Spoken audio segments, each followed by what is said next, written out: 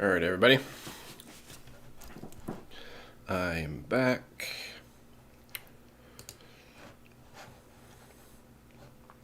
Kinda back. We're still exporting back rooms. We still got about 60 frames to do. But I have a couple other things that I need to do on this other machine.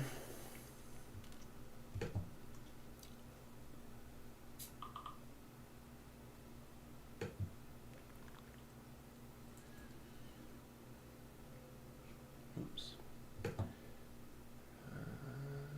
What was I doing?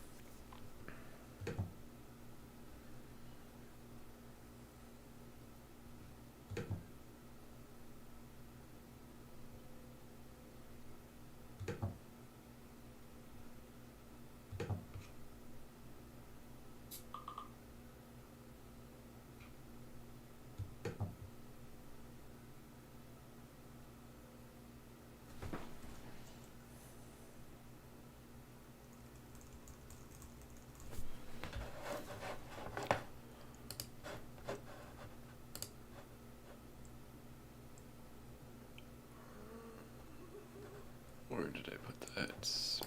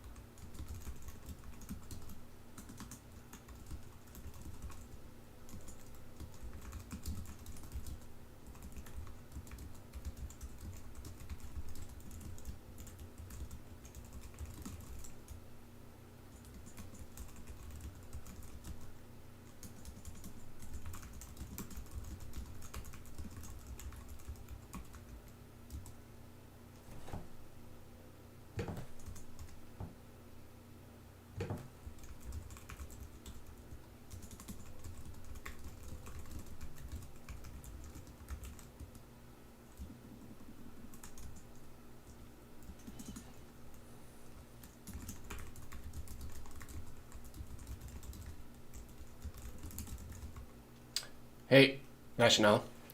That's good. Just make sure that you're not doing kind of what you just did there, right? Where you're just like 3 messages within a couple seconds, because I think that's why you might get banned or timed out.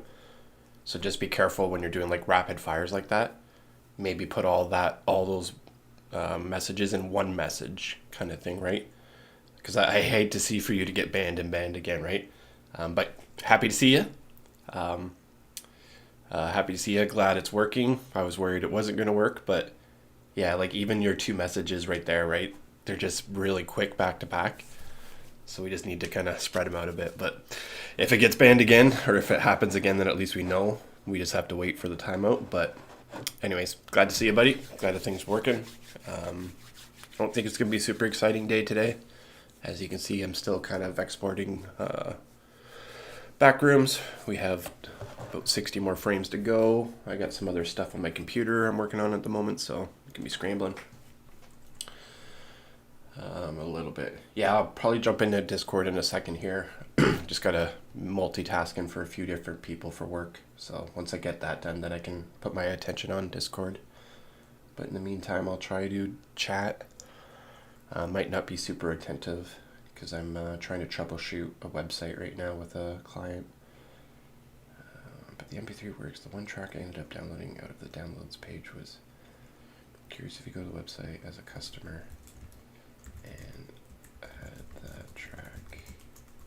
It's a 15-second list here. And try to download Wave.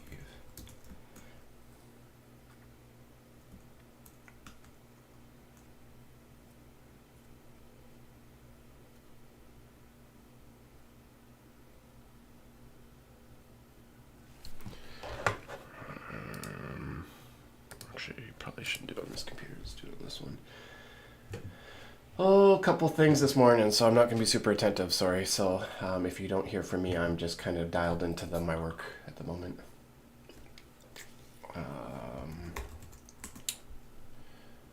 Could go here to see if I can replicate that error. I think it's this. Search music. Put this down.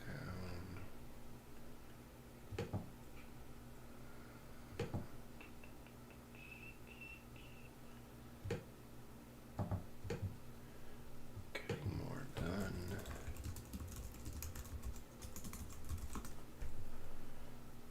Getting more done. Logo version. Add to cart. Go to cart, proceed to download, test for site.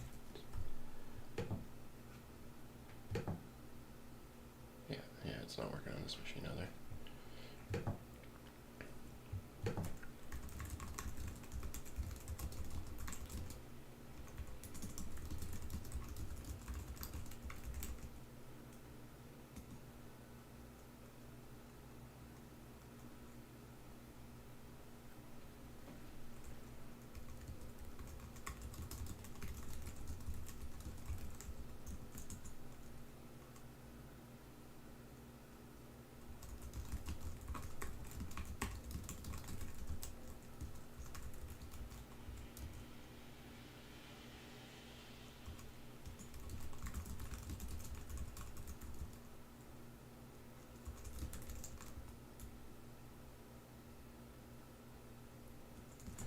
Not my computer. I don't think.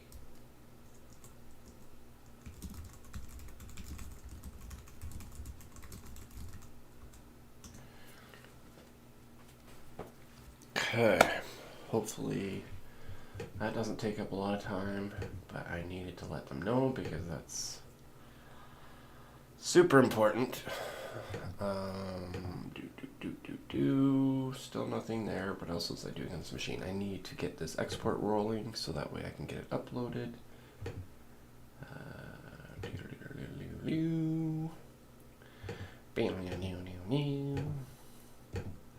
be a little squirrely today.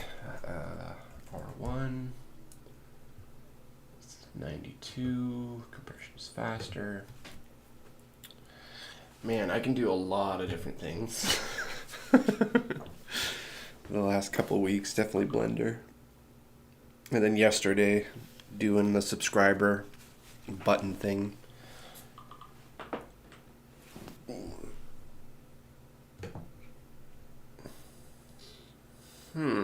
Weird. Weird.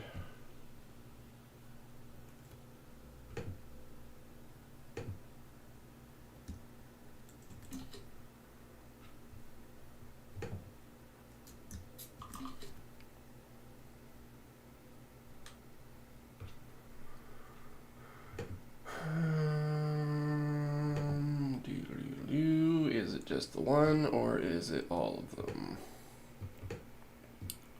Oh, let's try a couple other ones. That one, that one. Go to proceed to download. Website test.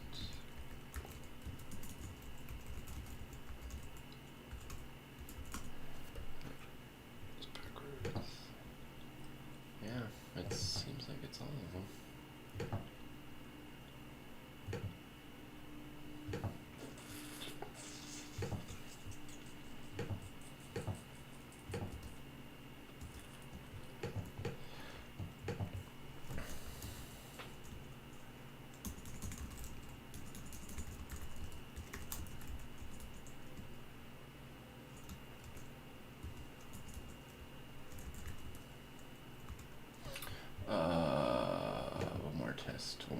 One more test.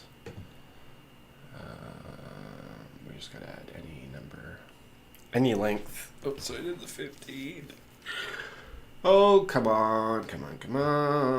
Oh, that's my cart, that's why. You're gonna get your leopard gecko in 3 days? Very nice, very nice. Yeah, I'm excited for you.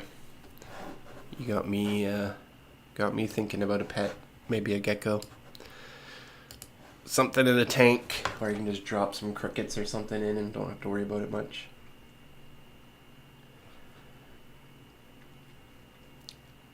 But yeah, that's super cool, dude. Let's add gold.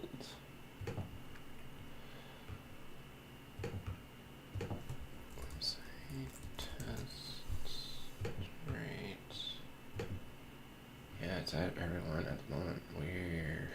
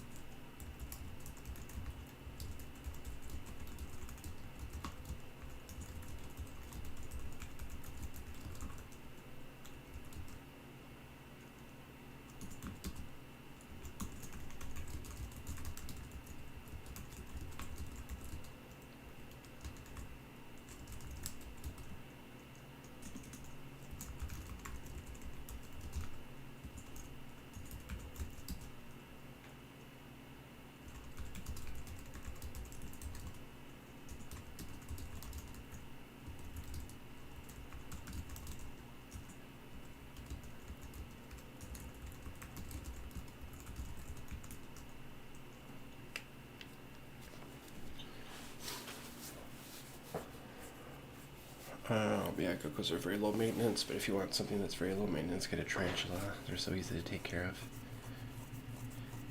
Yeah.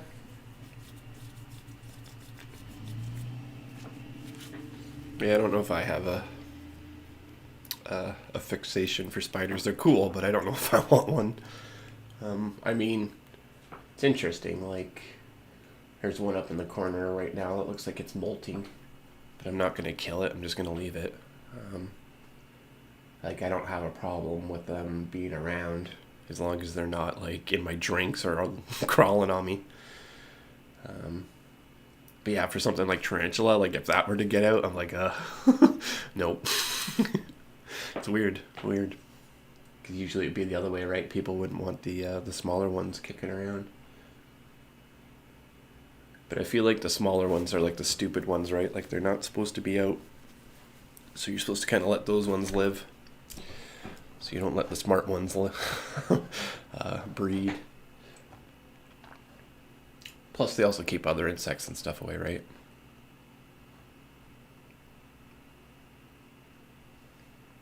But from time to time, I do snatch a couple of them when they get pretty gnarly. I'm sorry, I'm doing a couple things on my other computer. I can't right now. I'm rendering, like my other machine is like older, right? So I'm exporting. I'm connected to an FTP. So I gotta wait until I at least do finish a couple things before I can do that. I don't know if you can hear my computer. It's like, sounds like a jet engine a little bit. I'm sure this mic's probably picking it up. And yeah, for some reason, like if I were to shut it down and boot it back up, well, it hasn't happened in a bit because I've lost power a couple times, but I'd have to reinstall the OS for whatever reason. So it's definitely on the fritz, so I don't want to push it more than I need to. What am I doing? I'm going to eat some Cheerios. The degenerate way, right out of the box, hardcore. BRB.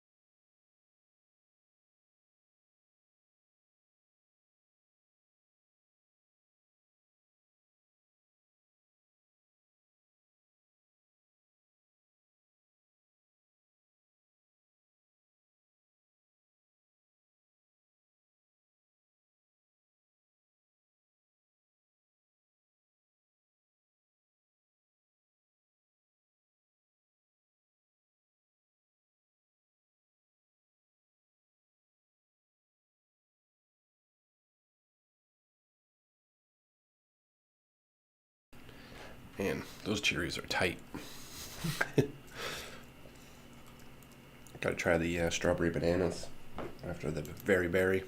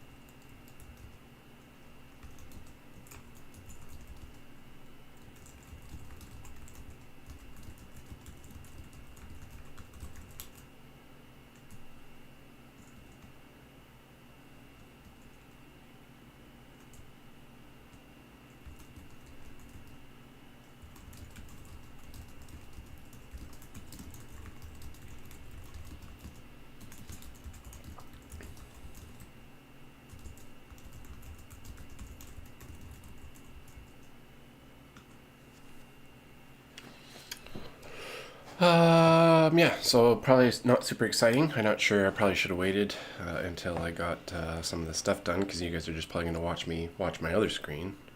So yeah, apologies. Maybe shouldn't have broadcasted today, but might as well keep her streaming and see what comes about the conversation. Once I get some stuff on this, then maybe it'll get rolling.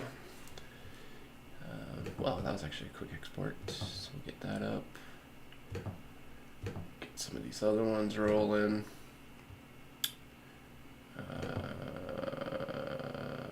What else do we want to do today? Hopefully we get a new subscriber and we can see that little animation happen. That'd be kind of cool. This is, I'm not sure. Actually, yeah, I'll show you where I ended up with it.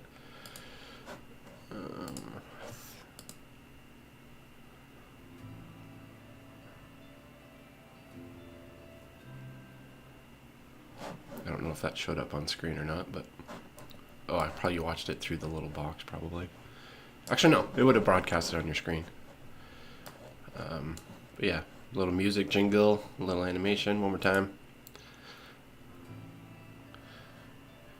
The only problem is it's black, so I got to figure out how to do the alpha channel. So maybe that's one thing can figure out today is how to make those GIFs alpha if we can.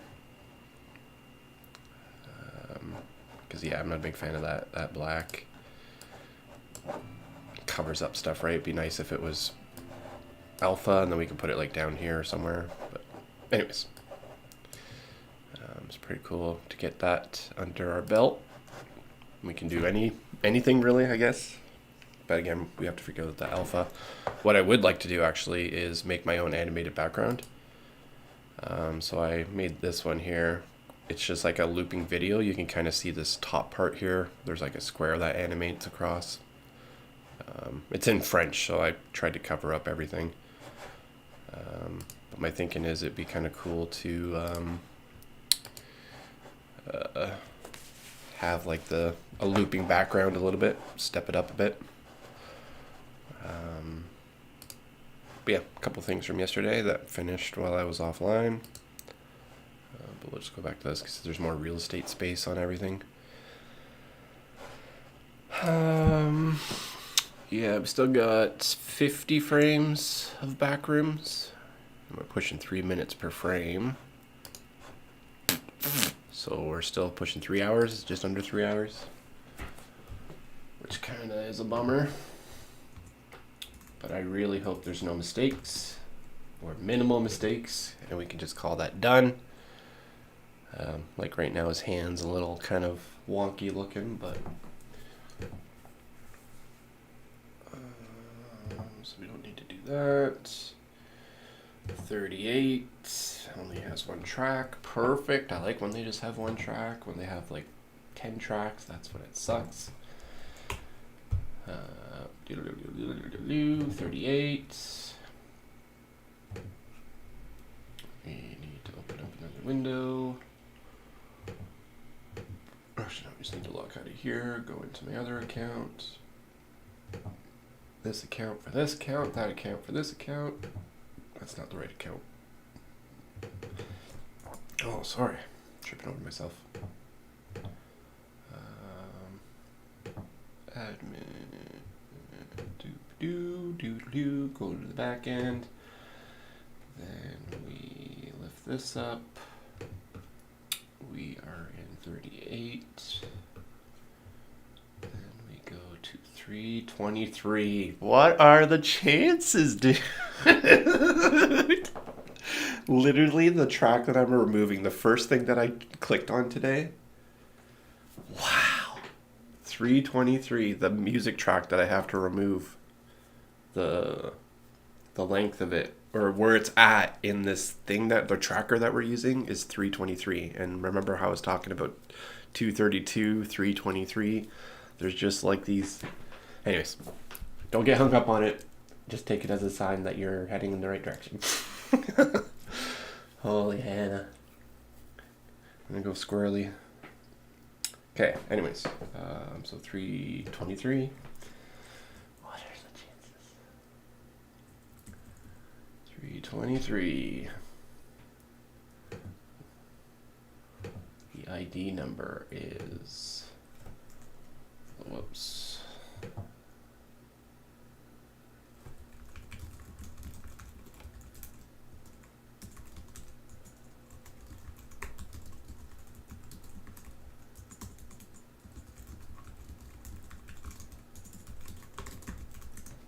Okay, so that's wrapped up. 14, 40, 55, 555. And the music track name is called "Oh Lord, I Pray." That.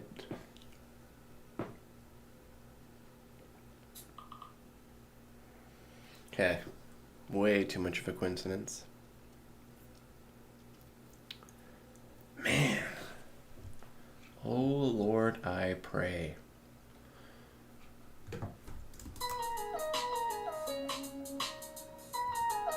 This is the music track for "Oh Lord, I Pray."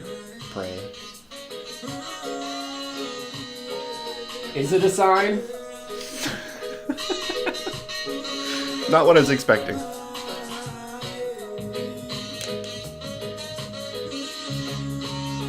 Yeah, well, we're already doing kind of long days, but hopefully more exciting days.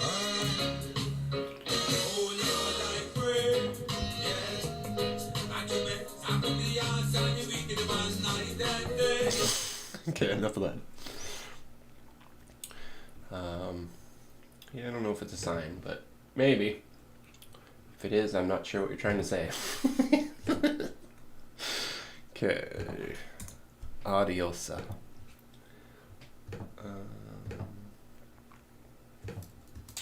What iteration is this? This is 9. Get that going. Maybe we'll kick out another one just in case that one finishes and we're not paying attention.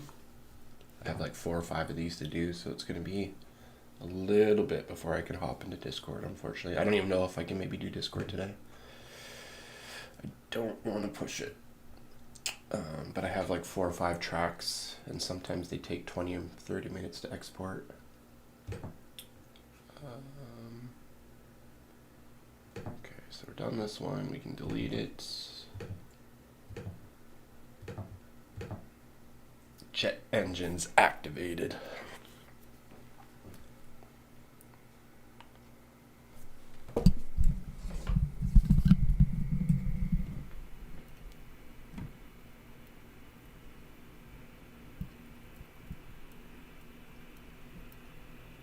Powering up.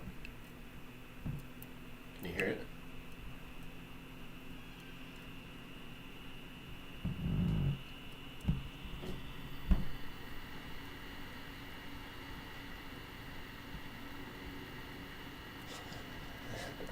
I don't know if you can hear it, but all I hear is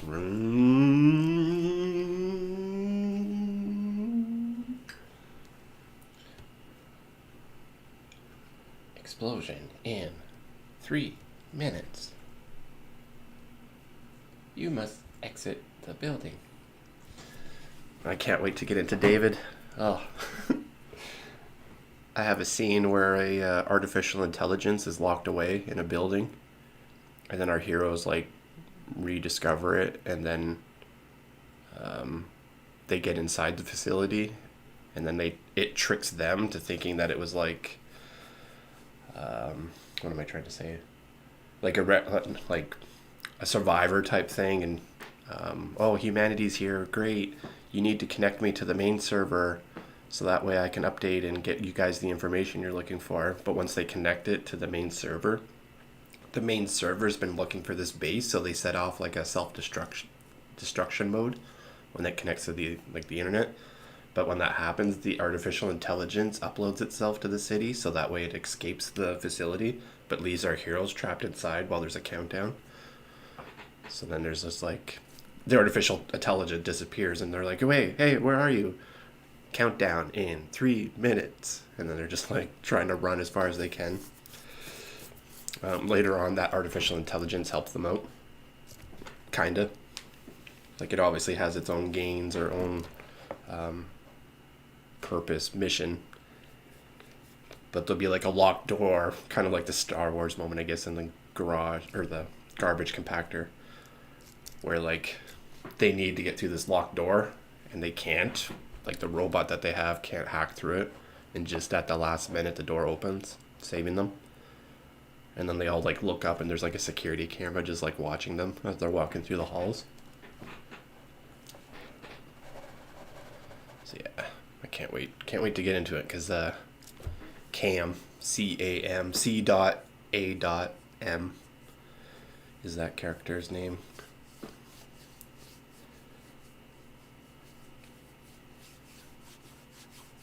Gonna be good, but I need to free up my plate.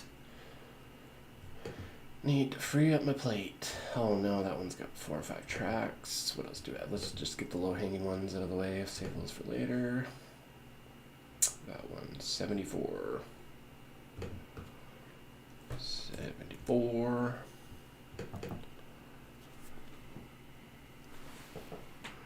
Oh, I really hope that phone cord's working. Be ashamed at. Well, actually, we can just export. Actually, we can take a look at our other frames, actually, and see what we are looking at.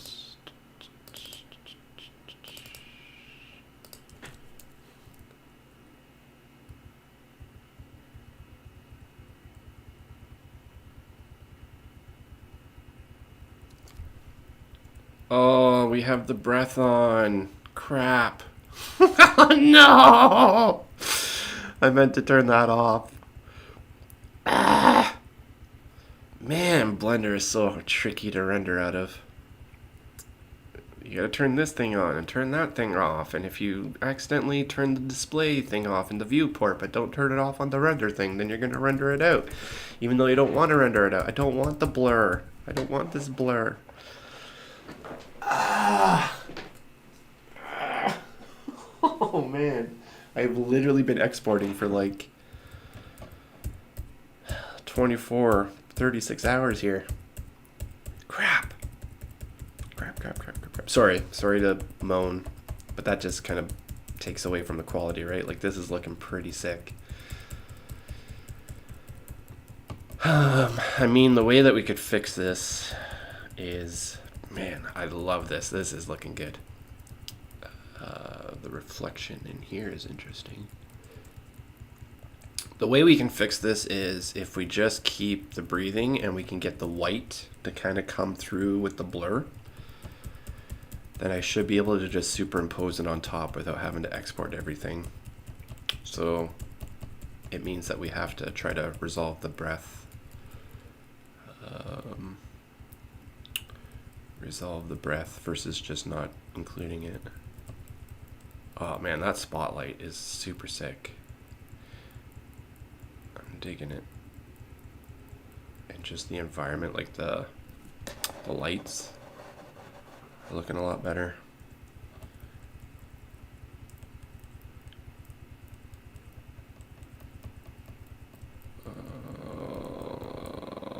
Close.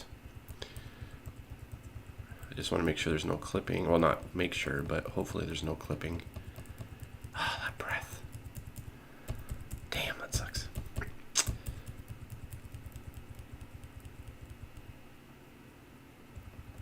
Yeah, I love the new volumetric stuff. It's looking sick.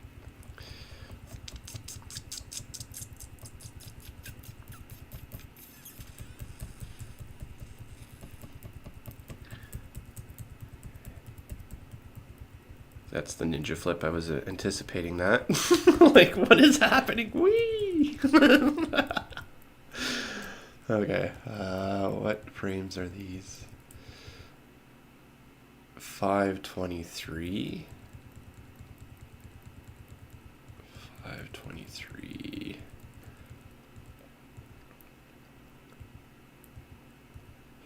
495.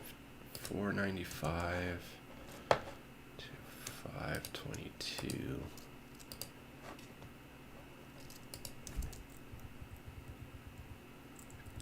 Well, that's the fix. To get rid of all that, that's what the fix is. So I'll take it. And we can just add a little glitch between the two of those, hopefully.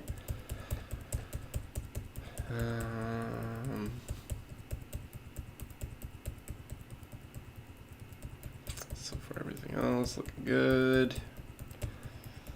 As long as there's no clipping here. Could be better, obviously. That black is bothering me, but we're gonna probably leave it unless we spend more time in the end. Might as well fix it.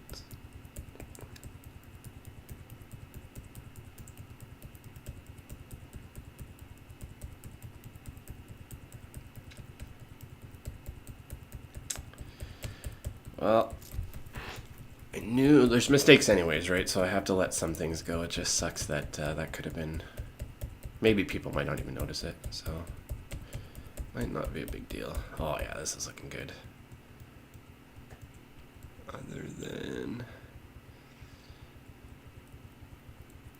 we have a blur just right.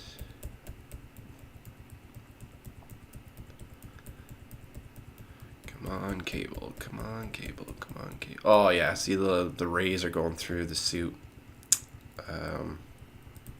Lumavox, I think, was pointing that out, but I'm not sure how I would prevent that from happening.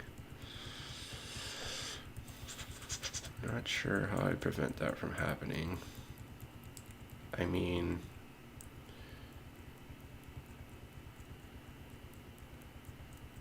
not the end of the world, but so far cable. Come on, cable. Work, work, work, work, work. Ah, yeah. Still need to fix it somehow.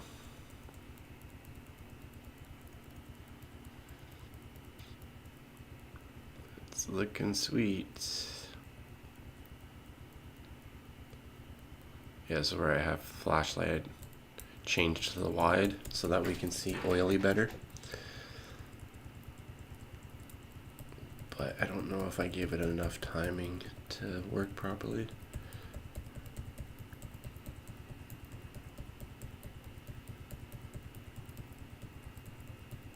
Oh yeah, that's sick.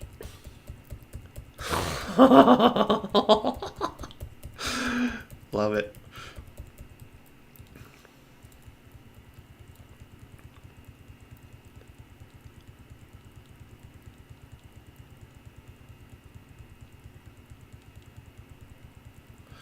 Love it.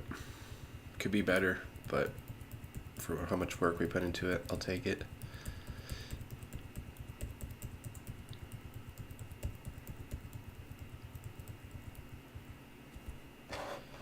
Anyways, not sure if you're watching, but yeah, we are getting close to getting that done.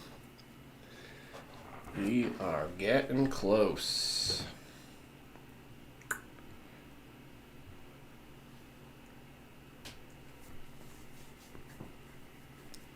A little bit of an improvement from the other ones, eh? Hopefully. I was going frame by frame. I'll have to stitch them all together once it's done exporting, but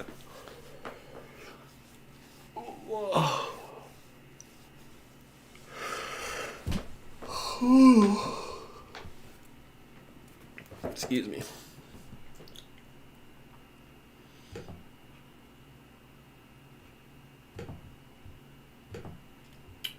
Okay, 74, 833. It's gonna take forever.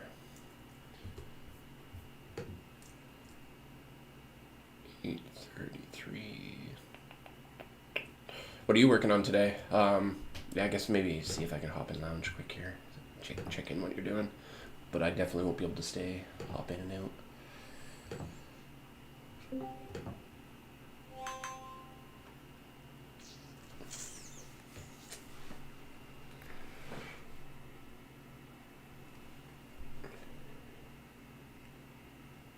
Some trains. Where'd you end up with your Steam? Did you, well, you I think you were busy yesterday, right? So maybe you didn't get to put time into it, but you were talking about Steam, Gecko, and then 232 train. That was a new one.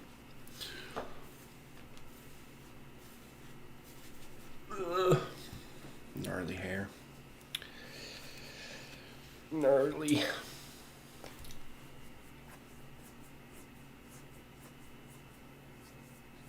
These guys.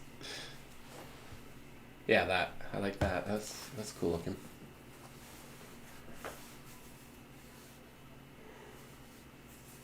The horn. I just realized how we could do the horn.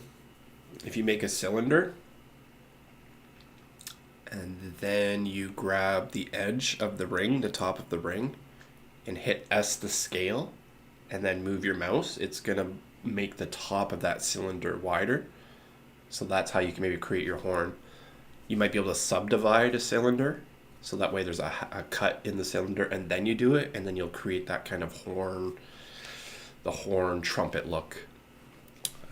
But yeah, I just realized how we can make the cylinder horn stuff. If that makes sense. Oh, you have the vertices. So if you select those and go into edit mode, you can hit F to fill when you're in edit mode. Oh, actually they're all filled. Okay, you're just in vertices X-rays mode. Okay, cool. Yeah, that's looking good, dude. It's got the general shape to it. See if you can do the horns. The horns or the, or maybe some of the stuff on top of the train, like the exhaust pipes and stuff, but in edit mode, you have to be in edit mode. So if you have like a vertices rectangle where there's no like shape or something to it, if you have all the vertices selected or all the edges selected, and you hit F, it'll color in or fill that selection that you have.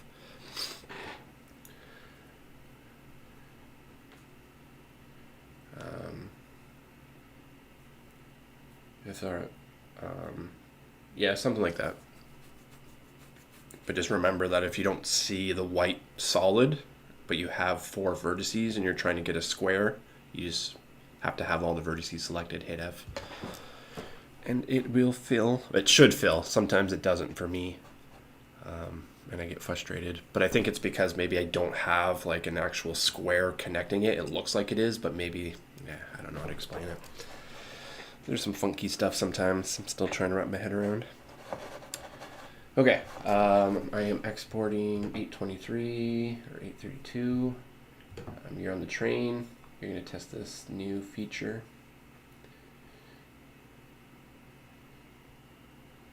Okay, cool. Doing an old cop car. Yeah, first automobile. Definitely like that one.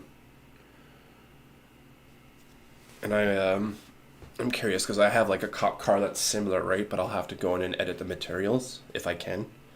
So I might try that on my end at some point.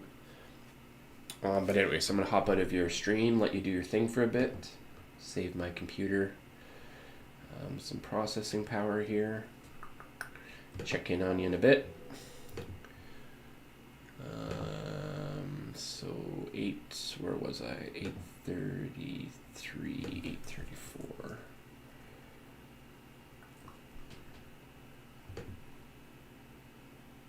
Yeah. Yeah, I'll try to hop in if you do have a problem, but you might have to put a pin on it, maybe try something else. But we'll see. Let me know. We'll play it by ear. I just want to be transparent that I might not be super attentive. 834.25, 834.25. So yeah, it's gonna be this track here. And yeah, I need to make sure that I'm not deleting the wrong one here. So there's a bit of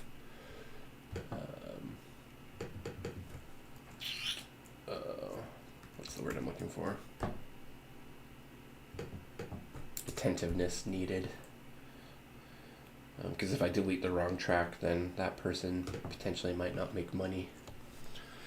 And then they'll say, hey, who deleted this track? And then they'll come back, oh, Sam deleted it. Why'd you delete it?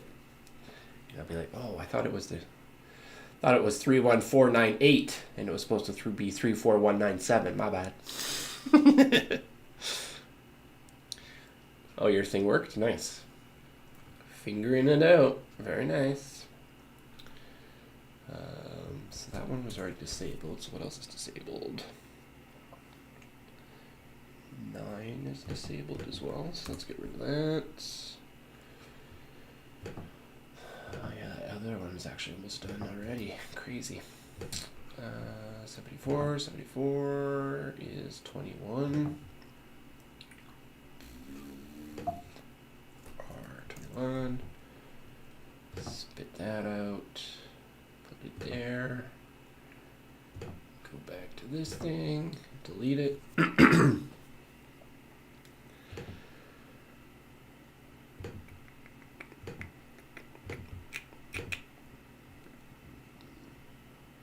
What else do we got? 2 more, well, 3 more, but I'm gonna not do the one right now.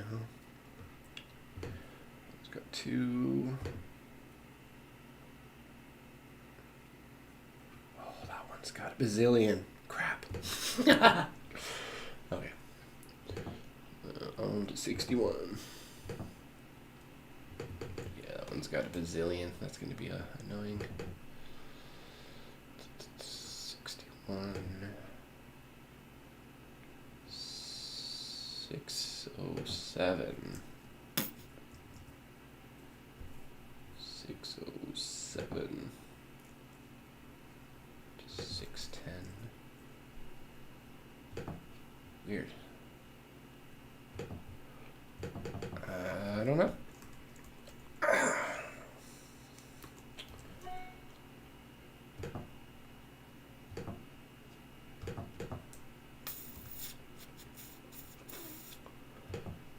Okie dokie.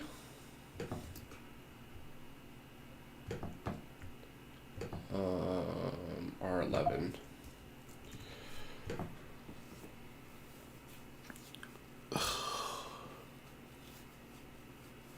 Oh no, the vines are going through his hand. That's not good. We have to fix that. Gonna have to fix that. That sucks.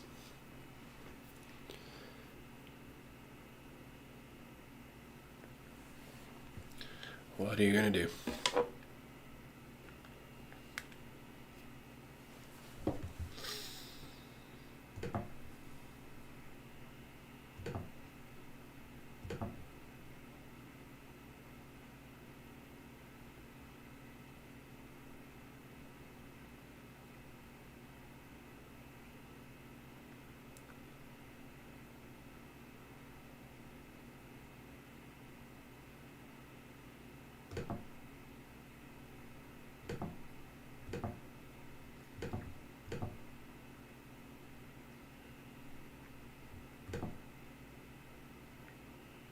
Only 92 already came back. That's crazy. Usually it takes a day. Day on it. 92.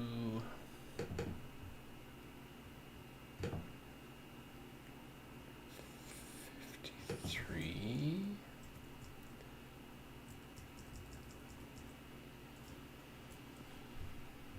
53.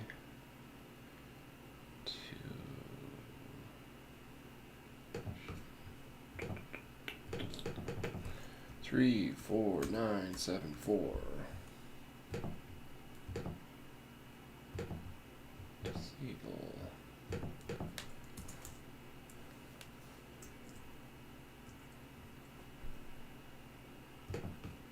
Three, 4, 9, 7, 5. 7, 5. Disable.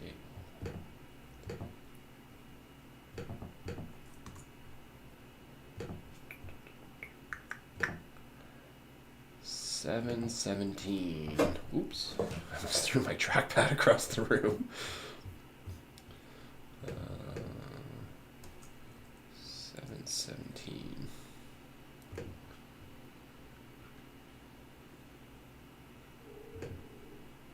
3, 4, 9, 5, 8.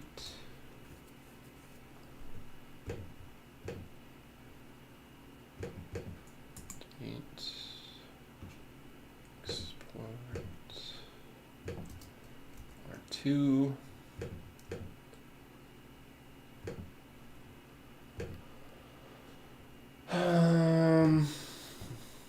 We should just keep tackling them.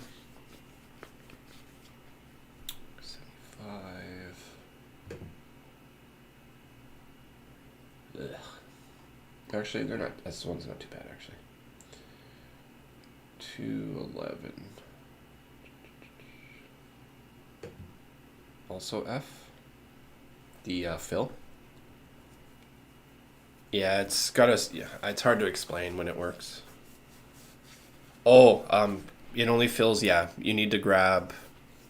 Then you need to grab the other side and do fill. Then you need to grab the other side and do fill. I would have. I thought if you had everything selected, it would have filled each side, but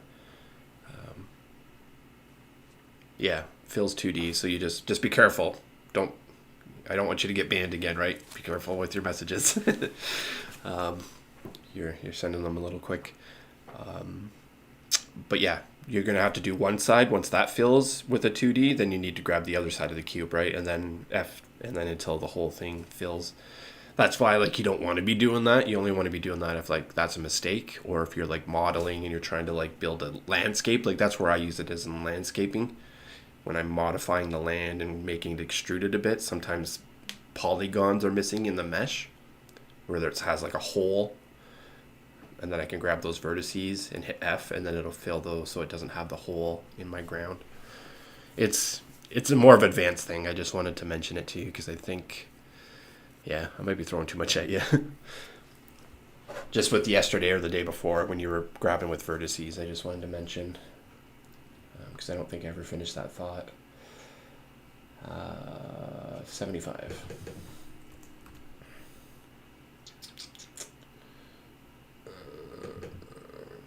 Do 75 to 11, I think it was.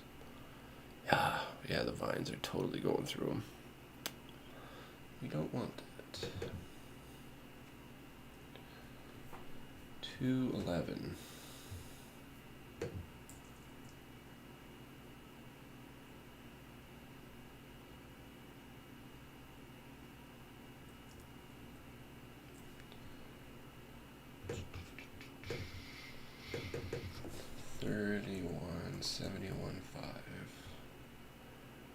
$31,715 is not in the listing at all. Weird. Okay, buddy. Same with 6. 4, 3, 2. 1, 2, 3, 4, 7, 8, 9. So let's get rid of those, I guess. 222.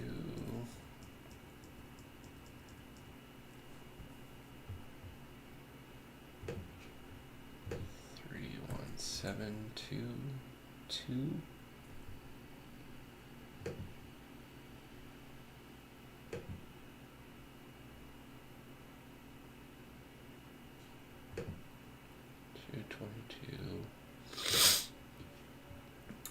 222.40 to 223.58.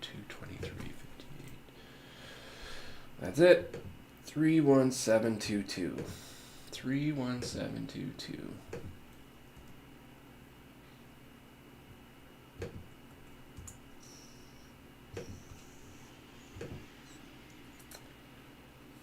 Four, 3, 2.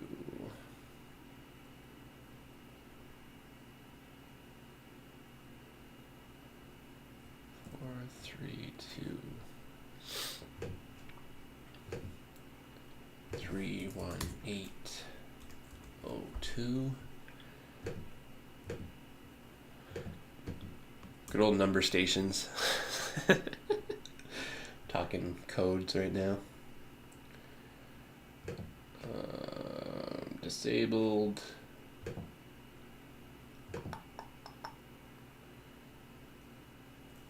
Hey dude, how's it going?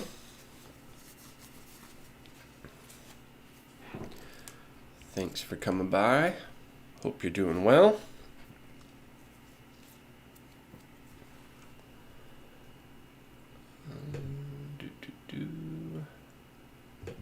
How goes the day? Doing good, doing good. Apologies, we don't have too much exciting going on right now. As you can see, we're watching a Blender render. We got about 40 frames left to do. But today and yesterday, we're just kind of working on some homework, cleaning house, so that way I'm going to have some bandwidth in my mind to be able to start focusing on Blender and 3D. But yeah, things are going good. I'm doing good. Picking away, winning, making some wins. That's all that matters. Taking little small steps towards a new beginning. What brings you by? What do you? What's your jam? What are you into? Blender, After Effects, Premiere, YouTube algorithm.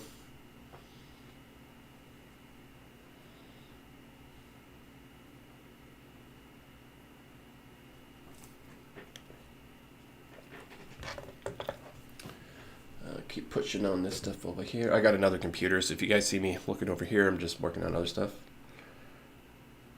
Oh, right. Yeah, sorry, dude. Maybe a little bit. It's been a little bit. I recognize the logo. That's why I kind of feel a little embarrassed right now, because I feel like it's been a little bit. Were you on vacation?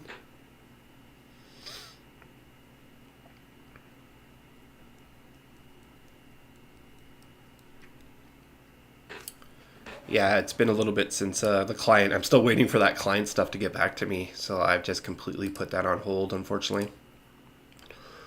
And apologies for the discourse and remembering you.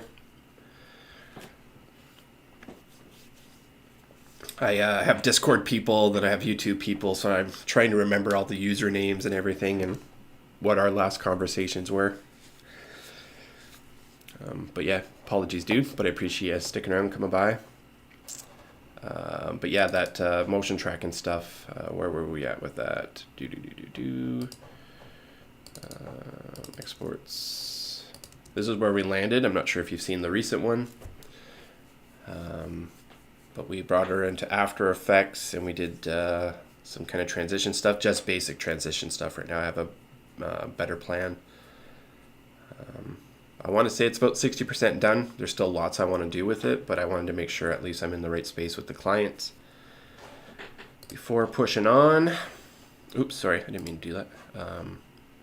But yeah, the second scene turned out pretty good. It's not obviously as more complicated with the roundabout and stuff, but the trees here are all 3D, which I felt looked pretty sweet.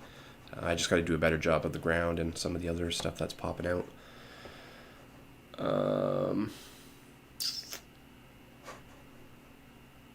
But yeah, I really want to get back into that. That's why I want to try to wrap up Backrooms. That's why it's kind of just sitting and exporting.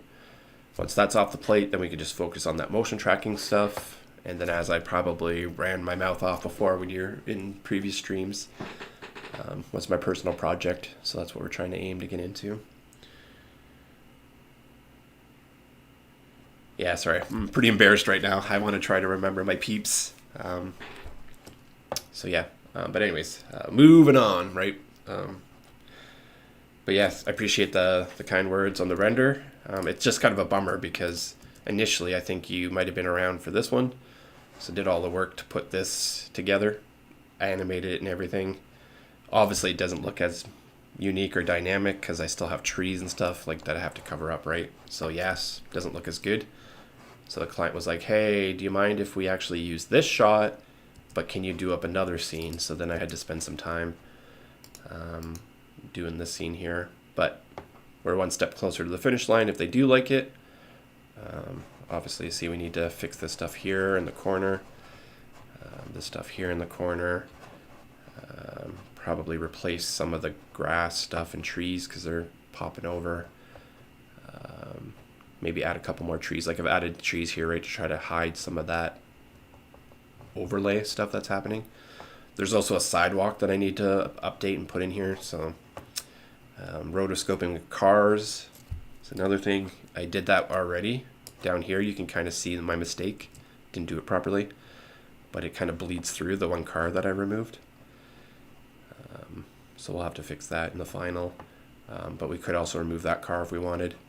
I did that because that car comes underneath, from out underneath my 3D model. So I'm like, yeah, we need to fix that before I ship it.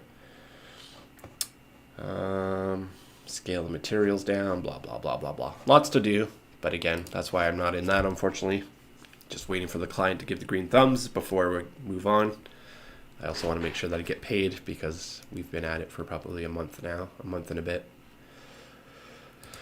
So again, in the meantime, while you're not having any client work, what do we have to do? What's on the mind? And I've been having some stuff on the list that we can easily get rid of in the next day or two, hopefully. That way we can just focus on client and then focus on my personal project. And if we want, there's some extra bonus stuff that we can do, but we're calling backrooms done, essentially, so we can not worry about this stuff. Yeah, I'm excited. I'm excited to get this off the plate, take on some new stuff, push the boundaries, learn some new things, develop my skills.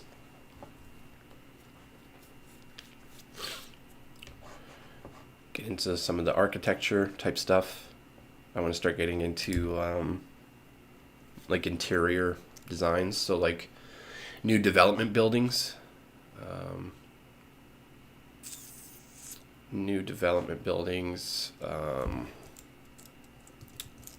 What was it? Actually, I should probably look that up while I'm thinking about it. Pretty sure while I was watching TV, I had liked something.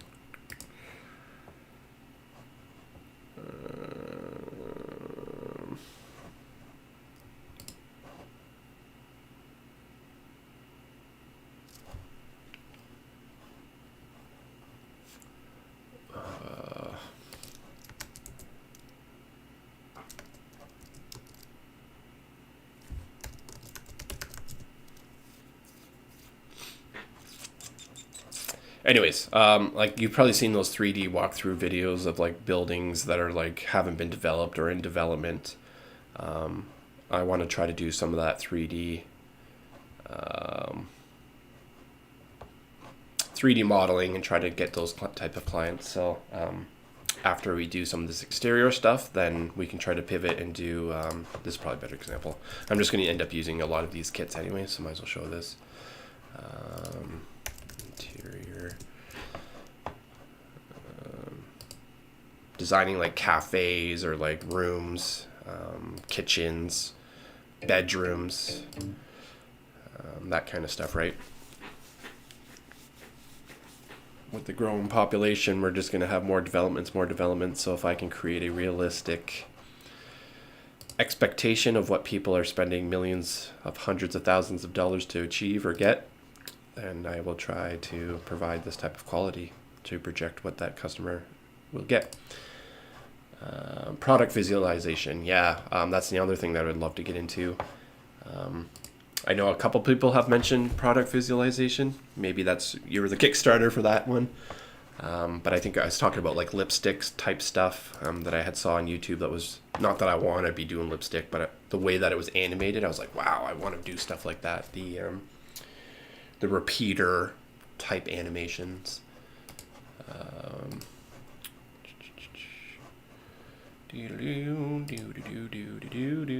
Blender inspiration. Want to say it's in here.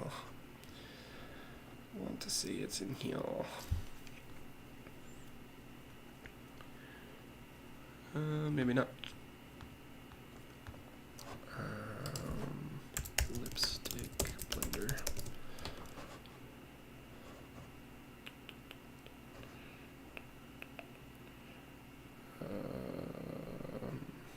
I don't. Oh, this one here.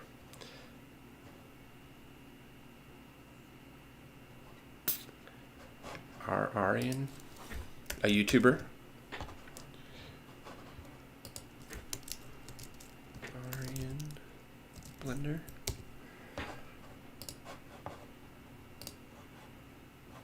But yeah, I want to like do stuff like this for like any type of product, right? Not just lipstick, but like the repeater. What I'm talking about is like the grid of stuff and the isometric perspective, and then you isolate it. There could be better stuff like the text I'm not a big fan of. Yeah, probably not the best example, but there's just something about this. Yeah, I love it. Area in Blender. Hooey.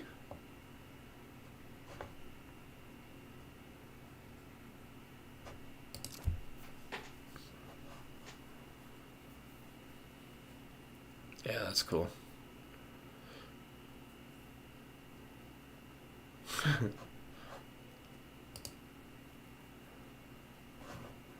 All about that reference. Got to get that reference image right.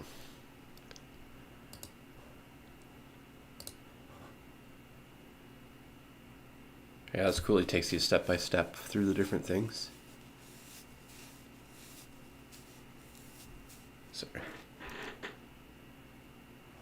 I would assume that's his name.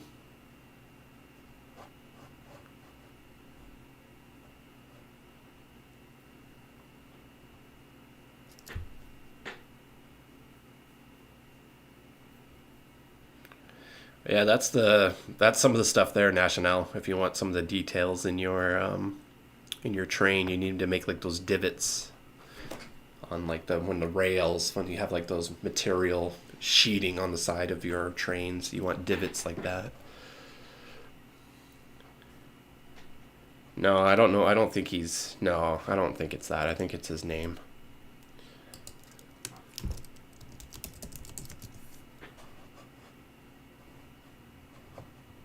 It's its name.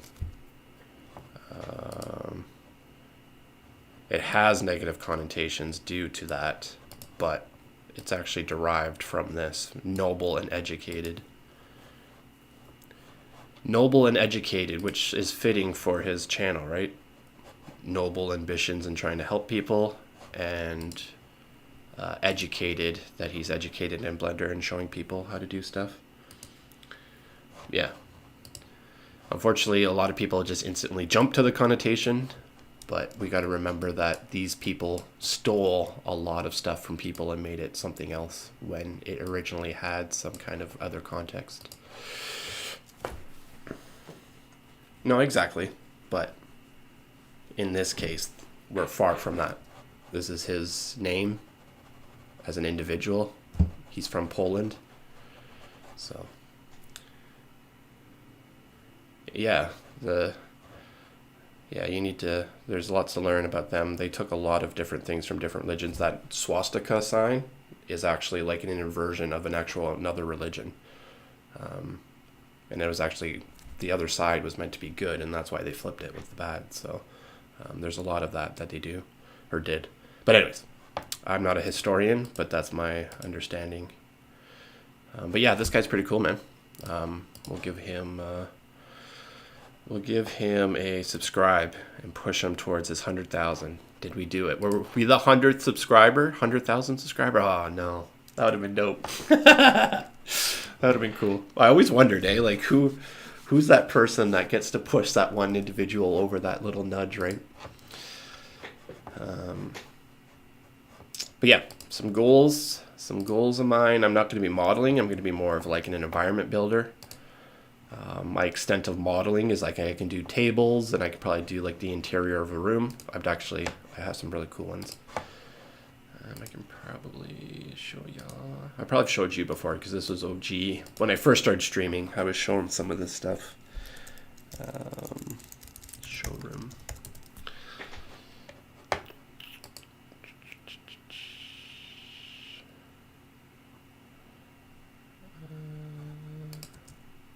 So yeah, like this is my most recent interior building where I had like pretending to do like a showroom, like if this company was like showcasing all the different projects that they were doing during the year. Created this kind of cool like wooden effect, wooden lofty type thing. The back wall went through a couple iterations, but I also, as you can see, have a projector projecting a video onto the wall as well as on the ceiling. Wall and floor.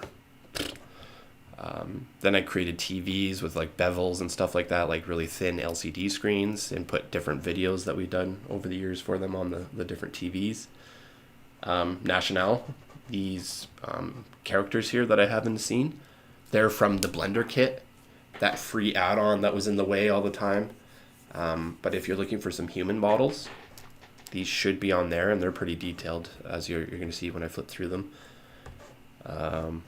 Then I had an idea of like a museum thing where we have like a podium with all like different either areas. Like this one's like a Google aerial view of the area. This one's like a recent house that we built, a model that I just scaled down and then put inside of that. Some other models that I didn't have colored. They just came like that, so I didn't bother coloring them, or I didn't know how to color them at the time.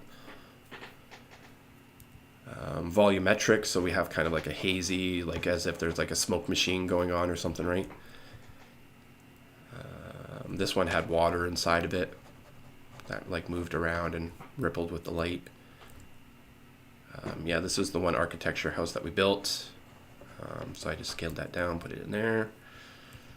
Then I was playing around with actually like what if you were a person inside and we're looking at like ant, right? Like an ant inside of a fish tank, or a gecko inside of a fish tank or a tank, what it would look like from their perspective.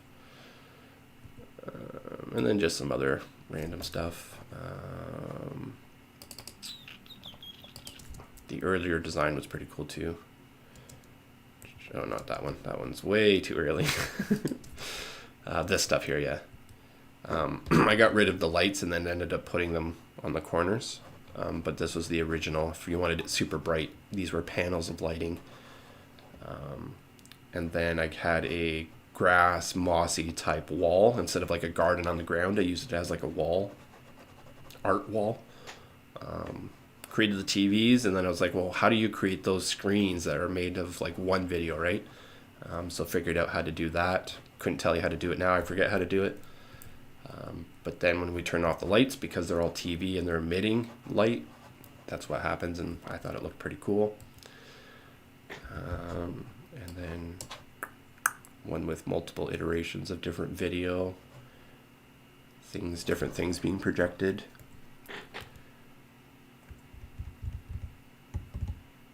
But yeah, you can create some really cool stuff in Blender. I want to get more into this. I'd love to get back into this.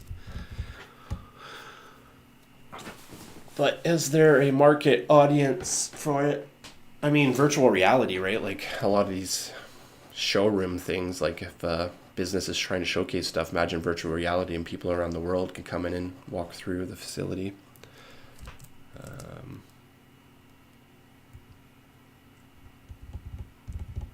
Yeah, the raise. I was trying to go for the raise, trying to figure that out, and I was able to get it, achieve it.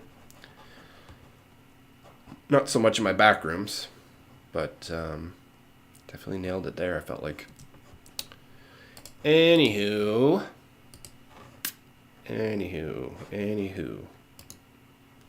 That's the new. That's the new. The updates for you, since it's been a little bit.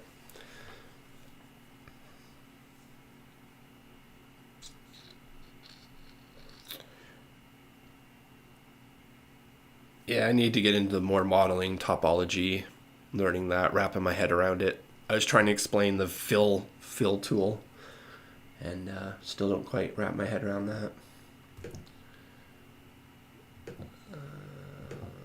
Delete this. There we go. One more video with a ton of stuff.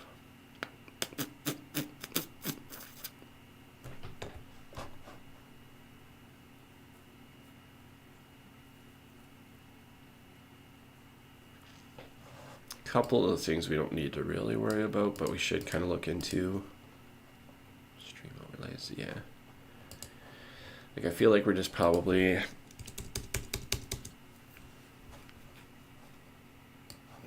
do this today.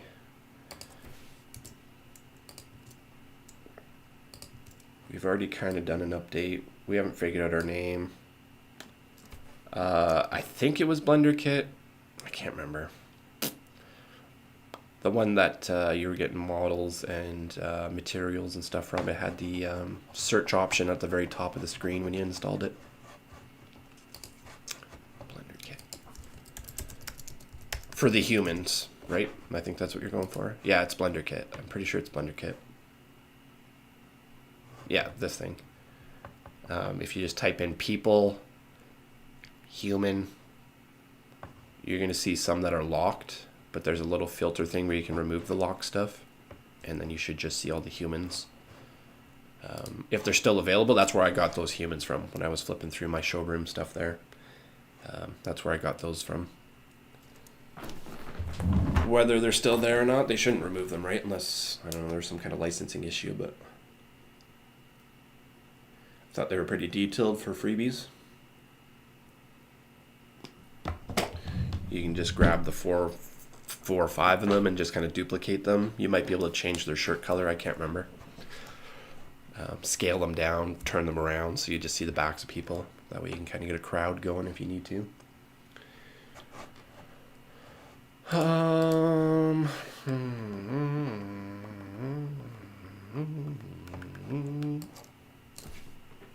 Yeah, like all this is just bonus at this point. It's not a need.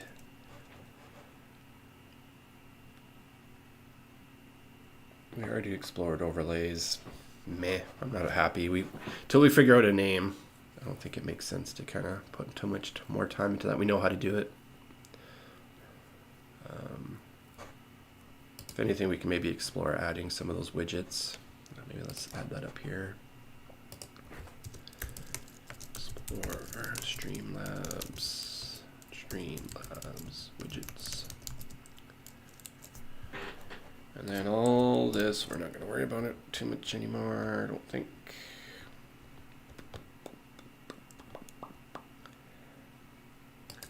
We'll slap her in there.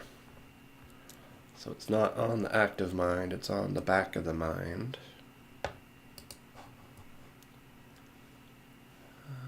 Let's take a look at those widgets quick.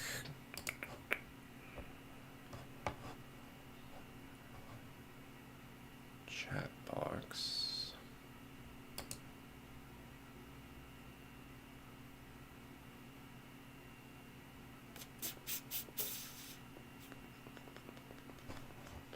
Let's add that to this one here. No worries, no worries. Pop in, pop out. Kind of just a jam chat hub. Somewhere if you want to some company or want to jam some Blender stuff or just talk about anything. That's what we're here for. So don't feel like you have to be around, sticking around. Even if you're the only person watching me, don't stick around because you feel bad that I don't have any viewers. This is a byproduct of my job, right? Not my focus. So just appreciate you guys hanging out, wanting to jam, learn Blender as I do.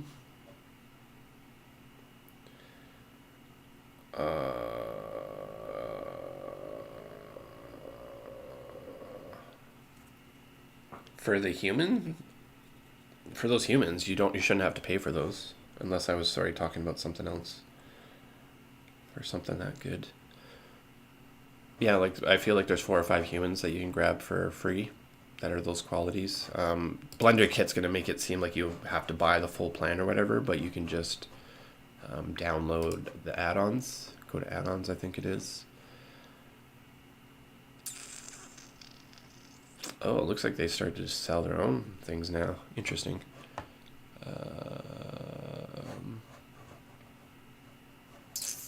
There should be some kind of like... where is it?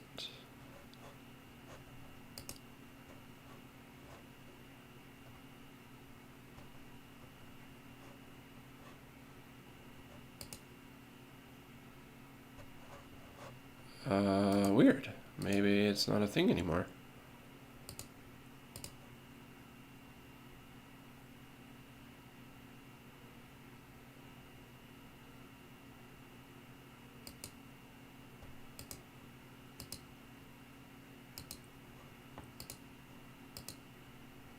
Yeah, maybe they don't offer it anymore. Weird. It sounded like you had it before. Oh, right here, download Blender Kit. Holy Hannah. It's got to finish that energy drink. But yeah, download that, install it. I know it's a little kind of annoying to have it But that's how you can get some free peeps for your scenes. Yeah, you don't need to do 3D right now, just when you're making a to-do list. Just a recommendation when you're back in 3D. But yeah, learn those geckos. You got a couple days to get your homework in, get your experience points up.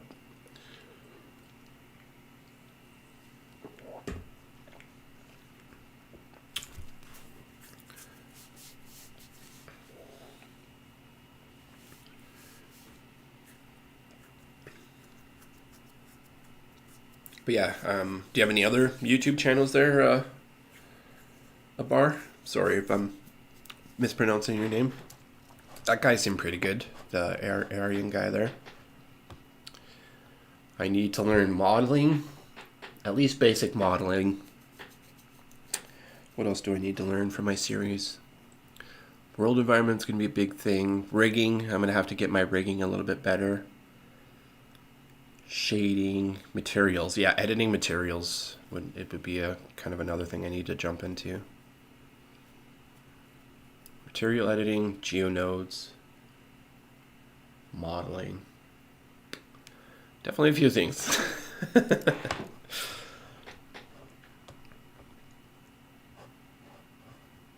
I want to try to add a chat bot or chat to this. Let's see.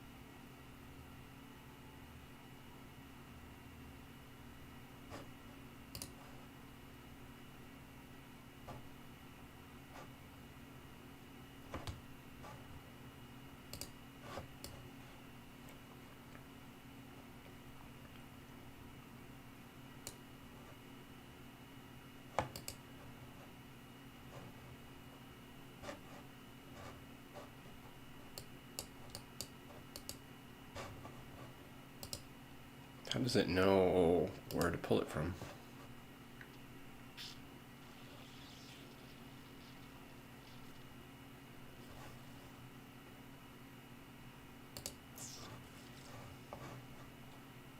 Oh, it's working. Cool.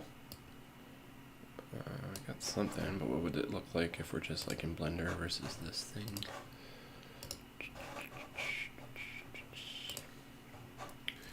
What would it look like?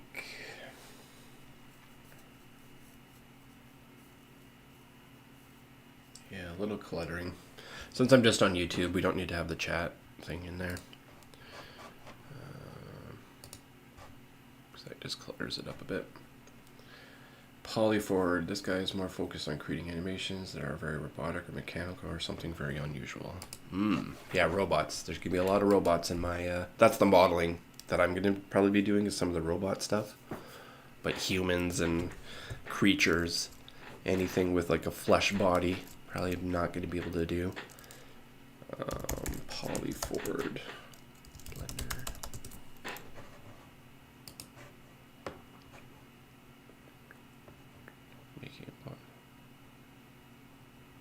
Oh, is this the dude? No way.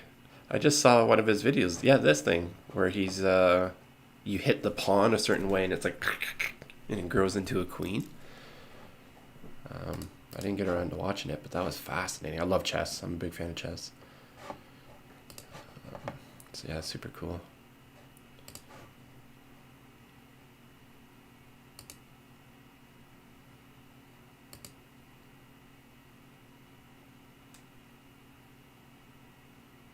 Like, how cool is that? You can build something in Blender, 3D print it, like from digital to something physical, right? Like my buddy, spitting off some heat right now. Like my buddy, right, built this in Blender, this little kind of alien creature. Like the ribs and stuff on it are pretty detailed. But like to make something digital and then be able to print it into something physical is super cool.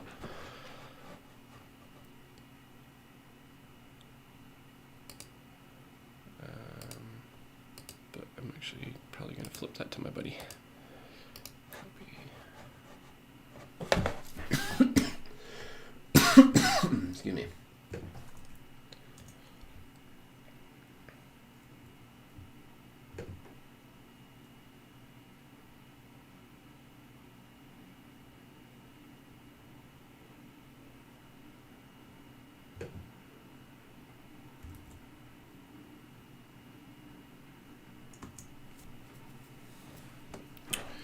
Yeah, he'll get a subscription from me, and I want to save this in Blender Inspiration. That's a good one. Nailed it. I just didn't bother to, and actually I've seen, yeah, I think this saved, but I didn't obviously have him subscribed, so we'll give him a little nudgy. But yeah, here's a good example, probably National of, well, actually, it talks about his computer, I guess, but I want to say there's a before and after here.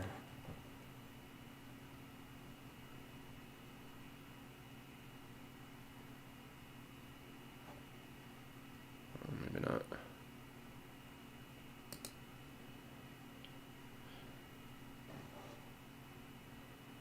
So this is my bar I have to hit for at least my stuff, right?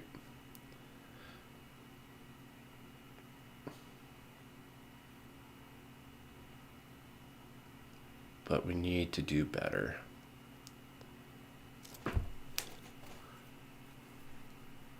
I mean, all this is great. This is all perfect, though. If that's all CG, I'm assuming that's all CG. But we need to do better. Like, this is good, really good. But there's just something right about it, right? Like, I think everything's still kind of flat.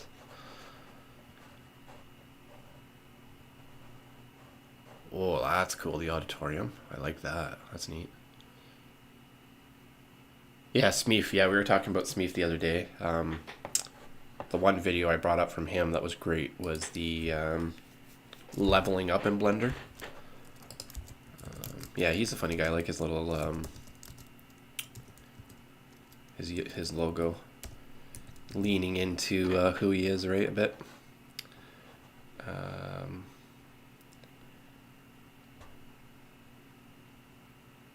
I don't know if it wasn't this one, but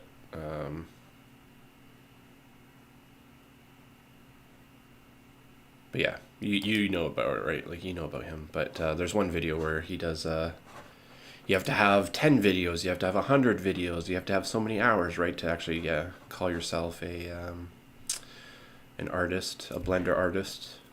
But yeah, he's a good one. Ugh, why is that some of that? Ugh, some of that stuff's in there. Don't want to see that on YouTube. Weird. Anyways, yeah, Smeef's a good one. But it would be really cool if, like, the characters in my series that I'm making, when they're actually modeled, to be able to print them in 3D and then have, like, an actual, like, figurine set, I guess, of all my characters that I imagined. That's a Blender animation, right? Hopefully. Yeah, that would have been a Blender animation. But man, that is so cool. Love it. Love it. Yeah, I've always wanted to do it too, but it's just so many hats to wear, so many things to do. Luckily, my buddy sounds like he's going to be pushing into 3D modeling, or he has connections to a 3D modeler. So worst case scenario, you can always just pay them to get the prints.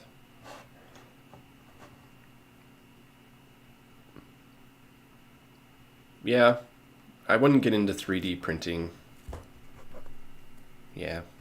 Well, get into 3D printing, but if you don't have money, then it's going to be tricky, because I feel like that technology is just always, like, advancing, right? You buy a printer for $1,000, and then next year it's like $250, and there's a new model out that's way better. So it's tricky if you don't have, like, a disposable income. But sorry, yeah, don't still push on your dreams if you definitely want to be a 3D printer, right? But just make sure that money that you do have, you're funneling it into the right type of equipment. You're not taking a cheap route and then you have, like, bad product and stuff. If you don't have the money to get into it but really want to get into it, just make sure you're buying the right thing. Sometimes it makes sense to buy the cheaper thing if you know you can leverage it into something better and bigger quicker. But if you're like, oh man, I'm going to have that printer for 3 years or 2 years, whatever it is, That's where you gotta like maybe just wait a little longer, either for that thing to come on sale, or again, make sure you're buying the right thing. Make sure you're knowledge educated. Yeah, CAD. Yeah, that's probably a better thing to get into. That's again a whole new workspace to work out of. I want to do more digital movie making type stuff, so that's why Blender I think is going to be the best of both worlds for me personally. But yeah, if you're just strictly wanting to get into strictly 3D, then yeah, probably CAD or other 3D designer type software is probably better. CAD, I want to get into CAD for the architecture type stuff, right? Since I kind of have some projects in that space anyway, and since they build these houses in CAD most of the time, it would be good to know at least a basic knowledge of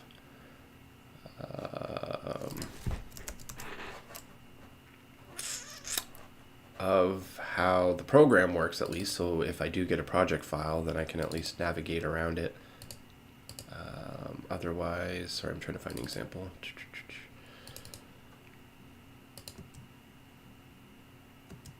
These are early.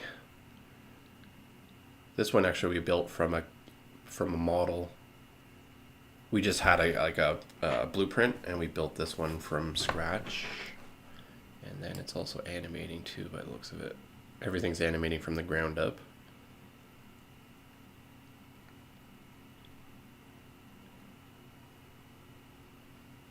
It was promising, but this wasn't the house they wanted to showcase. They gave us the designs for it, but then this wasn't the house they wanted to showcase when we did all this work.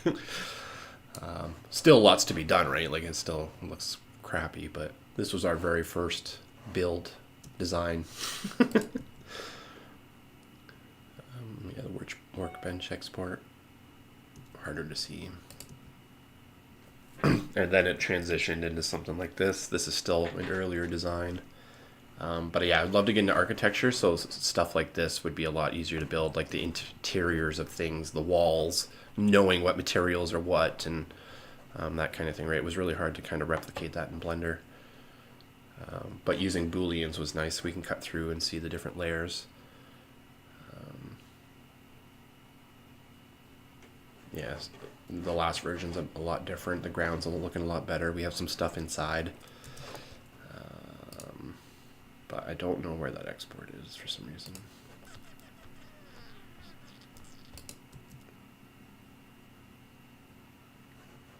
Yeah, that's not even the last design either, but you can see a bit of a difference. I could probably delete some of that stuff, save some space, but anyways, another day, another problem. Cool, a couple more dudes under a belt to look out, learn from. Sorry, I'm tripping on my words. Now where are we at with our list of things to do? Explore widgets. So we did the chat. I mean, it's cool and all, but we already have YouTube going on the side. Viewer count, meh. Credits. Spin wheel. I wanted to kind of get the spin wheel going. What are we going to do today? Is it Blender, After Effects, Premiere, Sam's story?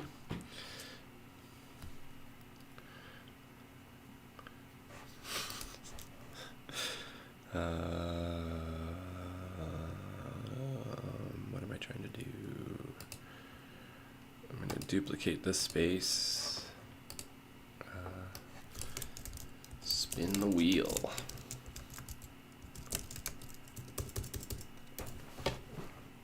Done. Hopefully you guys can still hear me because the mic's still in this one. Display capture, gonna hide that for a second. Then we're gonna bring in the Wheel of Fortune, the Catalyst wheel.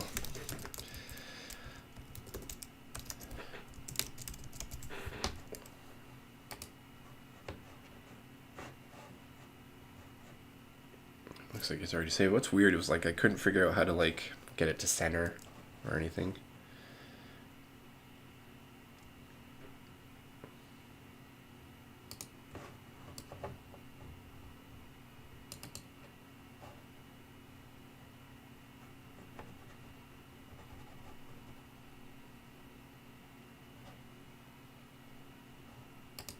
was about to say, there should be a way to center it.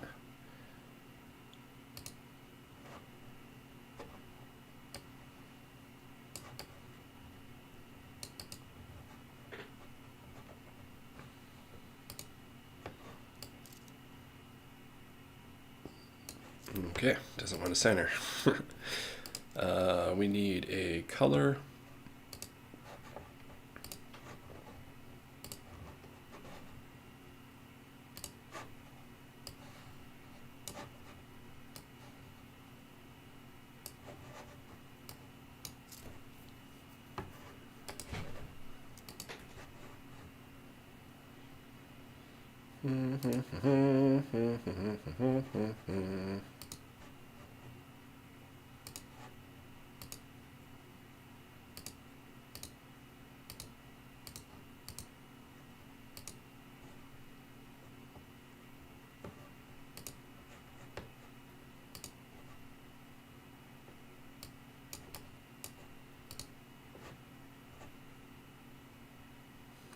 That looks terrible. Looks so bad. But what does it look like on YouTube?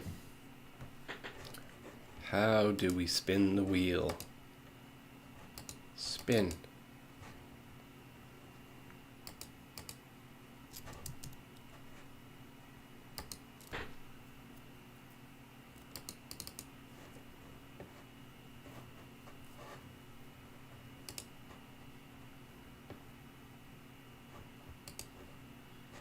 How do you spin the wheel?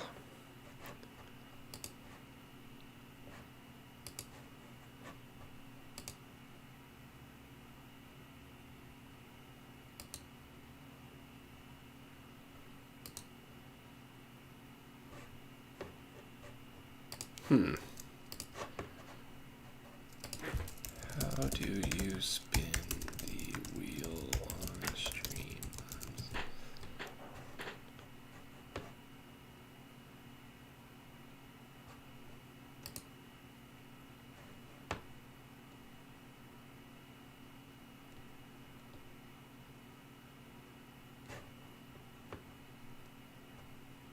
There's a button for spin wheel. But do we really have to go in here to... Huh? Huh?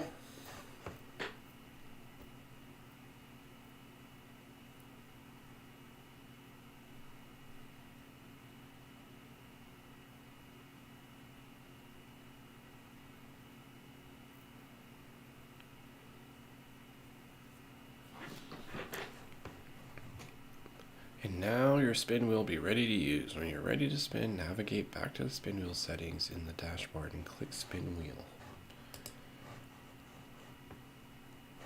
I'm assuming that's what this is. So, but why would we have to? Why would we have to click through that to be able to do that? Dashboard. Click on your dashboard. Dashboard home.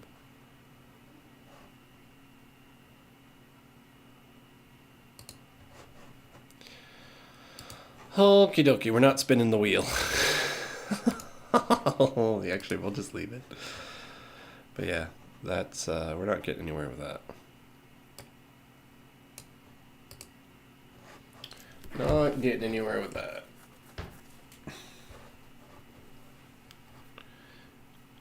Flip a coin.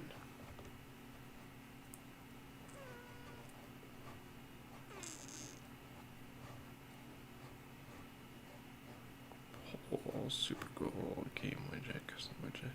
Poll would be good for like tutorial type stuff, but we're not on that level yet. So yeah, I'm not going to play with any widgets. We're going to keep it simple.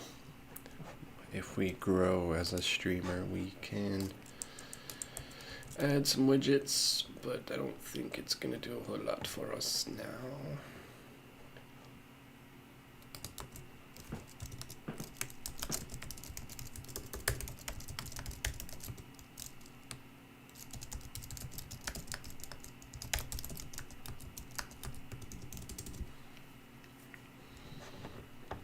Okay, collect all the resources, update our name. How do we make rendering light as possible? So maybe I can bring that up. How to render from Blender. Best optimization. Tell us about myself. No, not married. Single, going solo, bit of a nomad. This is pretty much my life. This is what I love doing. Wake up and pretty much eat, breathe, sleep this stuff when I can.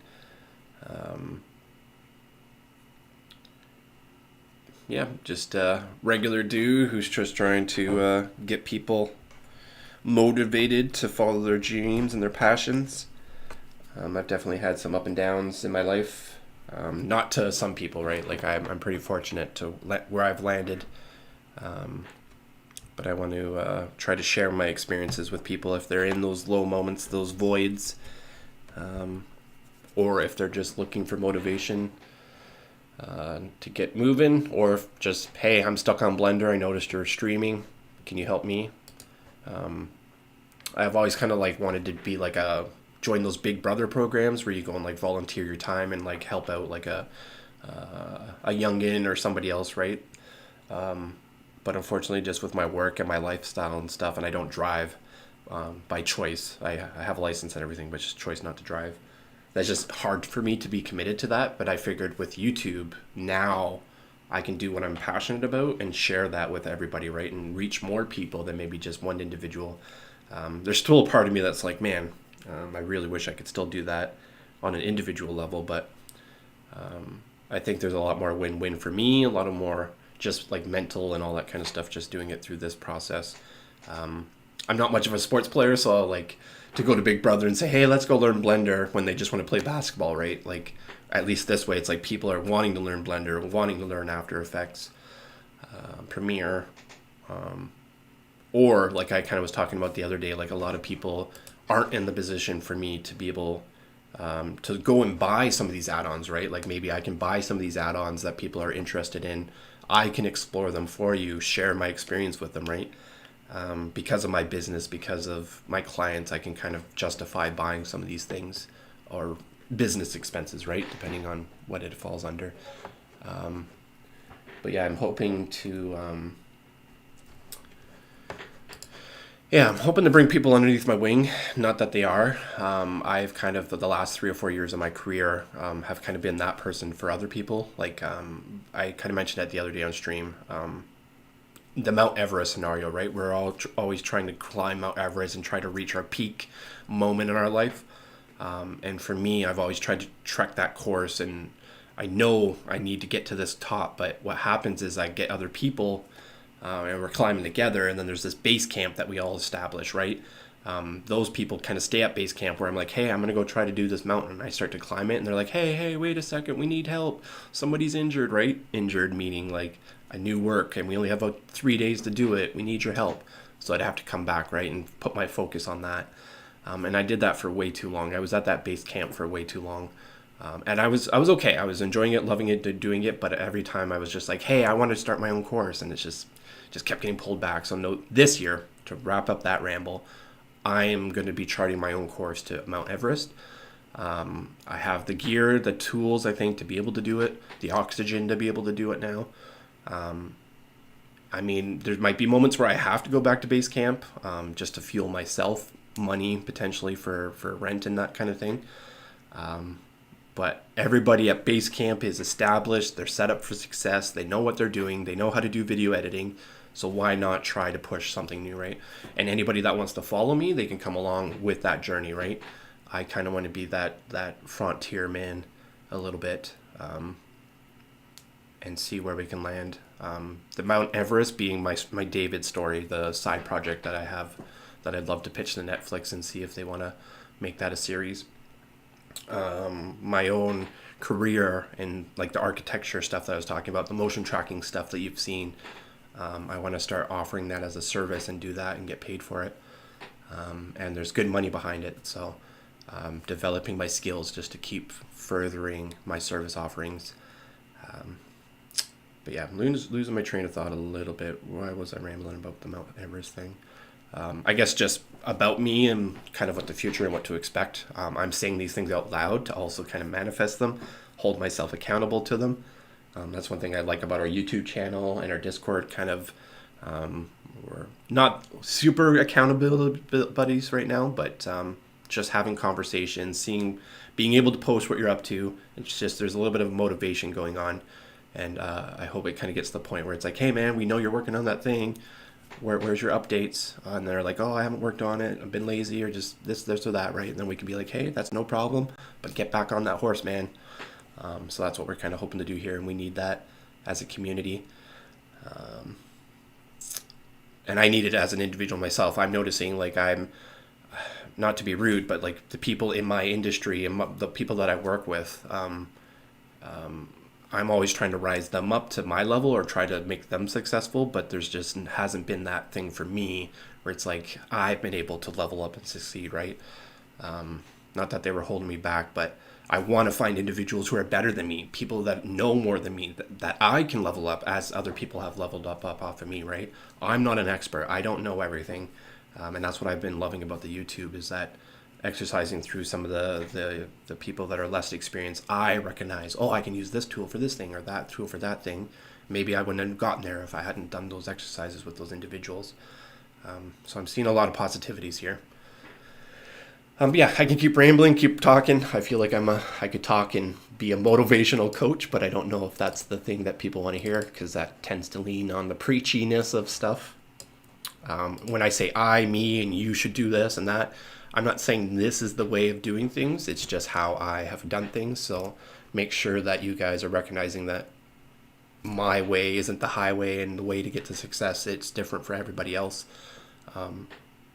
So again, if I say you should be doing this, you don't have to do it. It's just what I had done to get to there, right? What I do may not work for you. What I have done may just set you up for failure, right? But so you have to take some onus and recognize what works and what doesn't work for you. But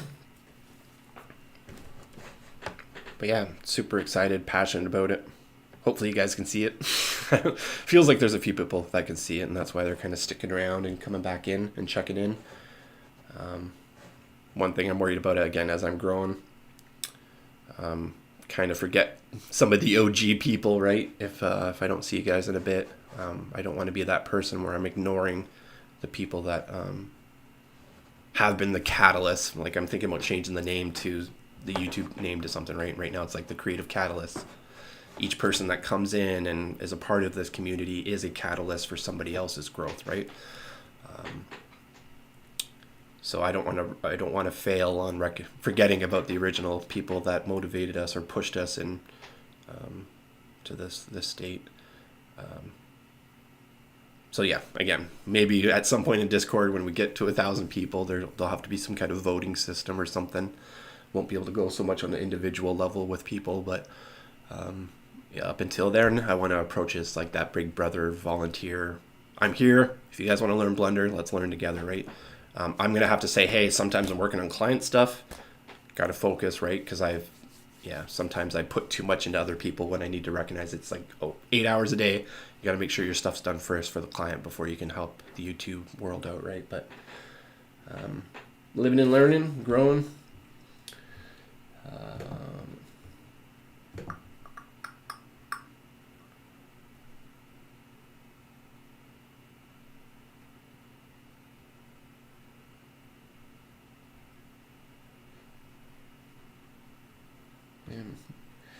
Some old peeps dusting off the Discord. Haven't seen them in a bit. Got a little chat going on. Can maybe, if you're not in here, a bar,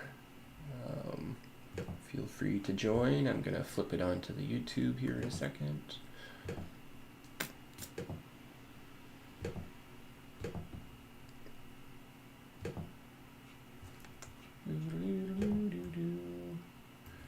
Yo, how's it going, dude?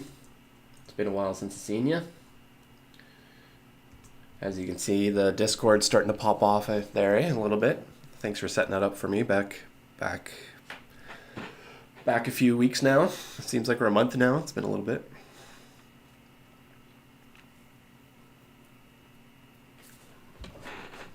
Nothing too exciting today. Unfortunately, we are rendering out of Blender, so we can't do much in there. Just kind of doing homework stuff at the moment, kind of cleaning the house of some smaller to-do stuff so that we can devote our time to the bread and the butter.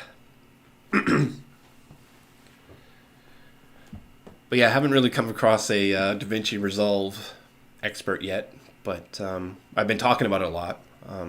One thing to maybe look on onboarding myself down the road.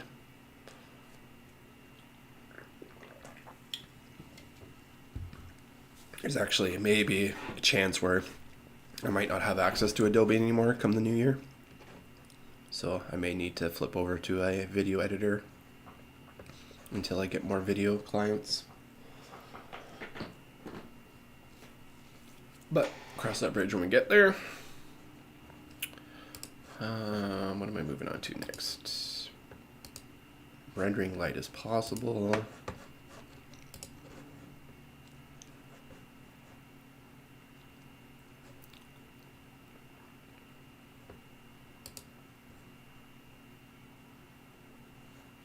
Yep, need to learn all that. That's going to be a whole new thing to learn.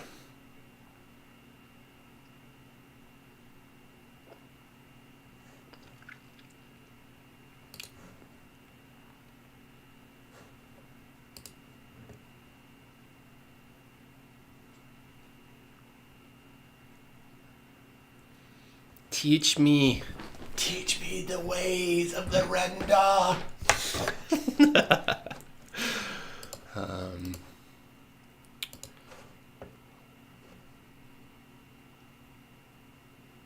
Because yeah, this is like the epicness that I'll be doing in my scenes. That will be the epicness in my scenes for sure. Sorry, I don't have chat up at the moment.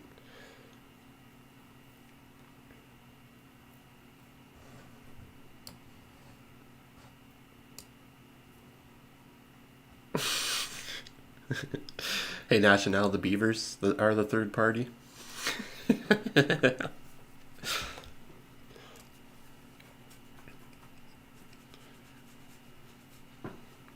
That'd be funny, eh? Seeing that as the rise of the third parties, the Beavers. I mean, I'd vote for them, right? At this point. Anyways.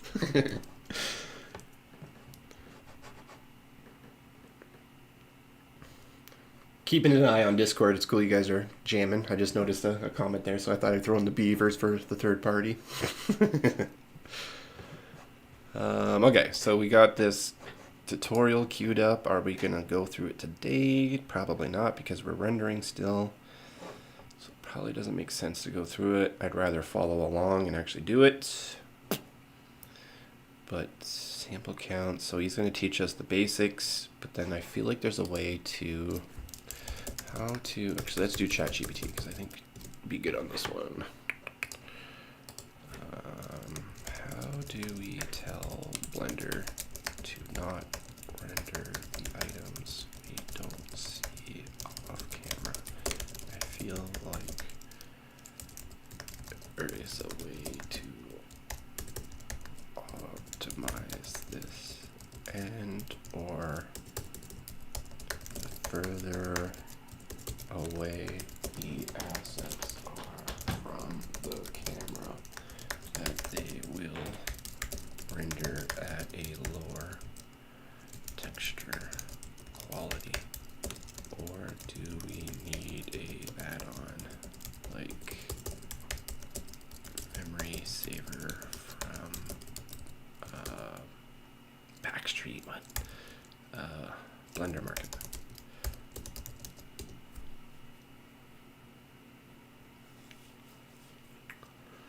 Blender has several built-in techniques. Frustrum culling. Blender already has enabled by default, which means it only renders objects that are within the camera's view. If any object is outside of the camera view, off camera, it will not be rendered. This is done automatically during the rendering process, so you don't need to manually configure anything for this to work. However, this alone does not address optimization for objects in view that are far from the camera. To reduce quality of objects that are far away from the camera, you use the level of detail, the LOD, which allows you to automatically switch between lower resolution versions of models based on their distance from the camera. You can implement an LOD in Blender using a few different models. Object calling is what I was looking for before. Objects that are far away from the camera but still within the frustum, you can use object calling to prevent them from being rendered or calculated during the viewport display. You can set up calling options to automatically hide objects that are certain distances. Like, I feel like I need to do that to my particle system. Oh, yeah, Rockstars, yeah. I wasn't sure where you guys were going with that. Yeah, for some reason I thought Blender was automatically doing it, but it sounds like it's not. So whatever's in your camera view, it's not rendering what's behind you, right? But I feel like maybe the particles are, like the simulation type stuff is, because I feel like where your camera view is, if it's off camera, why would you need to have the calling enabled? Unless like my flashlight and the particles. This is where we're at with the back rims. I can kind of flip through it again. Not rendering behind you is called frustum calling. So that's automatically enabled. So why would we object call in Blender?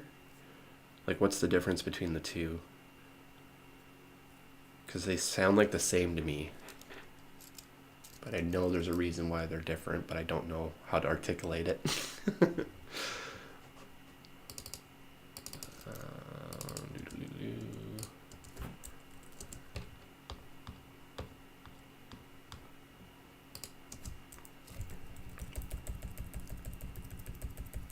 I have to click through each one of them.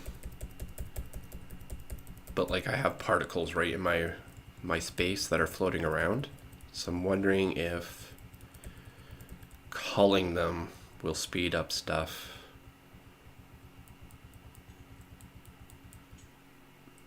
But if they're not on camera, they shouldn't be rendering anyways, right?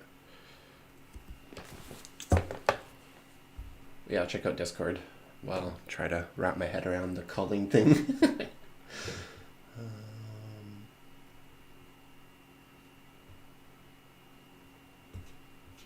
Yeah, you guys are bopping. Bopping.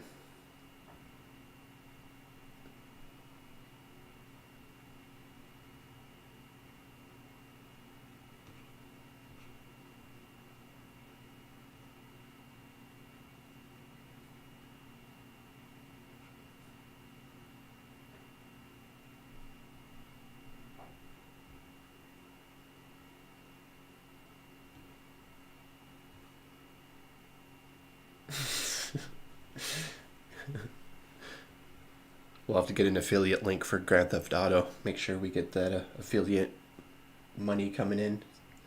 People want that GTA. Brap, brap, hip, hip.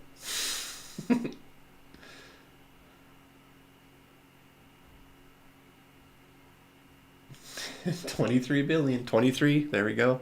Number 23, right? If you have 23 bill, that's tight, man. I got some ideas for you. I can double down, triple down on that. But yeah, with what I'm hoping is one of my clients, well, not clients, but future client, hopefully, OPDM.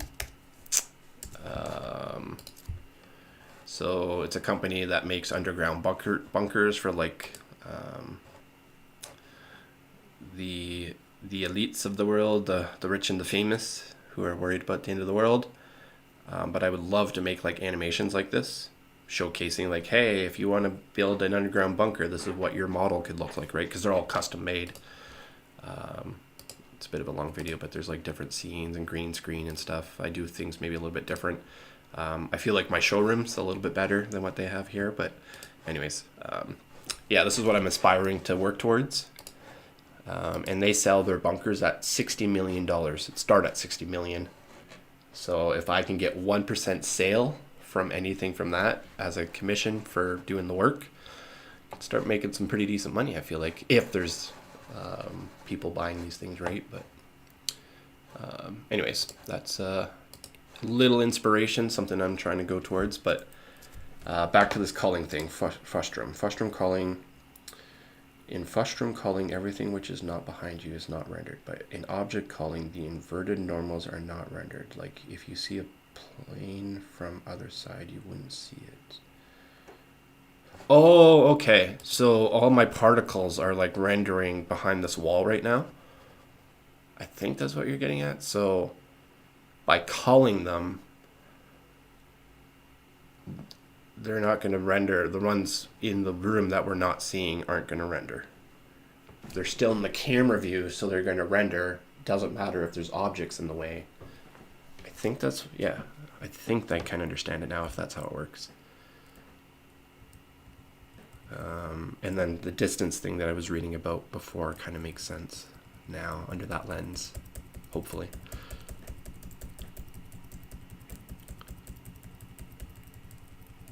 I mean, yeah, we have a tiny mistake, a little blur. We're trying to get like a fog breath going on the visor, and I forgot to turn that off during render. But yeah, I feel like there's some culling to be made on this animation, potentially, right? If you know it more than me. It's taking upwards of 3 minutes per frame to export. And I wonder if there's a culling aspect that maybe we could reduce that quite a bit. Or is 3 minutes per frame reasonable, expected?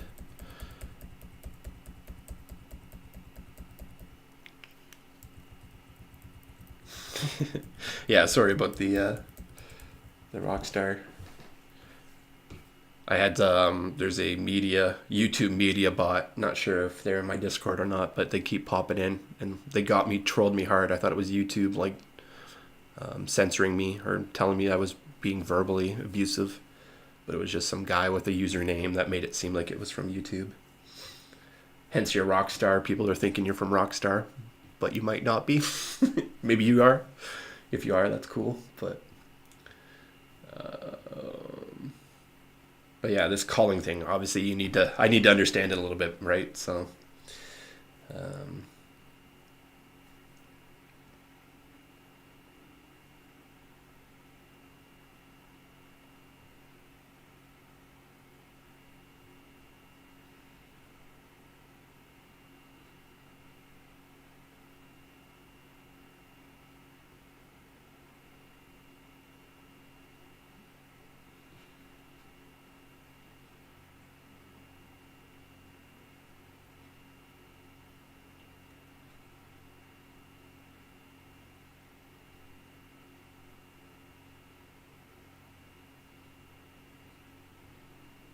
yeah, just be careful. We don't need to be calling people dumbasses and stuff. If you're saying it jokingly, but just be careful.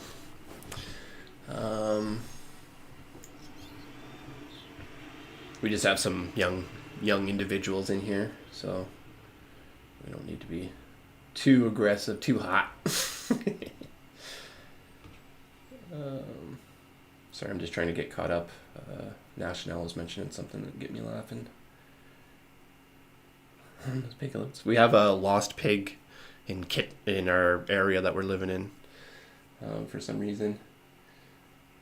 Somebody was posting it the other day, and I was like, "Holy, a lost pig! How does that happen?"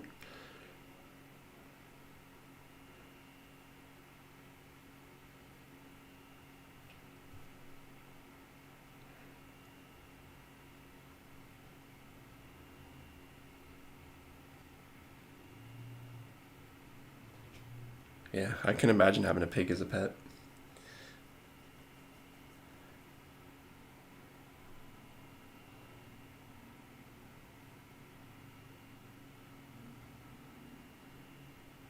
I don't know. I'm maybe not catching up what you guys are throwing in Discord. I'm gonna not get involved. I'm not sure where things are. Are we throwing heat? Or are we having fun? Hopefully we're having fun. Hopefully we're not calling each other bad names right now, which I think we might be, but Let's love each other.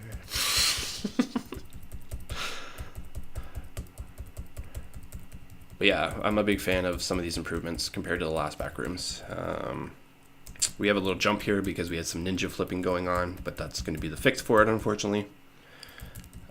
This project file is built on a house of cards, so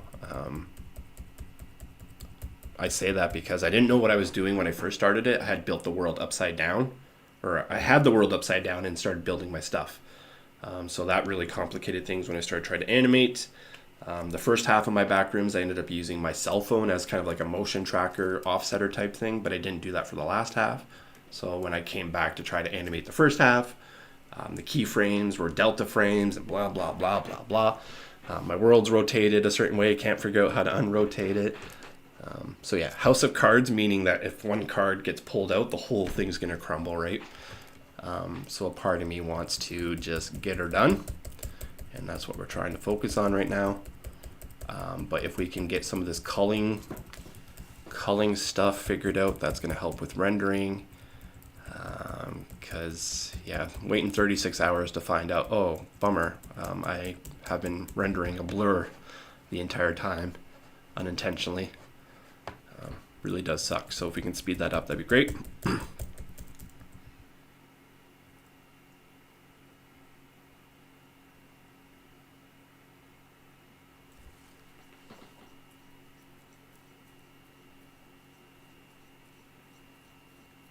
Yeah, it's popping. Sorry, I'm not. What are you trying to say, National? What do you want me to look at?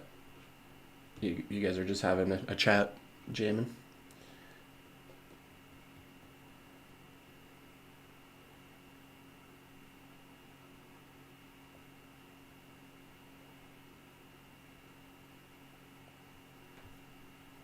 Not sure what you guys are talking about. Not sure what you guys are talking about, but hopefully you're having fun. I have no idea. We've gone from pigs to talking about ghosts. I mean, I'm down to talk about ghosts.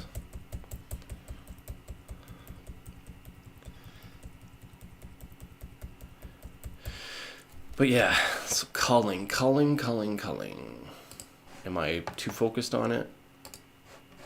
Am I too worried about it? So actually I want to document what you mentioned there because that was insightful. I appreciate the definition or the explanation of it. Actually I can just copy and paste, hopefully save myself from. Yes, very nice. I like.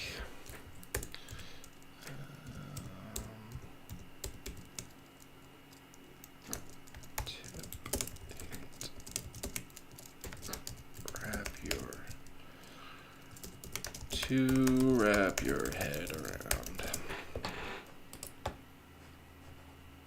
I think maybe like my particles and how they will be in a room within the camera, line of sight, a wall blocking.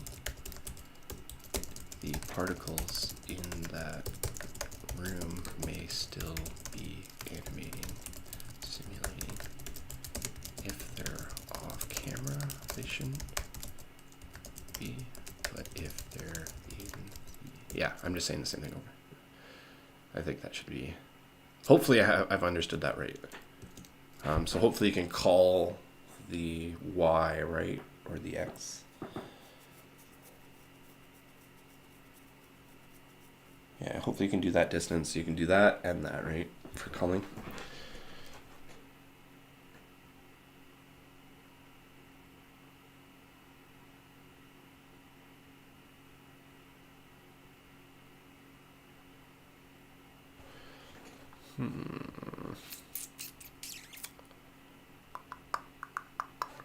The other thing is too, I do have an add-on that I should just probably learn. It's supposed to make it super easy for me, and I'm overcomplicating it.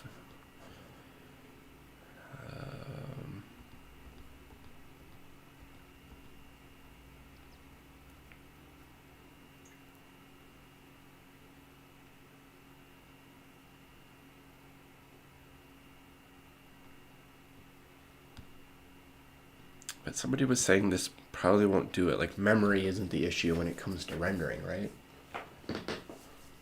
So if I add this, is it going to actually improve the rendering? Or is this just going to improve my optimization when I'm working?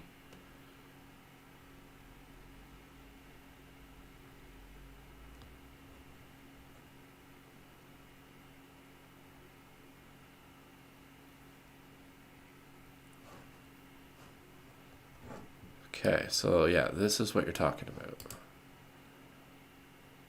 Or not talking about exactly, but what I'm trying to connect is that, so your field of view only goes so far.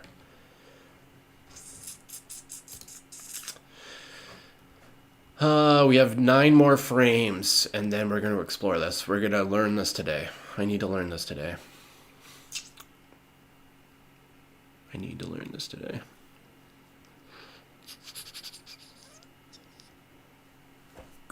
Burning. Okay, I'm taking a look. Sorry.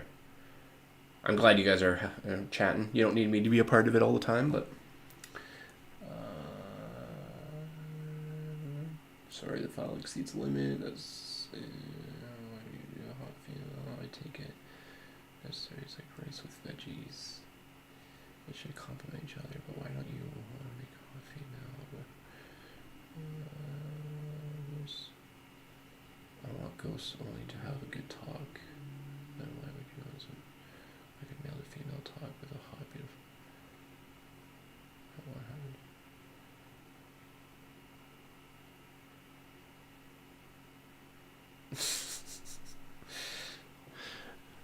Yeah, I'm not sure. Guys. I don't have the ability to moderate, so you need to moderate yourselves. If just a reminder, we do have a minor, so just be behavior. I don't know where the conversation's going. I think it's okay. You guys are just talking about ghosts, and people are putting words in other people's mouths, potentially. But yeah, just recognize that we do have some minors. So if we are talking about some specific adult content, that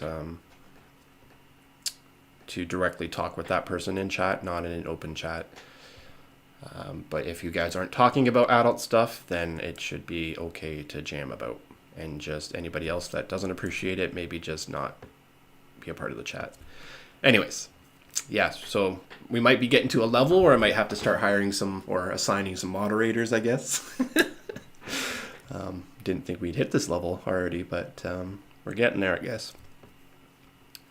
But anyways, just have some fun, guys. It's all good and fun, hopefully. But if you are being offended, just message me directly on Discord about why, and I will look into it when I can. Yeah, I'm not having this problem at all. So I don't know if this is going to help with actually rendering, because like it's not saying anything about rendering, right? Render. This does. Oh, actually, give me a second. Render. We have 7 matches, so... MemSave is able to reduce texture size on objects and objects that end up being small in the final render. This reduces VRAM consumption and makes it very helpful for tool for big projects or your hardware is limiting. Goes through all the objects, resulting in render based on camera and render dimensions. There's no point rendering. Yes, I don't know. I wish they'd be more specific with things. Rendering.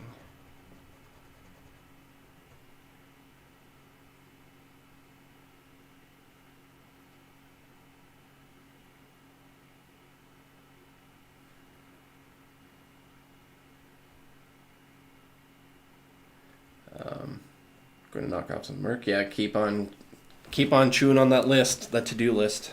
Get the low-hanging fruit out of the way. Because I'm not sure if you've been seeing me, but as I'm doing mine, once I get that done, it's going to feel a lot better just to be able to focus on that without all this other stuff in the way. But yeah, keep on trekking.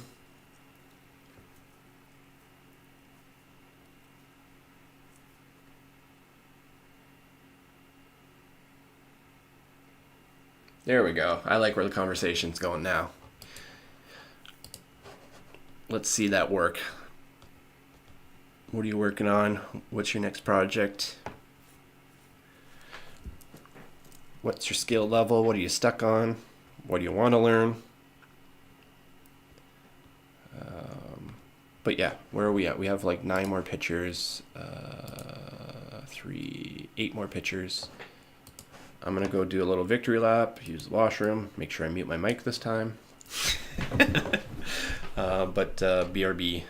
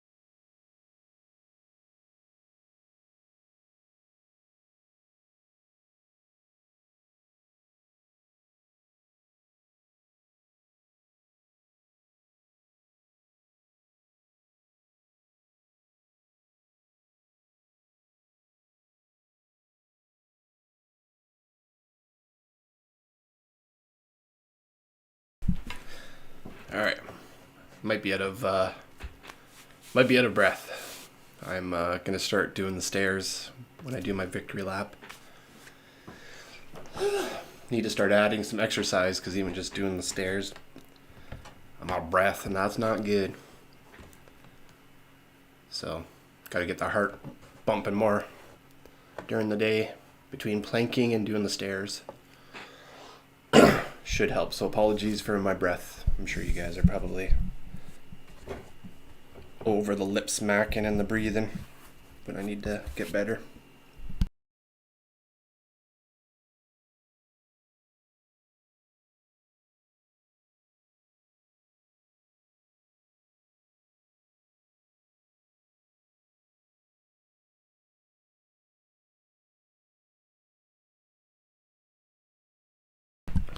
One minute, good to be back.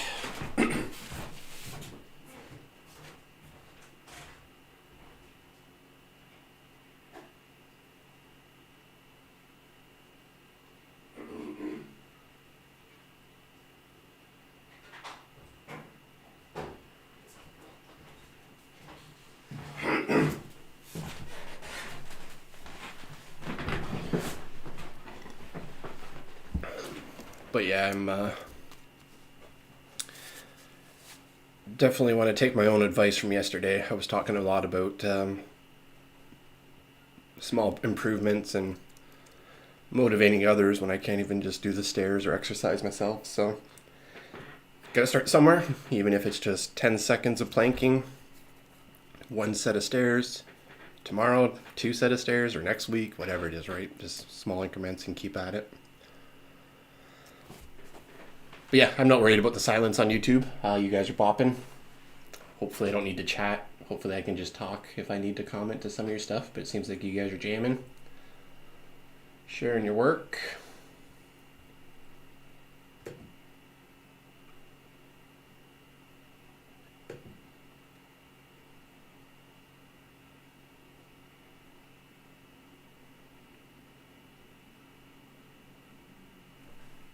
Oh, the BMW logo flip. Big fan of that. That was cool.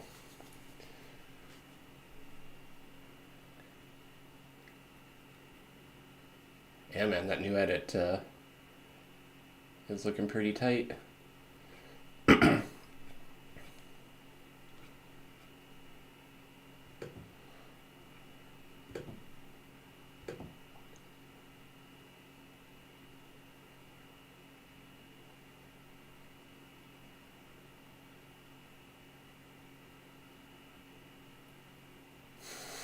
Holy. Oh, Valorant, nice. Never got around to playing it, but it looks really cool.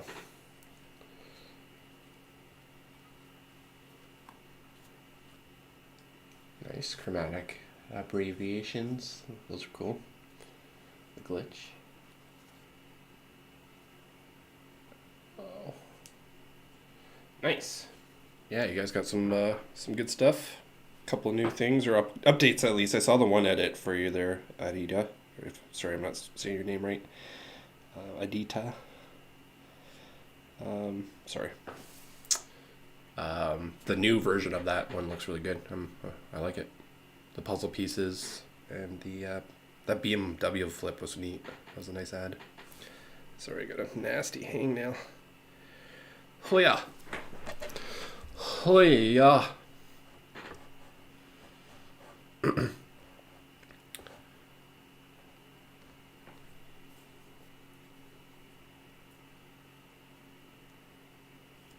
Oh, nice. Getting some money. Heal.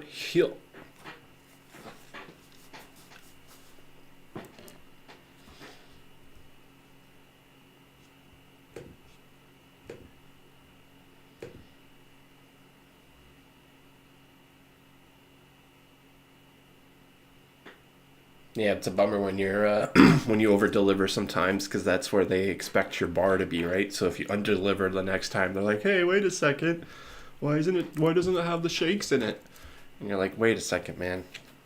I was just showing you what I could do on the first one. Doesn't mean that you're gonna get it every time, right? You're gonna pay for that. Time is money." even if it's just a couple of clicks. Sometimes.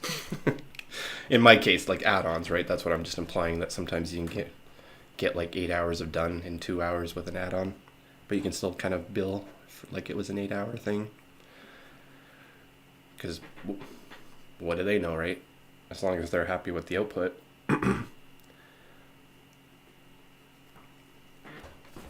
What's my thing for that? To be fair, try to be fair. Like, you don't want to milk somebody, right? If they're a mom and pop shop, that's my thing. But if you're playing with Sony or Microsoft or whoever, right, then I wouldn't feel so guilty about trying to get what's right for you. They do it to other people. But don't go to a mom and pop shop that are struggling. They're like, oh, we really need this advertisement so we don't go out of business so we can pay our bills. And you're like, oh, wait a second. Maybe I'll add some shakes, right? But I won't charge you. But the next time when you guys start making money, the next time you want another video, right, that's when you might have to pay for those shakes. And hopefully by then they're like, oh, we made money. Yeah, we'll pay you for the shakes, right? We love what you do. But if they have money and they're like, no, we still want what we want, right? Then you know maybe not to work with that client because they're just going to maybe take advantage of you going forward. Because when they have the money, they're not recognizing that you're willing to forego the payment at the beginning for better payment down the road, right? My problem was I kept investing in those types of people and I never got that return, personally.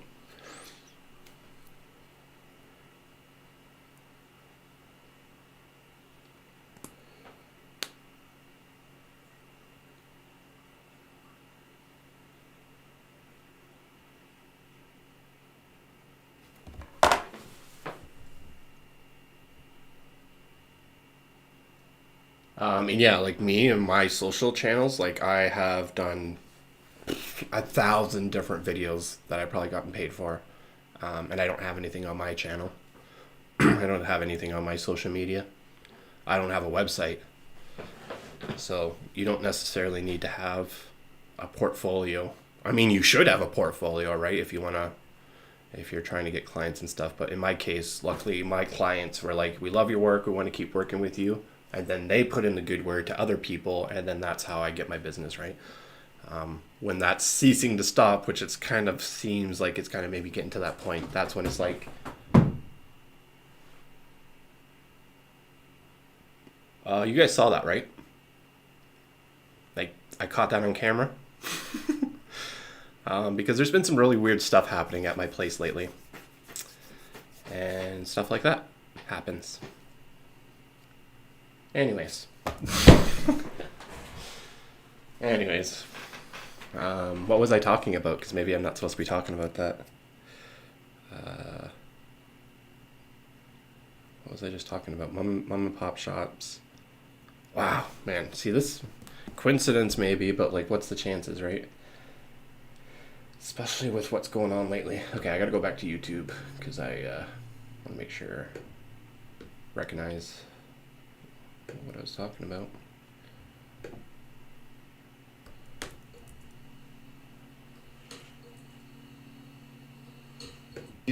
But if they have money and then they're like, no, we still want what we want, right? Then you know maybe not to work with that client. Done 1,000 different videos that I probably. I was just saying that. Yeah, you don't need an accolade. Don't judge somebody because they don't have what everybody else has, right? There could be somebody walking down the street that it's been proven before where there's like somebody that's musically talented, right? That are playing in the subway street and people will just walk past them. But meanwhile, that person lives in a $1 million mansion, right? They're the number one violinist in the world. So everybody has something.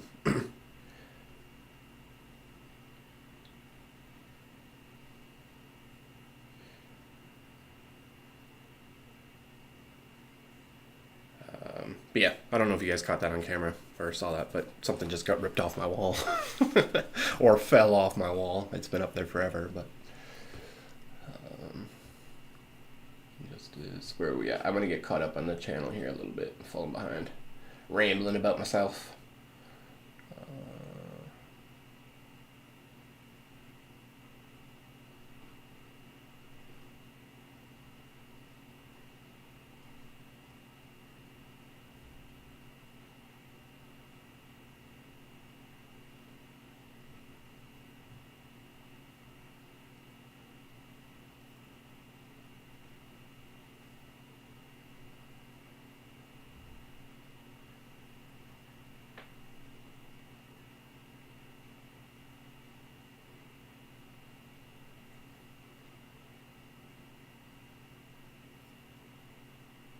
Yeah, yeah. Some of those videos, they're just like showing off that person's skill, like the Valorant edit, right? Like that person's not going to make money off of that video. Like maybe they might for viewerships, but their intention paying behind it was so that they can say, "Hey, I'm somebody that does epic shit like this," right? Or sorry, I swore, but epic stuff like this. And it's their demo reel of their.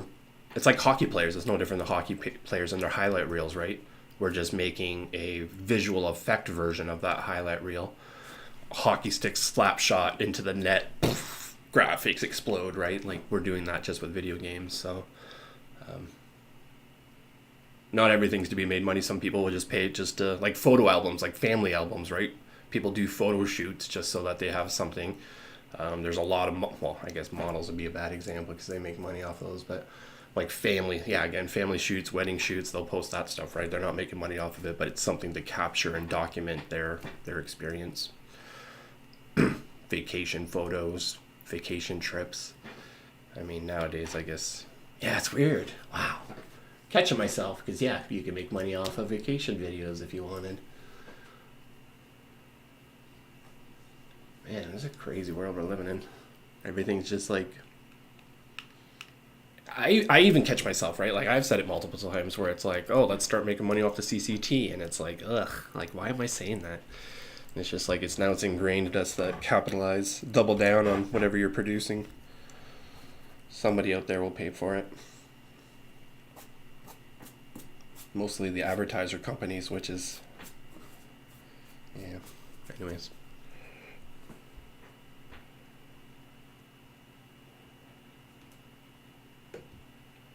Cricket industry, interesting. I've always seen it in like movies and stuff like that, but never really wrapped my head around it.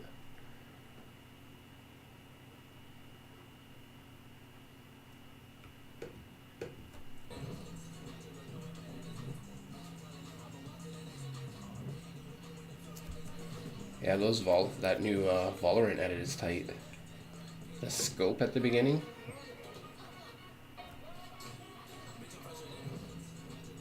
Yeah, that scope transition was tight. I like that. And yeah, it's all going to the music, to the beat. That's good. I'm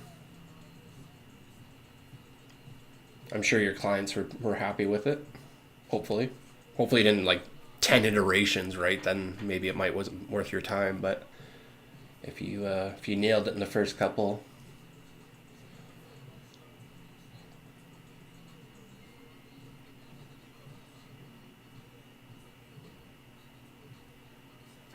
yeah, good job, guys. Keep it up. Keep it up.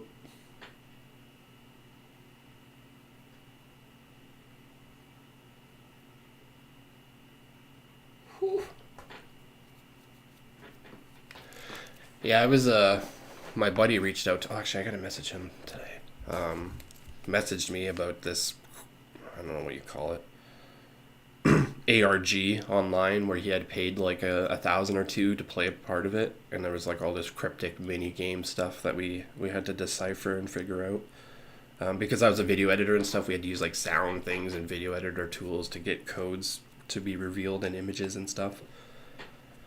But it blew my mind that he's like, the buddy paid a couple thousand to get into it. I was like, holy, so much risk.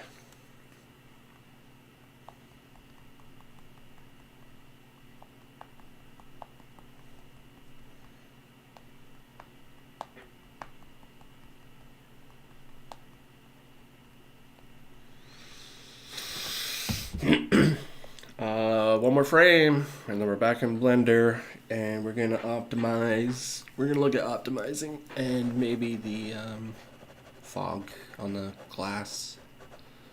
Try to wrap that up and see if we can just alpha export just that piece, and then do the old combine a Rooney.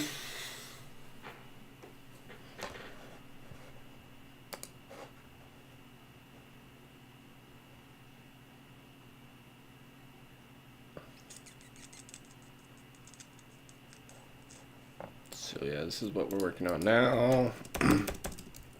Then we just have some wing flux tutorials, which will be our day tomorrow if we haven't heard from the client. Yeah. Good plan? I think so. We're getting close to the end of the list. I'm sure we could have probably been more adder, because there was only a couple things, right? But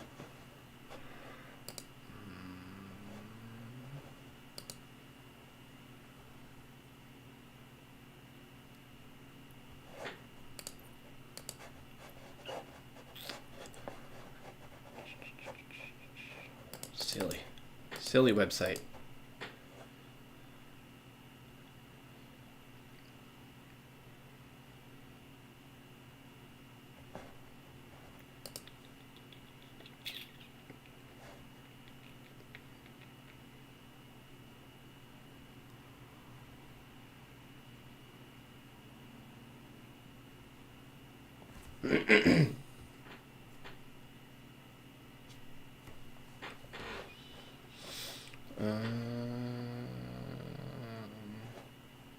Oh, sweet. Actually, I do have a product animation course.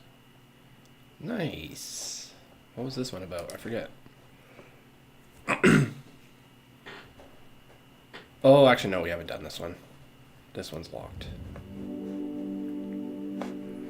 Never mind. But we can get it for 62% off.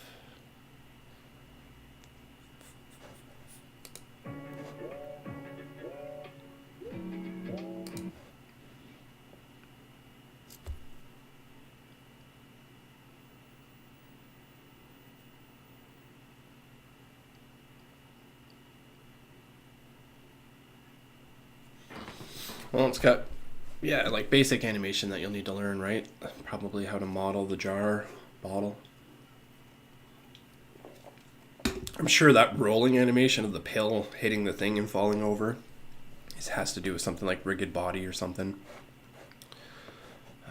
So yeah, I don't know if we're gonna get around to that one. Purchase history, this is probably what I want. There we go. I've already done that one, haven't done that one, haven't done that one, haven't done that one.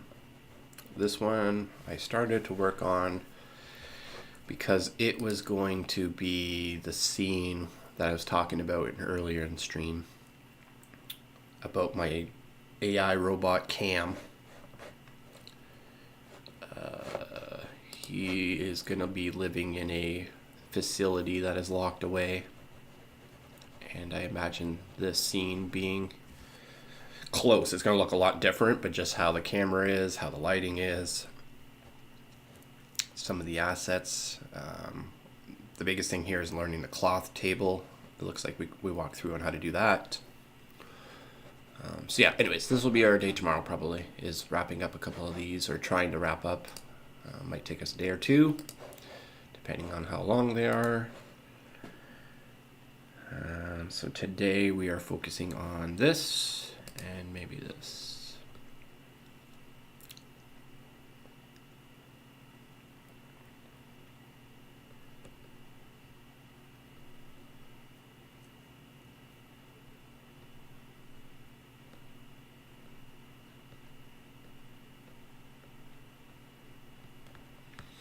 Yeah, I don't think that's saving time.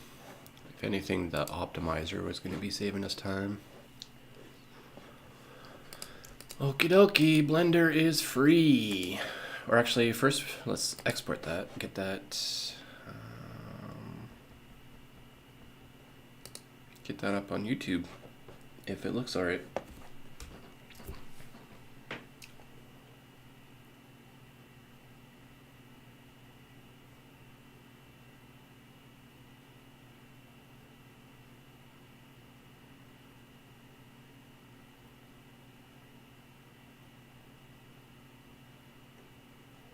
Oh, bit my cheek earlier and she is barking.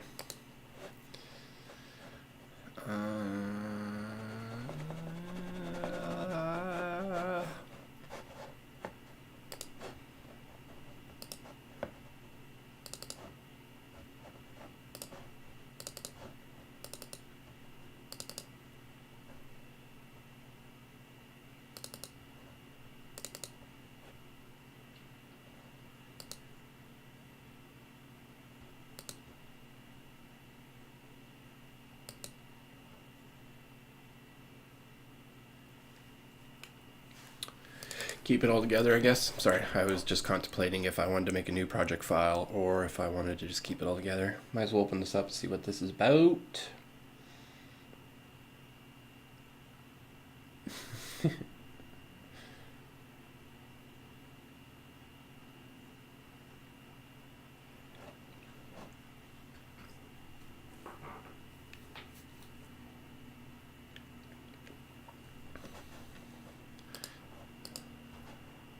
Ooh, yikes.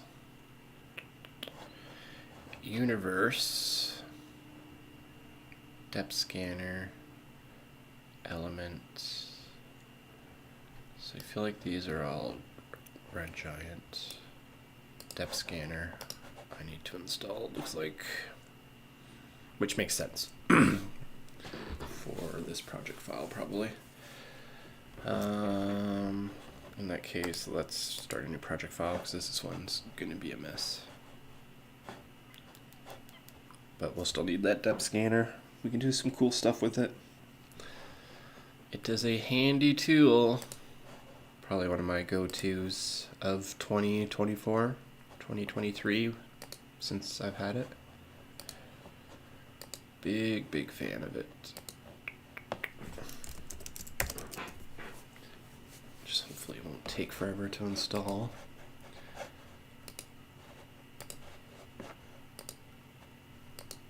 Oh yeah, my Qubit technologies. My backrooms organization I created. Where are we? We are, whoa, over here. We don't want to be all there.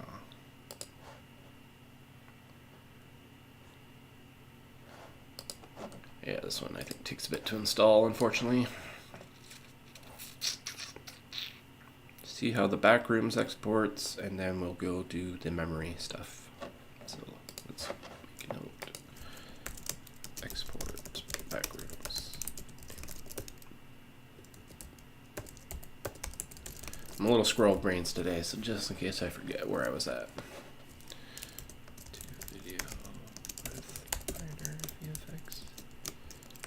Unless needs major fixes.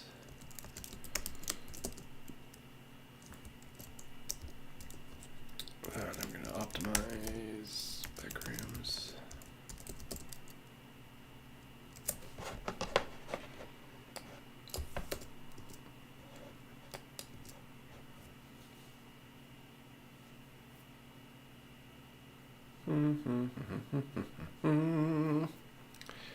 Yep.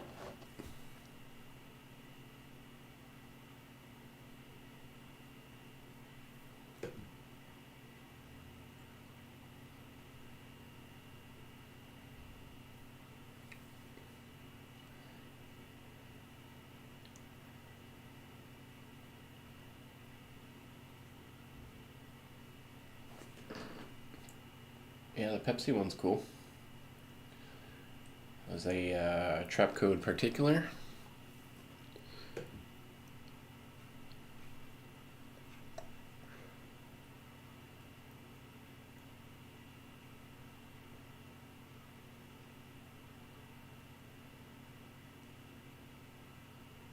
See you later, National, if you're still here. Catch you when you're back.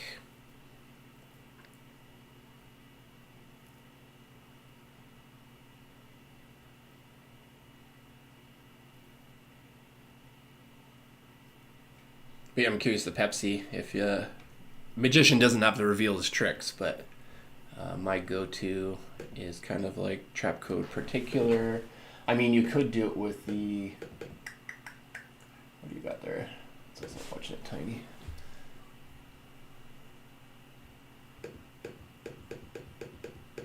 Yeah, you could just have a bubble image and then use a generator.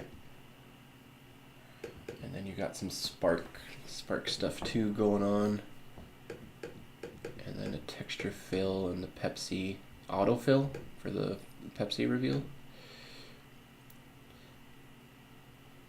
I mean, if you're doing these all yourself with gradients and alpha stuff, that's tight. Very tight. And then, yeah, what's the Displacer Pro? You can get that bloomy. Or that might be a light ray type thing as well.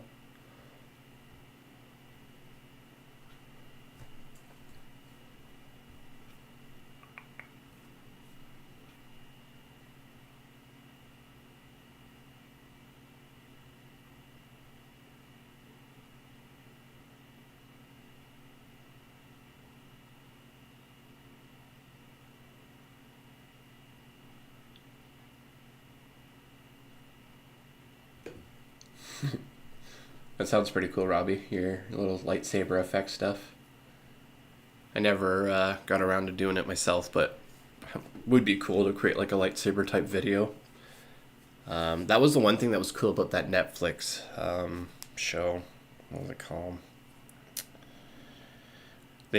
He was gonna, what's the guy that did the Justice League? Zack Snyder. He created a couple episodes or whatever on Netflix of his own Star Wars universe. But they had the lightsabers, right? A different version of a lightsaber, which is what I was getting at. Which would be fun to do in Blender, especially with my robots in my world, right? Kind of create these type of lightsaber type effects, weapons, and then animate them, emulate them in Blender. That'd be pretty cool.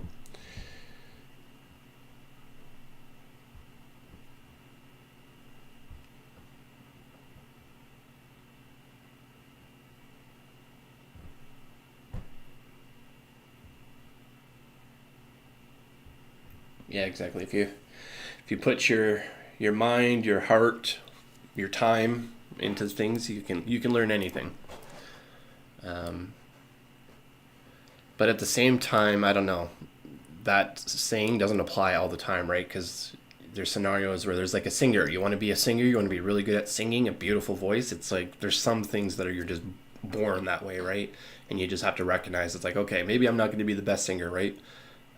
Maybe I could write music and create stuff, right? But maybe I can't sing it. Being an astronaut, you can aspire to be an astronaut, but the reality is there's only so many people that get through the system, right? So I don't want to be somebody that wants to push people if they're not really good at a skill. It's like, don't keep pushing them, right? Like, let's find what are you good at, and kind of not capitalize, but double down on that, right?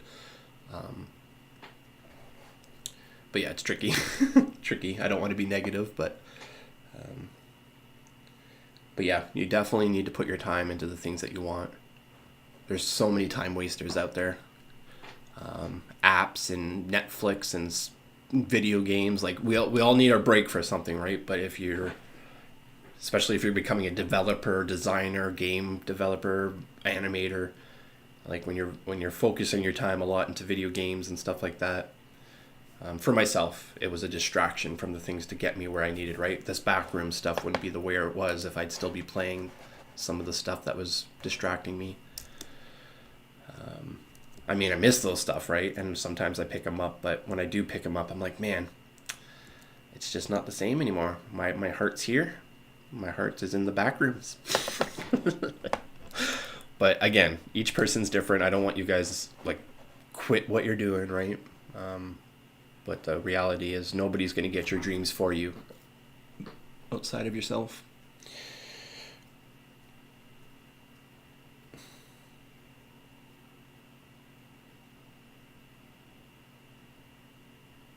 Anyways, preaching too much.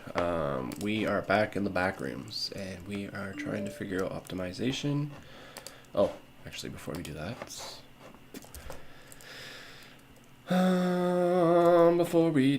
we need to do some things. Like export the back rooms and see if we need to make any major changes.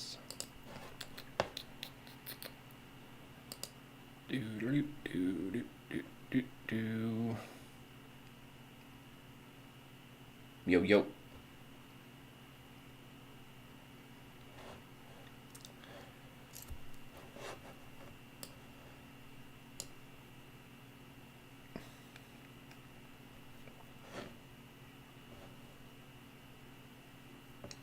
Yeah, we got some, actually, yeah, you're in Discord there already. Rockstar. So you're GTA then, eh? That's your jam? It was interesting how you related the, I can't pronounce it, Sorry, give me a second.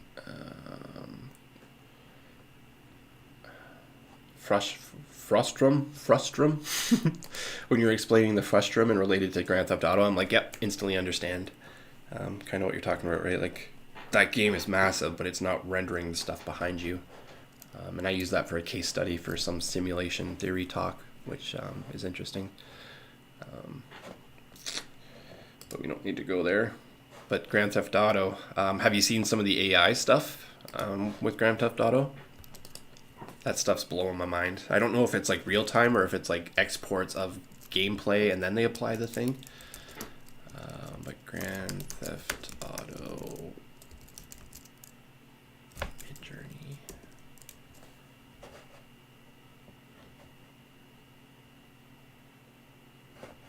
Grand Theft Auto AI filter.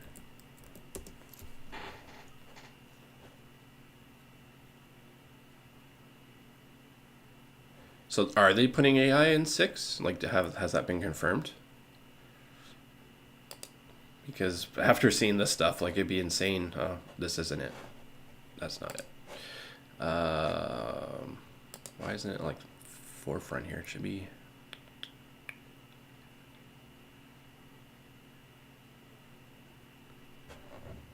Why is it so hard? Google. It's just been so disappointing lately. Just can't seem to find anything. GTA AI filter. Here we go. No, that's not it. Come on now.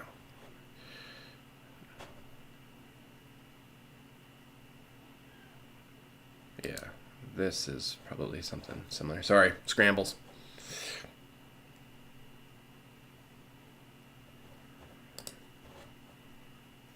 So I want to say this was like Grand Theft Auto graphics, but then they applied the AI filter to it, right? So now like everybody's got like it's realism to them.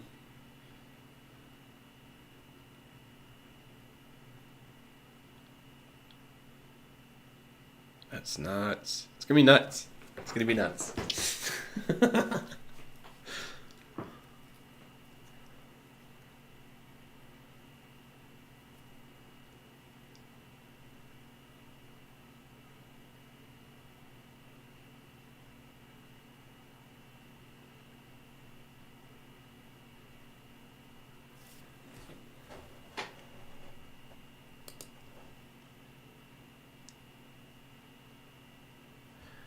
And before this came out, I'm like, where the way I saw VR happening, I'm like, we're gonna see a future where you can buy any game like Call of Duty, and if you want to play Call of Duty, the dinosaur Turok version, like everybody can play in the same multiplayer game, but your version of the game is gonna look different than everybody else's. It's gonna be skinned with like the Turok Hunter, or Tomb Raider, or Scooby Doo Adventures, SpongeBob. Minecraft, like you can have all these different skins, but everybody's still playing the same game. And now we can achieve that with AI, which is gonna be insane. So, and even like VR glasses, like down the road, right? Like you're walking down the street, and if you want to be in the future, if you want to be in the past, see the Roman buildings, the 1800s, blah blah. No, Roman. That did not make any sense.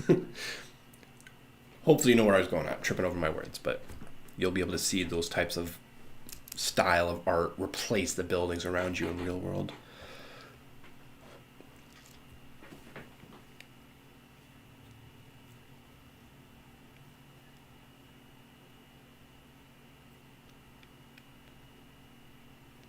Yeah, that's what's going to be really good at is at the averages. I was looking at that too. Even for animating, it seems like for like 3D stuff in Blender, you just have to do the first pose and the last pose and just assign it a time, and it'll do like the animation over that versus you having to keyframe each of the and then do the articulation, right? It'll do it for you. That's exciting for me because after animating the back rooms and getting the hands in there, as you're going to see in a bit here, I'm like, man, I love animating, but I don't like rig animating. And if I can just do first pose, last pose, and then just tweak the in-between frames if I need to, then that's going to be awesome for me as a single developer, right? Trying to make a 1,000-person job production.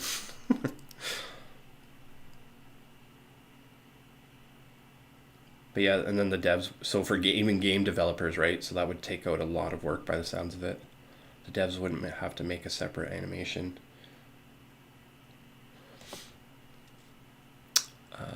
We are importing backrooms.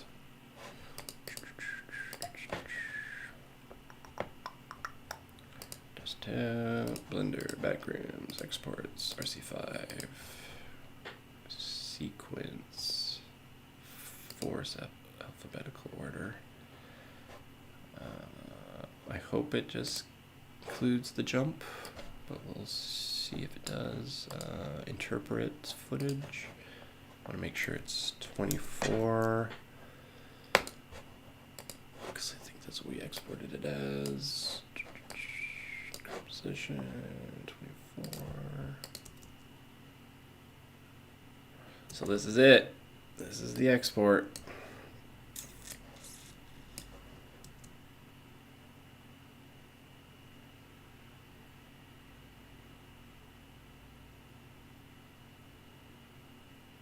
Oh yeah, those particles are working out nice. Very nice particles. I mean, the blur is not too noticeable, which is good. Here comes the cut jump. Okay, not bad. We'll have to add a little glitchy poo there.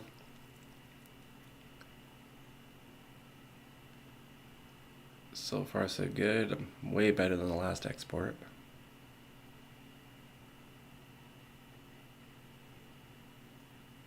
Keyframes are a little bit slower. Could have been better. Oh, nice. You don't see it. There's a mistake there. Oh no, and there's another mistake. Ah, what happened? Why did we push in? Bummer. It's not supposed to push in. I don't know what happened there. Well, we'll have to export that. Oh man, oily. He looks good.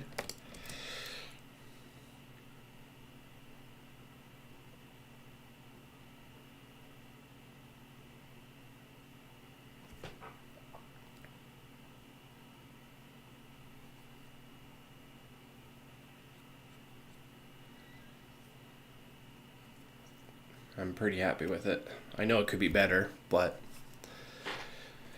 considering the iterations that we've gone through, the things that we've added, and where it's at now, I think it's pretty good.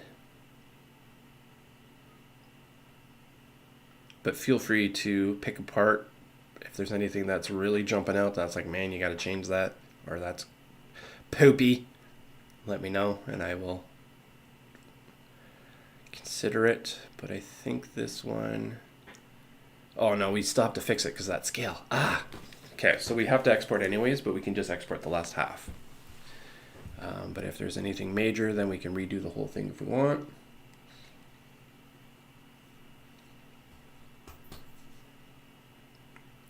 Visual effects wise, what we can do is we're going to add the glitch.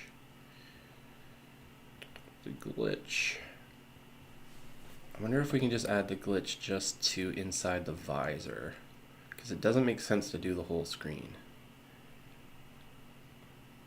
Yeah, I think we're good. There's a little glow jump right there on the right side. That'll be different. But I think if the glitch happens at the same time, people won't notice that. But yeah, we don't want the glitch in the helmet. We just want it in the visor.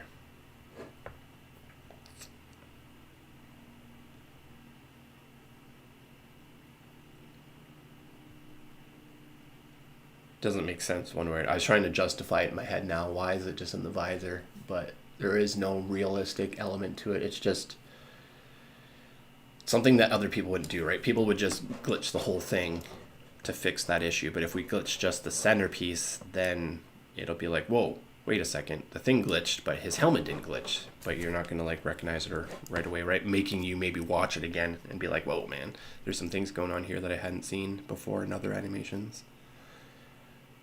So glad I switched it out to the spotlight. Like I had it a lot more brighter, like wider, but I like the little focus ring hole. Anyways, talking about it too much. Let's start adding some quick visual effects if we can. Let's start with the depth scanner and see if that can do anything cool. I'm gonna check in on you guys in a second here. Looks like you're posting some new stuff. What am I looking for? Oh, I know where it is. Place. There it is.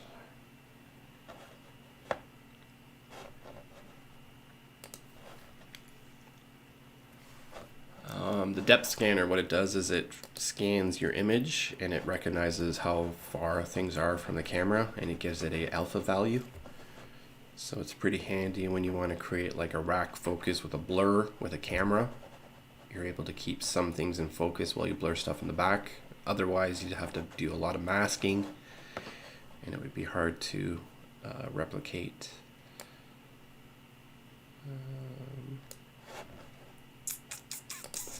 So now we just want to see the difference in quality.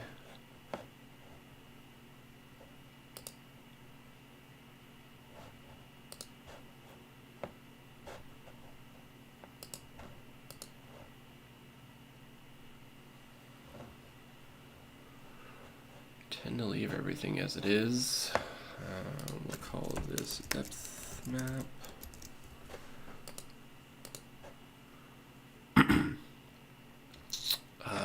Then what we can do is we create an adjustment layer. And then we can do, and then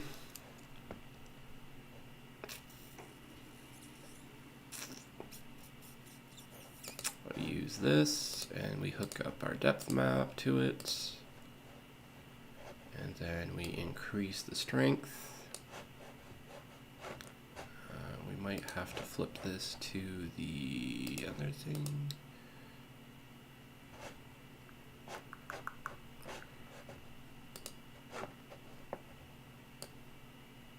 There we go. See how we get that nice rack focus, the blur, the background.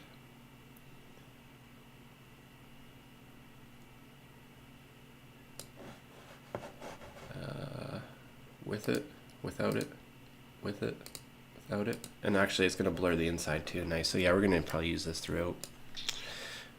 Let's save it before it crashes. Yikes.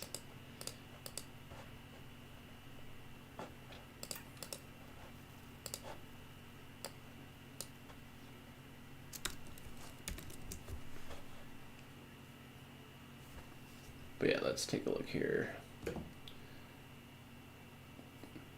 Oh, the Deadpool title? Nice. That is tight. For one of my trailers I have in mind for my series is the way that it ends is we see like this woman's face, but it's a reflection in the glass and the glass shatters and you just see her face just in the shards as the title reveals for the movie or series. So how you kind of have the glass shattering there, but just imagine a woman's face on the different shards, or you see her eye just on the shard as it's twisting in slow motion. Eve's Labyrinth, or no, what was I calling that? Sorry. That's an actual movie. I can't remember the original name. Yeah, it's obviously hasn't stuck with me. Pan's Labyrinth, and then I went Eve's Labyrinth, and that's why I walked away from the name, because it's like too close to another one. But the poster for it was pretty cool.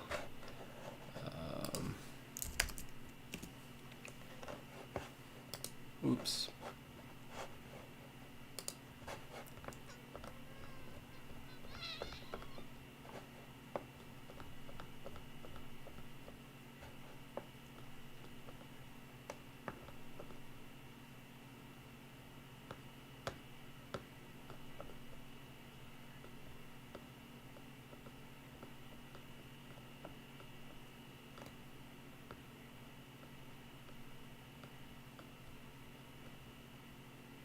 Yeah, like something like this.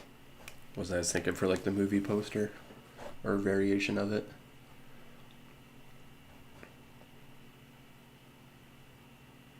Like each hero or each villain would have their version of a poster. There'd be like 4 or 5 posters, but it would have that fingerprint maze effect on their face.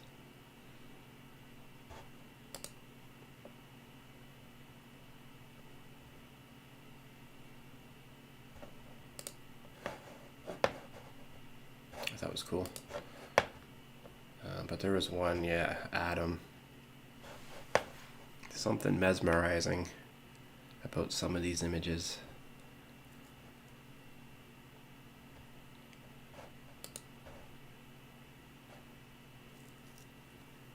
An AI overlord.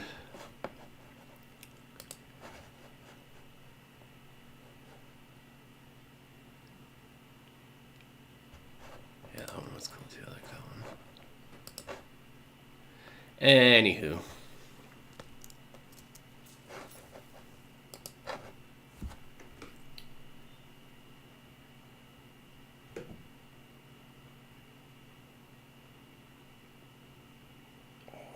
Cheek.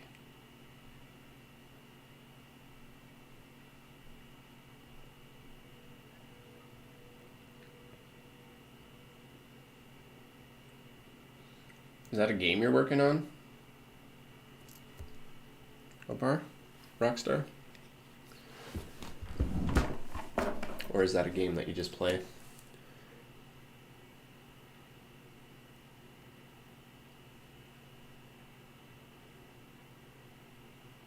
Nice, cool, dude.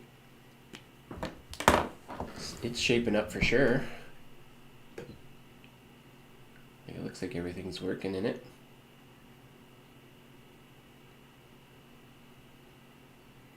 The extrusion of the rocks look good. I need to do more of that, figuring out how to extrude my materials properly, so you can create more than just a flat look. You got that nice ripple stone texture on it. Also the refraction of the light. I don't know how much control or thought you put into that stuff, but I'm recognizing it's there at least, and that's what's helping making it pop. Yeah, the displacement modifier, yeah. I use like extreme PBR, and for whatever reason lately with the last couple projects, when I could do it in other ones, but like my recent ones, they just go all wonky and weird. Even though I unwrap and smart project and blah blah blah, I still just can't seem to get them to project properly. And I think it's maybe because my model's too small. I think that's maybe what it is, or I haven't applied scale to everything. I don't know. Still trying to wrap my head around some of the basics. But I want to play around with this stuff for a bit.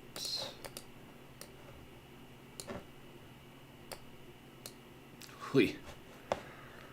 She is taking up a bit. So let's get rid of some stuff here.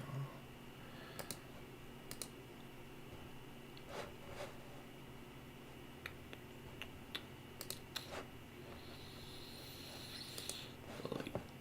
We don't need that. Close that.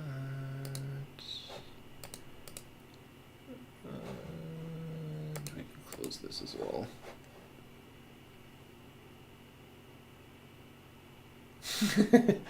Yeah, it's been popping today. Missed out on the chat. We just got some OG people waking up, dusting off the keyboard. It's been a little bit since we've seen them. And National was jamming with them, getting caught up. And yeah, we got things bopping today. People are jamming, hopefully having a good time.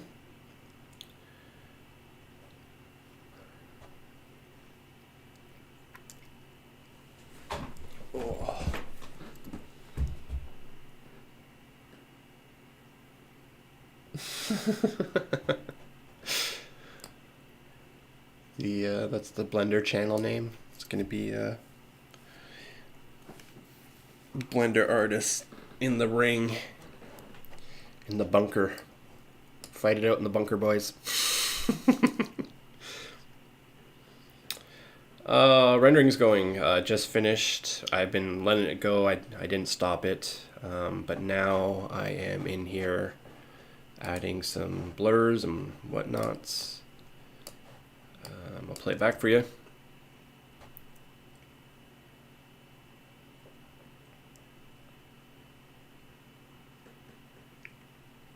But I think she's a little bit leveled up. I'm liking it. I know there's still some room for improvement, but between the volumetrics, the particles, the new spotlight, we have a little glitch there for a fix. And then just some minor tweaks, slowing down some stuff. Also having the first part of the episode attached just makes it a little bit better. Still a little quick, but got the cord working again. And then yeah, we got oily popping out. And then we'll just have to kind of cut it to black at some point. But yeah, that's 300 frames or 300 samples. But yeah, you can definitely see it in spots, right? Like imagine if it was a higher sampling. So we're gonna have to lean into maybe some glitches and some distortions a little bit. But I'm thinking of maybe just doing that within the frame of the visor versus the whole helmet. Oh, actually we have to re-export anyways because there's this little scale thing that goes on here. I don't know what happened there, but I didn't mean to have it scale. So we'll have to fix that. And also the vines go through his hands pretty hard at one point, but everything's happening so quick that, yeah, I guess you don't see it unless it happens afterwards. Oh yeah, it happens afterwards right there. We will have to fix that hand going through the floor. And the rotation obviously a little wonky too. Can fix that while we're at it. Not perfect, but yeah, I'm happy with it. Just sucks that we can't color done.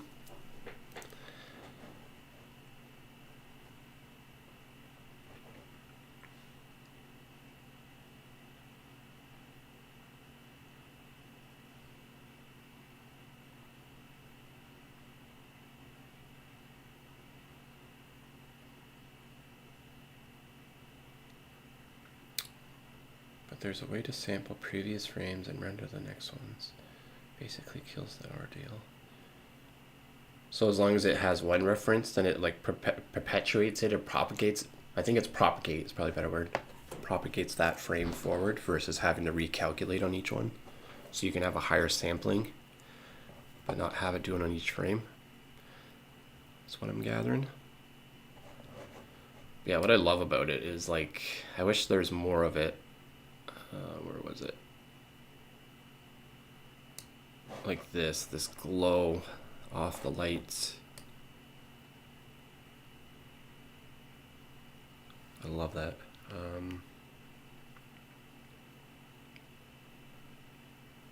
But yeah, I'm open for ears. If there's any suggestions, anything that's really standing out that's like, man, you shouldn't post this until you fix XYZ. Right now I'm just leaning on fixing the camera angle at the end, and then maybe some of the rotation in the hand at the end there, the vines, hand going through the vines. And then I'm going to call her done, because there's an element of just shipping her and getting on to the next one. But I obviously do not want to have blatant mistakes, or if we can make small iterations for improvements. Oh, and actually, yeah, the fog, the breath on the fog, sorry, fog on the visor from the breath. We can do that, but we can export that on an alpha channel. So if we can get it to come white instead of blurring, or with the blur and the white, then I'll be gold in there.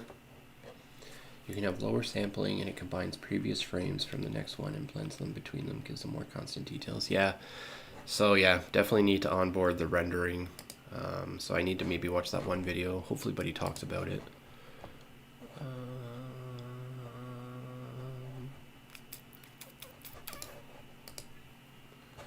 I have to go grab some lunch. My stomach's starting to eat itself.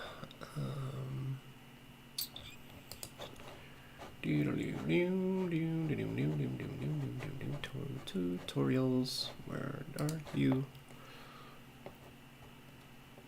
Compositing tab, yeah. Yes. That's where Sam's afraid to go. The ice wall. The sand dude. The long grass. Don't go into the long grass. Another Jurassic Park.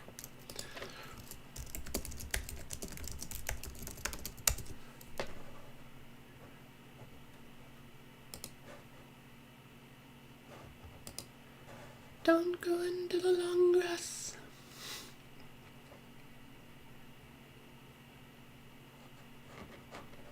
There's your gecko. Hey, National. If you train him right, he'd be like, sick him. Anyways.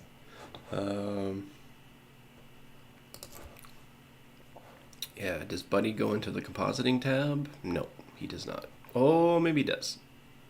It looked like it. No, that's just a different sheet. So he operates the way that I want to operate. But how to render using Compositor Blender?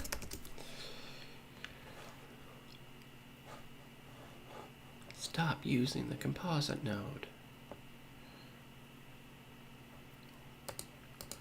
I don't know. Sounds like this is what we should be doing.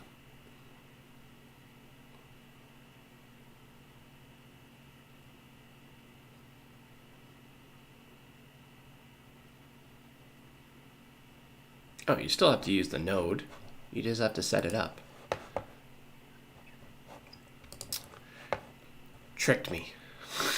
I think it also helps with the sampling by clicking the persistent data in the render properties tab. I have seen that somewhere. Persistent data. Yeah, wouldn't tell you. Probably would have just left that on check because persistent data. Constant data, same data, but yeah. Properties tab.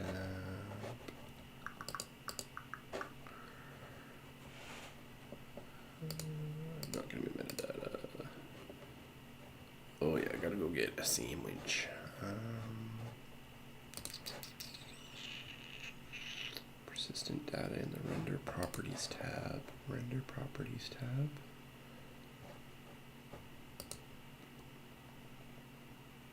Persistent data. Oh. Ugh. So much to learn. Persistent data. Yep, was not in. Or maybe it was. It doesn't save it for each project, right? But I will make sure to try that next time.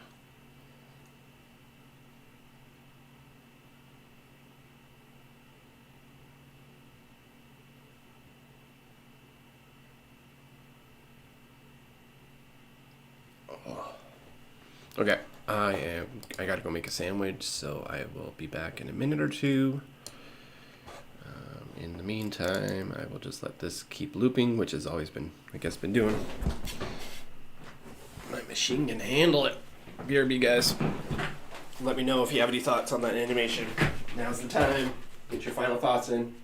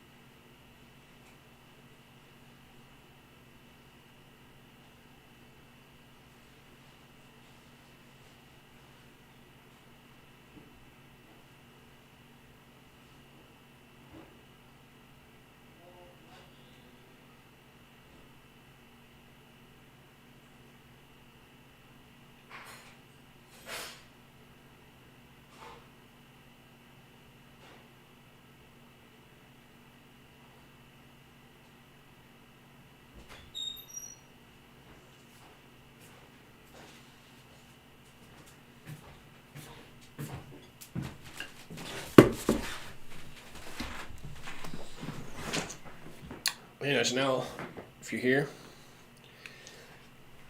I'm just grabbing some food, grab me a water.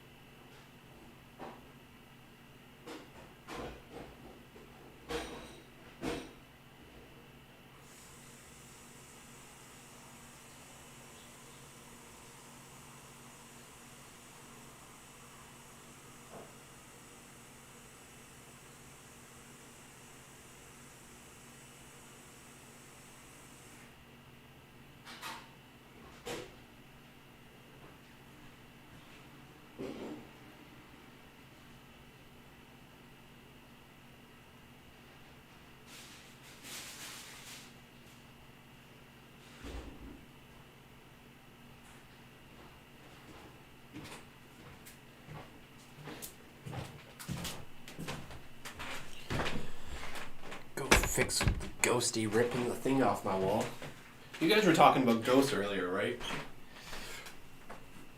Again, this thing just came flying off my wall earlier. Actually, I should go back and watch that. Curious to see how it flung off. If it just fell or if it got flung off. They're on Velcro, so why are they falling off when they're on Velcro? Pretty sure the pieces are lining up. Okay, like my finger. It's not pulling it off. Let's see if it stays on there. Yeah, I should have timestamped that. I'm curious. Gotta go back.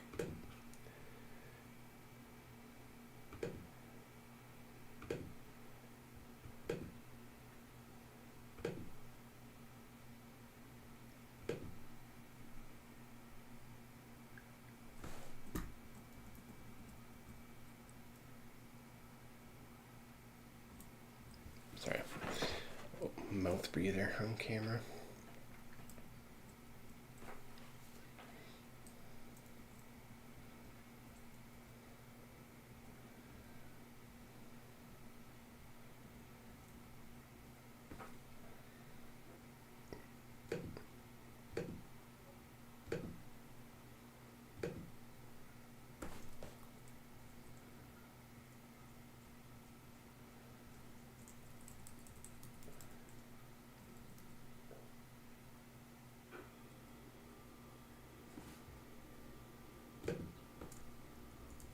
Ceasing to stop, which it kind of seems.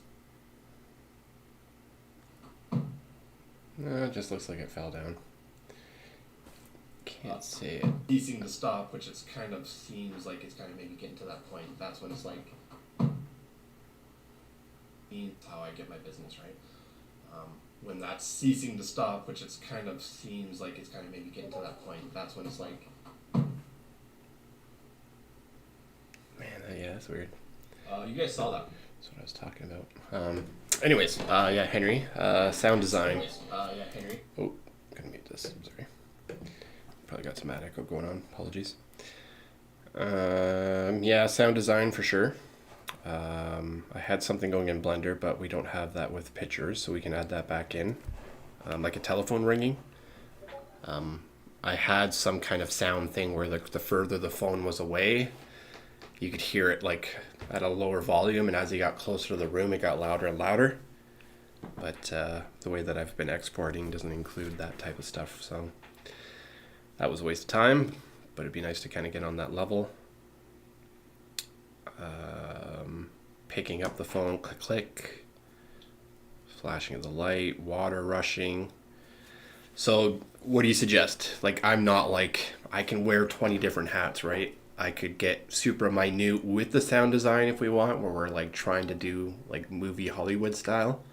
Or are you suggesting that maybe go to like Pixabay or soundeffectfree.com and we're just trying to find like the best sound effects, like somebody walking on carpet, hand running along rail, wall, and just adding those types of things, right?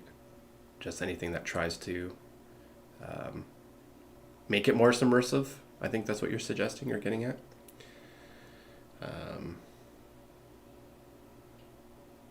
More about how you build the ambience through the sound, like heavy steps, moisture textures on the carpet, the clothes.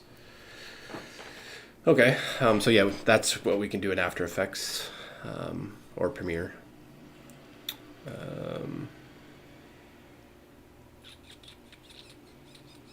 There could be also an element where I voice over something, right? Where it's like, hello, is anybody here? Hey, oh, wait a second. Like, I don't know if we want to do anything like that.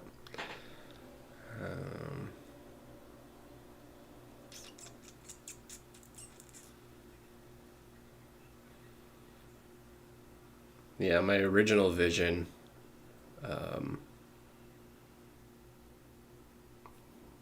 he picks up the phone and it's like, please wait while your message is being connected. And then he waits a little bit, and it's like the Frank Sinatra's Blue Moon. I have an audio edit that I did that's just epic, where I've like pitch slowed down parts of it, so it's like super eerie.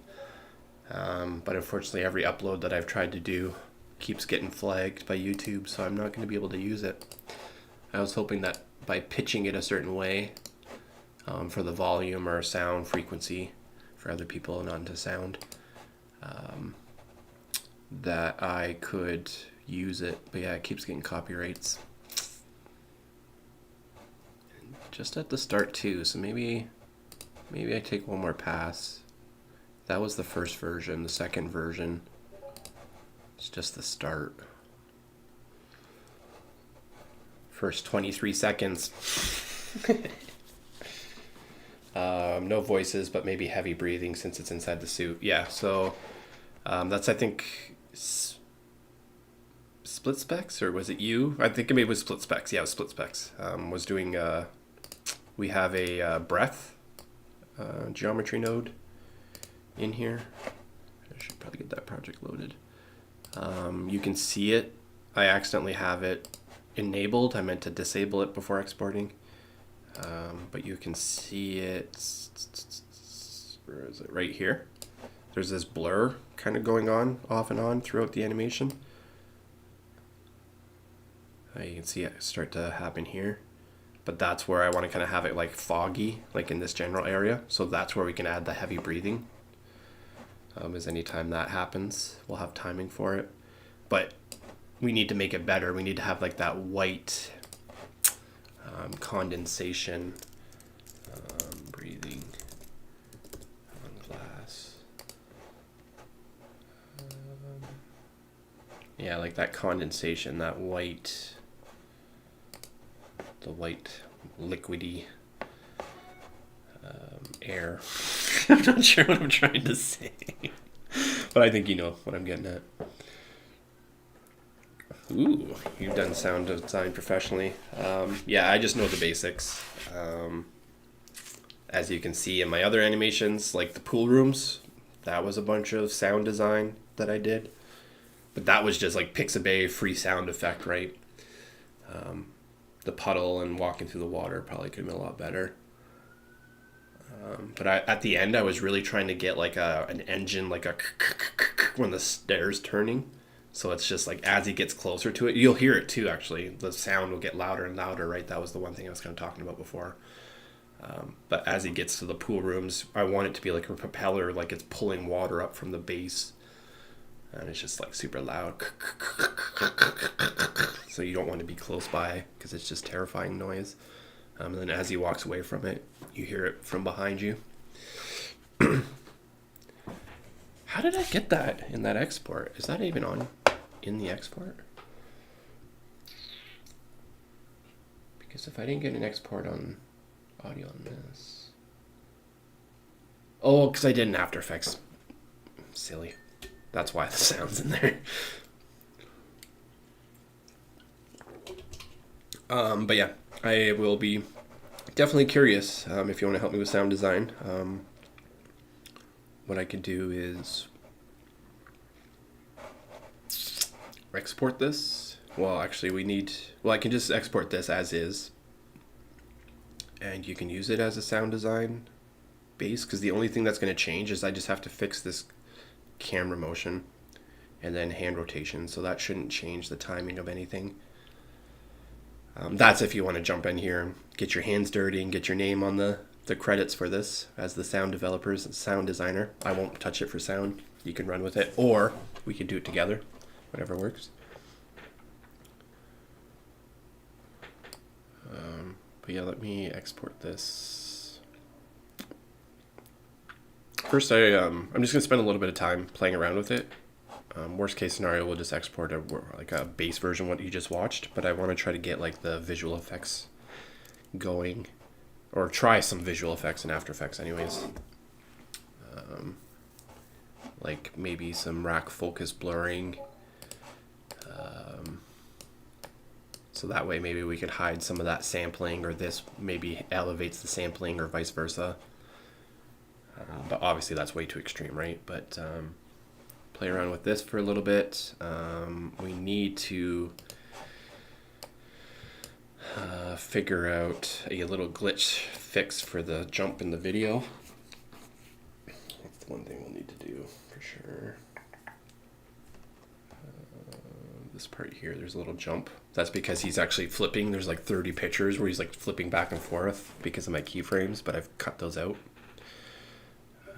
But if we can have a little like distortion glitch there.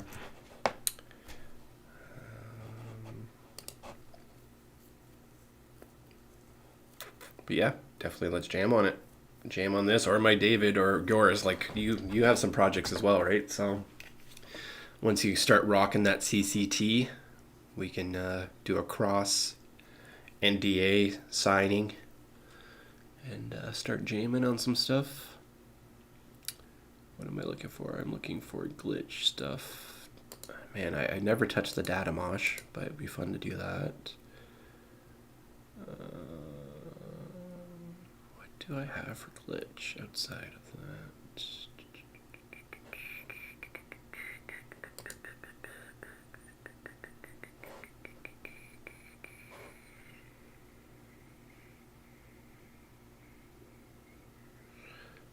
It would be interesting maybe use AI here and we just have like flashes, or actually cut to memories. Like we could actually use some that's an interesting thought.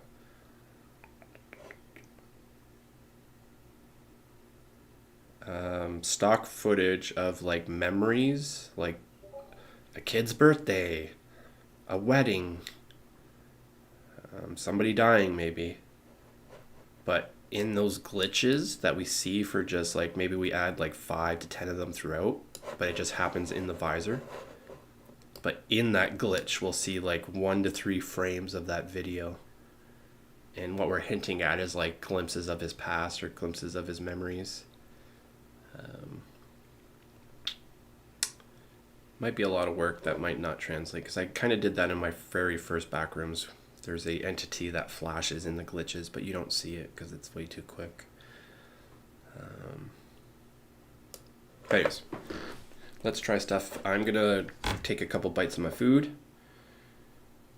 Hey, National. Yeah, Sam. Call me Sam, backrooms, whatever. But yeah, my name's Sam. Sam I am, Samuel. Legendary Samurai. That's me on Discord. But yeah, I'm going to flip my screen so you guys don't see me chowing down.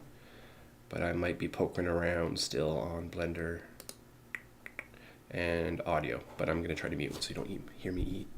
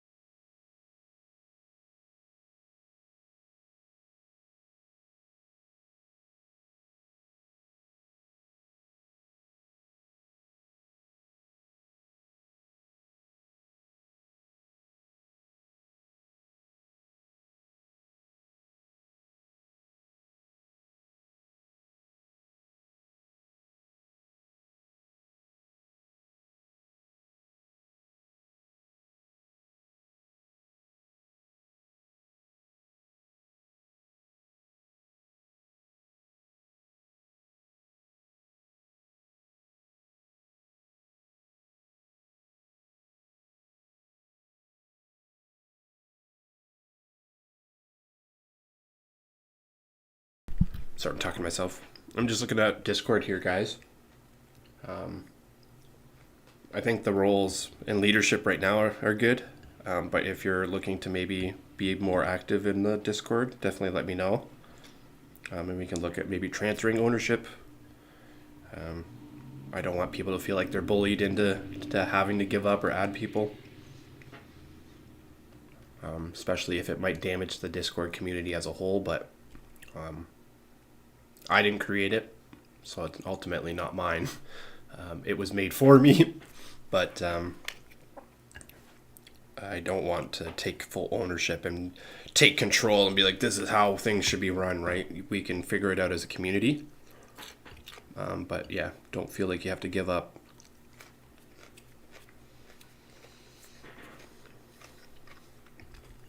But yeah, feel free to message me directly, Legendary Samurai, on Discord if you want to hop into a moderator status or have suggestions or want to be more active, be a part of some of the things I've talked about.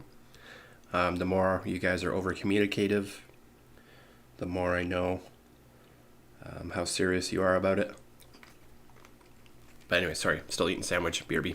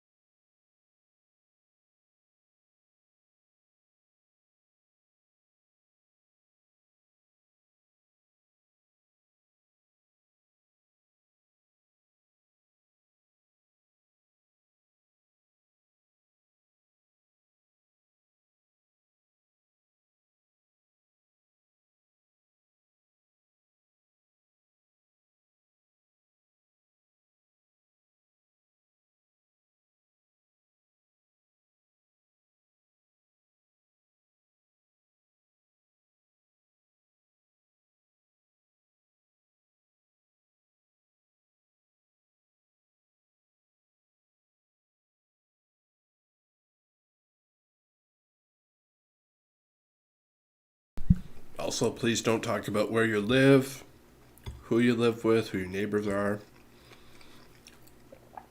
I mean, if you're an adult and you want to talk about that stuff, but if you're a minor, it's very important that you do not reveal that stuff.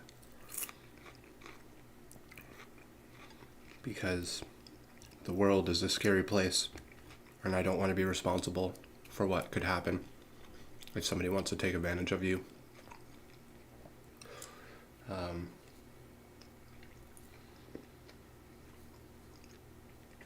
So please, please, just be mindful. Lean on never meeting people that we're never going to see each other in real life. We're just going to be digital friends. So it's important to don't let people know where you're at.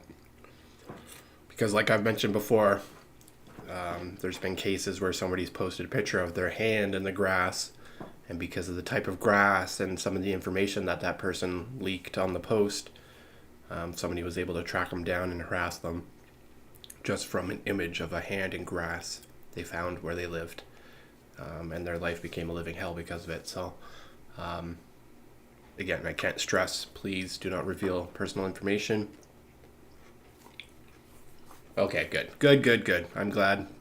Laugh at my expense, but you guys just need to recognize that I care about my community. I care about people. And excuse my French, but if there are assholes in here going to take advantage of people, yeah, you're not going to be welcomed here very quickly. So, send my peace. You guys are having fun.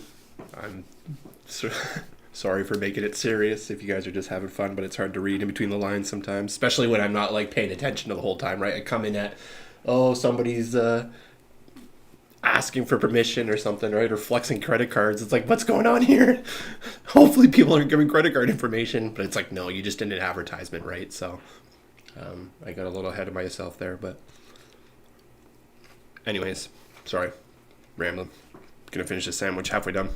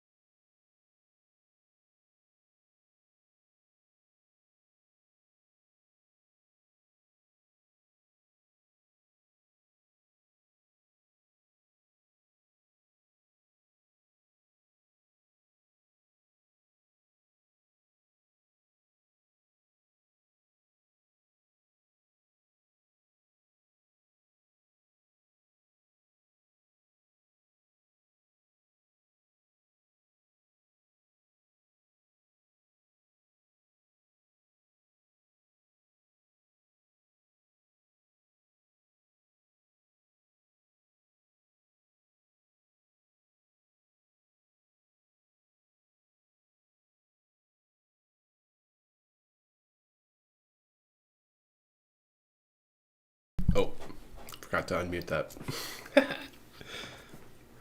I'm back. Can you guys hear my beautiful voice and my beautiful face?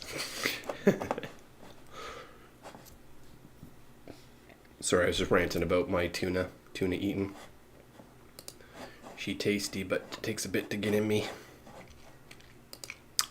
And yeah, sorry, I might be lip smacking still. She fights back sometimes. Yeah, we're just going to focus on After Effects because this blur stuff is adding a little bit to it, hopefully.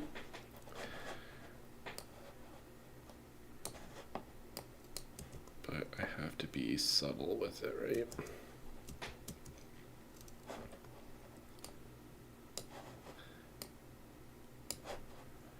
If it wants to work, doesn't want to work, it seems like.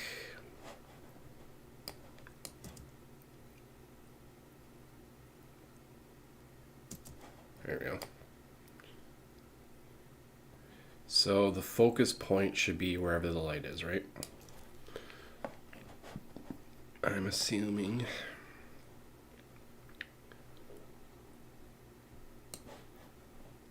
But I'm digging it because what it does is it softens the inside of the helmet a bit. Which, in our own vision, like, are we seeing, like, you guys can see my vision right now, right? Like how blurry my hand is in my vision. But I feel like there's an element, right? Your peripheral vision is not quite in focus, but it's hard to tell. I guess maybe not. Rendering's all done. Yes. This is what the last 2 or 3 days when we were talking about that 24 to 36 hours. That's what this is here. It's all the images stitched together into one video at 24 frames per second. But unfortunately in that export, we do have an error where for whatever reason, I'm scaling here, which I don't want. So we're going to have to re-export anyways. But what we could do is we could just render from here out, right? Which would be an overnight thing. It was going to take 6 days if I didn't render throughout the day yesterday. But it's literally been running like 24 or 36 hours. Like whenever I hit render that one day, it's just been going since. And it just finished like this morning at like 11 or something, right? If I canceled it in the morning when I woke up and worked for 12 hours, that's why it would, because then the next day I'd have to wake up, wouldn't be finished, I'd have to cancel it, do it that night. So that's why I was saying it was going to be upwards of 6 days if we were only exporting 8 hours at a time. Yeah, maybe my math was wrong. I got to learn my projection models a little bit better, I guess. Hence maybe just making a projection model in the spreadsheet versus talking out my butt about it. Because I always wanted that, but I just haven't gotten around to doing it. Look at making a render export projection time model calculator. We're going to call this one the REPTMC. That's the acronym for that one. But yeah, so we're kind of halfway through, like, that's why we can have some fun now and actually do some post stuff in After Effects, whether I'm heading in the right direction or not. But we have an export. We can hit export on this and put it up on YouTube if we want, call her done. Or we can spend some time, add in some visual effects, add in some sound effects, which you're down to definitely tackle if you want to take it over, or not take it over, but collab and run with that piece of the production. Because I ain't no sound designer. I'm just going to do what a basic person would probably do, if that. Better than what a basic person would do, who doesn't know post-production as much as I do.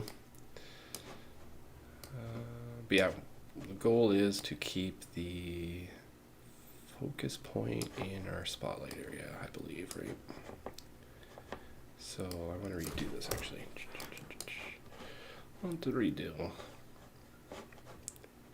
But yeah, I'm sometimes really bad with my projection models, especially when it comes to rendering. Because the other thing too was like that was at 3 minutes per frame, but it was only like the last quarter if that, was 3 minutes. Everything else was like one. I think the fastest frame was 1 minute and 10 seconds. Minute and 40 seconds was probably the average. So that's partially why it didn't take as long, because I was calculating at 3 minutes per frame. So there's that variable as well. So I guess, yeah, we might not be able to figure out like the exact calculator, because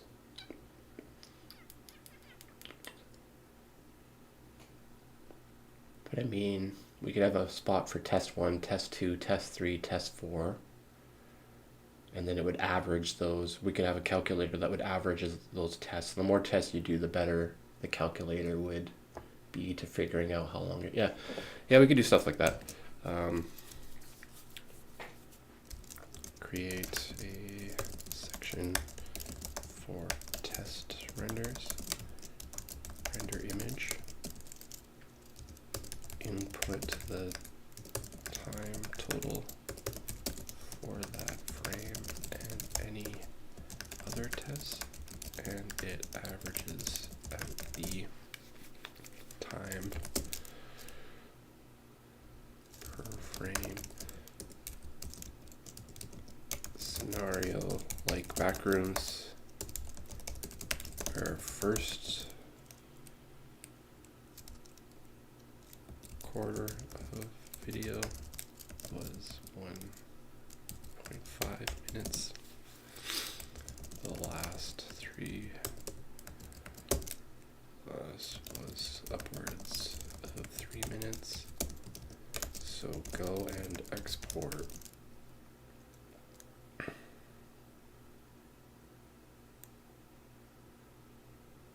A linear.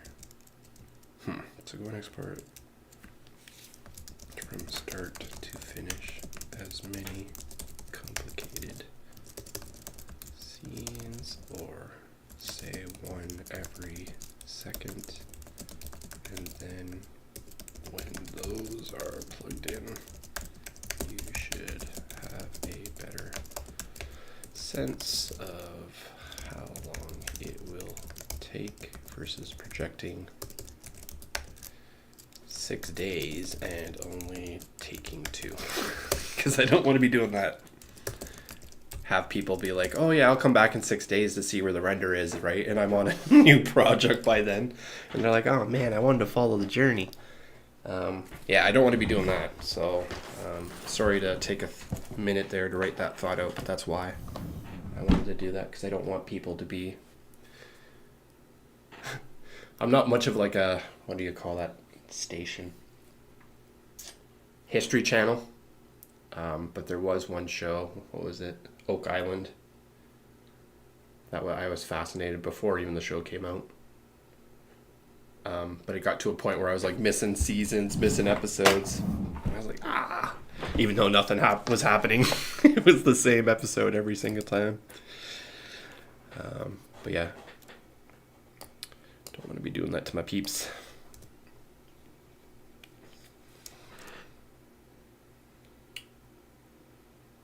Thanks for coming by. Sorry, who's bouncing? Adita, thanks for coming by. It's been a while since seeing you. It's good to see you. Hopefully we'll see you back around again. Enjoy your work. Going to work. Thanks for hanging.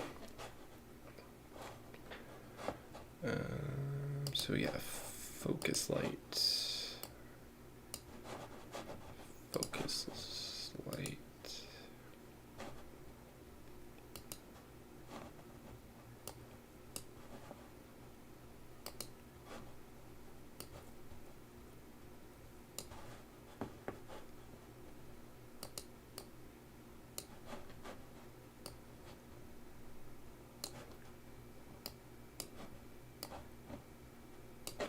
What's this looking like? I know I'm shortcutting a lot of it, but it seems to be following it. Oh, right there, we need to come down quick. Not that it's probably going to change anything.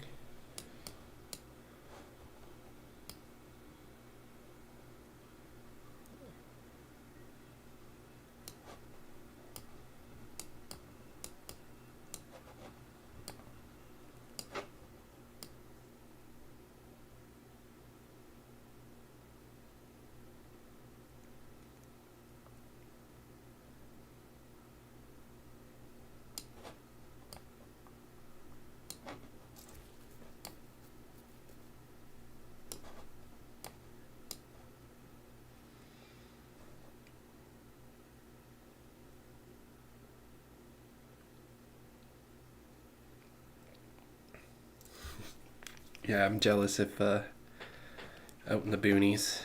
Um, Apologies. Who was I talking to about the architecture stuff? That might have been you, Luminix, Lumavox.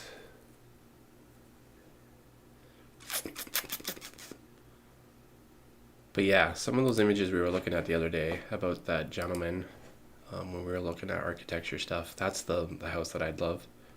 Yeah, yeah, that's that waterfall fall house. That was tight.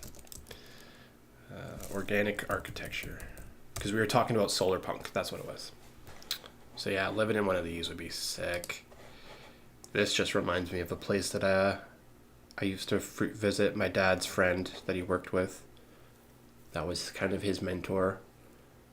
Lived on a place like this that kind of had a river through it that connected to the main lake. And then beside the river was this, like, I don't know what you call it, a tower, but it had a windmill or a water wheel on it. And then attached, you climb the stairs, and then on the top part of it was a pool. And I think there's actually maybe a living space somebody could sleep over. But there's a pool, so we'd swim at the pool, and then we'd go down to the river and play in the river. Build a dam, try to dam the river, but it was so strong it would break our dam. Yeah, that was the life. And then their main house was really cool too. It was super small, but it was like a tree fort. It was up on the rock cliff. Doing all this architecture design stuff and seeing all this stuff, like I just want to build this stuff in Blender, right? Like, what would be my dream house? Design it in Blender. What would be the dream environment? Design it in Blender.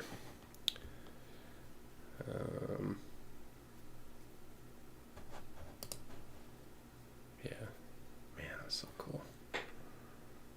The one building actually I came across recently, the Apple's presentation building. That was fascinating to learn about.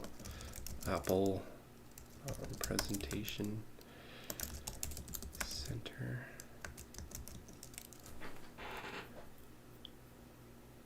Where there's no walls. It's all glass around. But what's interesting is that this roof is just resting on the glass. Like, I don't think it's actually anchored to the glass. Somehow the glass and how it's positioned is able to support the weight of this metal or whatever disc it is. Yeah, it's a metal disc. Obviously no privacy, right? But I don't know, just something about it's fascinating.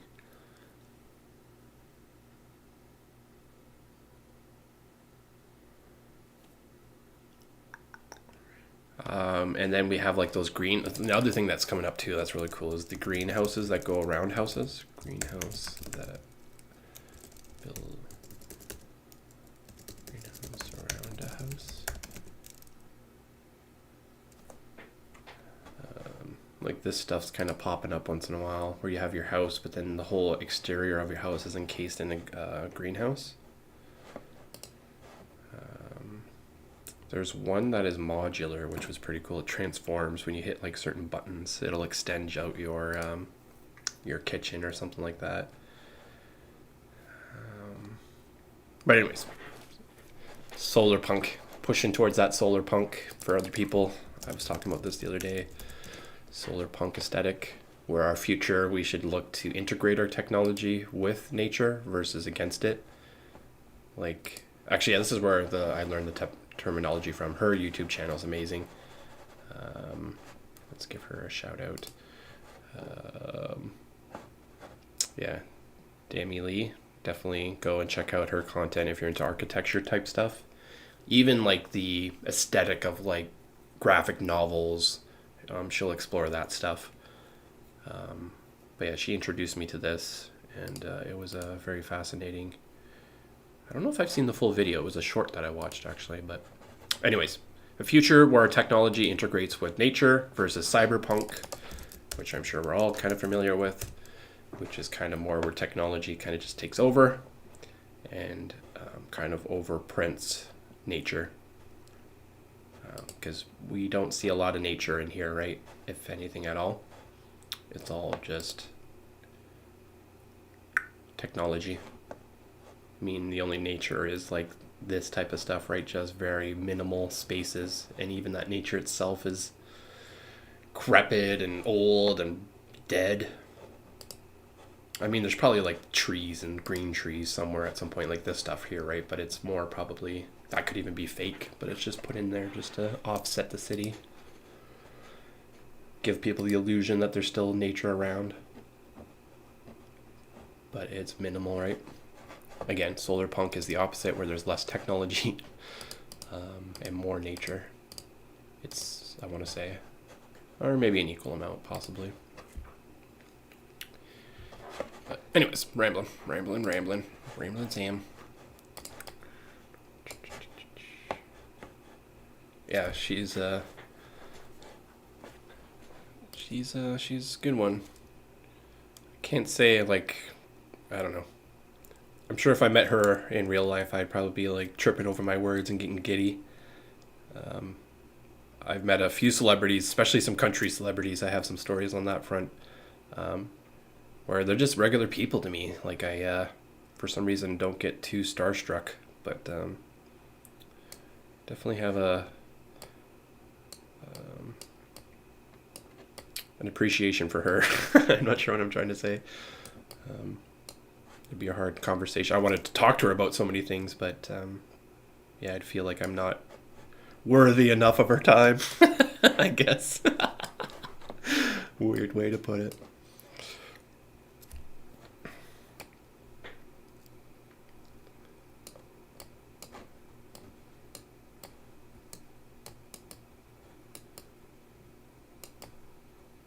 Yeah, we're just going to focus on trying to match up our spotlight as best as we can without making too many jittery keyframes. Like that one right there might not work.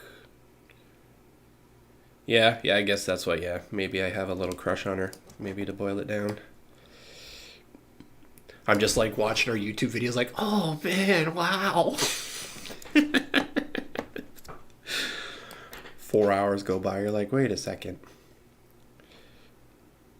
But I guess it's like any YouTuber, right? There's just certain personalities that you gravitate towards. Hence,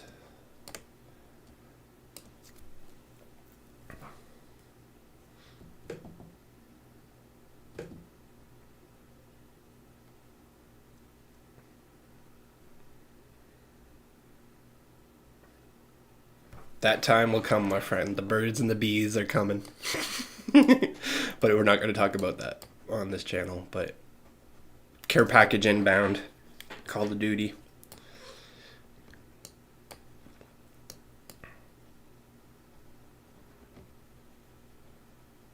Man, I love this little tool. Might be a little extreme here, but just to be able to get that control back in a 2D image. Like the video is flat, right? But with that tool, now I have this 3D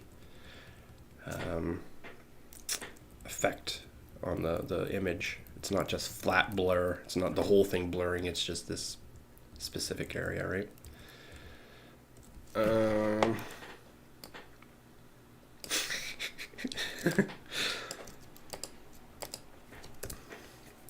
But yeah, that country stuff, well, since I brought it up, because video editing, where I lived, there was a CCMA, Country Something Music Awards, that they have every year, right? And one year it was hosted in London, Canada, Ontario. So me and my buddy that I work with, we didn't have any passes, didn't have any clearance or anything. We show up with cameras on our shoulder and we're like, yeah, we're here to capture the behind the scenes event where media. Security opens up the gate for us and ushers us in, doesn't ask for any ID or anything. And here we are in the back tent while celebrities of the CCMA, like major country stars, are just like chilling in this tent, and we're just in there just filming, asking questions. There was a point where I was just like by myself downstairs, waiting for my buddy to come back. I was just watching the gear, just chatting with this guy about the Matrix, how the Matrix was and how it was a cool movie, this or that, just like nonchalant. He brought it up, and then he leaves, and then my buddy comes back. He's like, "Do you know who that was?" And I'm like, no, man. And I couldn't tell you his name, but it's humbling, very humbling. But yeah, that was a fun time. Just you can get anywhere with like seems like a construction vest or a camera. Even in today's world, with all the things that have happened, it seems like you can still get into events without having proper clearance. I mean, I'm not advocating for it, but when you're news and media, sometimes you gotta go to get that scoop, to get that story, as long as you're not hurting anybody. That's all that matters. Or stealing, breaking laws. All that was bad there was, I guess there may be a couple bad things there, but worst case, they would have just said, hey, where's your media badge? You guys aren't supposed to be here. And we're like, oh, sorry, we entered the wrong gate. Anyways, I'm rambling. That was a cool moment. That was a cool moment to be a part of that production. It was grueling though, grinding. We were filming, hustling. It was hot out.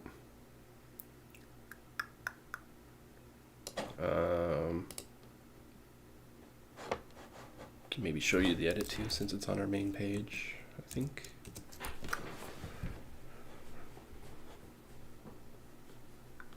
Yeah, like this stuff is so old. I'm like almost embarrassed to show some of the stuff. But we keep getting work. What am I looking for? This thing here. That's what this was.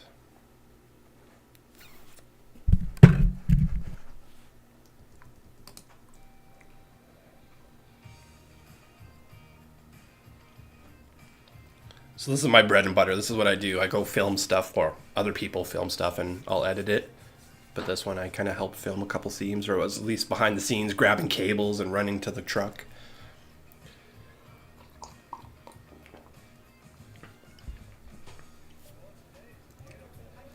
It might be hard to hear, but...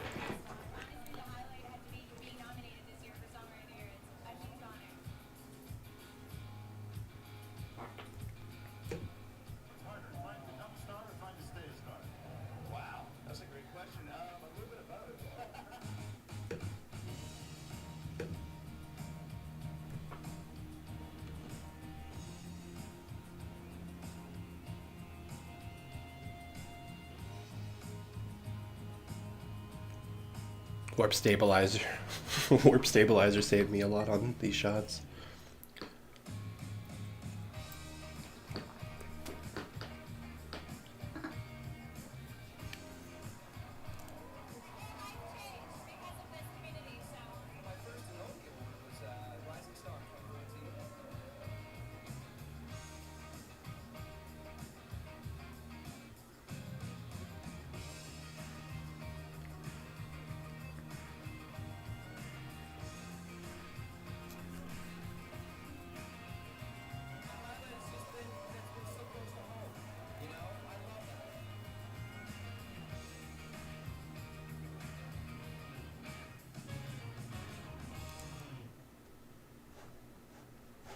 Eight years ago.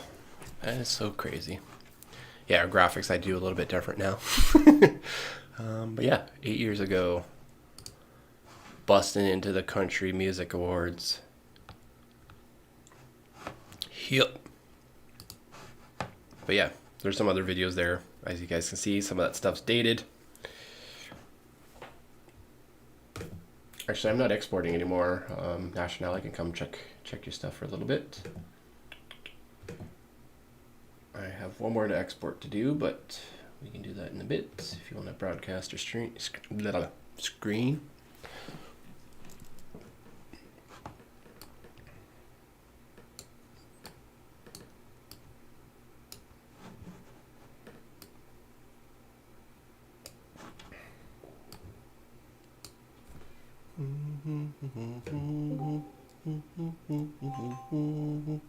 I don't have that song stuck in my head now. It's definitely stock footage or stocky type music, but just that guitar riff was cool.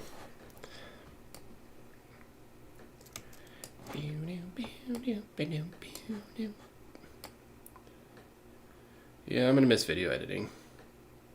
It's just just not the same anymore.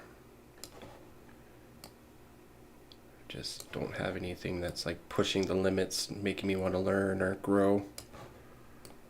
I mean, there's a bunch of video projects I would love to do, but nobody's paying, and I'd rather invest my time and money into the space I'm living now, because this space is going to be pretty cool. I could see in a year from now, channel bumping. We have side channels of people that have been part of this, starting other catalysts. A few of us move into maybe a production studio type scenario, collabing when we can. Then we're pitching to Netflix, or one of my ideas is to somehow get connected with one of these YouTubers like Asmongold, somebody that has say a video game production company business going on, or potentially have the funds to fund such an organization if they have interest in animation and storytelling, anime. Because it sounds like some of those people are just waiting for that money, saving that money for the right moment. And maybe that moment is ours to shine. Anyways, rambling. But yeah. Yes. Sorry, I'm not in lounge. I'm trying to get in lounge. There we go. I'm in lounge now, hopefully. Old man Sam doesn't know how to use Discord. I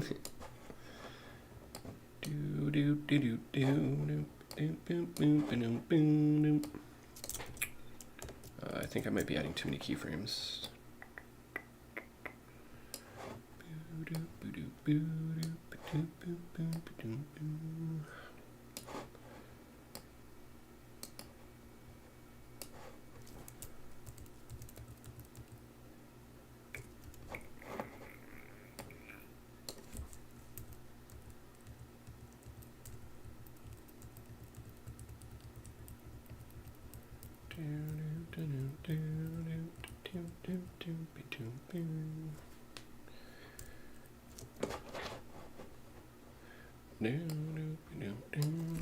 Oh man, it's not gonna be good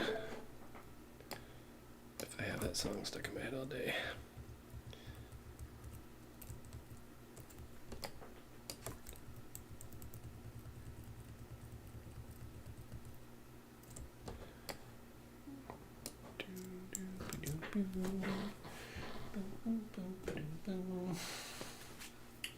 What do you got going on?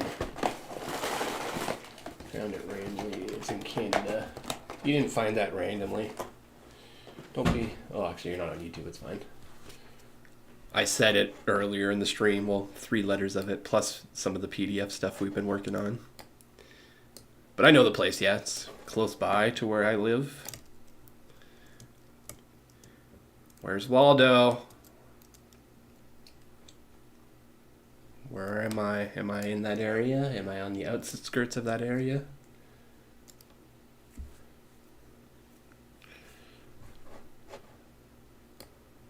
You better not dox me. You're scaring me. You're zooming in on my house.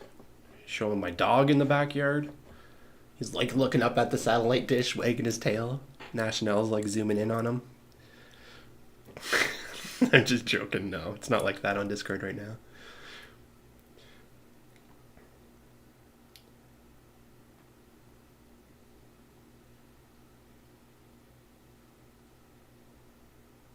Yeah, there's lots of like farm. What is it? What's that small town? There's a small town by Kitchener. St. Jacobs? Yeah, St. Jacobs. It's got like a lot of farmy type stuff. It's a Mennonite type town, but it's on the outskirts.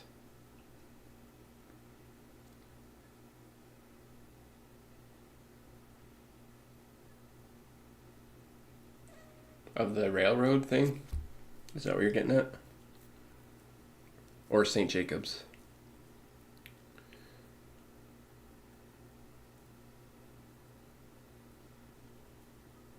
Yeah, St. Jacobs. So I think it's on the north end.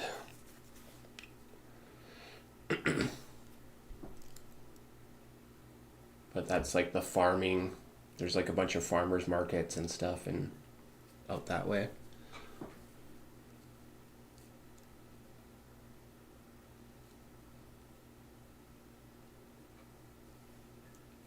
No.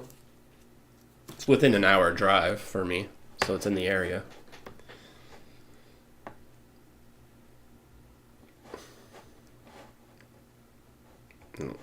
I'll say it's within an hour and a pinch from that area.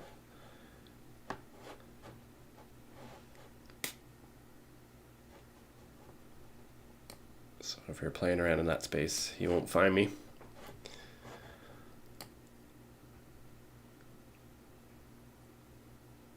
Do do do do do. The song is in my head. How do you get a song out of your freaking head? Not sure how you do it. My buddy said you're supposed to sing into it, and that's how you stop thinking about it. I'm like, man, no. And the more you sing it, the more it just gets imprinted in your head. It's like you gotta start listening to like another song, right? Or go turn the vacuum on and listen to the vacuum for an hour.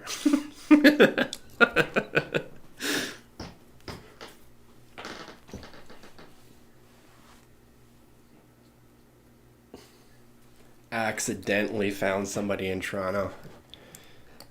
Oh, yeah. Sure.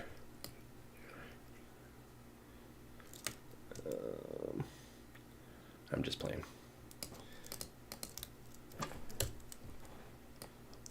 I mean, if you got that tracker skills, we need you to go find some other things, like what happened to that missing plane. Go find the missing plane. If you can find me on Google, go find that missing plane.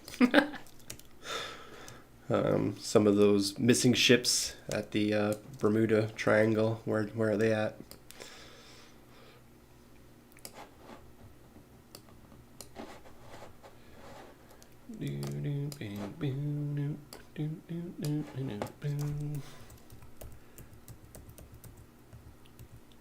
Oh yeah. But I mean, he's not a cyborg, right? Like, he wouldn't have that kind of eagle eye vision.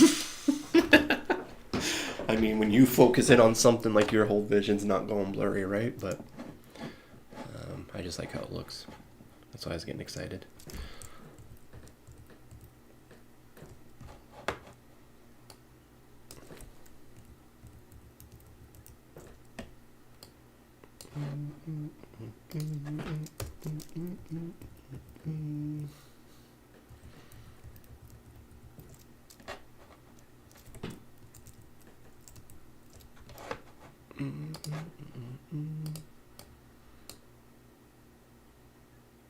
I know. Yeah, I could have, but I don't know how. Well, I could have with the keyframing of the focal length, right? But I feel like I'm just burning through this a little bit, and I think I'm okay with quality. Like, I wouldn't be able to play this back doing the in the render mode, but actually it might be a little bit too much. Yeah, it might be a little too much. We're moving too fast. I mean, that worked there, but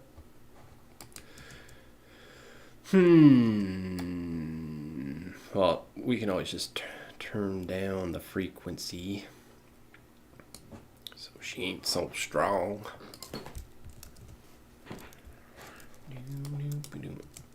What I do like about it is it's blurring the inside of the thing. Where are you at? I'm not sure where you're at. It's all blurry. Oh, Chicago? Yeah, I think it's in that area. It was at the bottom of that Lake Michigan. I think it is there. Usually just parent the focus on the empty and animate it pre-render with workbench and tweak. Parent the focus on an empty and animate it. Oh, so like I have my point. This would be the... Oh, I see. Okay. you set up this tool in Blender, and then I just do the same thing as I'm moving through. Okay, I think I get what you're saying. I think I see what you're saying.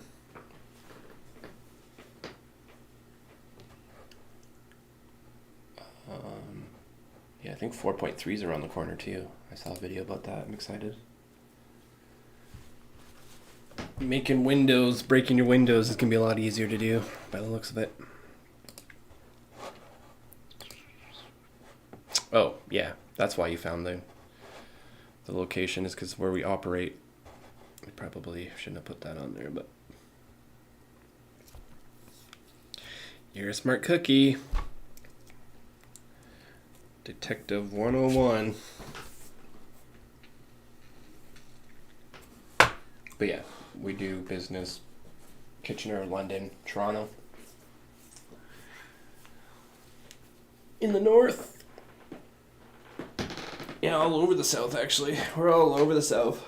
Brantford, Stratford, Guelph.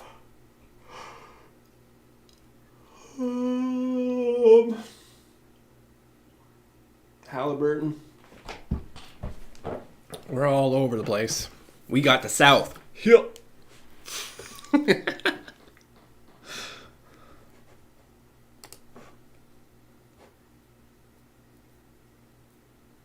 Yeah, thanks. I appreciate the kind words on the 100 subs. 103. We're getting there. One of the to-dos, I moved it down on the list now, but I was thinking about making like a, yay, 100 subscribers, thanks everybody, animation in Blender. But it might be a lot of work for 100. Definitely for the, what was it, the 3,300? How many subscribers is it? I forget. I think it's 300. No, 500. 500 subscribers.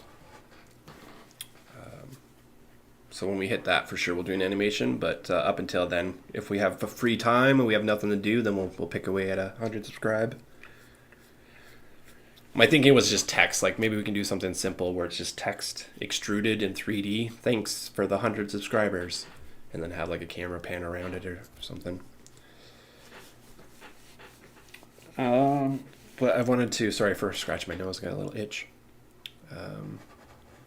I've wanted to kind of clean house a little bit. Definitely wanted to get Backrooms out. So once Backrooms is out, then maybe we can onboard that animation before, if the client hasn't got back to us, before we hop into David.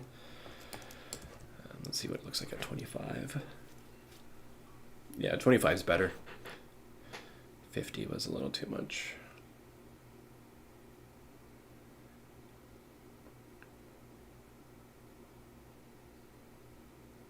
And it's still a little fast. The keyframe should have been probably a little softer.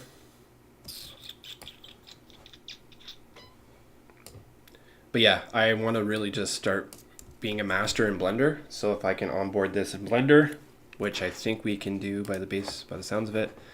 So I'm trying to open up Blender to try that out. But I like the idea of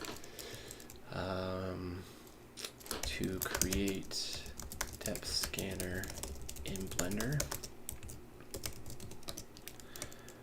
Parent the camera's focus to the empty. So wherever the empty is, the camera should also focus on that area, blurring out like we see with depth scanner in A.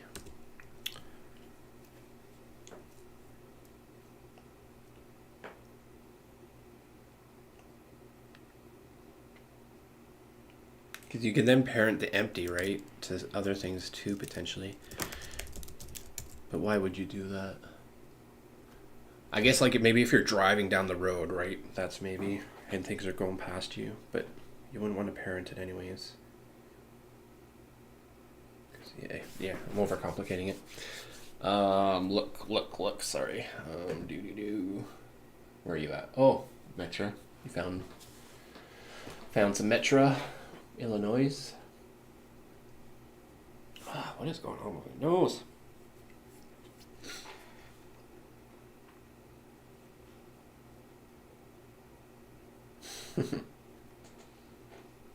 Yeah, there's a couple stations like that we've come across in the area.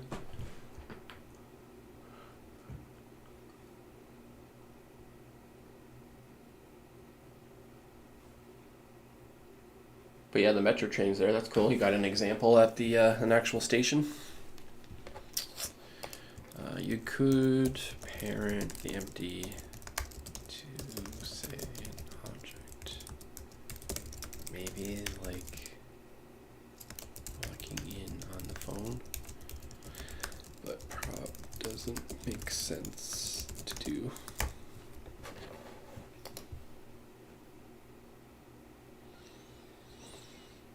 Yeah, I'm trying to wrap my head around parenting the empty to objects. Because if the focus is on the empty, and say we're focused on the phone, and he's walking into the room, and the empty's focused on the phone, as he gets closer, does that mean the focus is going to change as he gets closer to the empty? Because it's parented to that phone? The further he's away from it, the vision's going to get more blurry?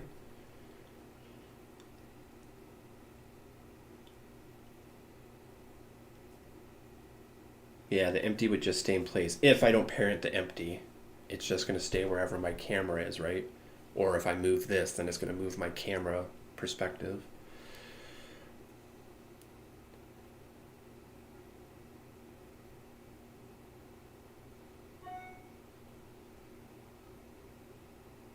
I like my hand movements. Hopefully that makes sense. I need like a little toy. Unless you parent to the camera, the empty is separate.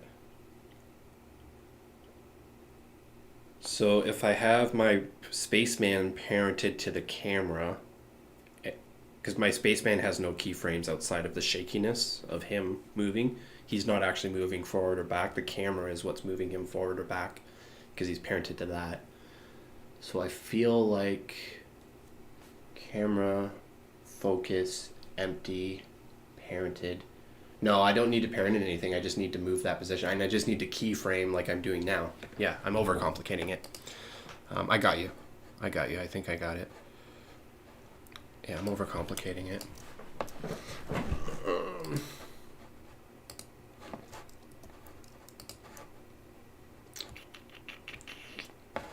Let's see how I have it set up here.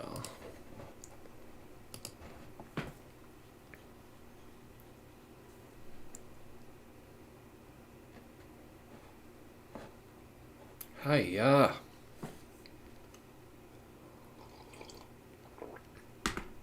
All right, well, we've hit our limit.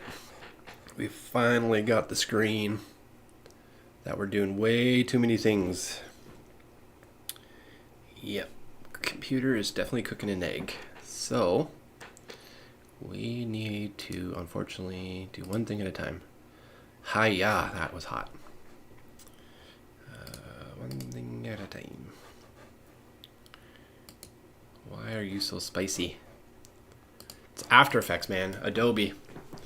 Killing me. Like, the problem is, and it's probably only using like half of my like RAM.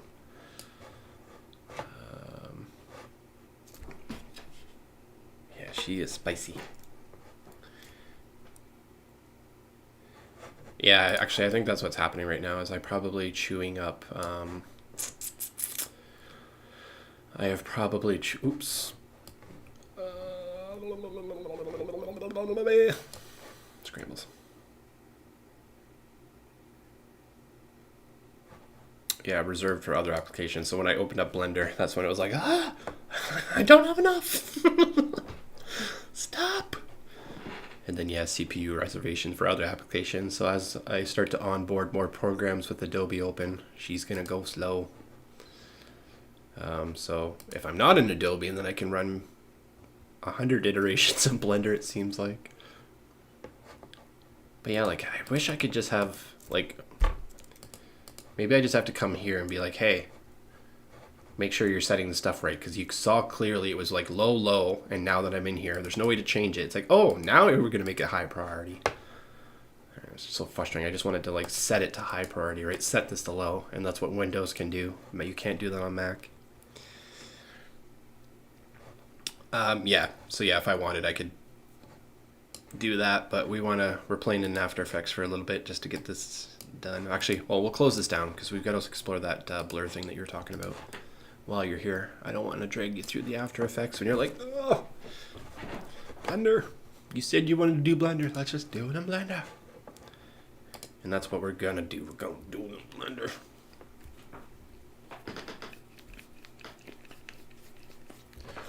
Or at least figure it out for the next time, which I think we have an idea on how to achieve.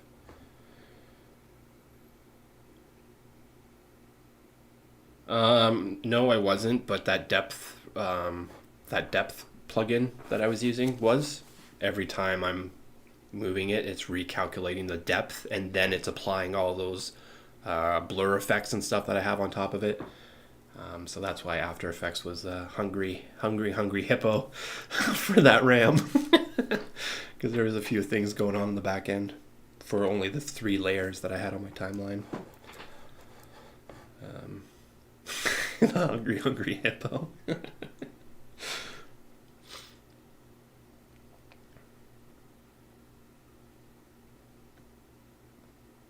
Cool. Yeah, I don't think I have anything else going on. Though it would be nice if the old client... Oh, he did get back to me 11 minutes ago. Good. I was worried it was like 2 hours ago. I'm waiting for feedback on the video stuff still. I'm hoping to get you something the next day or so. I'm a bit of a Jedi because I'm like... Last week, I'm like, they're going to send it Monday, so it's likely I'll only hear back them on Wednesday, which today's Wednesday, so I'm hearing back. And I've said to myself, the likelihood of the answer will be like, hey, sorry, we're still waiting. We'll get back to you when we can, or when we have information. And then that's going to look like Friday.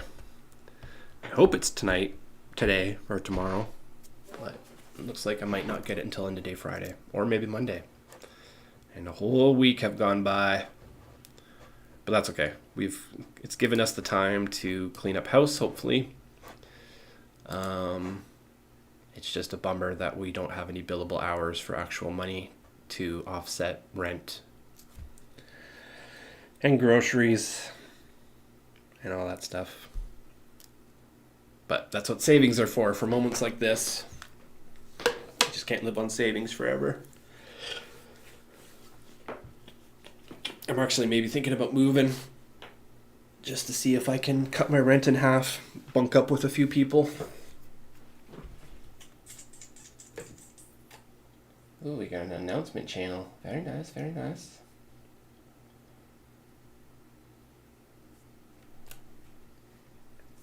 We're growing.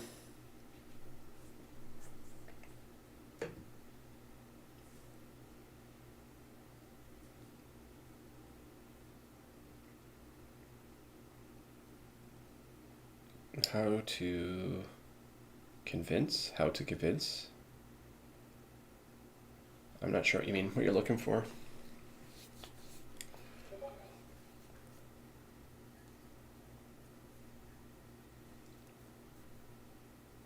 And remember, try to make your messages in a sentence, right? Versus one word, a couple words at a time, because you might get that timeout again, right?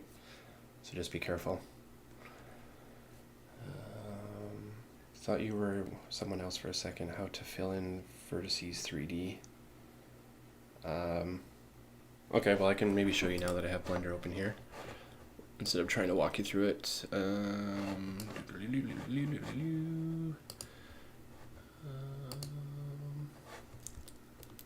Yeah, see, my world is upside down. Literally in Blender. And I'm not sure why or how I managed that, but I did.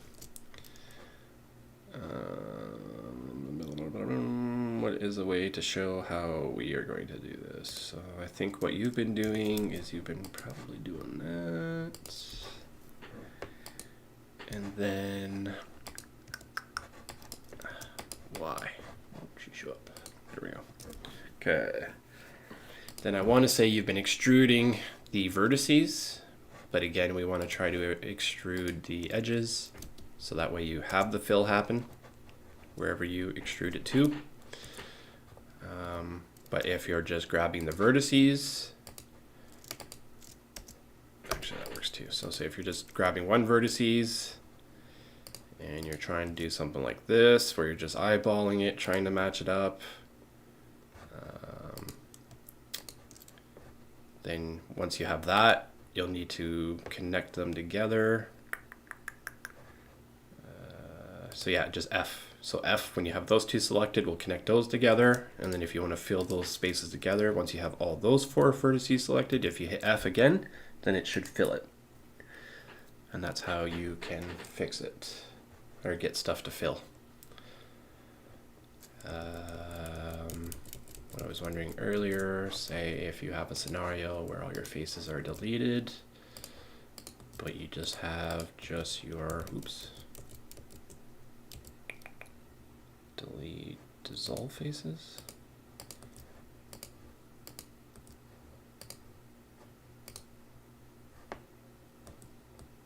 I don't know how or why you would get to this state, but say if you got to this state here where you're something like that and you're trying to fill it in, you would then select these 2 vertices because you don't have a line connecting them together. So once those 2 are selected, you can hit F and then it's going to connect them together. So you want to do the same to the bottom, where you connect just those 2 together. And then because we don't have our lines connecting our cube, we would want to connect those 2 together, hit F. Connect these 2 together, hit F. And now we're trying to fill in those faces. So we want to fill in the back one first. So we grab all the back vertices, hit F. Then we want to fill in this side. We want to do that. F. And you just keep repeating this pattern. But there are shortcuts where once you do one fill, if you just keep pressing a letter on the keyboard, it'll fill everything else that has vertices connected. But I haven't retained that shortcut in my memory. This is as far as I know for modeling and filling. But that's how you would fill that back in. Ideally, you'd probably be better off just making a new cube if that's the case you were trying to face, but sometimes maybe your object's like this and you're like, oh man, I really like that, but I need that face to be you're like, oh man, I really like this design, but I really need a face on that thing, right? That's where you, instead of doing a cube and trying to redo it again, you can just fix it by selecting those vertices. And then it should just fill. This one would be interesting. I think you still need to grab that, yeah. And then fill, and now it fills again. Hopefully that is a crash course on filling. Again, there might be better ways of doing it, but hopefully you're following along there.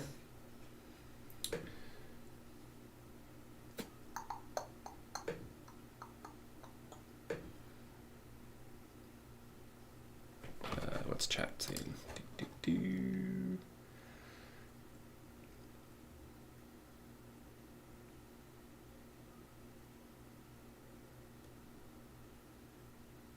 Oh, you just keep pressing F. Making it so hard for myself. Yeah, you just keep pressing F once you do the one, and then it'll go around and fill all the things.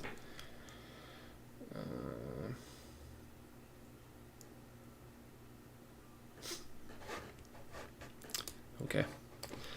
That's funny. Anyways, yeah, that's what that's about.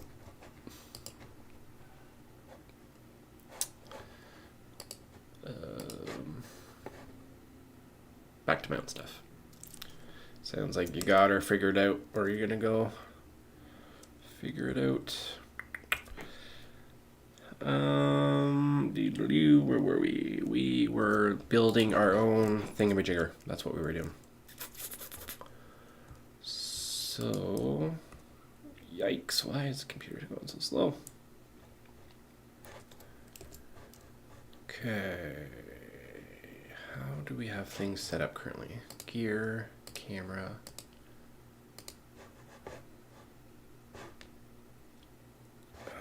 Focus, object, depth of field. Okay, so it looks like I was playing with it before because I have it attached to my body.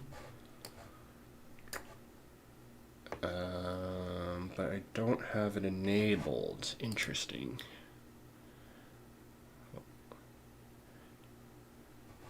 I'd assume that's going to add some render time. Where did it go? Depth of field.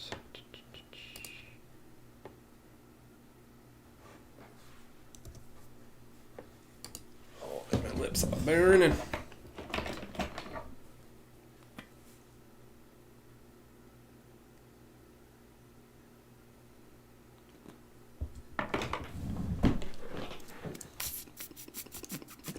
Okay, we're getting the blur in the visor. Nice, nice, nice, nice, nice.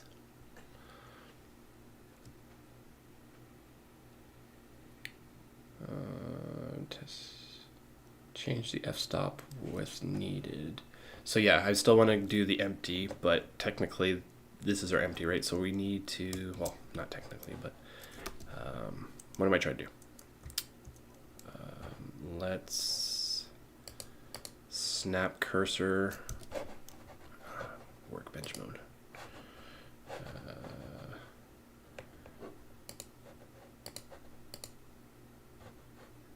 Can you get blur in workbench? Oh, test it in benchmark, not workbench. Silly. I was misreading what you were trying to lay down. What I want to do is I want to snap my cursor to my camera. Where's my cursor? Where's my camera? Snap cursor to selected.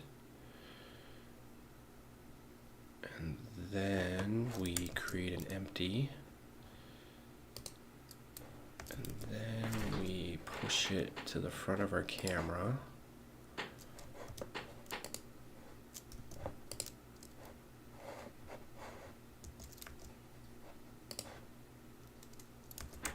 Just roughly outside of our camera. I want to parent this to the camera first. Oh, okay. Workbench but rendered. Okay. Well, I haven't done that before. My version of Workbench looks like this, where we can't actually see it blur, but we can take a look and see if we can achieve it, because it'll save us some render time for sure if we can get some tests out of that. But I want to parent this to the camera because the camera is the one that has all the movement.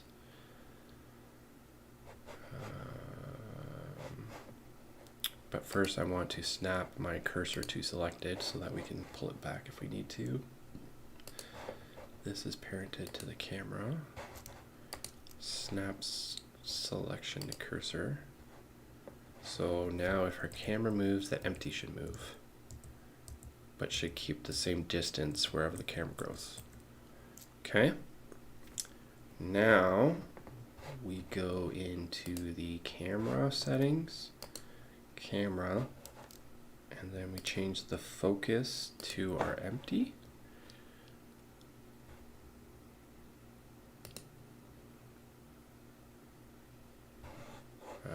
Let's just target it right. Ugh, yikes. Where did that empty go? Let's call this focus point. Then back to our camera, holy scrambles. Focus object.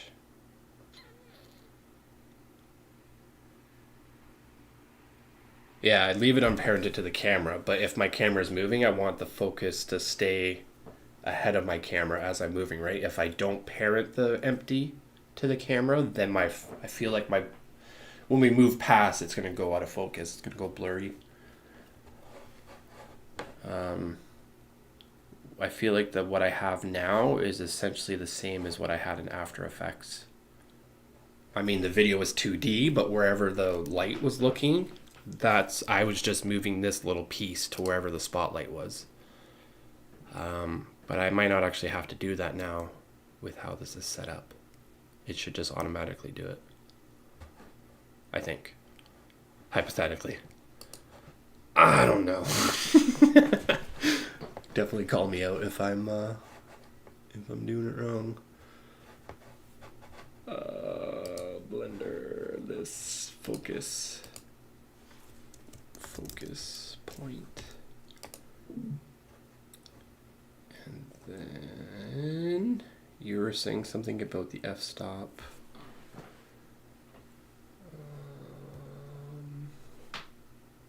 Change the f-stop when needed, so I can keyframe the f-stop if I want to have it blur at certain times, like down the hallway, like that one time. If you want an empty to stay in the same place, yeah, I think I get you. We'll see if it's translated. I think we're good. Let's take a look. See what our blur situation's like.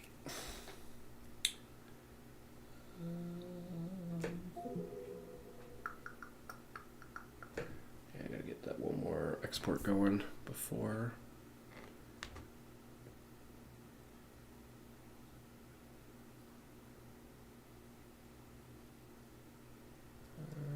How cameras work in real life.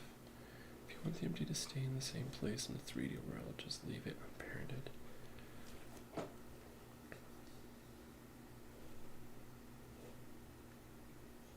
I'm seeing it one way, but I feel like you're telling me it's a different way.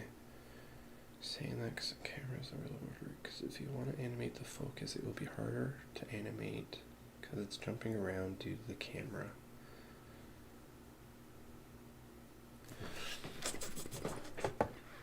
My brain is not going green light. It's trying to.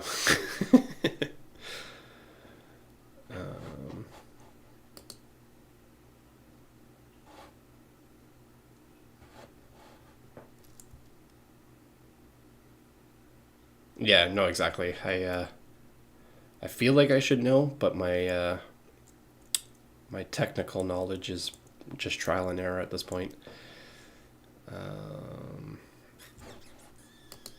But it looks like the thing that I said should work isn't working. So you are on to something, I think. Well, actually, no, it's still there.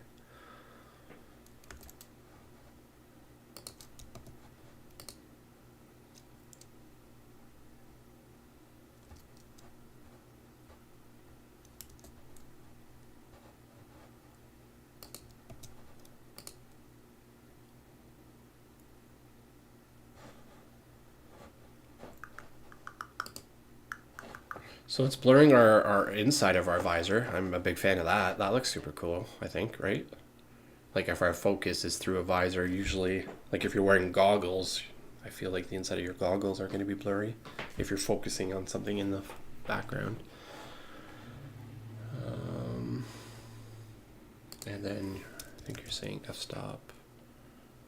So the higher the number, the softer, the more focus it comes. Let's do 1. So that really blurs our foreground, keeps our stuff in focus. And then if we do, say, 20, because the thing is, if you're getting closer to the end of a hallway, the focus should maintain at the end of the hallway, so you don't need to animate it every time you do an extra step forward.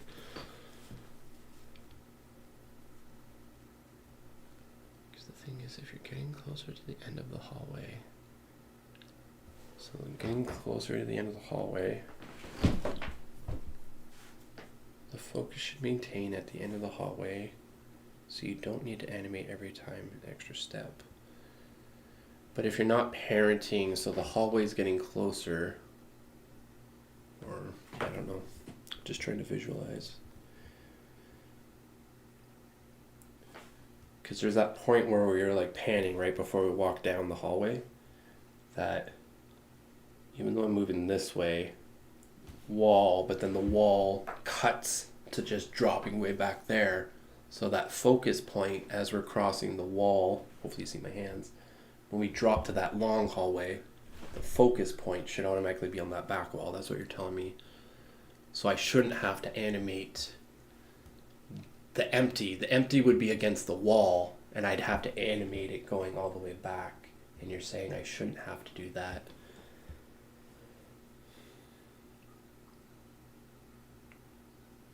I feel like I'd still need to keyframe the f-stop even.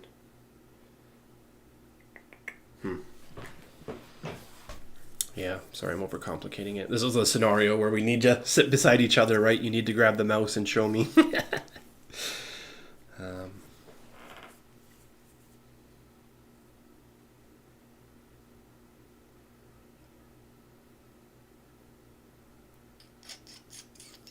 Yeah, 3D is not easy. It's simple to some people, but you definitely, there's a little switch, a light switch that happens in your head, and you're like, oh, that's what happens. And then unfortunately, you start seeing it in the real world, and you're like, wait a second, am I in a simulation? Just keep it the same. So keep it the same. So I wouldn't animate it back. I would just keep the empty wherever that wall is. So I think what you're saying is we just don't bother trying to angle that thing to this. We just let it be.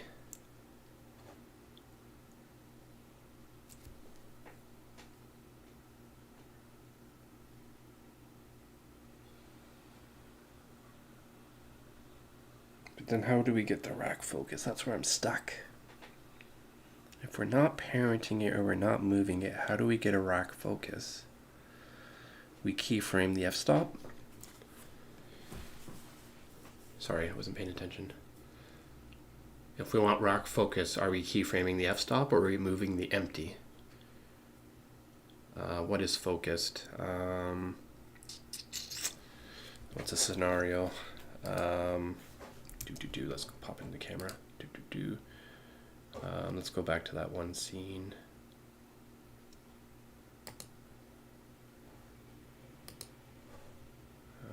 Where we pan across the that hallway.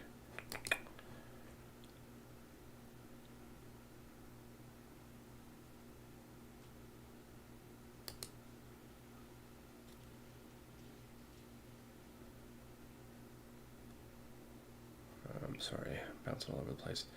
So like here, maybe here, if we wanted to do a rack focus, we see this wall, this corner wall as he's peeking around, but we want to rack focus over to this general area over here.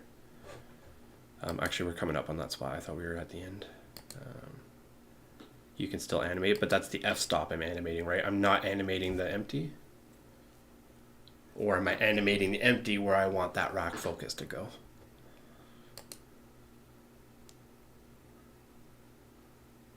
Yeah, this part here. No, you're animating the empty. Okay. But if that empty isn't parented, so at the beginning when he's laying down, I'd have the empty pointing to the corner of the room. But if he gets up and turns around, how do I make that empty follow my first person perspective? Because I feel like that empty will stay here, and what's happening right now maybe is it's going out of focus because, but here it's parented, so it shouldn't be doing this. Anyways, sorry, overcomplicating it. Definitely overcomplicating it. You're saying unparent it, so we'll just unparent it. Or no, we need this to stay. We just need to unparent the empty. Crap. Point focus. We need this. It's just unparent the empty. Just put to the next focus point. Next. Don't need to go frame by frame.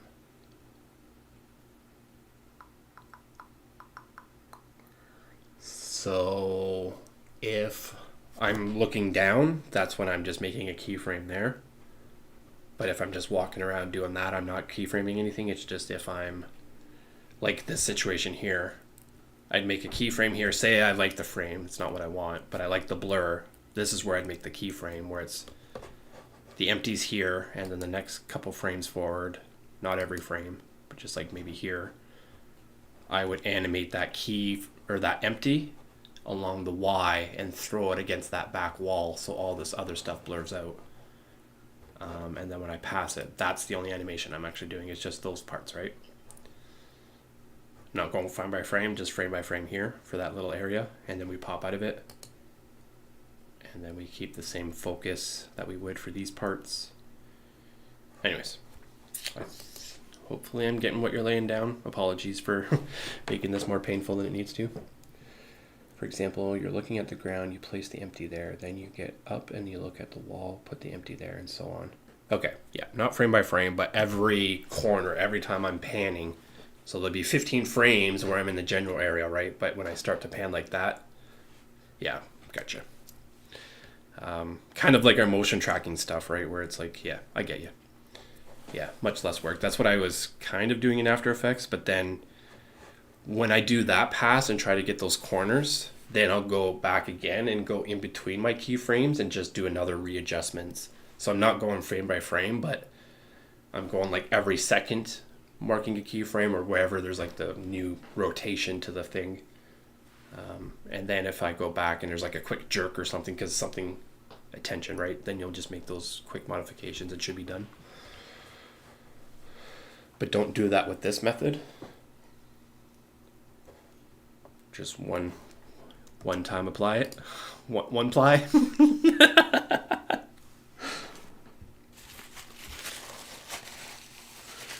What are you up to, National? Still kicking around? Have you found a Discord channel? Create your own channel?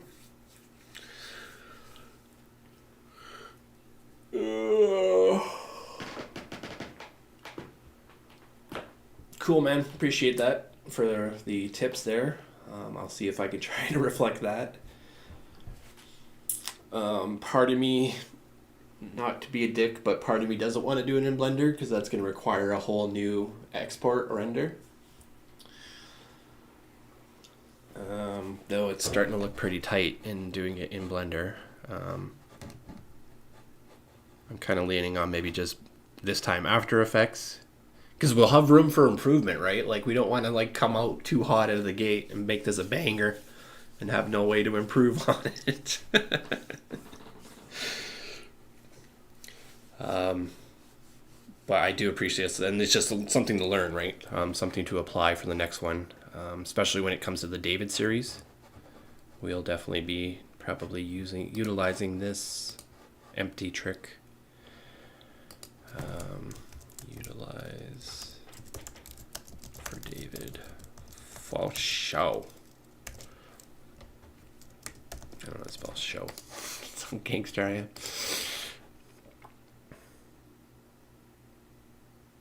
Yeah, next time. Yeah, so appreciate it. Don't want to make it seem like I'm not like, I don't want to waste our time, right? So that time is just going to be transmuted or saved for another time. But yeah, I think I'm going to lean on calling this done and just re-export the last little bit where we have that scaling pop in. And if there's anything in that period that we want to change, we can. We have the opportunity to, as long as it doesn't have a domino backwards. Let's not save it because I don't think I've saved it yet. Finish applying After Effects. Just quickly get that done. It's gonna be subtle anyways.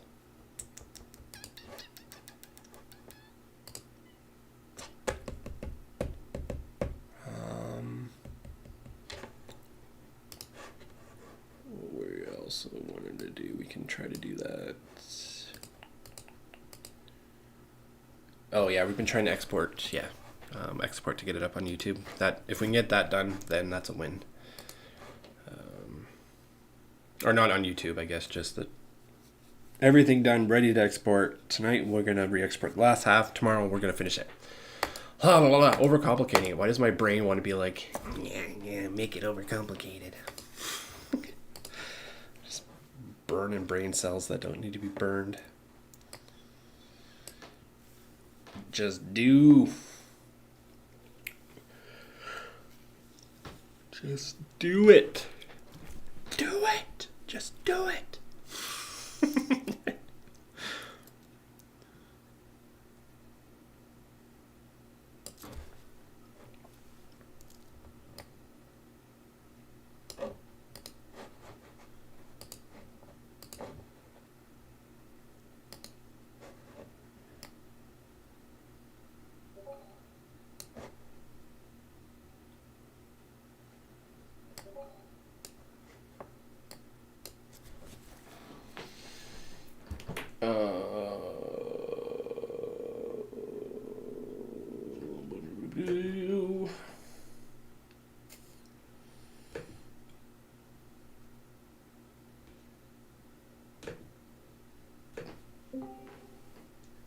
Sorry, what do you need help with there, bud?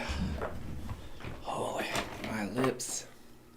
Today's stream brought to you by Blistex. Last year's holiday edition flavor, Mary Brisk Berry.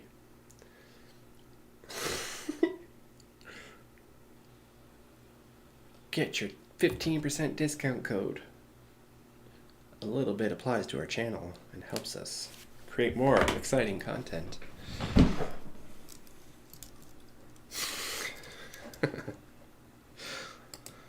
Someday, maybe.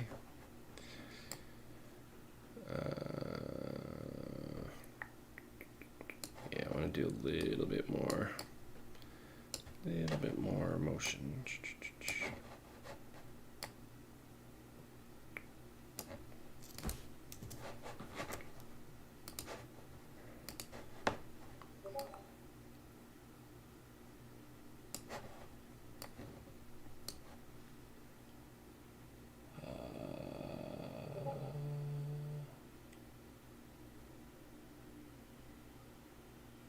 Sorry, what are you looking to do with your cube? I'm looking. I'm watching.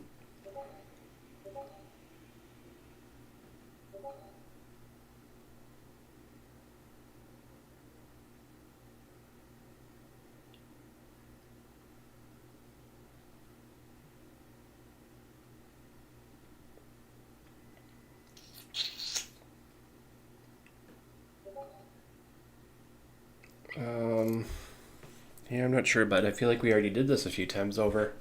I feel like I've already shown you this a couple times. You forgot. You don't remember. Yeah. I can show you. I can show you again, but I don't know. I need to find a way to teach you how to remember how to do it. Because it's taken a bit, I think, I don't know if you know, but sometimes it's taken us like 2 or 3 hours to kind of show you how to do this. And to do it every day, it's taking a little bit of time. I'm just trying to think about how we can do this for you. How can I show you? I don't know, dude. I feel like we might, you should almost do the gecko. Yeah, see, like, the vertices, you don't want to be modeling by vertices. You want to be modeling by your edges or your faces, at least out of the gate.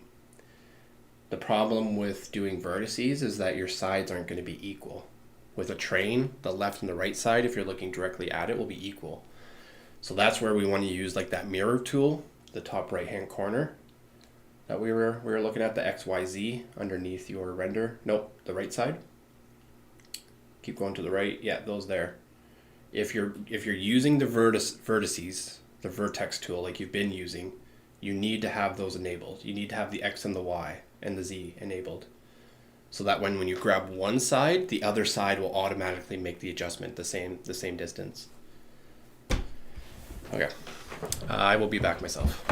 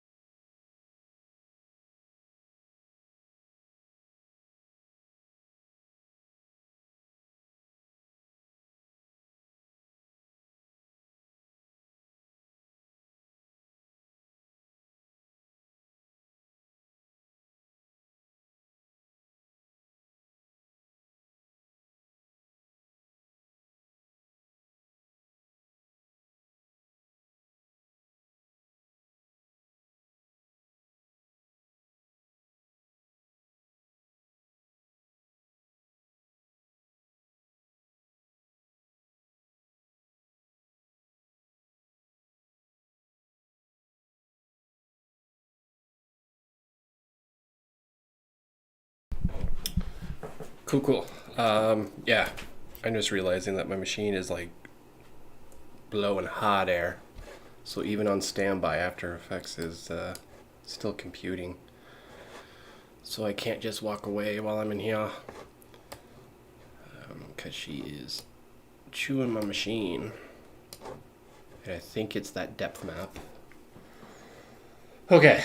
National. One thought that I had while I was taking a little break there.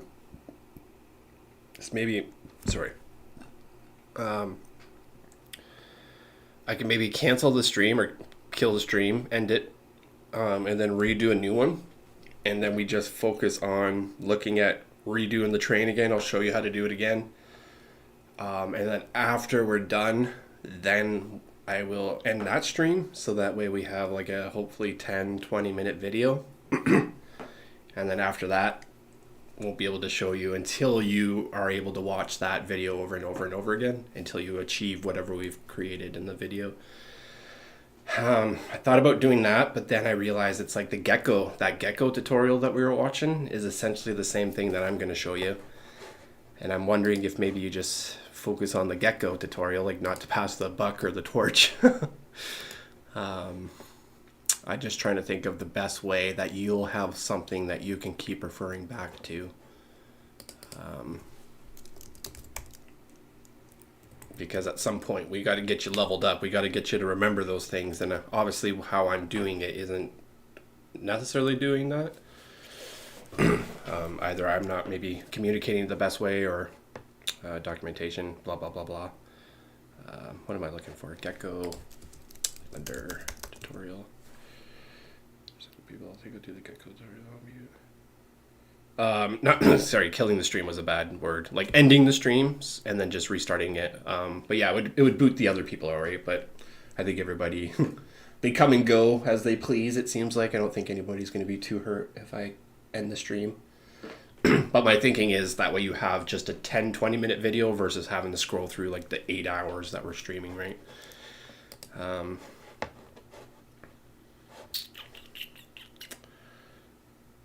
But there's something about trying another thing outside of your train. This is going to show you how to do the extrusions on faces and edges. For some reason you keep going back to vertices. So again, just doing the faces and the edges.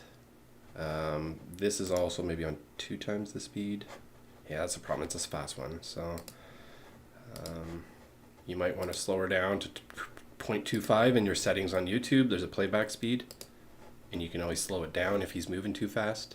Oh, actually he is going into vertices. Okay. But he's going into vertices as the last step to actually get like definition of like the knuckles or so it's not completely, you do that kind of last in my opinion.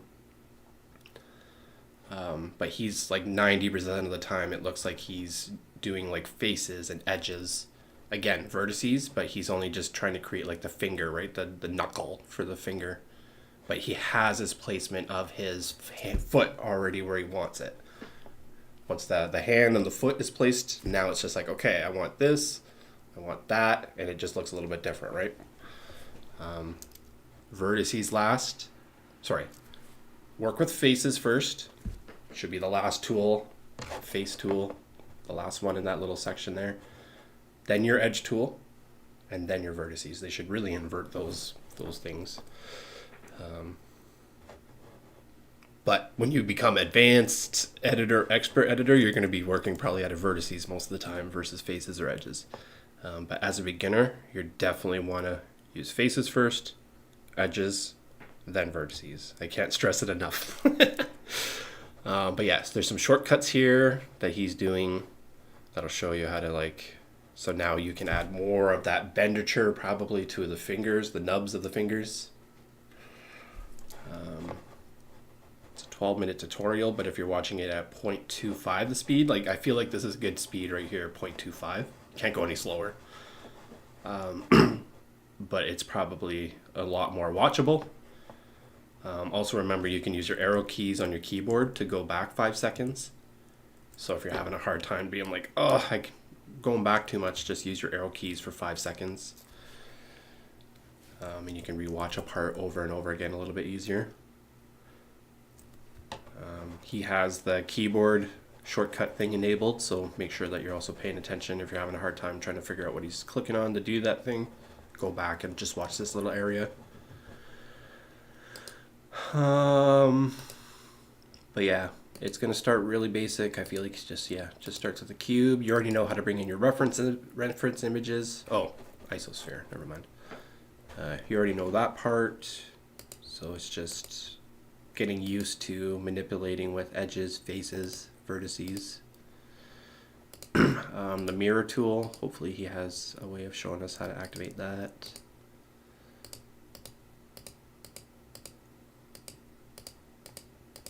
Yeah, it doesn't look like he's using it. None of his are enabled up here. Anyways,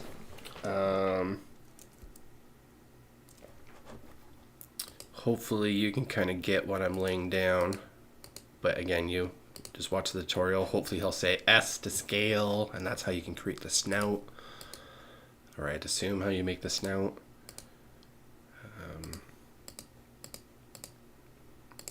And then what's transferable, like after you watch this tutorial, what will be transferable is like the head part.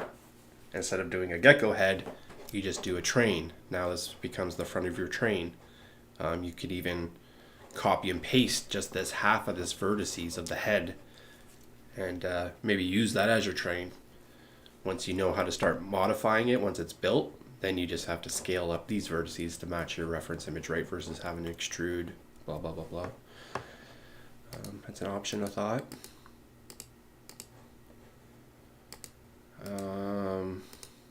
But yeah, just pay attention to what tool he's using in the top left-hand corner. The blue means he's selected on it. So if you're trying to replicate something that he's done in his tutorial, just make sure you have the right tool selected, you're in the right mode. But I want to say it's looking pretty basic. If you can follow this and get just a basic gecko, it doesn't have to be the same quality as his. Like right here, it might get a little more complicated for you around the 8-minute mark. But if you can push on this tutorial, then you're going to be able to model that train. And there's a chance I might not even have to show you how to do it, but I'll be able to show you much better how to transfer this knowledge to the train versus me trying to do the basics while showing you how to shape the train, right? And again, apologies. I'm trying to set you up for success. This might seem like I'm not trying to help you, but I'm really trying to set you up for success. And sometimes by helping and doing it for somebody, you're not helping that person, right? Sometimes that person has to keep running into the wall multiple times until they're like, oh, actually, this is not how you run into a wall, right? This is where the door is. As silly as that sounds, that's what it kind of boils down to. That, or you eventually find a way just to break through the wall, right? Eventually, enough times, if you keep running into the same spot, you'll figure out how to get through it, right? So I think that's where we're at, unfortunately, in a positive way.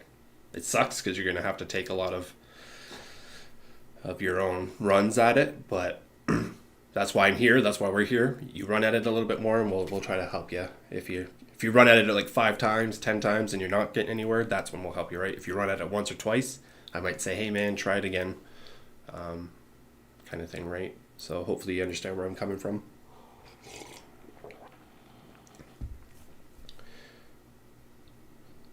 It's the tough love, the parental tough love that you don't want to have to do, but if you want your child to be set up for success, then sometimes you have to get them to do it themselves. Not that I was doing stuff for you, but if you can't remember, then that's a sign that we got to try another way to get her to stick. Anyways, back to my jam. While you're doing the gecko, I'm seeing you're in it, flicking around. Good job. At least you're going at it. You're trying it. So I'm proud of you. Do it up. Okay. That After Effects is barking at us because, yeah, that's why I closed it. But we can open it. My computer's not cooking an egg right now, where it was going to be. And try to get out of this as fast as we can. Because my poor machine's like, no! I don't want to do After Effects anymore. Not today.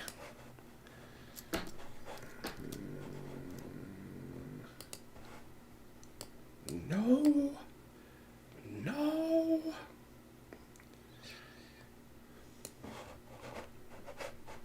Randy. Good old Randy.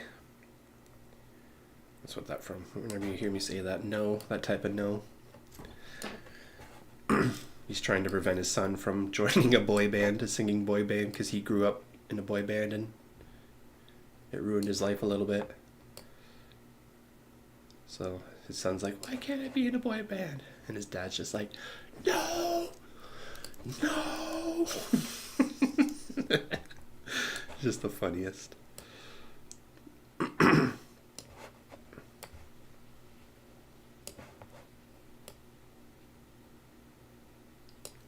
When it pivots, I'm doing probably a little bit more keyframes than I should.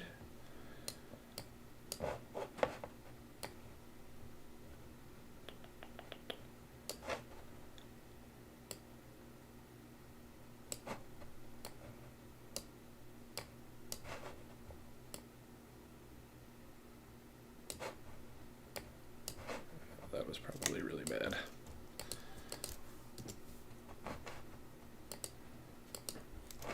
There we go. That's the other thing too. You can delete some in between keyframes and it'll just average them if you have another one afterwards. Oh yeah, look at that blur. I like that blur.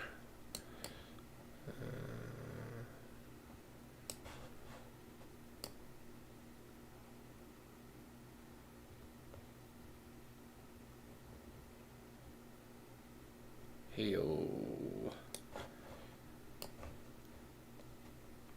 Ayo, fat cat, Charlie Brown. Xbox 360. Man, just some bark 'em some memes today.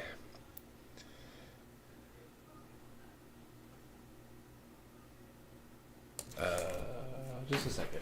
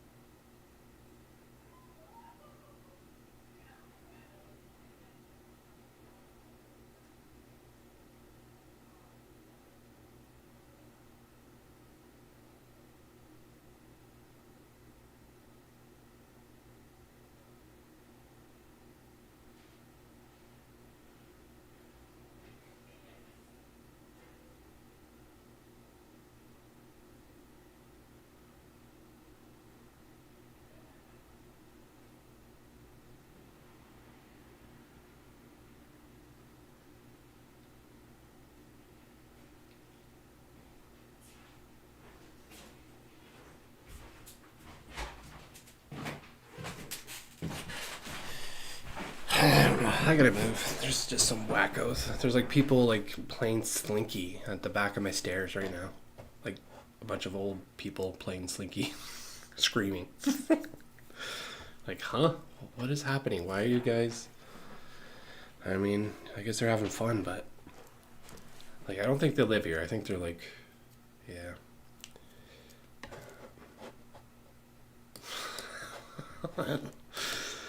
I don't know.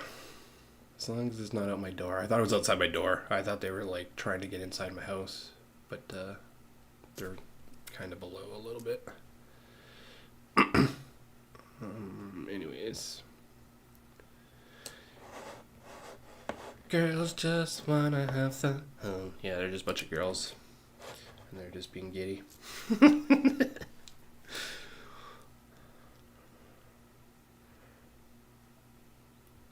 Sorry, National. I was just making sure my place wasn't getting occupado.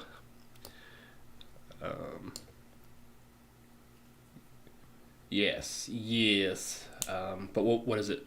Modifier, deform. Gotta stay away from modifiers, dude. You can approach modifiers if you want, but I would take one thing at a time. Modifiers might be a little tricky to explain. Because I don't even know modifiers personally too well. Like the curve, array, Boolean.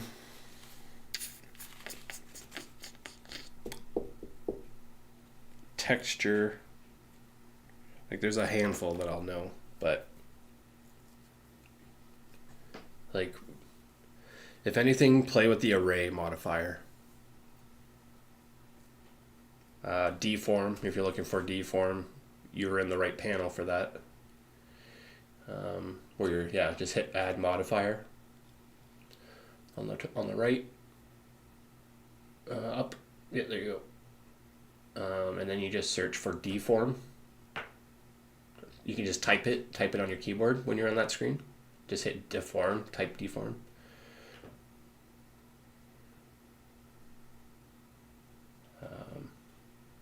There you go. Mesh deform. And that's the mesh deform modifier. Like, I don't know what you're trying to do with it, but that's what that is. I'm assuming if you want it to shape as another object, you would tell, hey, this object, modify this object, right? There's so many modifiers. There's like hundreds, if not thousands of modifiers. So it gets complicated. But I would type in array, ARRAY, add another modifier.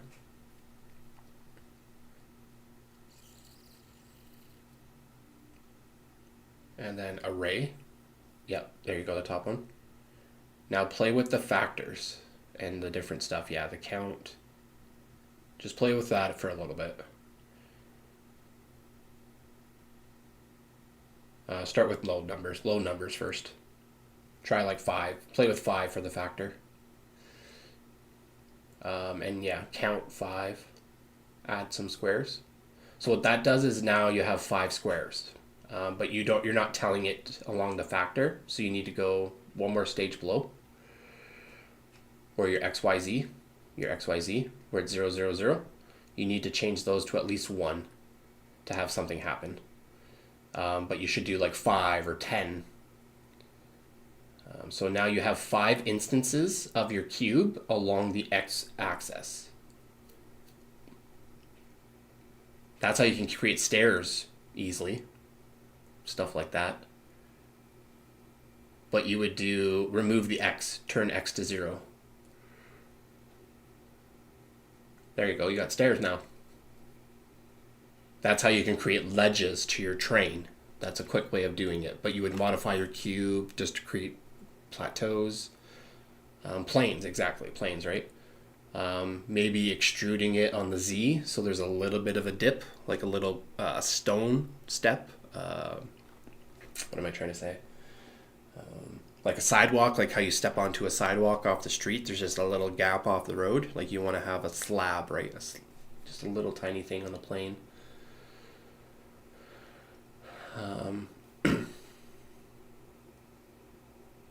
But you also may, and then remember to do Control A to apply your scale. Once you're done, you like your shape, you like your size, make sure you apply your scale.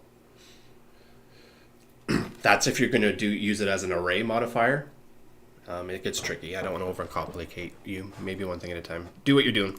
I think you got some new tools to play with. But yeah, out of all the modifiers, probably the array. Let's wrap our head around that first before we do anything else.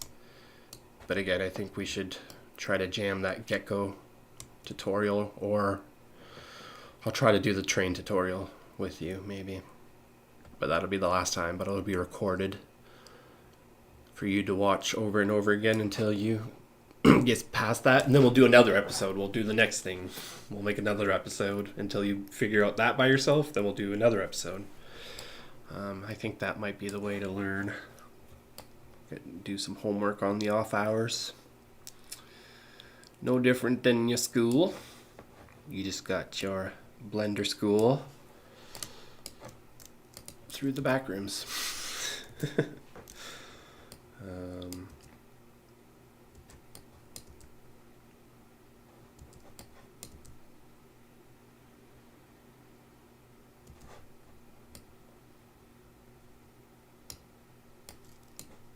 Anyways, back to my thing.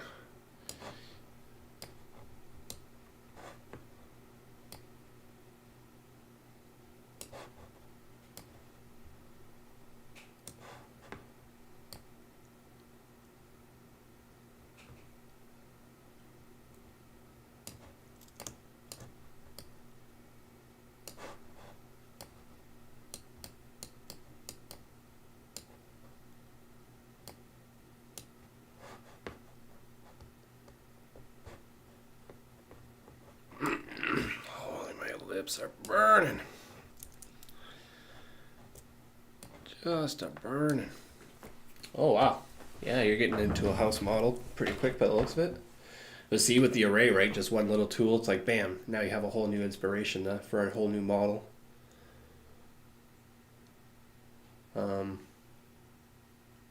If you use small rectangles for windows, I can show you how we can use that rectangle as a window to cut it out of that wall.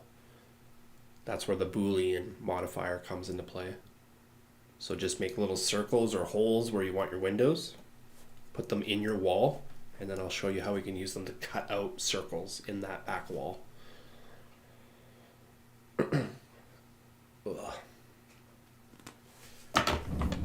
Alright, we gotta Google this. I don't know why I didn't Google it sooner. Why are my lips so dry? Painfully. I'm not licking my lips, I can't say.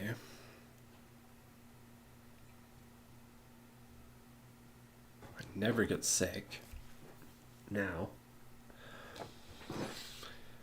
Oh, it is getting drier out.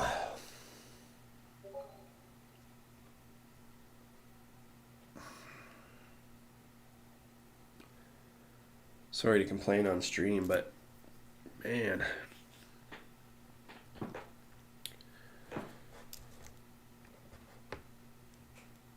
I don't know if you guys have ever, like, I don't know, pop bottles, like sucked your lip around it or something. It's just like that pain, but just constant.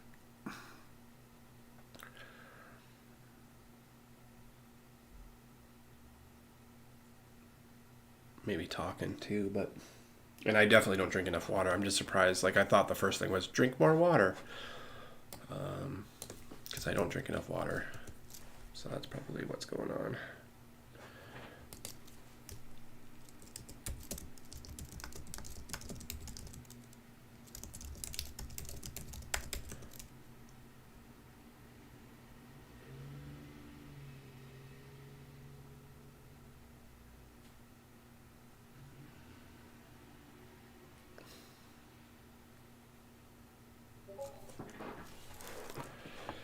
Hi,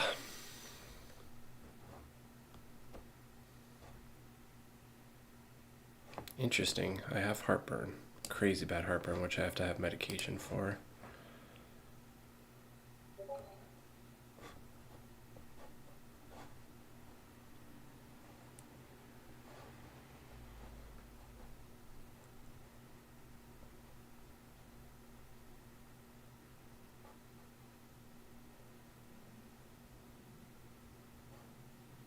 Interesting. Wow. Good to know. The more you know. Oops. Oh, that's cool. That's way easier on the eyes.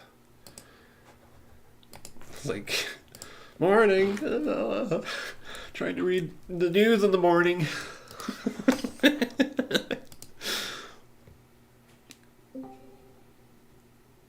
Oh. Anyways, enough complaining. Enough YouTubers do that. I don't need to be added into the pool.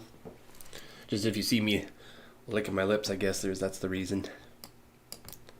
And probably, I notice I watch my streams back a couple times and my pasty, so I need to drink more water.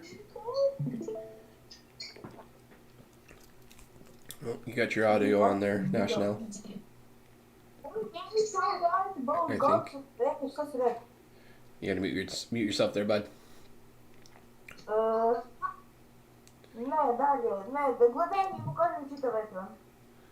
Hi, oh, we got a new person. Sorry, dude. I thought that was the guy. You're Norwegian?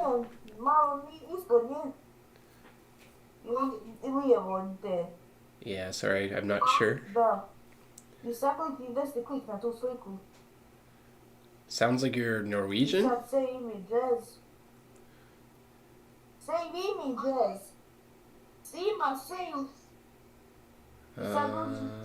Yeah, I'm not sure, man. We're gonna have to mute you, I think, unfortunately.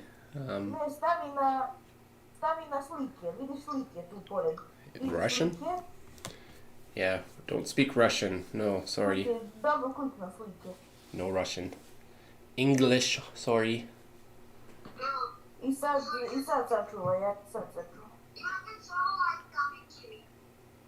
But how do I mute? Okay, well, that worked. That was interesting. Sorry, I muted the wrong thing. I muted my keyboard, so that was broadcasted to YouTube. Whew! Came in hot, scared me. National, I thought that was you. I was like, whoa, what's going on, man? Thought we talked about this. And you're like, it's not me. But yeah, sorry, Jaden. Appreciate you coming by in the Discord if you're still here or on YouTube. Looks like you're learning the code in Roblox. That's cool. We have a couple Robloxers. But Russian language, gonna be hard. Language. Man, I wish I could remember sign language. There's a couple things I remember. I feel like that's thank you. Thank you.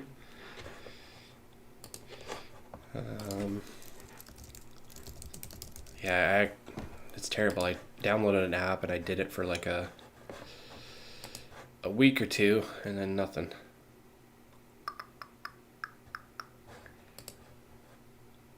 Hello. Yeah, thank you. Yes. No.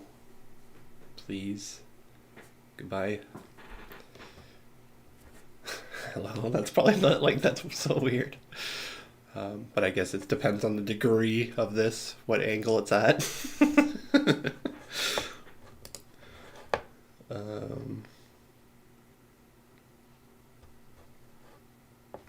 Thank you.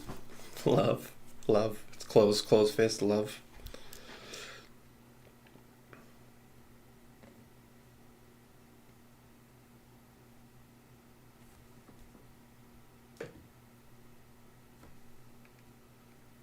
Holy, there you go.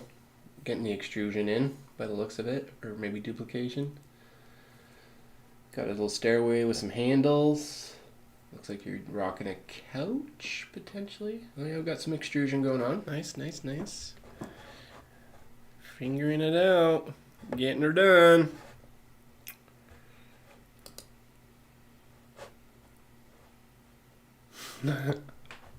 Start introducing some animals. Anyways. Yeah, sorry, no Russian.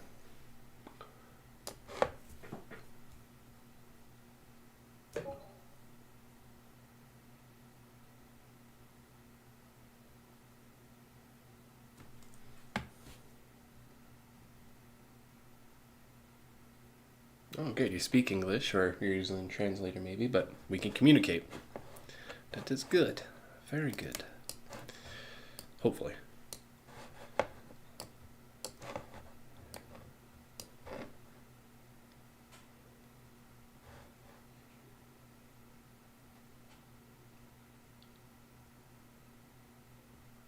Oh, I see. I see.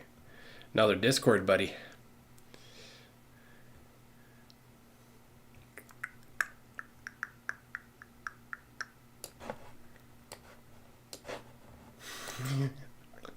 That totally scared me. I was like, what's happening?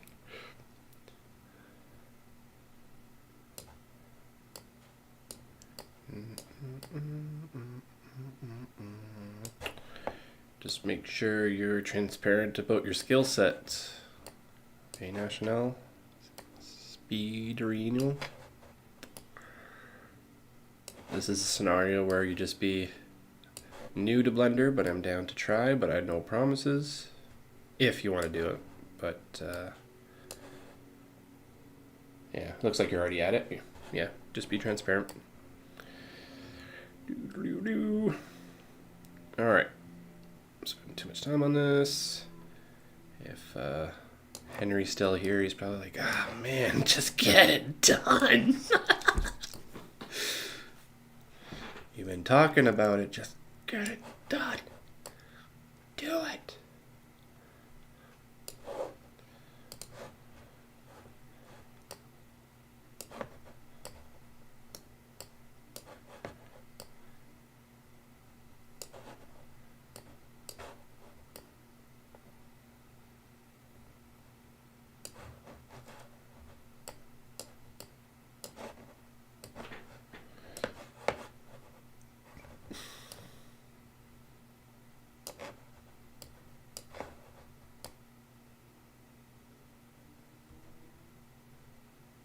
Step into the light. How would you stop the light from going inside the suit?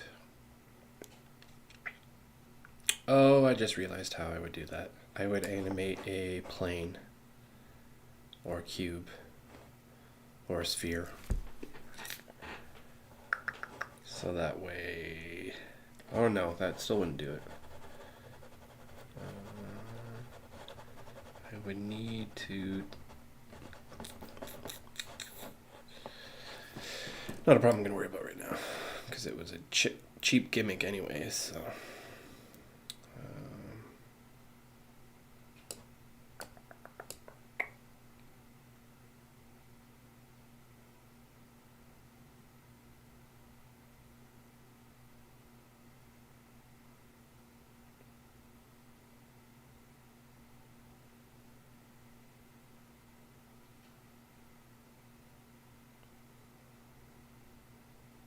Game developer's role? Not at the moment.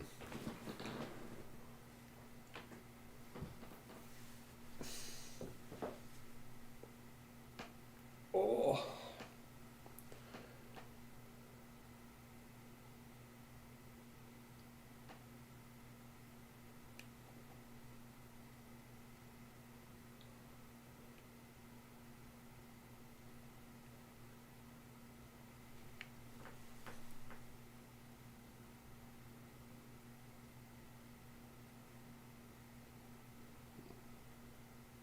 There's also Blender Market, right? Or Blender Kit. Like, you can try yourself, but if you don't feel comfortable doing assets for them, then you could always just recommend in the Blender Kit, right? Yeah, so exactly. You could take a stab yourself, right? But if he's like, oh man, this is garbage, or I don't like it, then you just be like, okay, dude, go to Blender Kit, right? If you don't like my models, I said I was a beginner, then you can go to this, right? So maybe take a stab at it. But yeah, if that guy's a game developer, I don't know how old he is. He sounds like he's probably maybe in and around your age. But if he's scripting, you should know there's some shortcuts he can do. But yeah, maybe give it a try yourself if you're feeling confident enough. but just know I'm not going to show you so you can show him, kind of thing, right? This is something that you might take on yourself.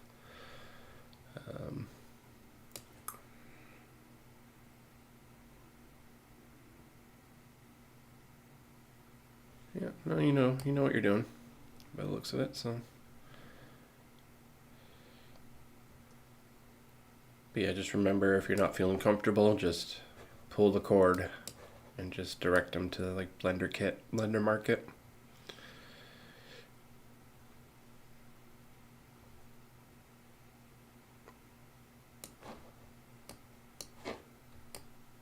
But he may also be an older dude and just has kids in the background, and he's just hamming the keyboard for game development. I doubt it, but...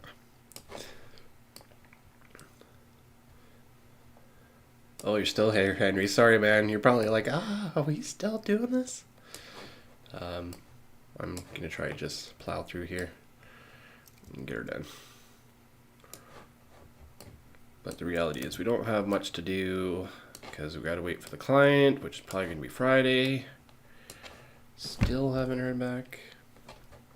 What are you working on? Are you jamming anything on your end? Or are you just kind of chilling, hanging out?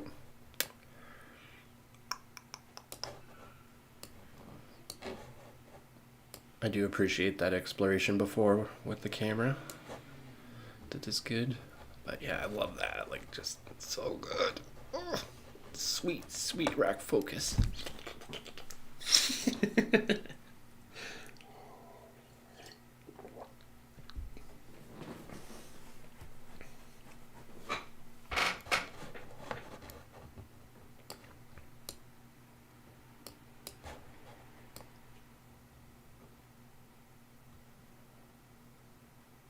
Hey, Smirk. Yeah, we're still haven't figured out a name. What did I say earlier? I was on ChatGPT about something. I was like, oh, that's going to be our CCTPDV. It's like, gotta get away from the acronyms. We're going to need a codex for a codex.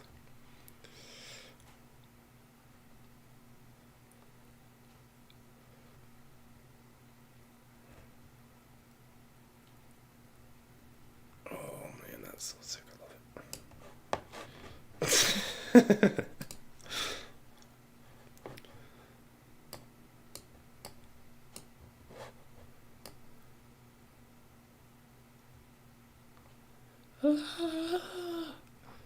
Get me out of here.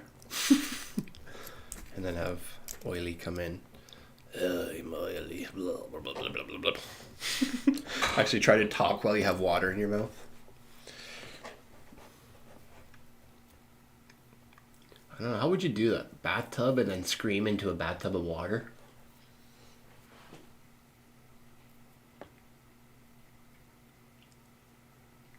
On a level 1 to 10, how good is your sound design?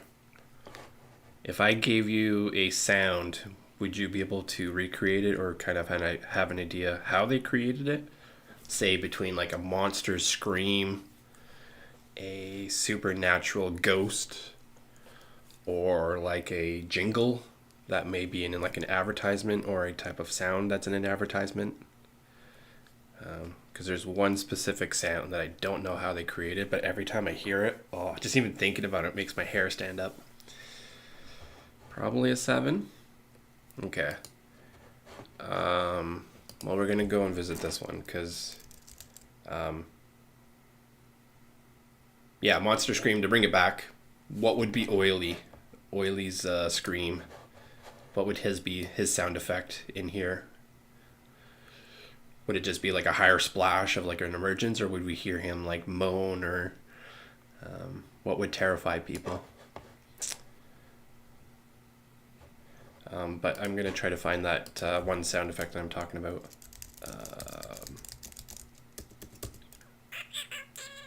Cyber. I have it on YouTube. I'm just trying to remember the name of the company that it was for. Strike.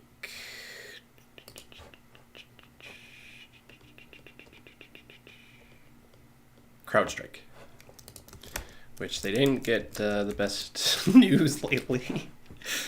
CrowdStrike.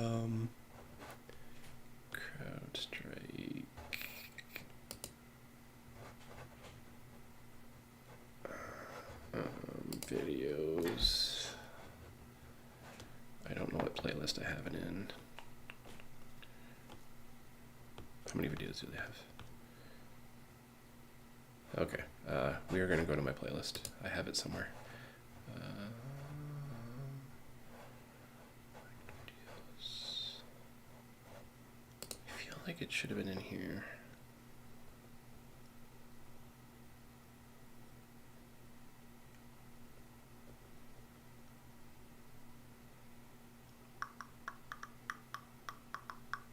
Oh, here it is.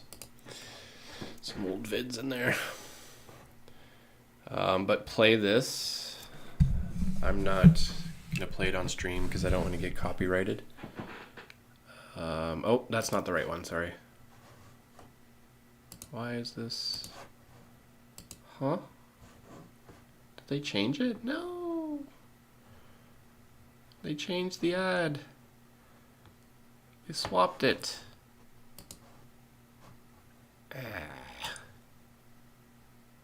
I don't remember watching that one ever.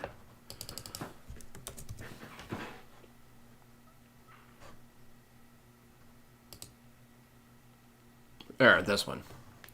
Let me share this one. But there's a sound effect at the end.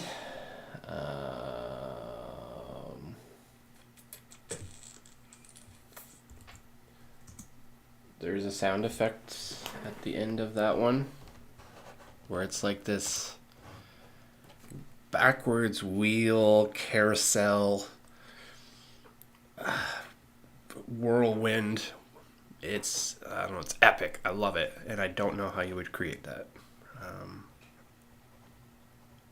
Yeah, if we can create something like that ourselves, that'd be cool. Actually, this isn't even the same one, is it? Oh, yes, it is. Yeah. Anyways, rambling. So there's that. Mushy sounds. Probably bubbly basic water, then try to figure out what could sound. Mushy sounds as well. Okay, yeah, like mucky, murky. Like oil. Like if you're stuck in oil, somebody's boot stuck in oil.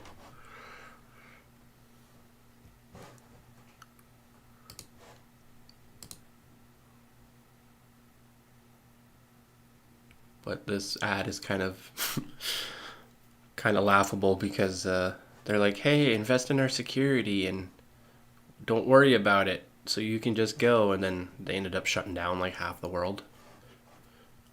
Like not too long ago with their Windows breach, whatever that was about. But anyways.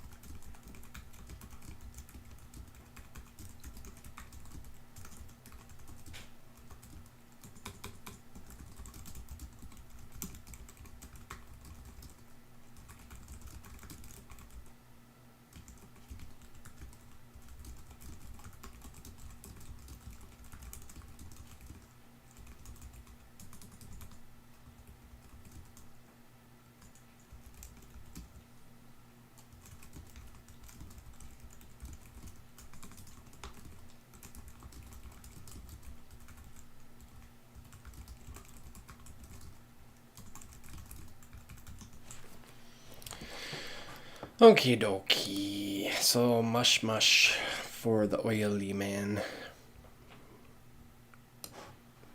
There's been some actually creepy, we can probably play some of these because these are free. What is it, Pixabay?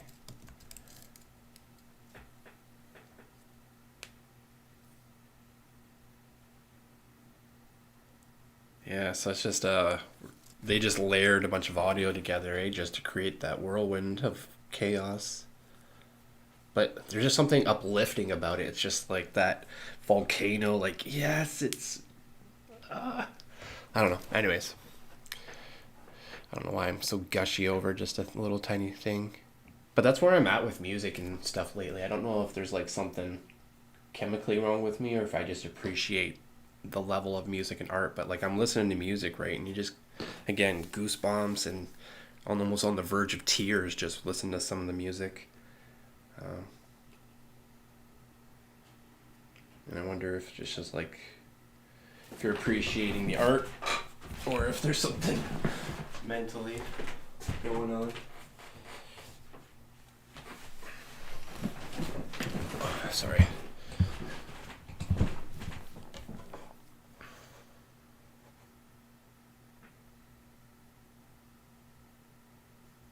Yeah, there's definitely a lot going on on that one. I'm not expecting you to be like music theory and be like, yep, it's this. It definitely, you're going to have to run at that one a few times to recreate it. I feel like it's unique. It's not one that you're not going to find on a sound service, possibly. But maybe. Monster Scream. Let's turn it down so it doesn't blast you guys.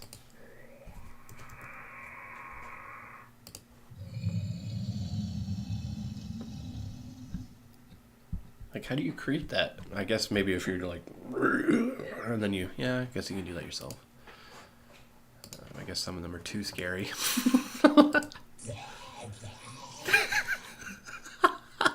You guys were talking about zombies earlier?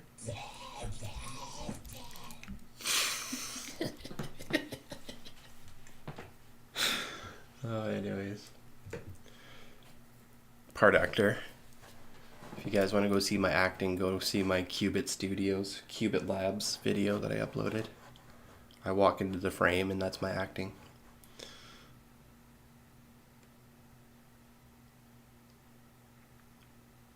Yeah, that's why I like it so much because like it's not just random. Like we saw planes, we saw movement, it's advancements, it's technology. Like we saw all that kind of in the cuts before in the video.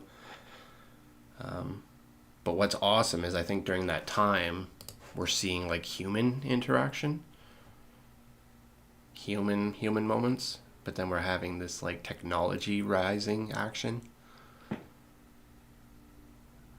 And even just the transition, I love, so simple, but it's just sweet. The composition of stuff, how the bird flies in, it's just so subtle, but I think it's so badass. Anywho,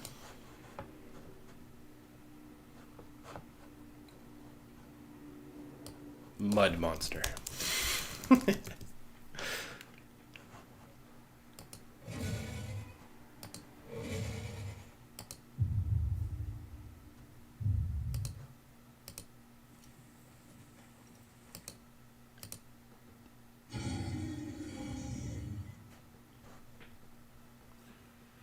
I would probably end up using just that one, and then I would probably pitch it a different way, but I like the muddy, murky, something like that. But I'll let you dabble in that maybe. Yeah, that's the other thing, right? You gotta have the right studio. Like I have the foamy stuff, right? But I don't have enough of that. There should be like a little phone booth that you step into. Or my whole back wall here, I just have a strip with a light strip on it. That whole wall should be that foam, studio foam. And then I might be able to... Then my audio's not going to sound so tinny, right? Like I feel like my audio's tinny because I still have a lot of flat wall that it's reverberating off of. Oh man, it's so sick. And then the other thing that's ticking me off too is how clunky the water is, because my first iterations definitely weren't that clunky.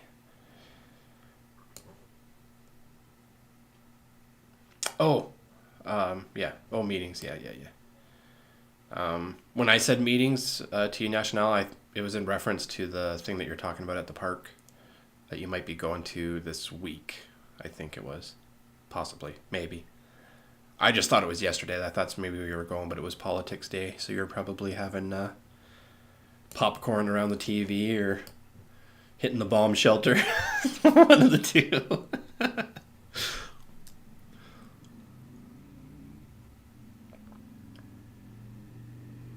it didn't go? Okay. Yeah, that's what I was mentioning when meeting was in reference to that.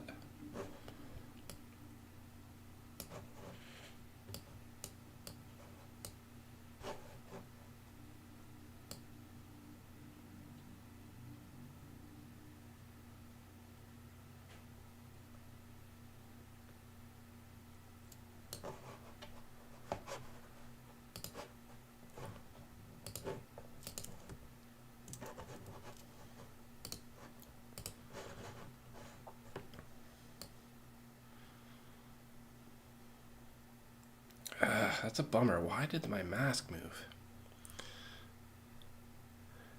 Like maybe I was trying to think like maybe his face like got closer to the window or the visor, but it should have moved back when he rolled over. But yeah, it shouldn't move at all.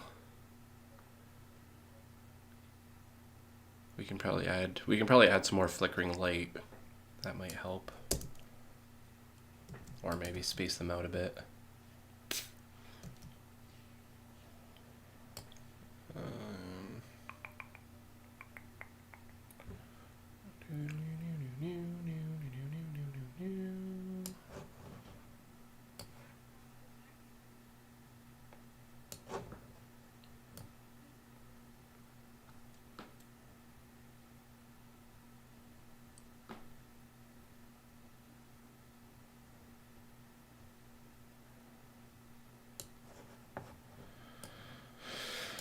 Oh, I know it's probably not the most perfectness, but I'm definitely digging this depth of field stuff.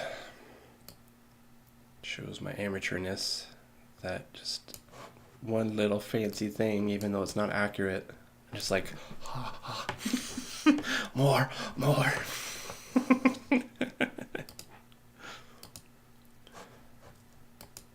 Everybody's like, whoa, calm down, Sam. No more. You got way too much depth of field. Slow it down now, bud.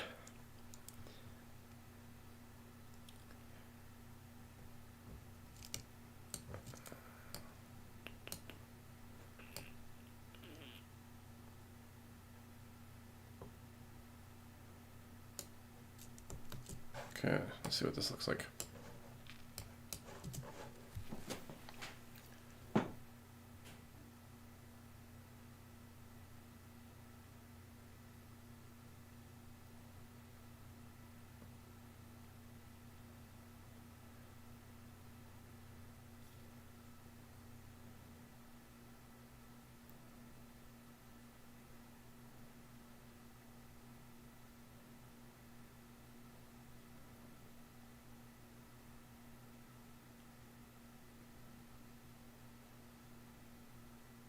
Yeah, all that stuff's way too quick. We needed slower keyframes, but we're kind of penciled into it.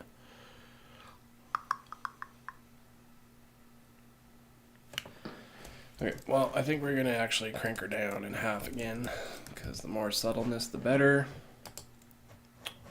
The reality is probably not doing a whole lot anymore. Well, I guess to the inside. It'll take us our attention outside, or from inside to outside. Let's see what that looks like.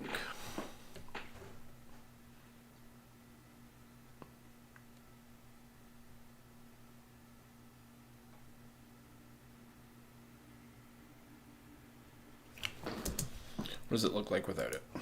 Is it even worth having on? Since there's a bunch of mistakes anyway, is it better just to have clarity? Because we do have the little error in the thing.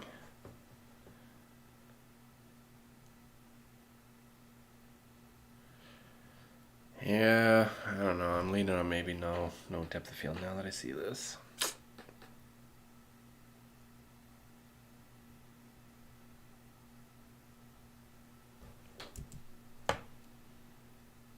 Yeah, actually, I was gonna say that before I played. I need to color correct the scene as well. You are on some page. Gotcha. But I'm glad you pointed it out, because that confirms what I was thinking, that it needs to be this.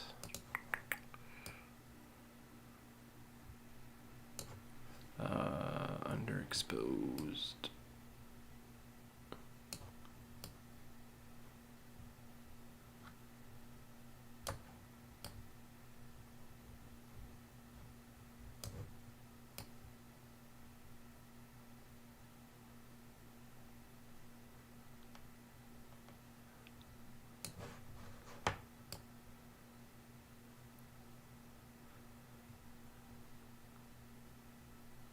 Oh, the flashlight goes through the helmet. That's what that's about.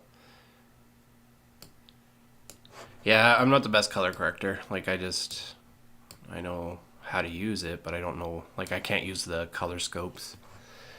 That was the one thing I failed at in school. Could never understand the scopes. And I normally don't have curves like that. Usually I just do S curves. And then we can play around with some of this stuff here.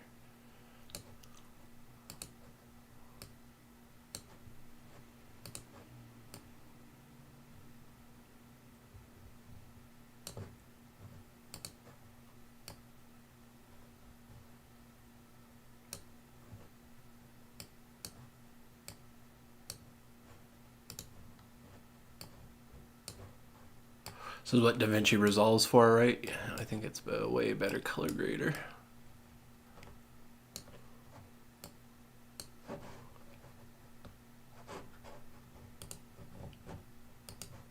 Oops, I should have done that first.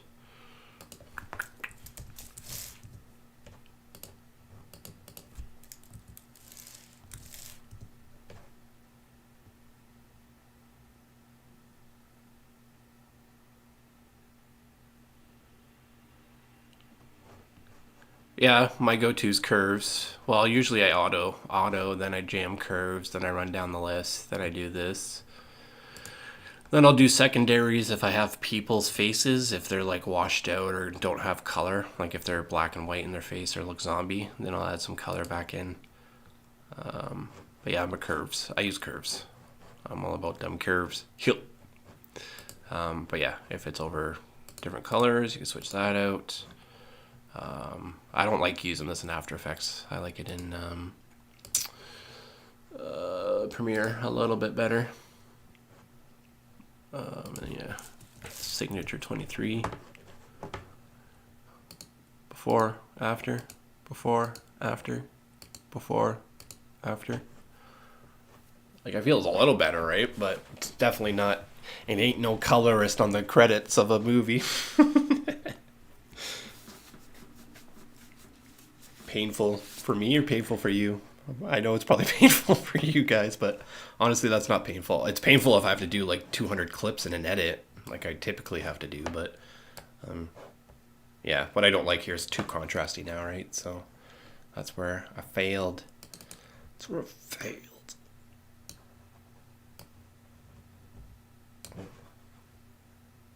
Yeah, painful for you. Stop! I'll just do it! So yeah, color grades on you, man. But yeah, I can slap a color grader. If you have a color LUT or something, I can drop her on there. Might help. Like, I can just probably export this, right? Let's just get an export out. And then I can fiddle my jiggles with my own end, and then that way you at least have a foliage and then color grade window to start playing with whenever you're 1 or 2. No pressures. If you change your mind or things come up, then I can just hop back to it. Flip back those things that I just did quickly. Actually, let's crank her up to 60. Let's get higher quality out. Doo-doo-doo, doo-doo-doo, boo-doo-doo, doo-doo-doo-doo. Hopefully I get copyrighted for that.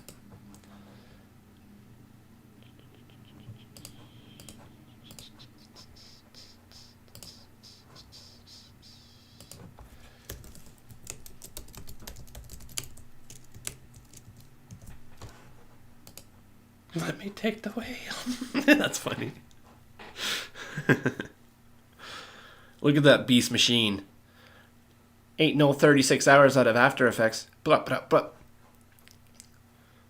Oh, not MP4. That's okay. It only took 10 seconds. 14 seconds. What are you looking for? What do you want, bud? We got options.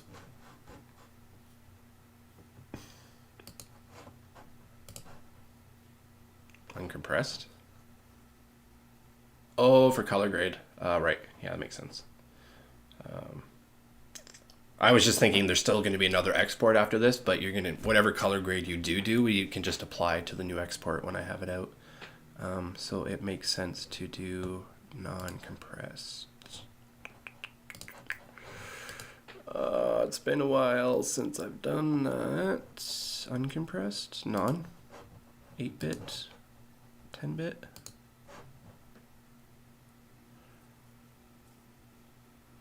Yeah, usually we're just MP4. It's been MP4s. Ooh, NTN-SC. That's a new one. That's been a bit since I've had to think about that. Is it just one of these drop downs, or I think there's another thing I have to do to enable that, right? I feel like DV50. Did they remove all that stuff? Oh, this stuff, sorry, DV50. Oh, here it is. Gotcha. And I remember I got taught this stuff in school, but I've never had to use it up until now. 20 years later, school is coming in handy. I'm glad they taught me that. Output will be resized from 1920 to 720. Par to meet constraints. Frame rate of output will be adjusted from... Doesn't matter. Does it? Well, it's going to change our 1080, but what are you using to color grade? Are you using Premiere, or are you going to be using something else?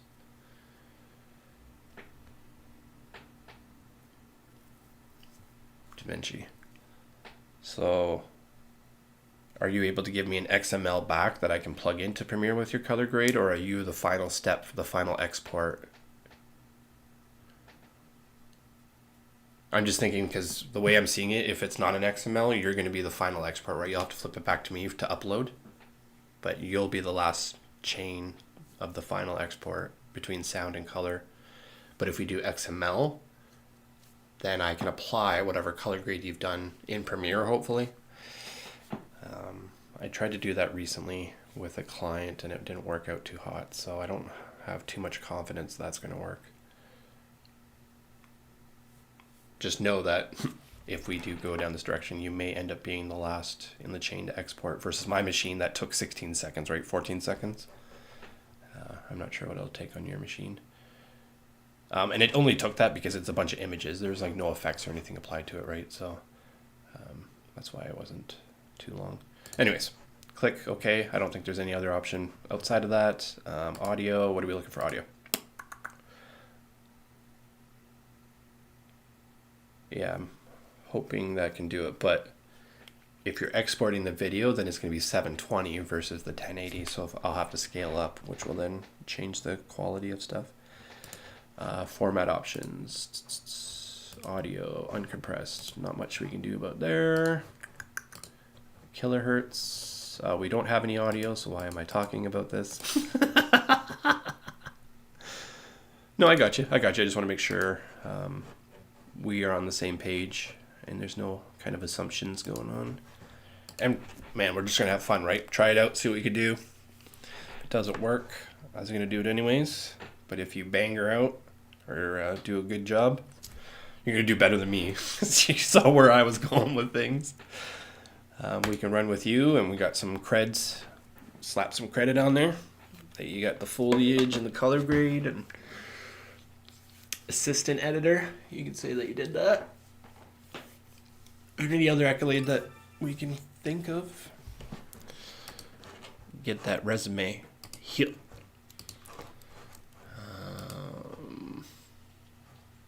Blender.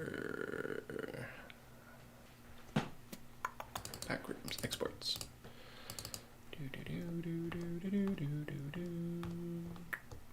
What is the file size? 2 257. Ugh. She's a little pixelated. I said uncompressed. Does that look right to you?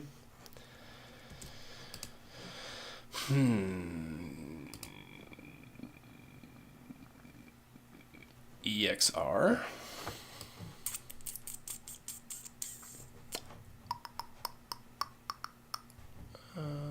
EXR.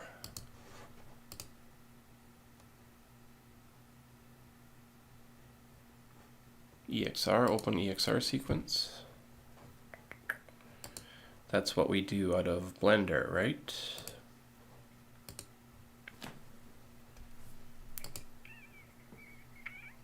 We got some other stuff to drop down. Holy, my lips are burning. You burnt my ribs off, Kevin. Another South Park. Sorry if you're not a fan of South Park.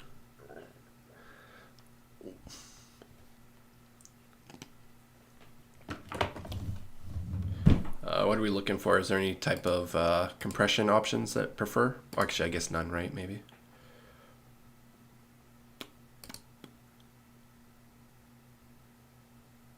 I'd usually need the raw data to work on the CC and then apply that to visual effects. Actually, I could just give you these. These are the raw EXRs out of Blender. Sorry, Sammy overcomplicatey. I wasn't cluing in when you said EXR here. That's just going to spit out a bunch of images anyways, right? So I might as well just give you what Blender spit out. And you can do the MP4, MVO, or MOV. The thing is, how big is the stuff in here? 20 megs, 20 gigabytes. Oops, we want that one. Don't want that one, it's a little funky looking. Get that out of here for now. 21 gigs.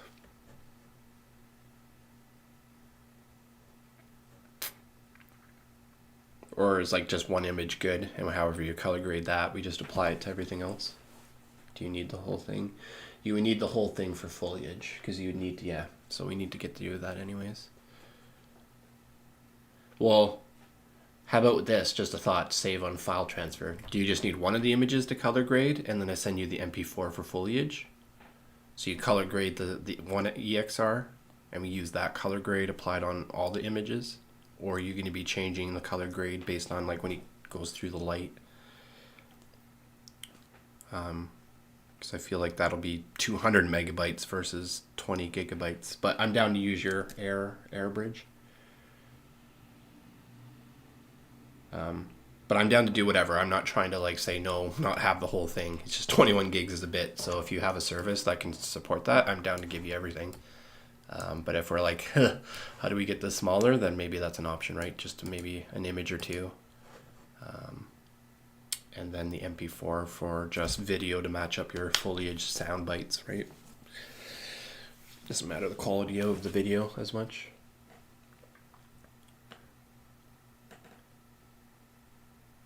It's 21 gigabytes, 21.5.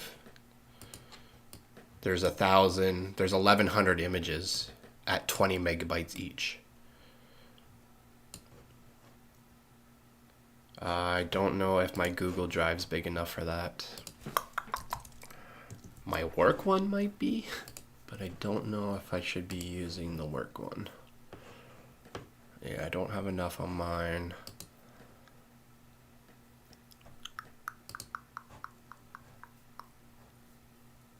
Yeah, I don't know. I shouldn't probably use the work one.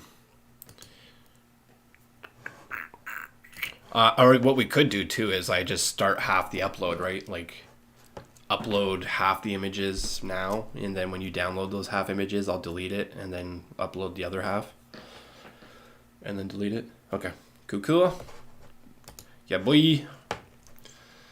This is what I was hoping for. Like minds think together, supercomputer. Other than you're probably like, Why isn't he figuring this out sooner? That's where like working together in the same environment would be the best, right? Or broadcasting on Discord. Like maybe get to that level. If we get into the story level, we might have to set up regular meetings, blah, blah, blah. But for now, we have solution.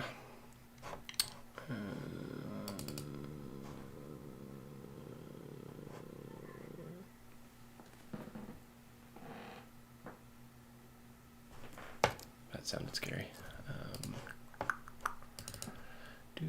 Where have I been putting the stuff? It's been a while. Discord folder, let's just put it in here. Keep it all together. Box. Backrooms. Upload. Let's create folders. So upload 1.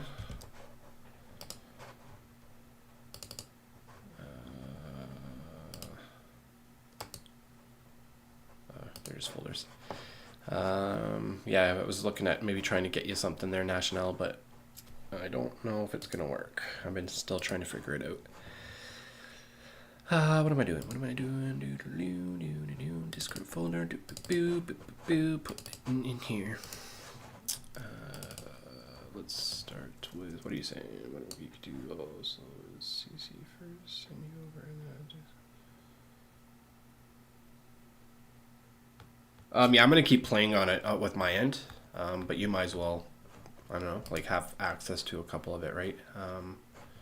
I can do the MP4 upload here, so that way foliage, get right on that. If you prefer to wait for all the images, then you just have to download them all over the next day or two. A little bit slower, right? Or if you just need one image, then you can get color grading, but I think this way we'll figure at least a way to collaborate or know our limitations in collaborations, at least at a minimum.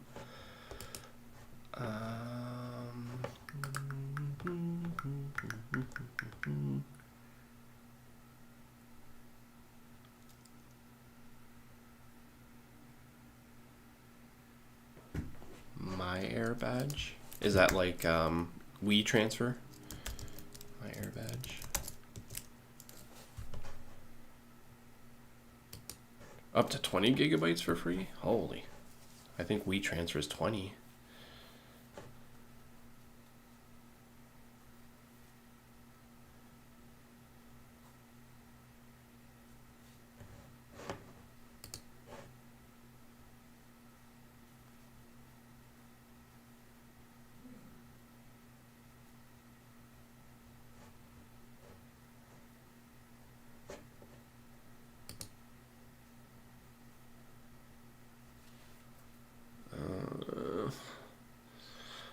Feeling a little sketched out for some reason.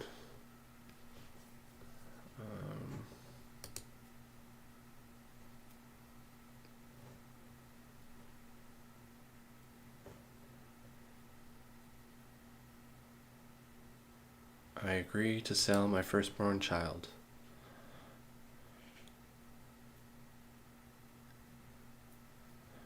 I agree to sell my personality to AI. Interesting. Yeah, I haven't heard of this. I use WeTransfer and it's 2 gigabytes, so it's like good luck trying to send an export half the time. But I mean, you're supposed to pay for those services, right? Like 20 gigabytes, that's nuts.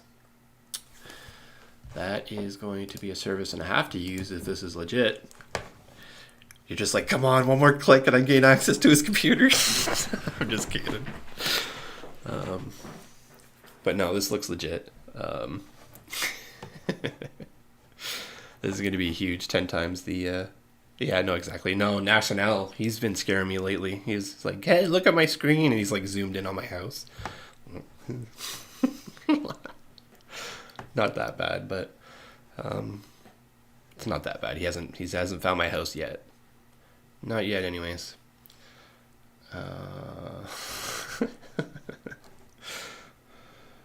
Just drag it. You're like, come on, just drag it. We're almost done. I'm like, what do I do next? There's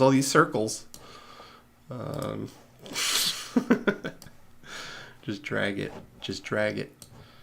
But it's a little bit more than 20 gigabytes, right? So I'm going to have to not just drag it. I'm going to have to half drag it. Or what we could do is maybe zip it, and hopefully it squeezes in under 20.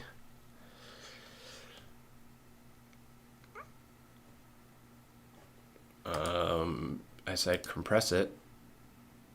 Huh? Oh, you can't open zips? Never mind then. Just drag it. Just drag it. I'm dragging. We'll see what doesn't transfer.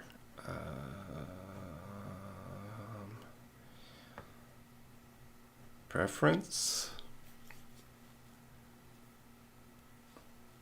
Well, it's saying 19.96, so maybe it's just like, hey, I don't know, maybe it's compressing it somehow. It looks like it's going in.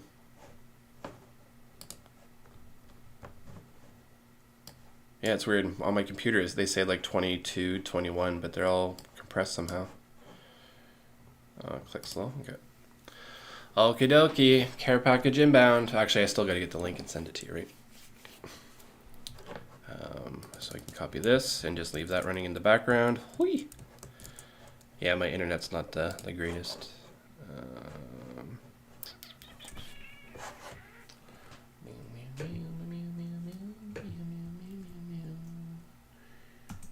Yeah, that's pretty dope.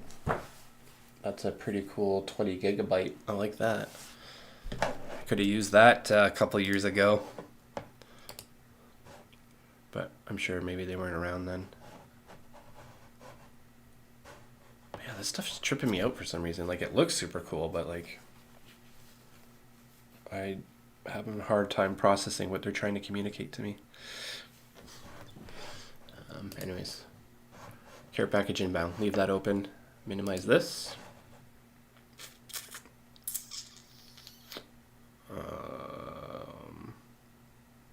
I can maybe flip you the export now.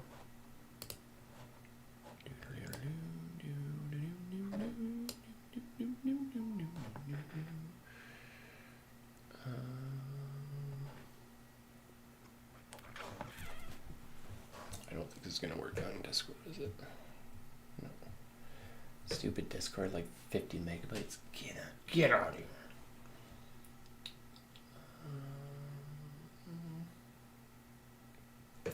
I'm going to put it on Vimeo anyways, and then you can just download it from there.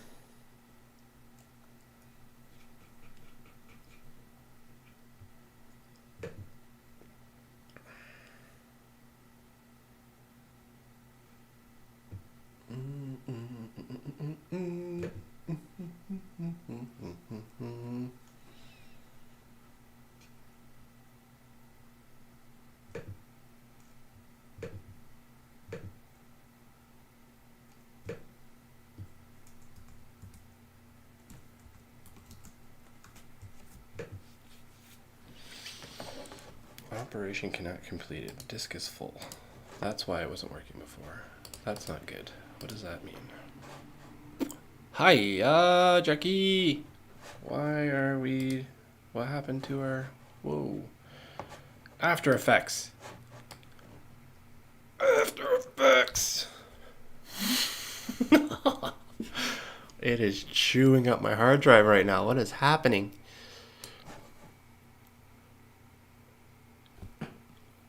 I was literally like, the stream was probably just about to break if I didn't notice this sooner. What is going on here? Oh, that's why. Get out of here. We need that space.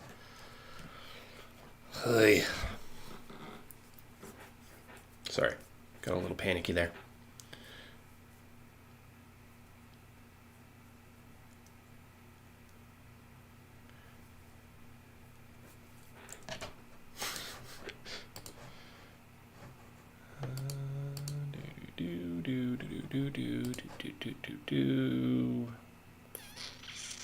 Sure.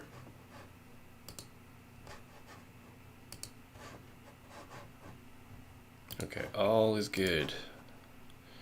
We should still probably get more space, but We have like probably 300 gigabytes in backrooms project files right now.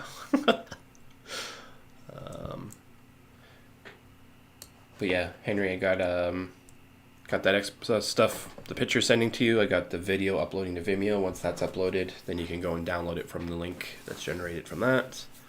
If you want to jam on foliage sound, whatever you call it. In the meantime, I can still poke around in here. I just won't play with color grading. Foley, thank you. Holy Hannah. Foliage. I'm talking like tree canopies and bush canopies, right? But yeah, Foley is the word. That's close. I don't know if you watch Trailer Park Boys, but I definitely have some Ricky moments. That's a Rickyism for you right there.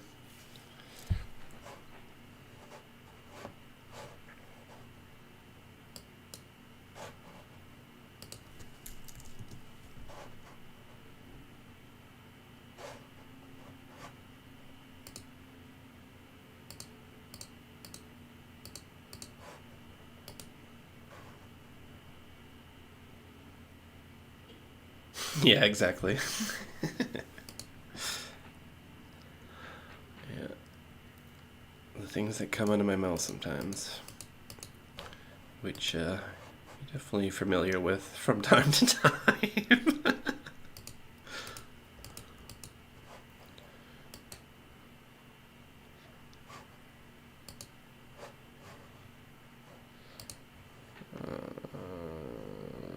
Yeah, subtle.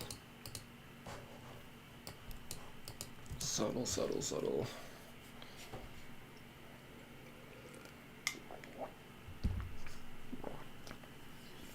Yo.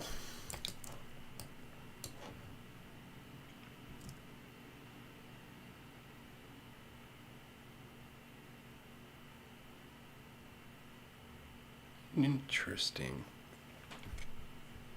See how much slower it is to render? It was on my computer before, and it was like, now that I'm on a SSD,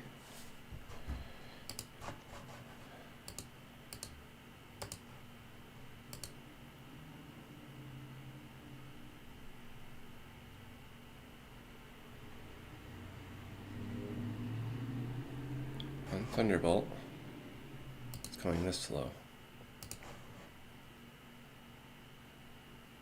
Or maybe I didn't play back with my... No, I definitely did. Yeah, weird. I don't know.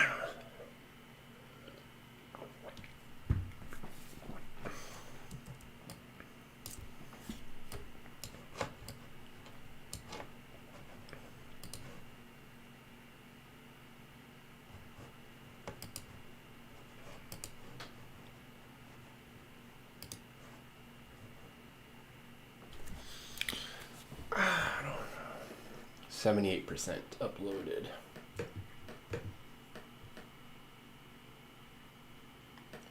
Thursday, tomorrow, between 1 and 5, I'm going to have a fire inspection.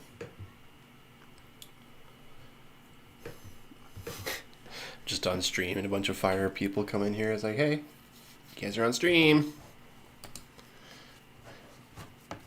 Don't interrupt my day job.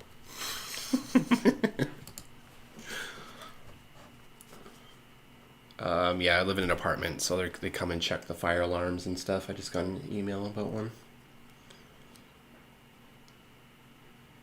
No, just the health and safety, whatever comes by. They come and check your fire alarms, make sure they're working.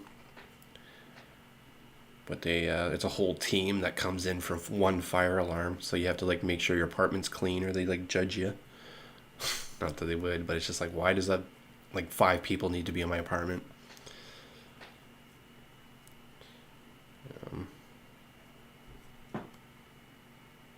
Yeah, and last time they were taking like pictures and stuff too, which was weird.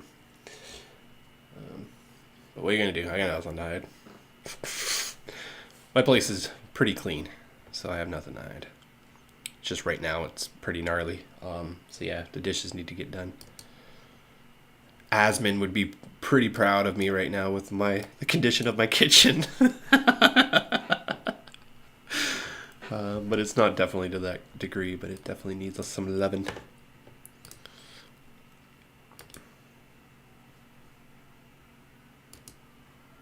But yeah, that old cabin in the woods would be nice so that people don't have to trample into your home.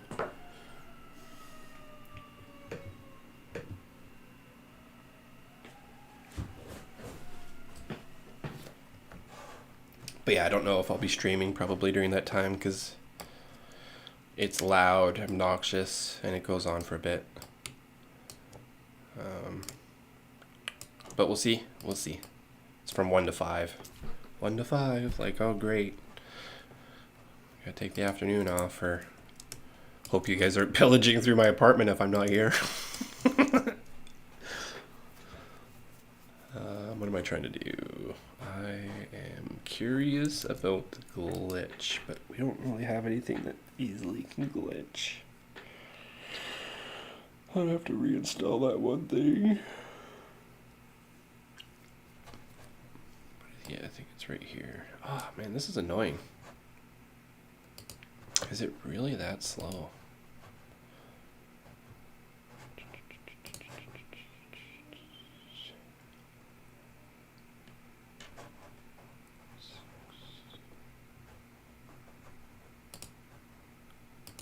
Hiya.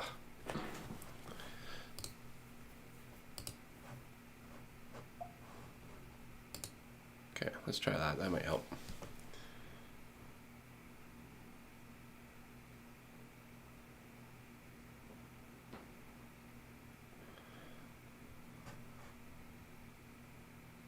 For the spaceman, or my stream, in the animation, yeah. I got lots of headroom. That's what I love about this place. For a big tall guy like me, the last place I was living at. Oh man, no wonder I have back problems. I couldn't stand up straight. Like I had to hunch over because the ceiling was so low. I was living in the basement. But yeah, a spaceman. Yeah, he's scraping. He's scraping. I don't think his feet are touching the ground here. But this is where he's also ninjing. Where I had that problem. I'll show you what it looks like in Blender. But when I say ninjaing, it's because I was using my phone with motion capture to create like actual walking type things with the camera. But then I was keyframing the delta location. But then I didn't do that for the last half. So then when I was starting to go back and kind of tweak some things between the delta and the regular, there's this thing that happens and he does this ninja move. In order to fix it, I have to keep pushing all those keyframes back, but I figure I'll just cut out that little ninja move, which I did, and we just see a little blip for a second or a skip in the video. That's a learn not to do for next time kind of thing. I don't think we're fixing it this time. Yeah, you don't want to live like that. I mean, the place was cheap, but between the flooding and everything like that, yeah, I needed to move. I'm paying twice as much as I am now than I was, but living conditions are 4 times better. But where were we? Yeah, the spaceman. We gotta wait for it to load. It's taking a bit. But let's get out of here so we're not cooking.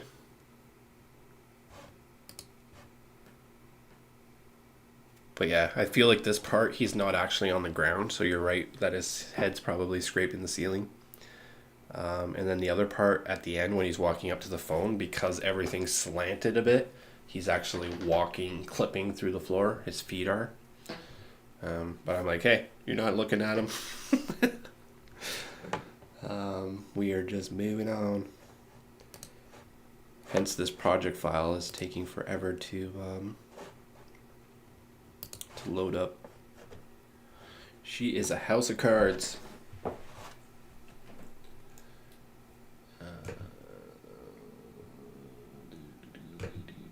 Copy link. And here's the MP4 for fully. If want to play around with that, should be a download somewhere. So there's the upload for the export without any effects on it. Well, outside of that blur, though, where we have the breathing, that's baked into it. Holy Hannah, come on now. Come on now.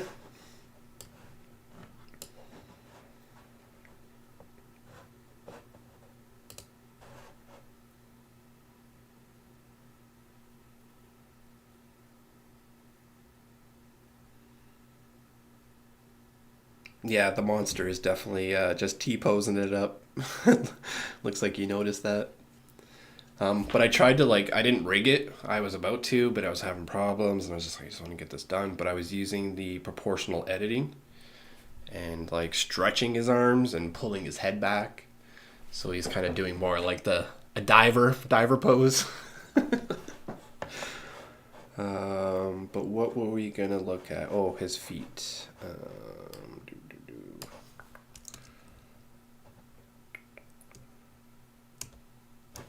And the ninja. He's gonna ninja here.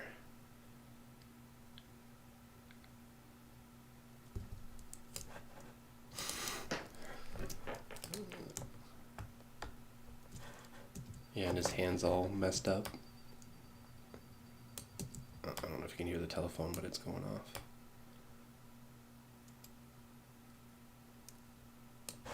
So, oh, he's clipping. I thought he was off the ground. Interesting. He might not even be scraping. Might just be my focal length of my lens.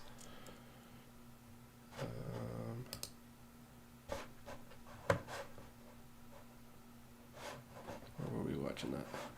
Anyways.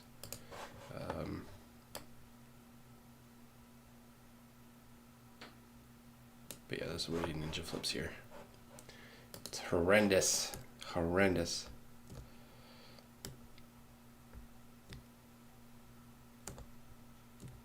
Sorry.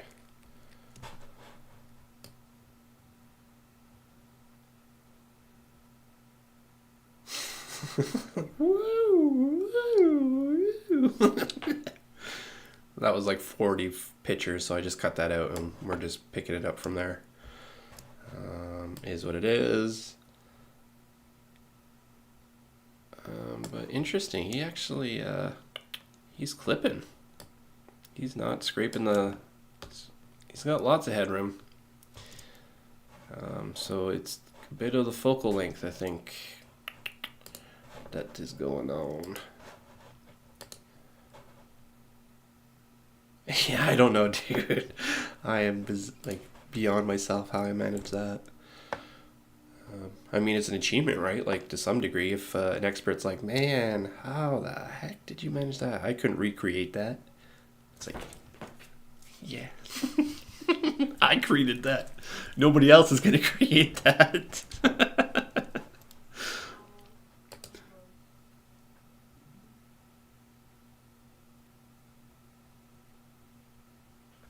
That sounded like somebody was just talking beside me. Oh, there's something on Discord. Holy, Discord's tripping me out. This Jaden kid coming in here. Try talking to him again. Hey buddy, how's it going? Can you hear me?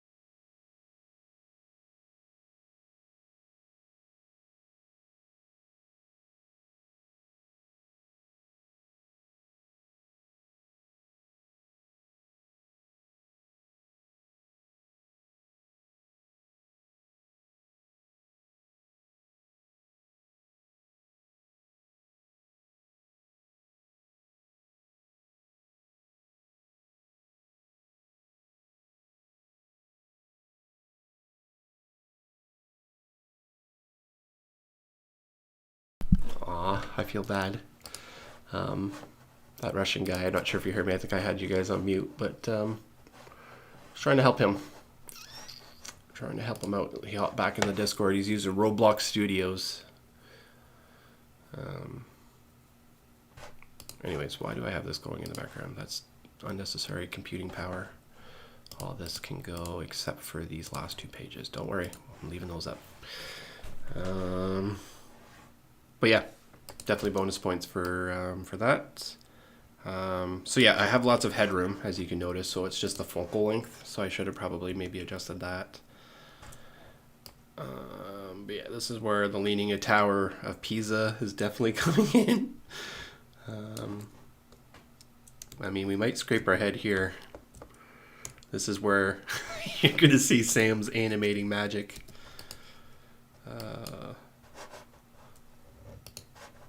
You're going to see that these hands aren't even touching the wall. They're not even close. Oops. View camera. Yeah. Oops. When he runs his hand down the wall, it's not even touching the wall. But hopefully it kind of looks like it's touching the wall based on the focal length of my camera.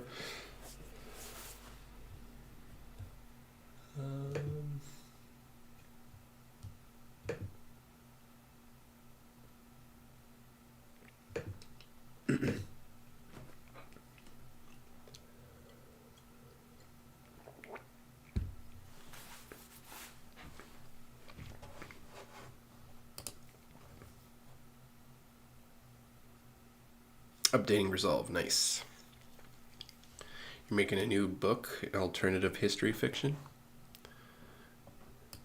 Nice. How far back?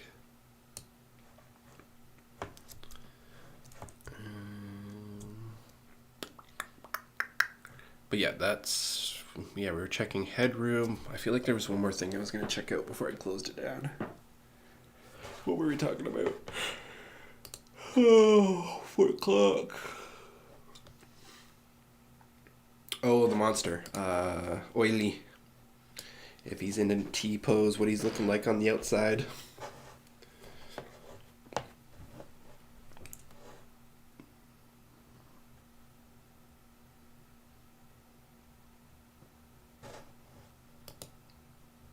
Definitely need to get this optimized because I feel like, oh yeah, with the hands, we got some things to fix.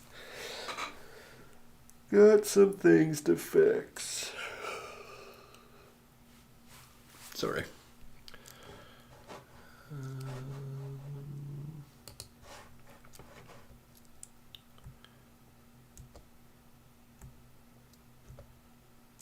Might take me a second to get an angle here.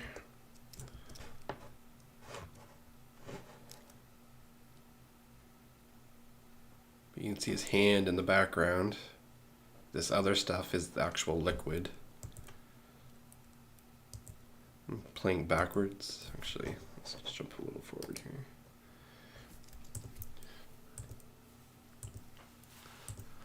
Water going down the wall, the column having an effector on it for the simulation, so that's why it's splashing against it. And then yeah, oily breaks through the column. There's one of his hands that we don't really see, kinda. But he's in his face.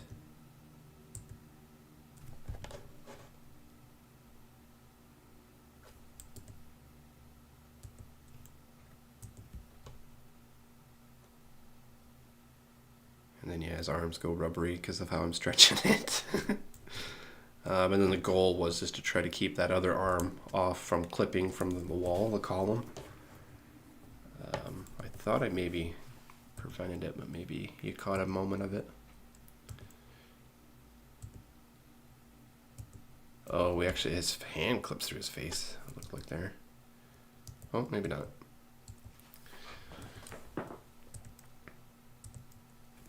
But my thinking was like, as long as his body's, that's where it really shows. As long as his body's in that liquid thing. I mean, I probably could like mesh edit it, right, and just delete everything that is behind it. But yeah, I would definitely want to do that over again. But I'm so over it. In a good way. Like, I love the back rooms, love what we've done. I want to do more with it, but because it's on a house of cards, that's why I'm over it, right? The Leaning Tower of Pizza and all these other things I'm having problems with. Like the phone, like technically I wanted to redo the whole phone thing, but you don't see it. What's the way to do this? Export, where's the export? If we freeze frame it, you're going to notice it for sure.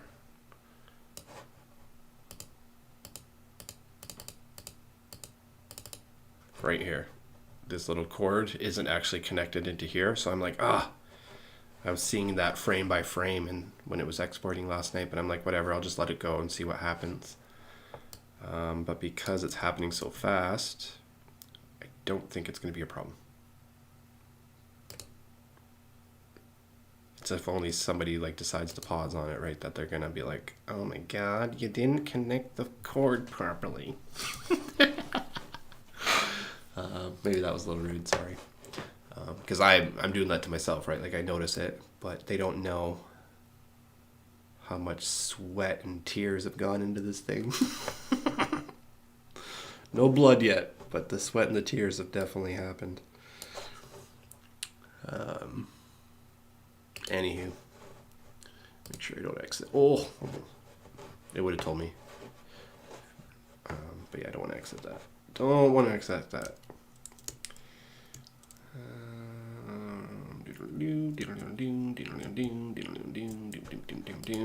Would be sick to see what behind him because the water is splashy, splash, splash. It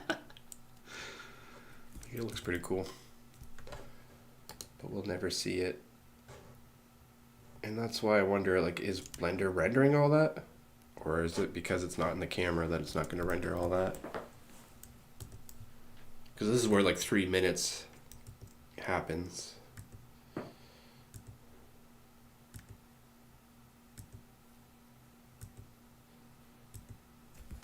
What are we saying? National. National's back. Yay. What are you doing? What are you working on? You're for your buddy? Have you started stuff for your dude yet? Oh, that's where we go for that. Oh, new book, right, sorry, you just mentioned that.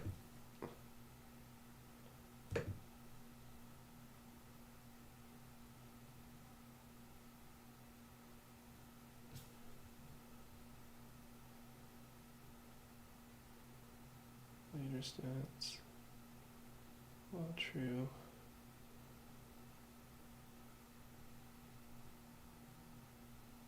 So that's colors, it's cool.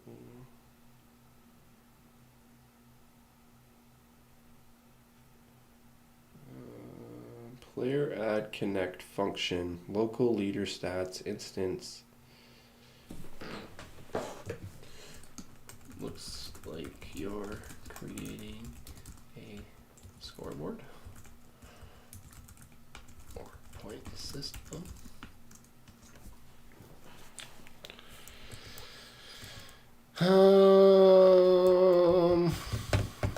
Yeah, I don't think we need to be in Blender anymore. I was just curious about the A pose, T pose, feet. Actually, crap. Maybe we should have just fixed those things because what am I trying to do with the rest of my day? What is the game plan?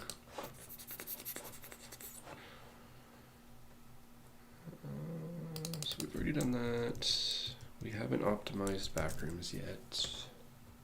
We need to fix camera fallback.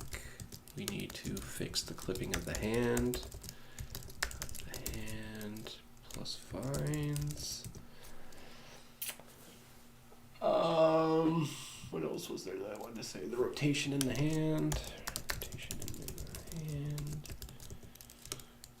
Maybe reversed Particles in the ray. No, because that's gonna break the phone. No, we're done. We're done with that. We're letting that be. I think those were the things to fix in that last chunk, and then we just have to re-export. Re-export the last bit. A couple hundred frames. Oh, and actually maybe breathing. Can we finish and put it on alpha?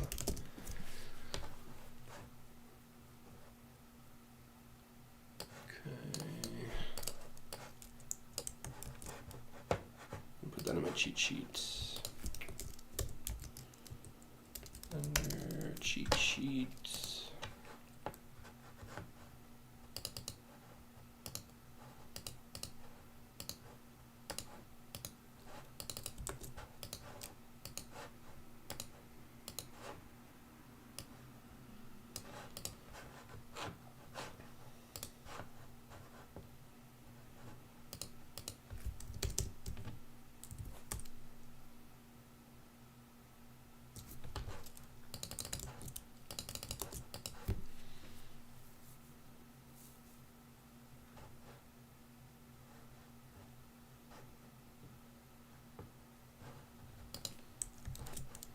This can go on our cheat sheet.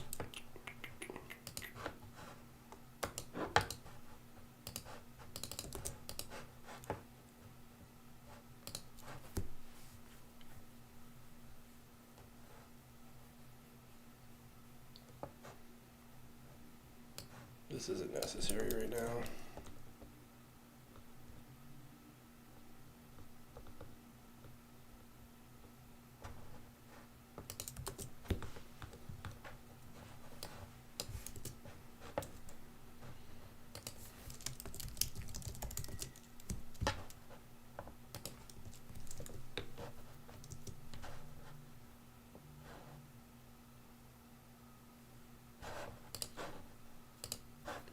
Okay. So I think it's just, yeah, back and backrooms. Go watch the upload again or load again. Shouldn't have closed it. I thought for some reason I was going to go back to After Effects and play with the blur and blah blah blah, but I don't think we should be doing a whole lot of After Effects. I mean, we could, but my keyframing speed of stuff just wasn't ideal. It's a little too quick to have effects on top of it. But we can still look to add those, but we just get focused on the stuff that we need to get done. We got some foliage and color grade inbound. So I just need to make sure that I have everything exported to combine. And then we can move on finally. Stop talking about it and just do.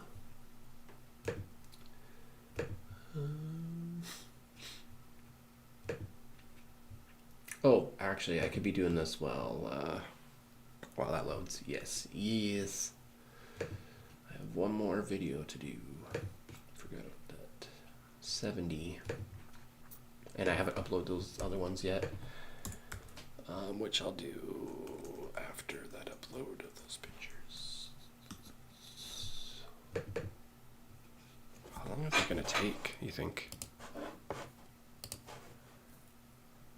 5 hours? 6 hours? 6 hours, 10:30. No, that's fine, as long as it's done before I go to bed. The other stuff can be overnight. Oh, yeah, sorry, dude. Yeah, if it's about that stuff, maybe Discord, we can jam about it, but it doesn't need to be broadcasted on YouTube.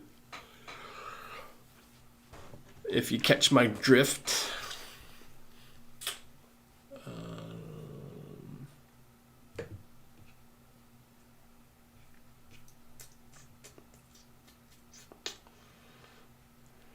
It's so frustrating that they just won't like give you the times like back to back to back. It's like 7 minutes, 7 minutes, 1 minute, 12 seconds, 3 minutes, 5 minutes. It's like, God, or let me sort them even, but they won't let me sort them. Anywho, 70, 12 seconds. Sorry, I'm going to be talking out loud here because I just need to kind of be a little focused. Yeah, send me in the Discord and I'll get back to you in a minute. I'm doing some data management on my other machine for my part-time job that I do. And I need to make sure that I am focused for this part. Because if I delete the wrong one, then it's somebody's money or my job on the line.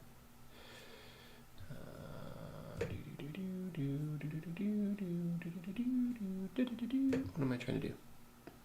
Trying to reload my account.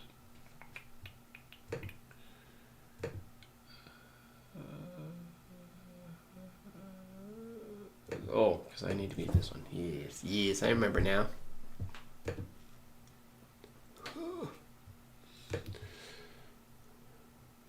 Okay.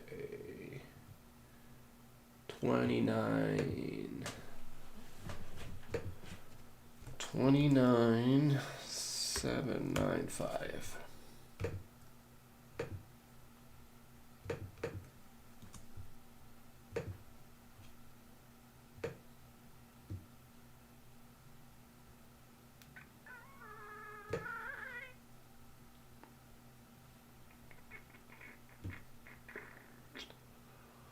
$250.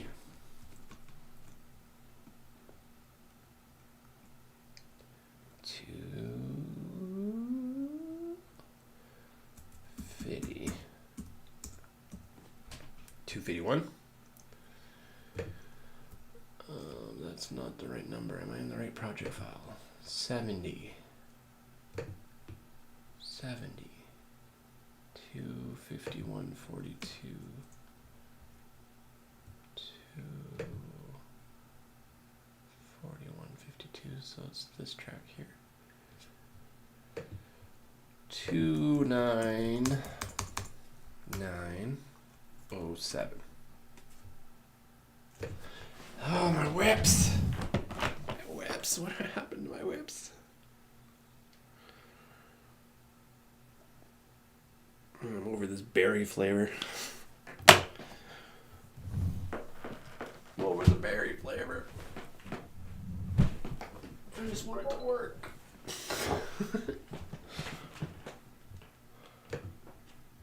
What do we got here? Ooh. Oh yeah. It's looking a little poppy. Not underexposed.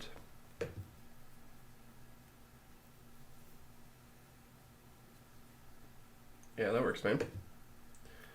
If that's the color grade, right? I'm assuming what you're dropping. And the thumbnails, they're looking pretty sharp.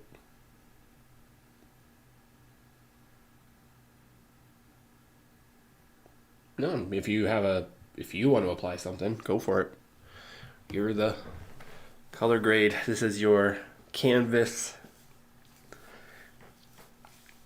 Do what you want to do. Do what you would do to it.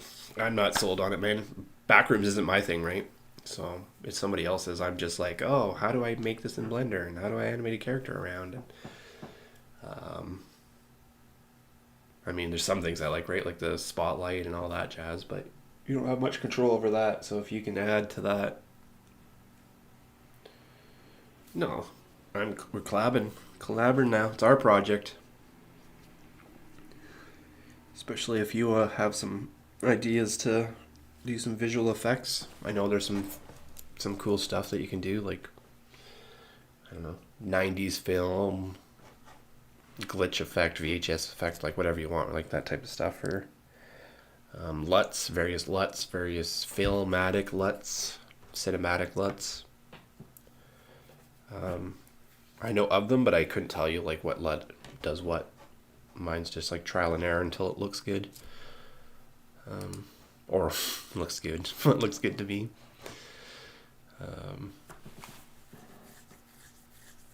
But yeah, no, this one's a canvas for all of us to play with. You guys are just doing it through me up until this point. Now there's more hands on it versus me trying to take the ideas and be like, oh, how do I do this? How do I do the breathing? How do I do the... Yeah, no, exactly. Just you do something until it feels right. Art is subjective. As long as it doesn't look like that the 50 PAL export that we did. As long as we're not pushing that territory, I'm okay with it.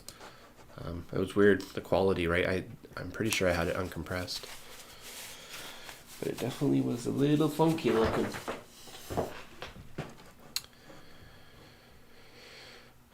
Backrooms. And this here. Finish this. 22907. Make sure I'm at the right time. 249. 251. See, I'm pretty sure it's that one. 29907. Delete.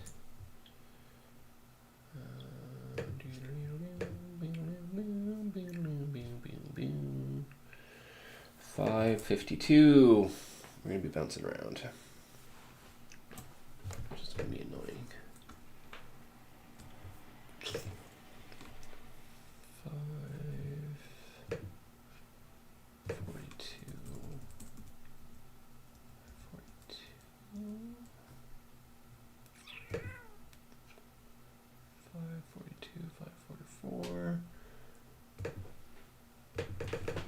30033.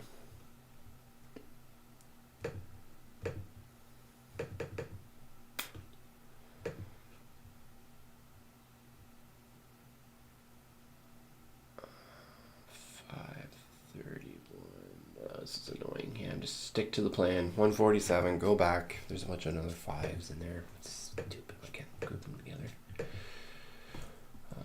147. 147 to 148. 147. 29850.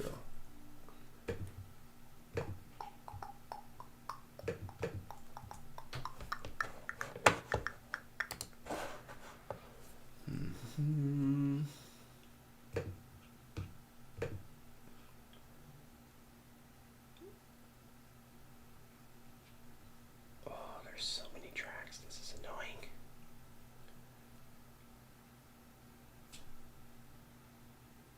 Okay, let's go back to the top now.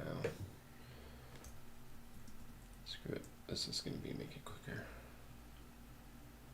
2146 29864.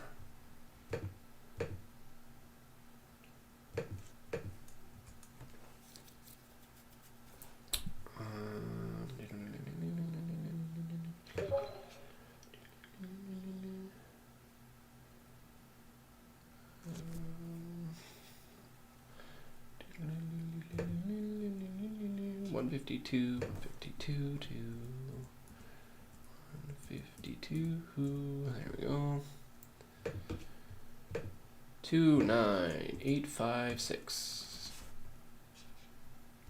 That one is not on there, so we'll delete it. 29856.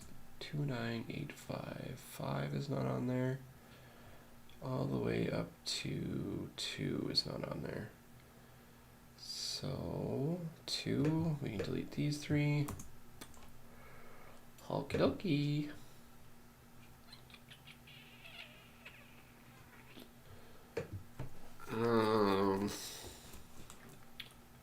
Yeah, my naming convention's a bit wrong.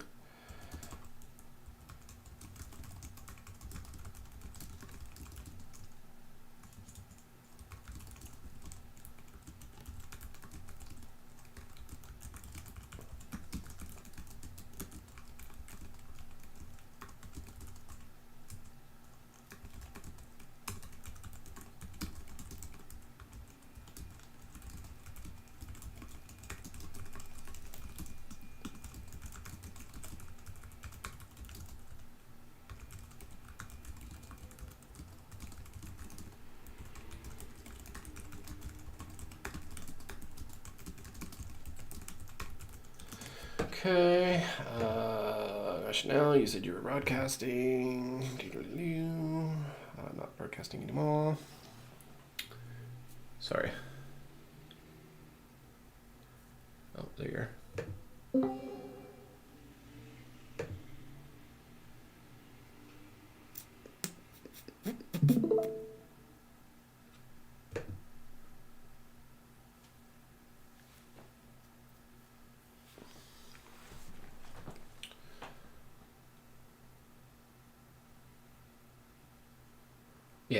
Yeah, it's fine. You can show me on the screen, just not the other screen.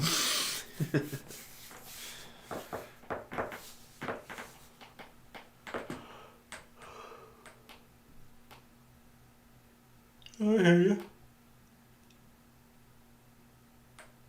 No, I get you. No, you're trying to create a villain, right? And this is the villainous world that world is it existing in.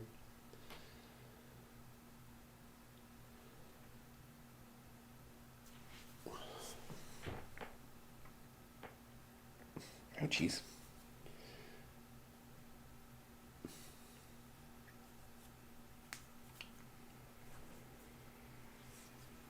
Well, yeah, that'll be an interesting little project for you. Interesting. Curious to see where you take that.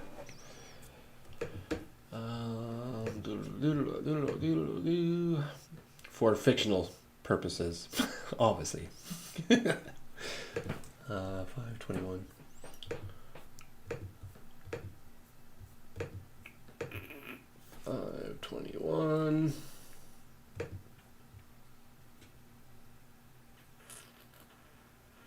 Actually, one more thing to mention also.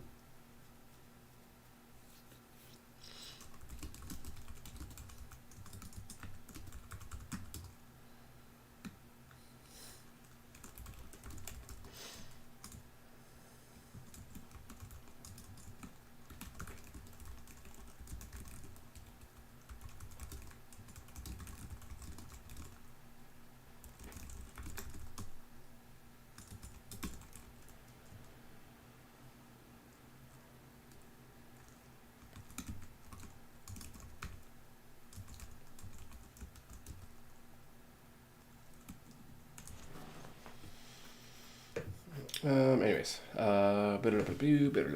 focus. 521. 30016.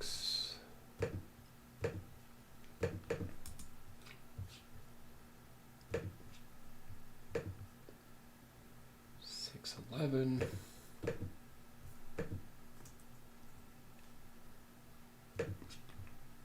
30061. That's interesting. Not there, so we can delete 6061.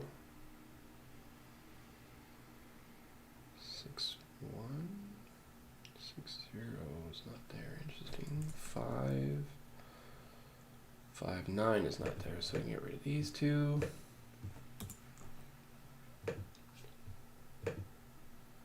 611. 6. Tackle that over here.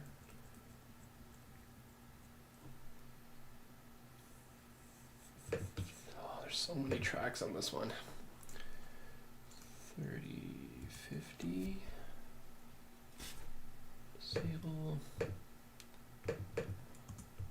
51 should probably go too by the looks of it. Yep.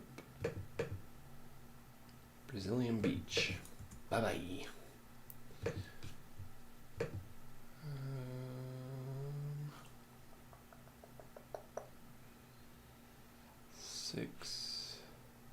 607.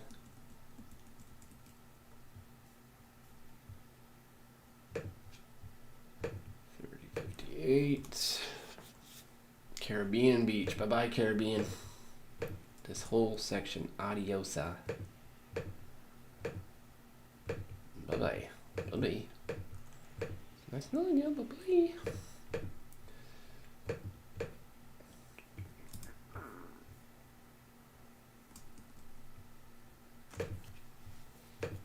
Holy.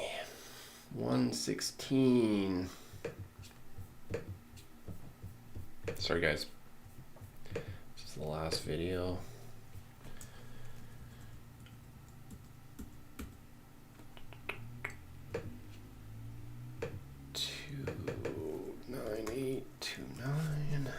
That one's not in the system.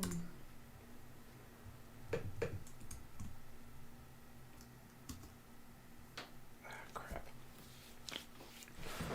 Oh, I clicked to the start by accident. Hiya, hiya, hiya. Hiya, hiya. You can't even type it, so I gotta go all the way back.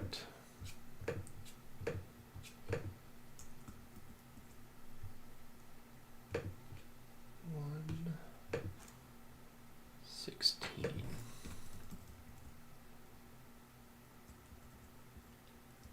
Okay, looks like we got rid of it already, but we need to do the 2983. Yeah, the zero's gone. One's here. 2 is gone. 5, 6, 7, 8, 9. The rest of them are there. 116. Already dealt with that one. 447. Getting there. Getting to the tail end. 447. 7. 29. 992. 992.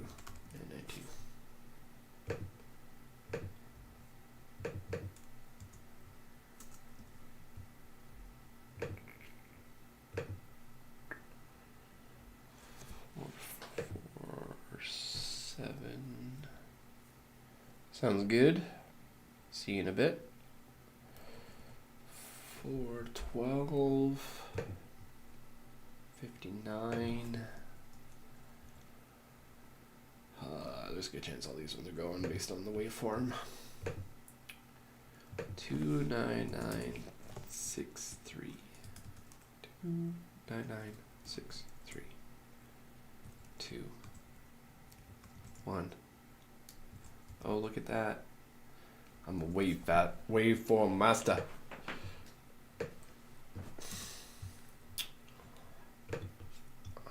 It's weird that yeah. Anyways.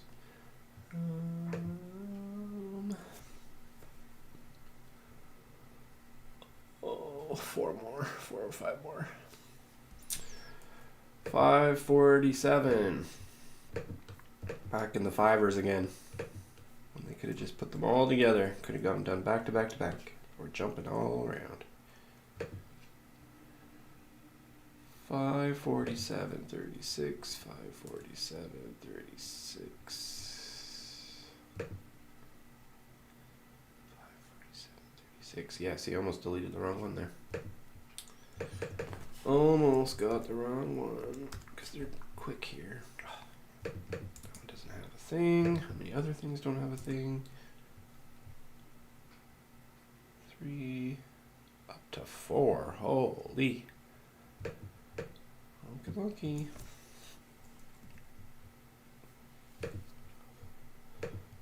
Where are we at? 530.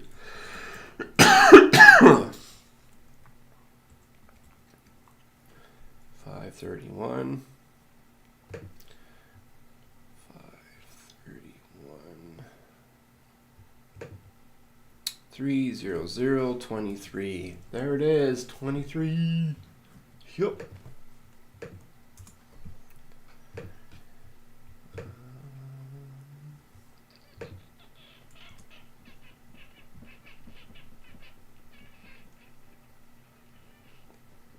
Three, four, six, seven. 6, 7.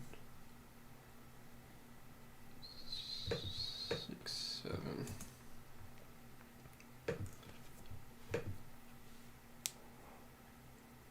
455. 454. 455.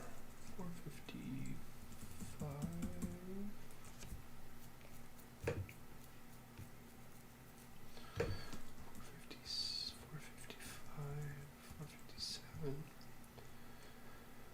Holy, my eyes are burning. 29996. And then our sevens, and we're done. 707. 707. 11, 11. Call pizza, pizza. Hey, hey, hey. 30095.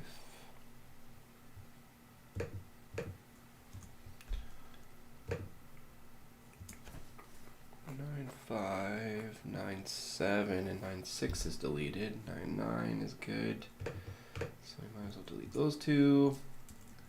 757, 11, 11.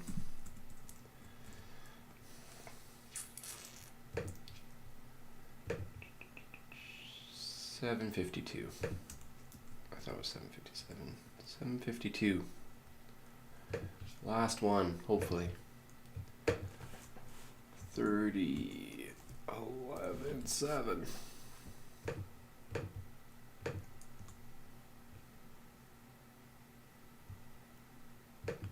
15, 16, 18, 18, 17, all the way down to 15. Save us another export, hopefully. Exports. What revision are we on? We are on R10. R10.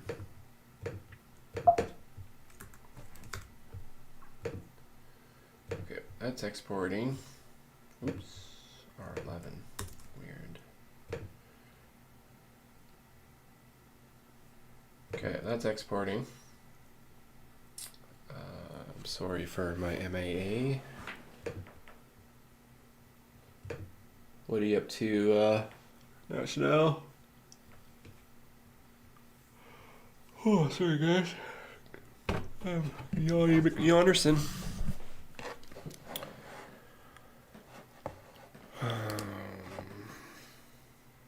Oh, and we need to upload also.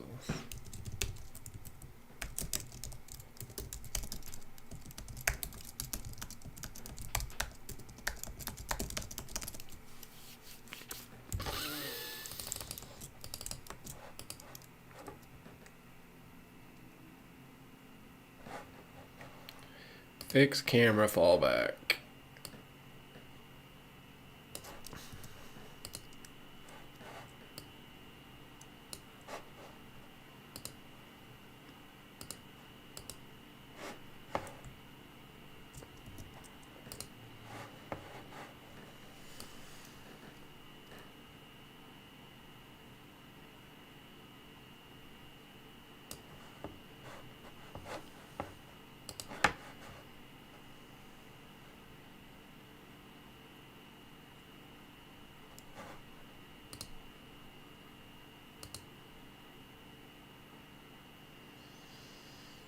What happened to our fallback? Hopefully it's this keyframe here.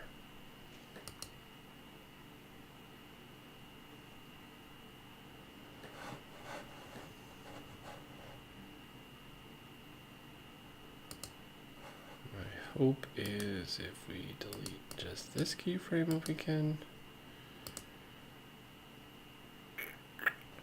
that prevents it from pushing back.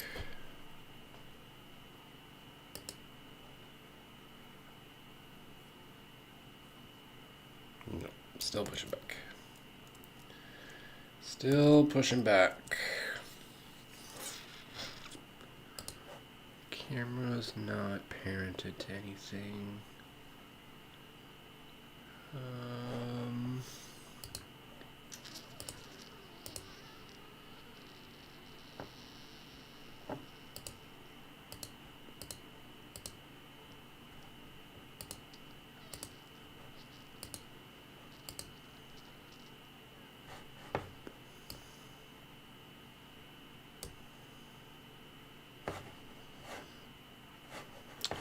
Please be it, please be it, please be it, please be it.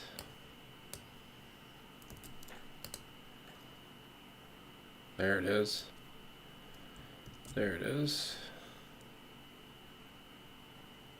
But I'm wondering if I want to do something like this. So he like falls into the visor in his suit. He's like squished against it like not having your seatbelt on against the car window. That's how I'm justifying it anyways.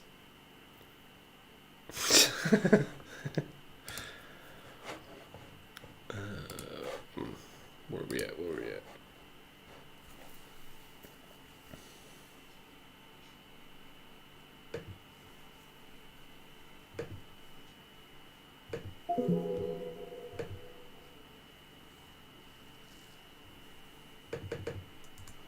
Sorry, I was gonna send you a message, but backfiring, backpedaling. Holy Hannah, boys! I'm falling apart.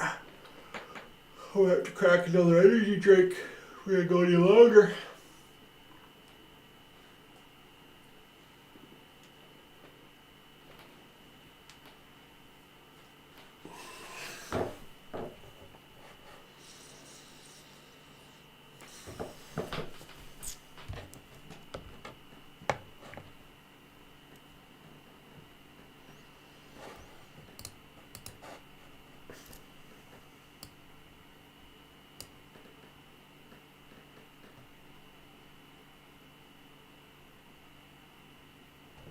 No, I'm not going to bother with this.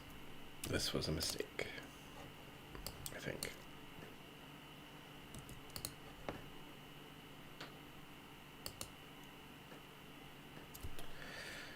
How does it look for oily?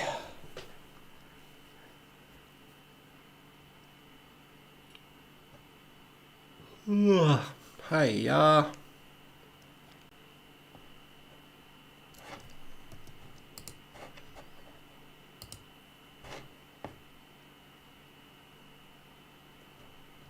I think we should be good, hopefully. Hopefully.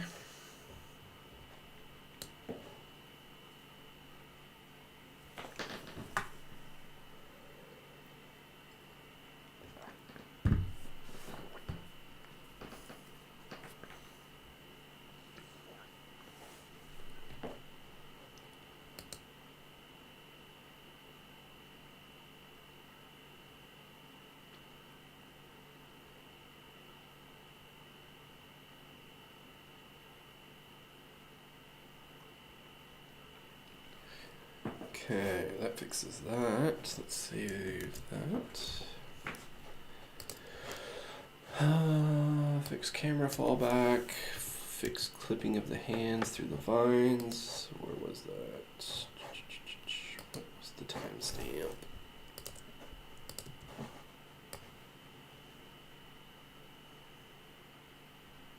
So it comes back around. And that right arm just like falling ever so softly.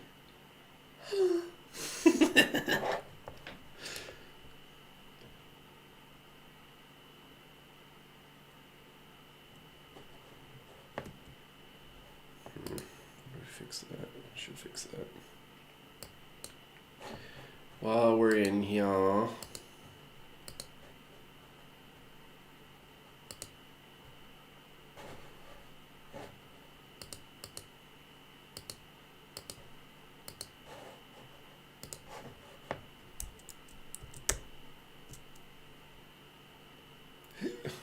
Come on now. Oh, that's the lighting. Light rising. What am I trying to do? What am I trying to do? Rig.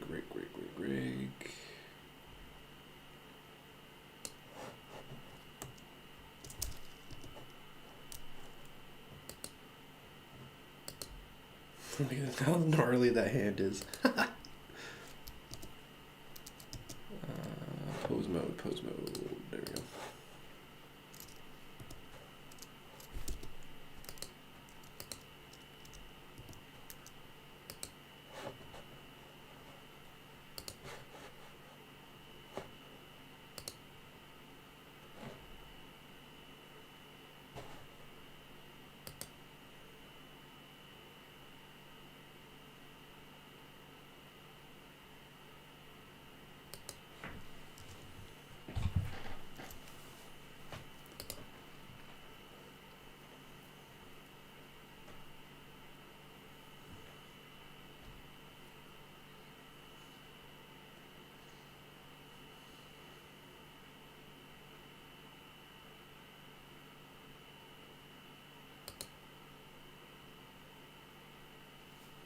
Looks like his hand's going through the liquid, but... Oh, and there's a transition out. We also need to do that too.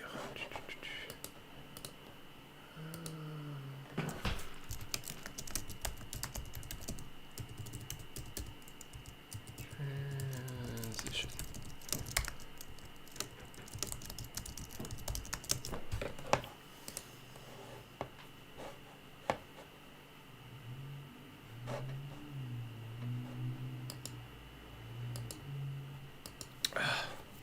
This is why, like, there's got to be a better way to animate.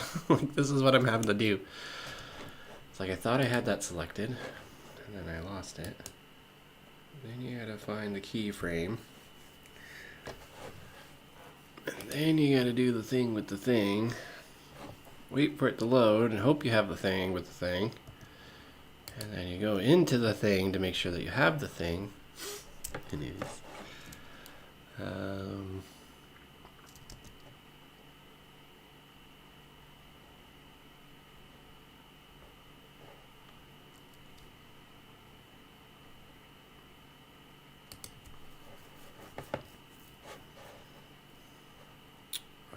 But I don't have that applied, so that's probably not going to do anything.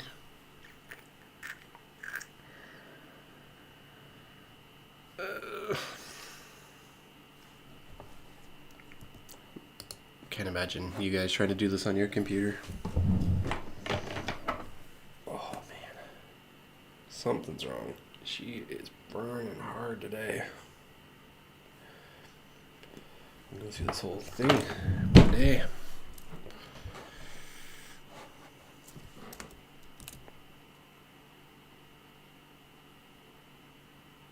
Okay, cool. Sounds good. No worries. I'll be here too. I might not just be on stream. I'm probably going to go do a victory lap. Definitely burning out of energy, so we might be shutting her down at some point, but keep plugging away until I get my to-do list done at least. Get another Backrooms export going. Oh, now he's coming through the visor. Crap. Oh, I'm so over this.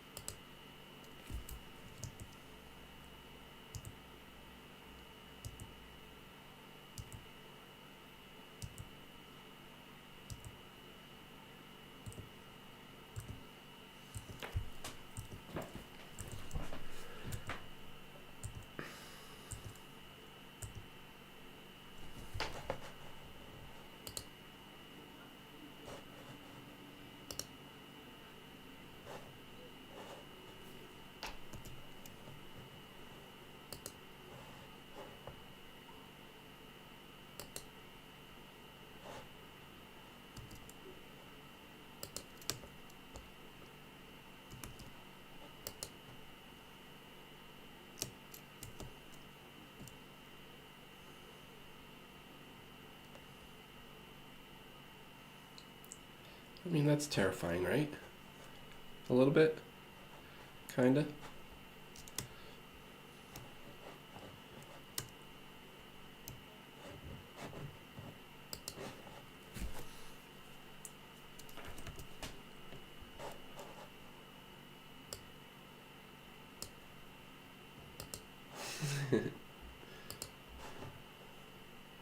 Yeah, well, if it was rigged right, it would be sick to just have his mouth open like he's trying to like consume him, but then the liquid just like goes over him.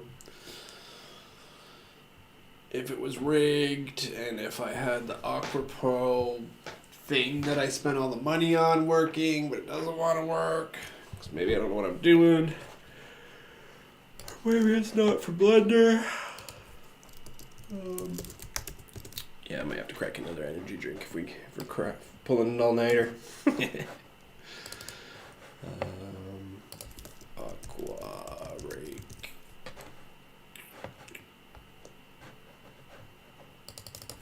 Aqua Pro.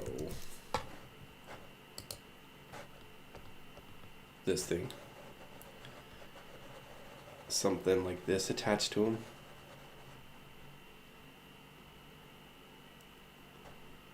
I mean, you can also turn him into like complete liquid, like his entire body, kind of like that Spider-Man movie. So that's what I was hoping to use this for, but it wasn't quite working. It was working, but it wasn't quite working. But yeah, that would have been cool.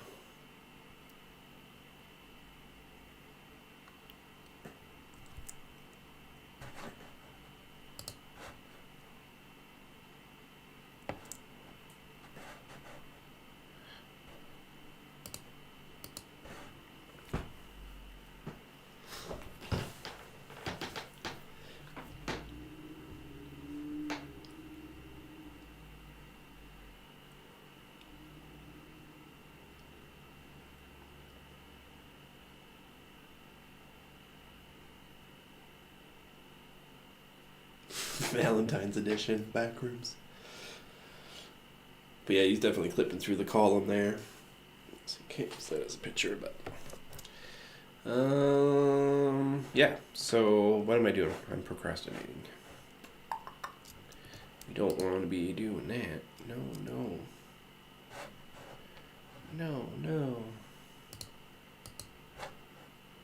Hands. Hands.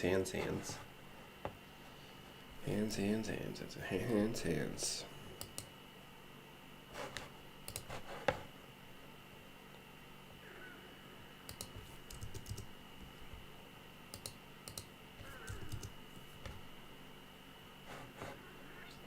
I think we're good.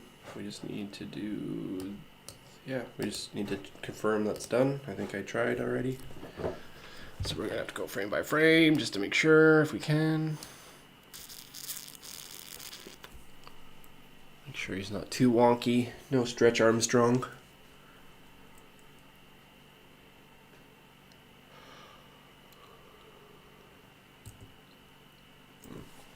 Yeah, kind of got Stretch Armstrong going on. Just a pinchy. The hand being kind of looking a little funk.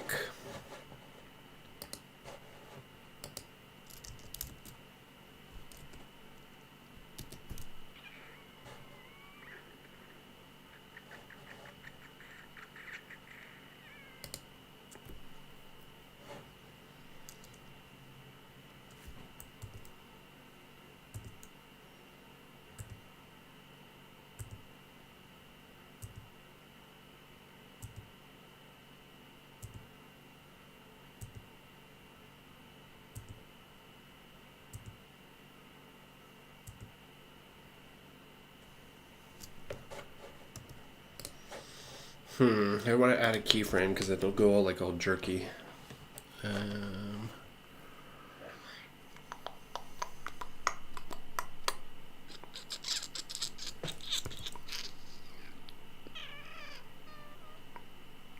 looks like the vines are still clipping. The vines are still clipping.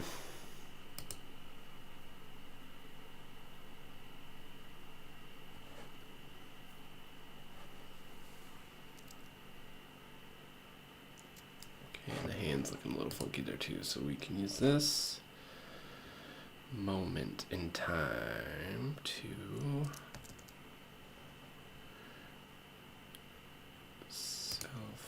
course correct.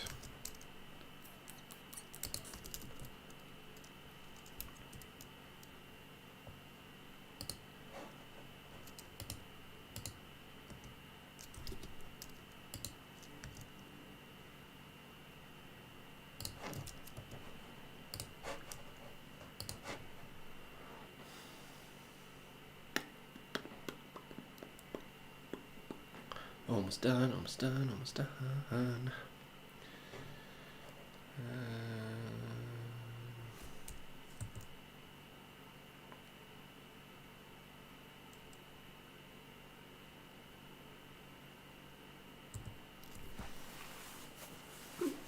As long as there's no clipping and wonkiness.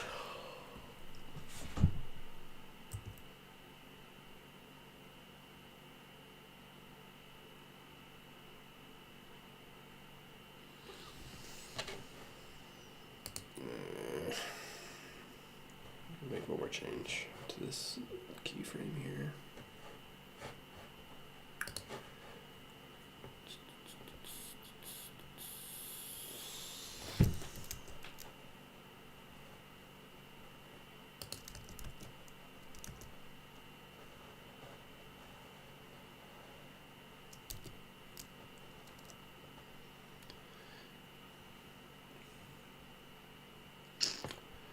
Oh, so over this project file.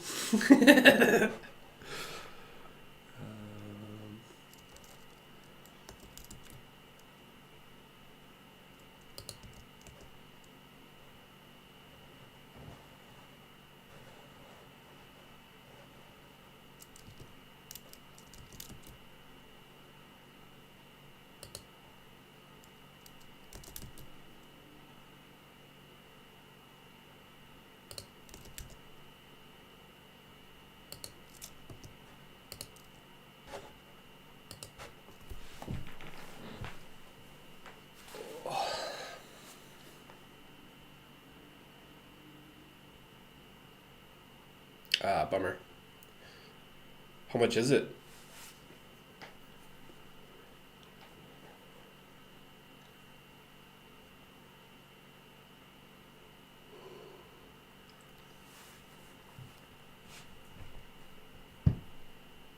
Holy. Euro? Yeah, it's a little bit of my price range. I was going to say if it's a 20, 50 bucks, could probably do it. But if it's euro,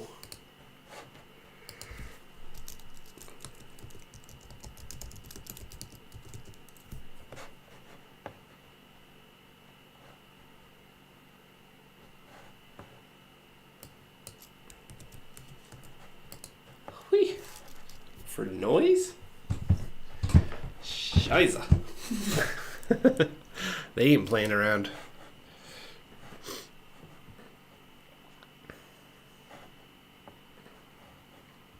Yeah, it's gonna be like 400 bucks for me. 410 if that's euro. If that E is euro. So. No, exactly. No, and I'm sure there's motion tracking type stuff and all that kind of jam. But my experience with film effects, it's like $69 or something, or $39.19. But then there's like Red Giant, which you're paying like a couple thousand a year for that, and they have some noisy stuff in their film stuff.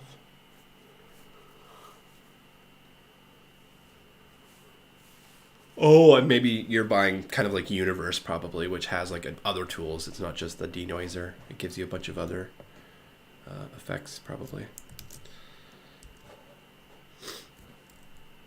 Gotcha. Yeah, then it's worth it. How many different things do you get? Is it 5, 10, 100? I'm just curious. cost per item? Like, is it 300 a year, 300 one-time purchase? Because if it's like 410 divided by 20 apps, then we're only really paying $20 for the denoiser. It just sucks that you have to buy everything else. Yeah, that's the way it should be. I was worried it was going to be a subscription. Because like Red Giant, you have to pay like $2,000 a year or $1,000 a year, and you don't even own it.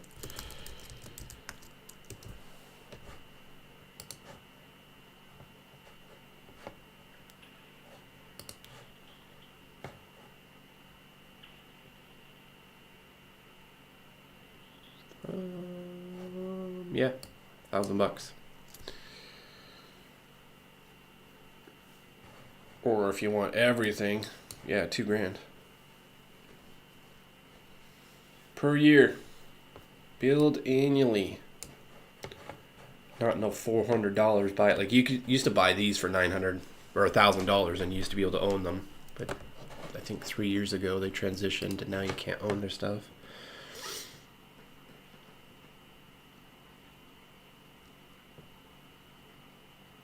Nice.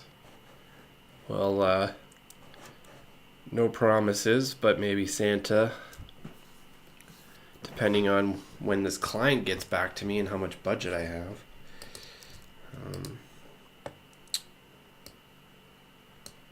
Maybe it's something we can get to you potentially. Again, sorry, should probably overcommitment, but appreciate you helping me out. And if, like I said, if I could buy a couple things for you guys once in a while, I don't mind doing that. But yeah, a little bit out of that price range. But I mean, if we're doing stuff down the road, right?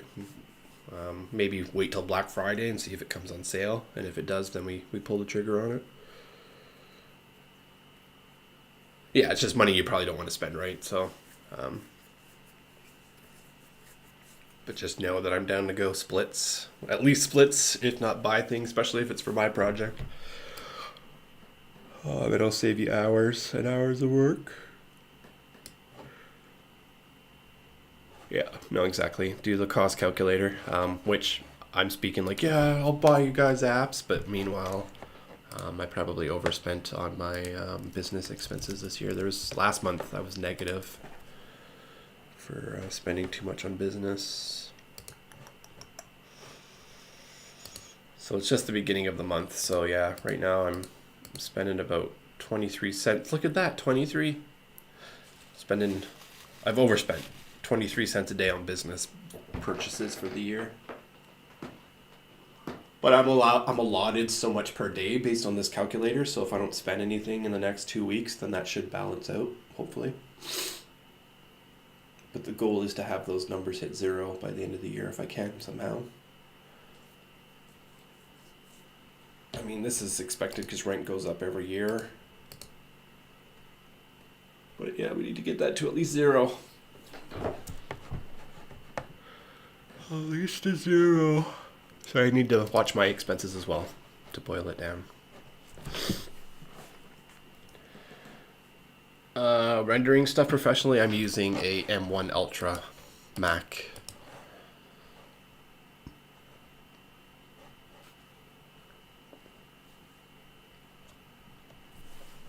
But I should be on Windows. Definitely should be on Windows.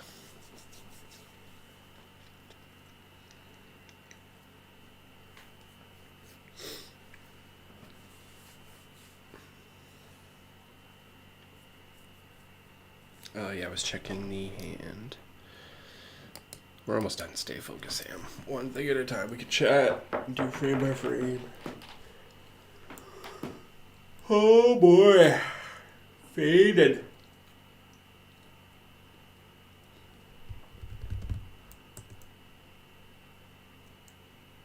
Nice. Thanks for coming by, Chase. Good to see that you've picked up Blender. You're getting behind the driver's seat. Hopefully make some cool stuff. What are you focused on? Modeling, animating, world building, grease pencil, motion tracking, game development. There's so much.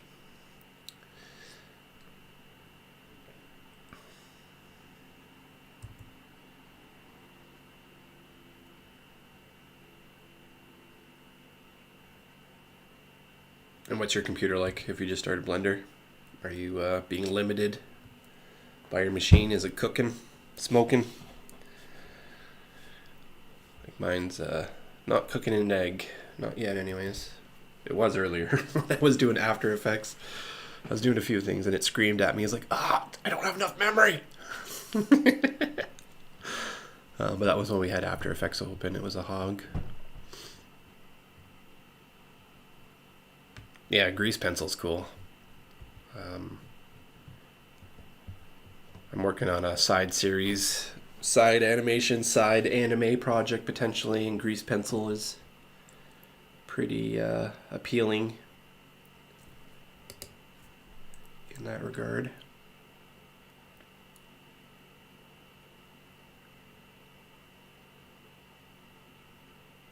You see you're on the studio. Is it an M1 or are you on the M2?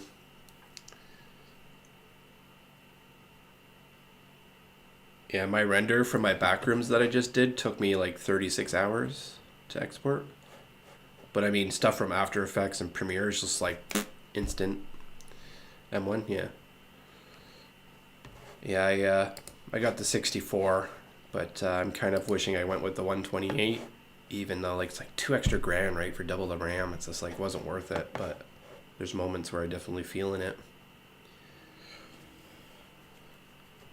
But I'm kind of excited for that M4. I've been hearing some stuff about it, and it sounds like the new processing chip, blah, blah, blah, is like optimized for rendering in Blender. So there's me, who's always been on a Mac boy. I do a lot of videoing, a lot of After Effects. I may just stick with the studio and just get the M4. But if I'm just going into Blender, just specifically into Blender, there might be a case to be made, or a high case to be made, to hop into Windows, because you can swap out your graphics card. You can run multiple graphics cards. You have NVIDIA stuff, which is specifically for ray tracing and blah blah blah, right? I don't think the M1 chip had like animation optimization in it, but it may have something on it.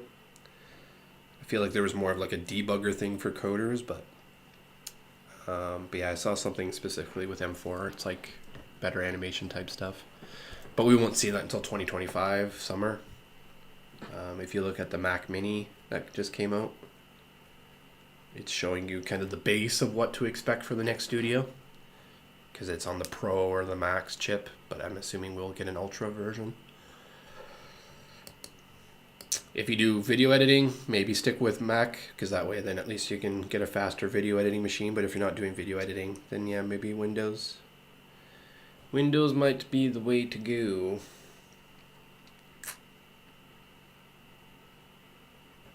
Okay, I'm clicking around. I need to be frame by frame. Man, I'm squirrely right now. Definitely squirrels. Squirrel Hamid.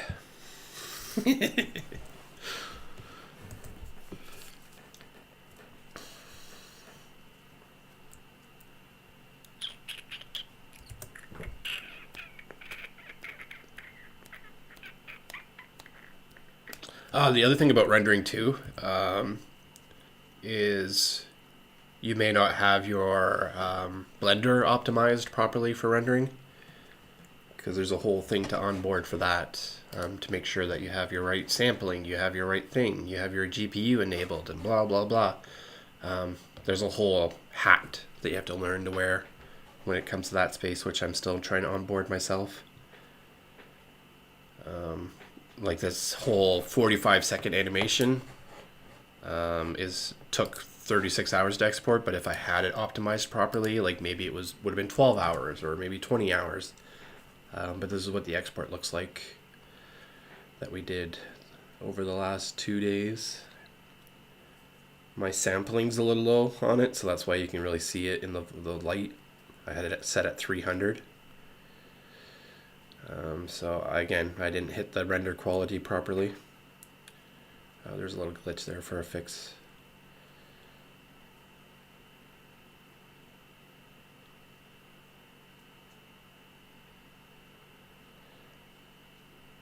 Yeah, I'd hold off for a sale, dude. Like I feel like Black Friday or something's coming around, right? So maybe we can get a little 10 to 40% off discount, and then I can pitch into it. But yeah, that's our export for Backrooms.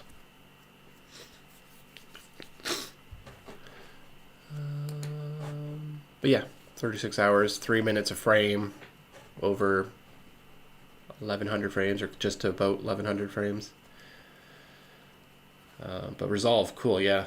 I'm on Premiere or Adobe, that's my jam. But Lumavox there, he's hopping into Resolve and he's color grading this project for me. Taking a stab at it. Like you saw in the export there, was pretty washed out a little bit, so we need to bring her back into some color grade and give it some more life. Yeah, thanks. Obviously lots to improve on it. Speeding of stuff between the keyframes was too quick at times, and ultimately the project's on a house of cards right now. There's so many things wrong with it that it's just like, get it out before it breaks completely. But yeah, learned lots, but now it's time to move on to a new project, because this is somebody else's, right? Like Kane Pixel created the Backrooms. I'm just creating an episode in it, but I have my own little story that I want to start tackling. This was just the playground to get wet, see if I could actually make something, if I can make something cool in Backrooms, if I actually really, well, I tried hard here, but learn from here, apply my learnings to my actual project. The project's going to look a lot better than trying to learn in my project, my story that I'm writing. Trip and fall on this, essentially. But right now I'm just trying to go frame by frame. I keep forgetting what I'm doing. Got scroll brains, but I'm trying to go frame by frame just to make sure my hand isn't clipping. That was one final to do that we needed to do, and I need to re-export just the tail end of this. So I'm not quite done, but by Friday this weekend we should have it wrapped up, hopefully. Monday final day. Because I'm anticipating client work coming in soon. Very soon. Yeah.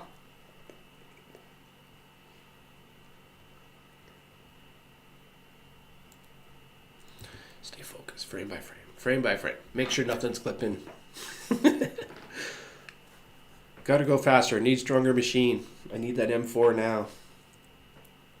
How about that Mac Pro, the cheese grater? That's like $12,000 or up towards of like what, $50,000 if you want. I wonder what one of those would be like with a few ultras kicked in them.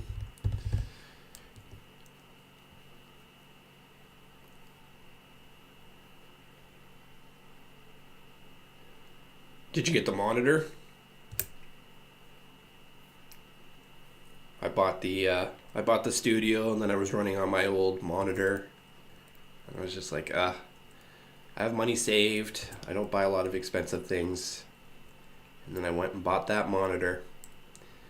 And I mean, it's really nice, but it's probably one of the purchases that if I could refund, I would. Because I don't know if, yeah, $2,000 is worth for the monitor. But I mean, having two of them would be really nice. But yeah, there definitely was a cheaper option. Apple got me on that one.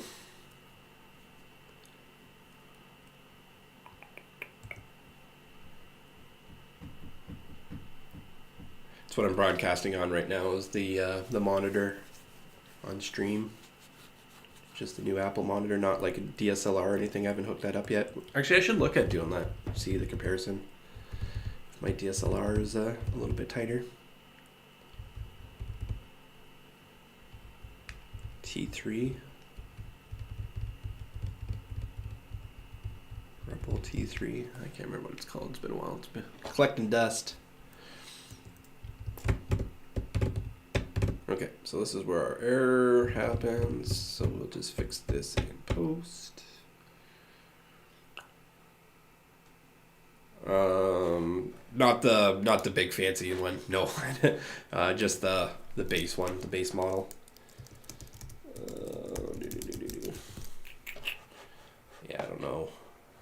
how you could justify that other one.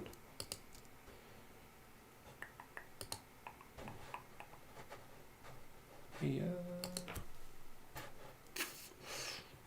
This guy here. Not the new. I got just the new. Without the new pieces on it. Insane. What were they charging for that thing?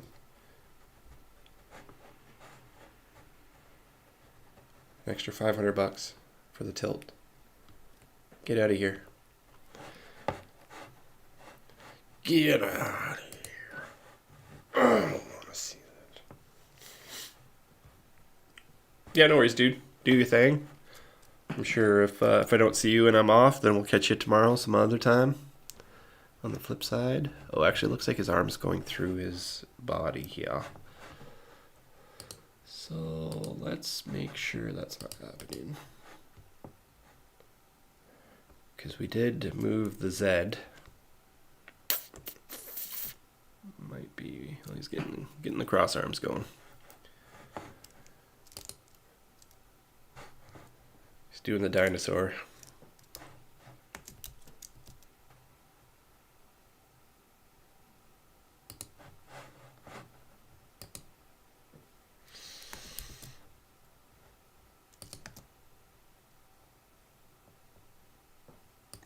Oh man, have to go for a little stretchy poo.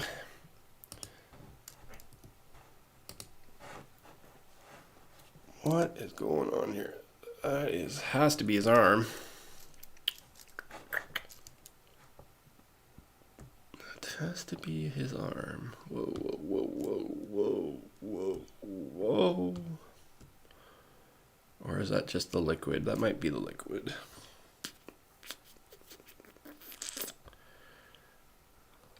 Liquid with a cross arm. With a cross arm. So this needs to go. Yeah.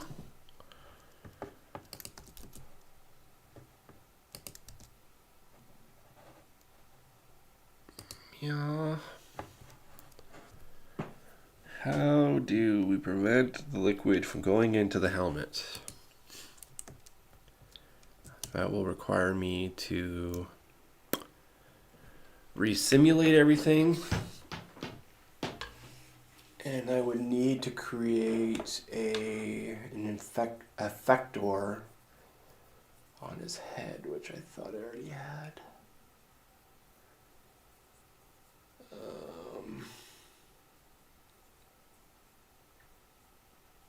Sorry, I'm just thinking.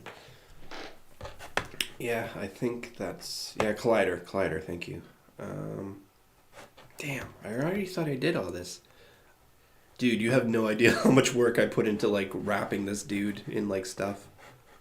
I don't know if you've seen some of my images with the shark. Because I spent a lot of time trying to figure this out. And I thought I had it done.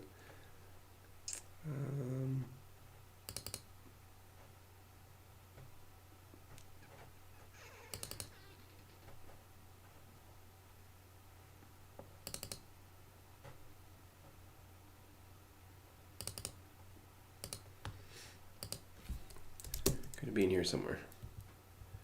Yeah, you might see the pool rooms. Some of the original backroom stuff. Like, man, I want to get back to this quality. Why is my liquid not looking like this anymore? Because I want to make it look like that.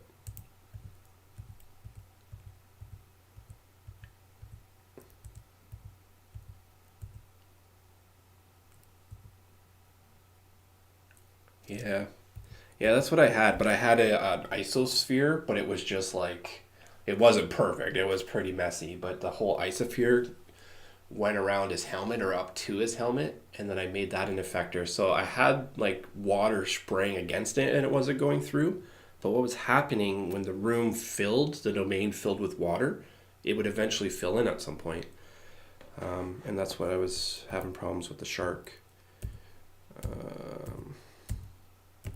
Yes, Future City does stuff for my David. Pool rooms. Motion blur. Oh, I got so many screenshots. I gotta clean all this up. Yeah, this stuff here. I have a shark barfing on my guy.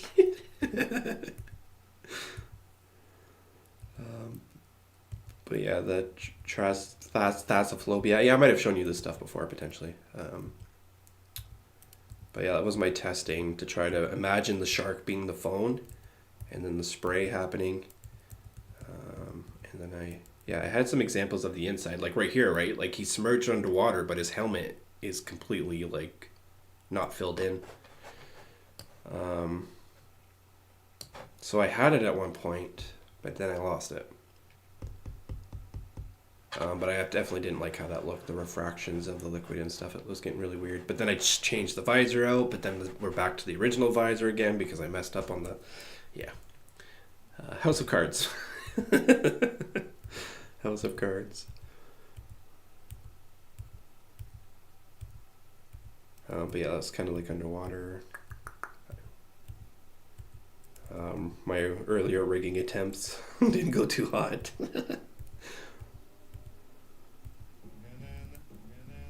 I'm gonna get flagged for that.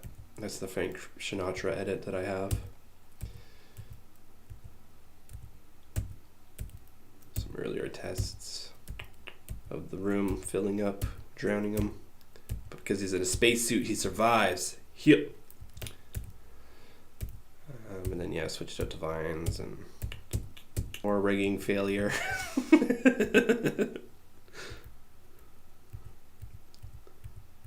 Anyways, I probably showed you all this. Anyways, we have come a long way, but we got a long ways to go still. A long ways to go.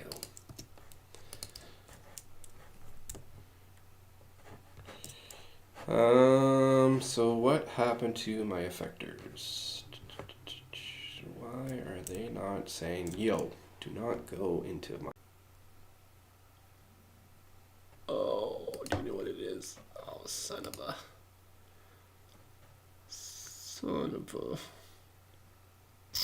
I didn't move them over.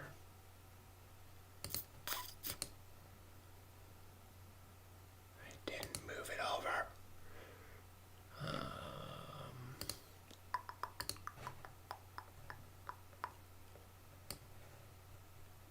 Yeah? Did I set it up properly? That they're all rigged in the same spot? And wherever I put this thing will just automatically work with the thing. Oh, look at that. Pre-active. But now I need to resimulate. I don't know if I want to resimulate, because I'm worried it's not going to work after I resimulate, because that happened before. But yeah, that's my effector. But I didn't have it turned on, so that's why it's going in his helmet. But my assumption is, as long as the camera's view is in the side of this thing, any liquid should splash around it, should not fill inside of it. So yeah, we need to resimulate. We need to resimulate to prevent water going in helmet. Forgot to move effector over. Oh, just one little mistake.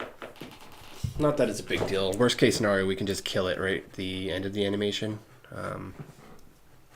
Because what does it look like? Well, it's actually going to look different now because I moved him up a little bit.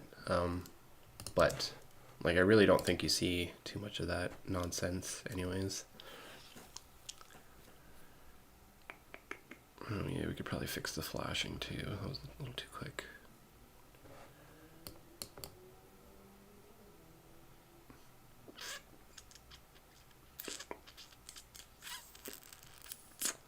Yeah, we don't really have a good ending.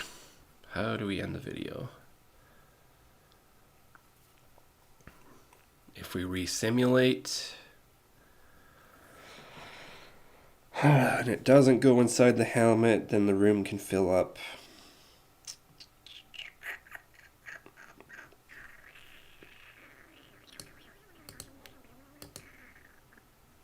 The room can fill up. which it looks like it does at some point.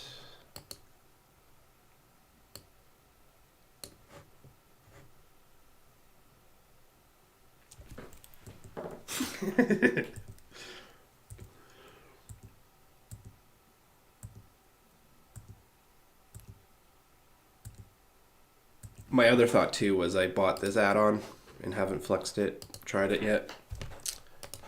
But the wrapper tool, if I wrap the entire spaceman in like a plastic mesh material, would that stop it? Or would this add-on work with geometry nodes and it's not actually a physical object to use as an effector?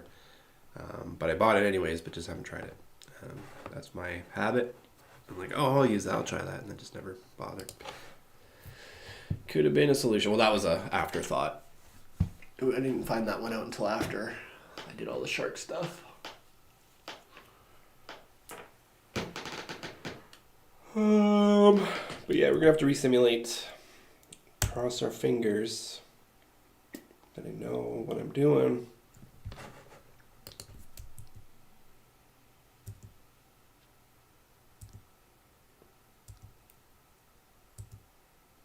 Oh, yeah, we're gonna have to resimulate anyways, because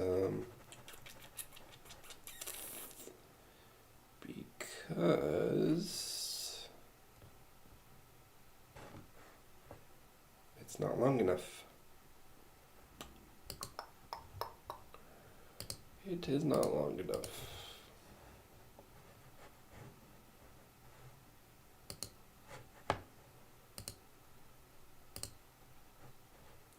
Hui.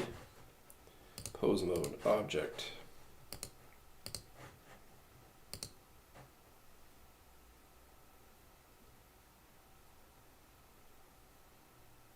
Yep, it's not long enough. Not long enough. So let's color 11 on the dot.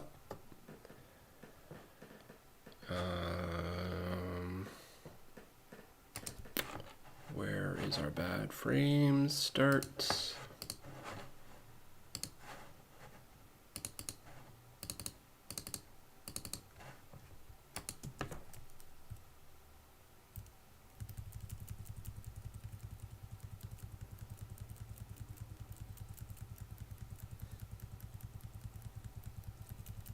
Yeah.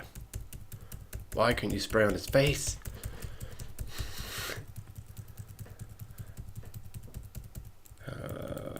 This is where we need to fix it from, so we can say 940. Yeah, 940. Start at 940. Oh, actually, this is simulation. Never mind. This is simulation. So we want simulation to be started when he picks up the phone.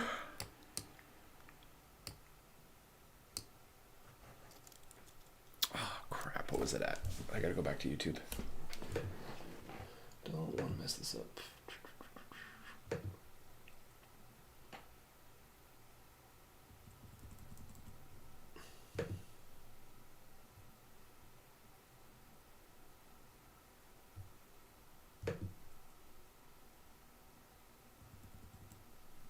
Come on.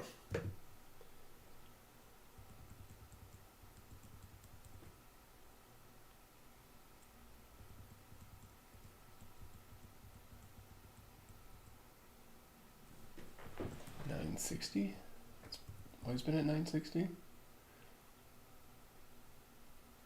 Okay. Oh, $940, so $960. So I like the timing of everything, so I don't want to change this. $960. I just want to change this to 940. That's what I meant to say. Okay. Oh, actually, simulation's going to be different. Simulation's going to be different. So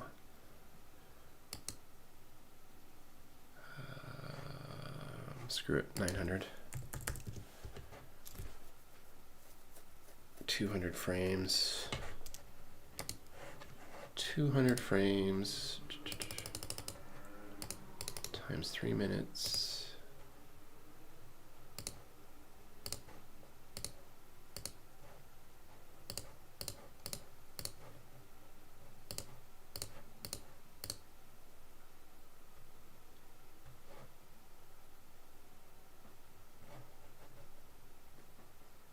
Huh? 100 hours? No. 100 minutes?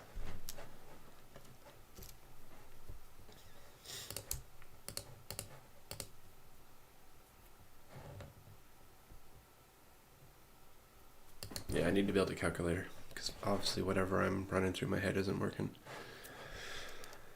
And she the end of the day, anyways.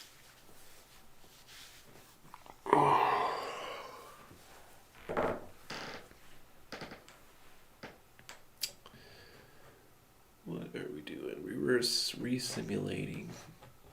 I am nervous. So nervous.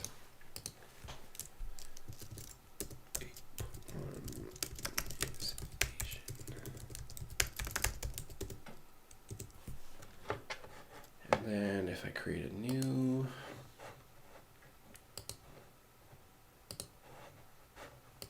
hopefully we still have the previous bake, because for whatever reason I keep rewriting over my previous bakes, and that is why I am nervous.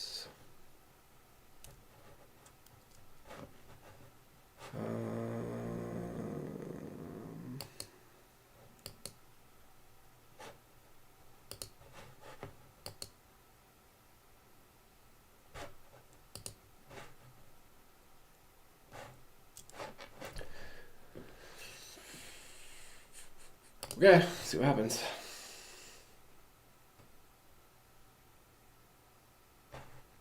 Yeah, my internet sucks. Sorry, dude.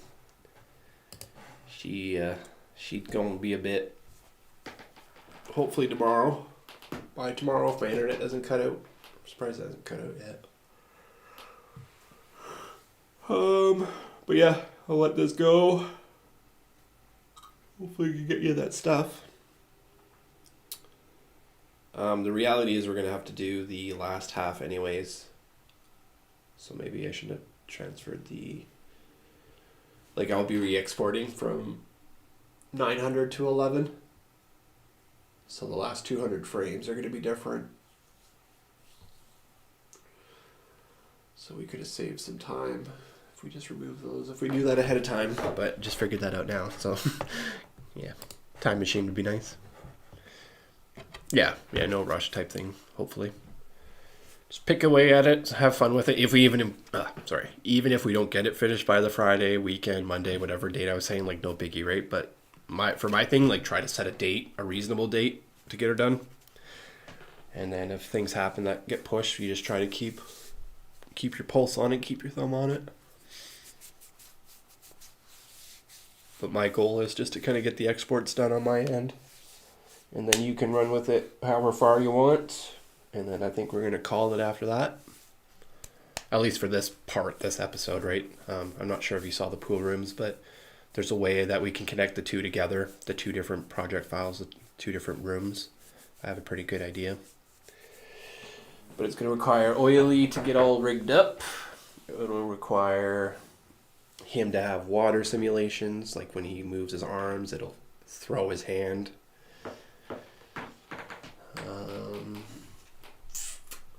And then yeah, it's really too bad about the fake Frank Sinatra song, because I had a pretty cool edit for that.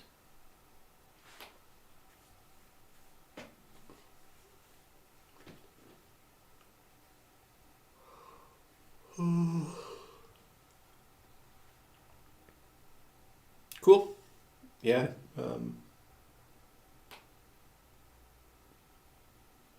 Yeah. Cool, man. Again, no rush if you want to take your time with it with the color, but if you just, for me, color, right? You saw where I was going. So if we at least hit that as a minimum, that's the bar. I can achieve the bar. But we can toss her to people that have a little bit more experience. Yeah. Hence why I wear my toque. You guys just saw my mad hair right now. Getting to that age where I do like one haircut a year. I'm losing more hair than I'm growing. Gotta keep it all.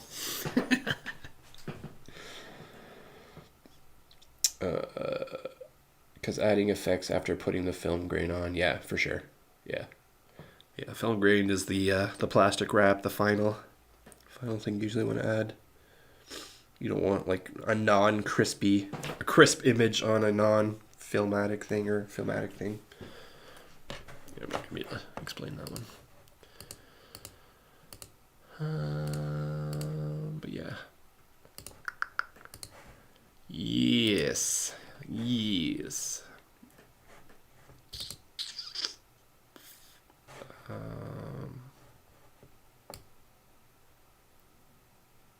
Yeah, see, we lost the water simulation. See, I don't know why it doesn't want to work sometimes. And for whatever reason, it takes me forever to figure out how to do it. I have to usually redo the simulation. Damn.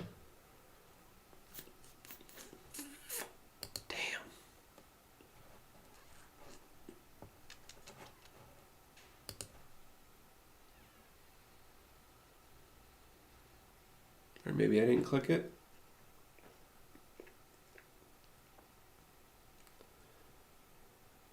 But it should be taking longer than that to do.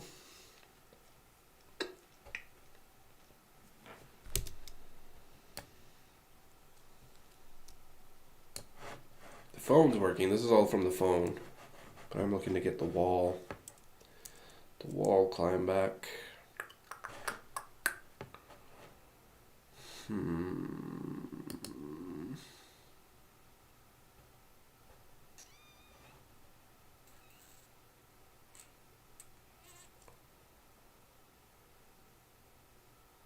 Okay, just give me a second. I'm gonna hop back and try to rebuild.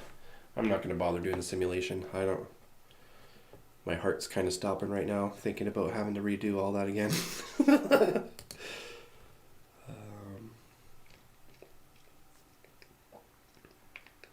Yeah, actually, I'll hop over if you're doing it now. Holy Hannah.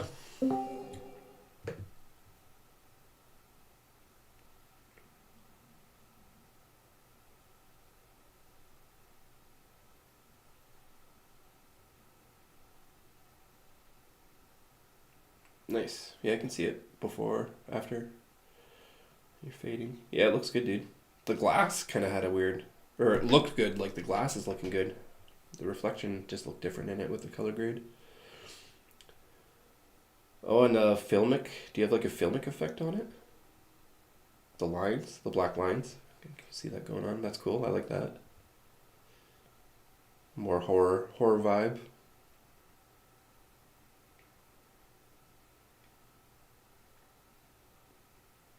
Yeah, that's looking good.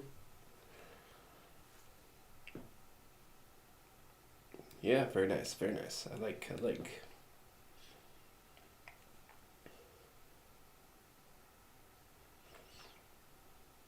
There's actually one part at, where is it?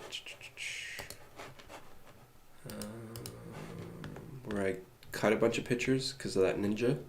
So there's actually a blip in the export. So I'm not sure if we want to do like a camera shake, or you can go like a film burn.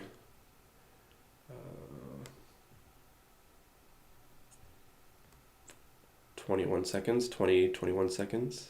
There's a jump in the footage.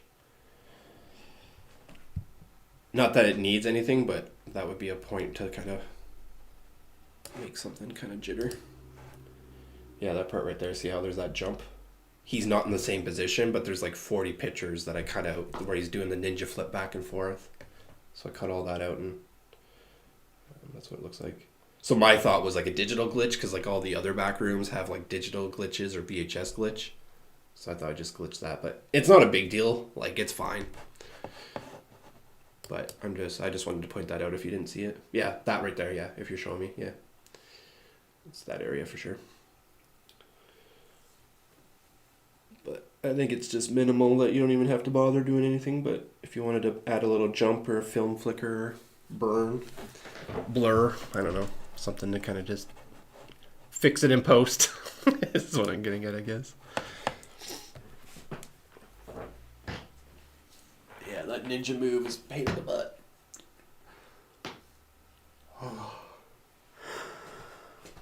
Yeah, looking good, dude. Good job. Crushing it.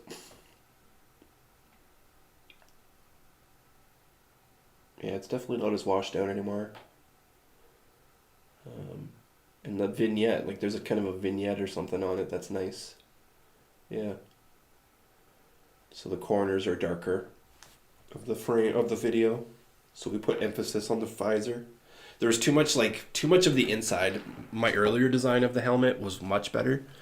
But the one that we're on right now, you see way too much of the inside, right? So by you darkening it like that, or maybe adding the rack focus will help take us out of the helmet and put us more to how we would actually be seeing things, maybe.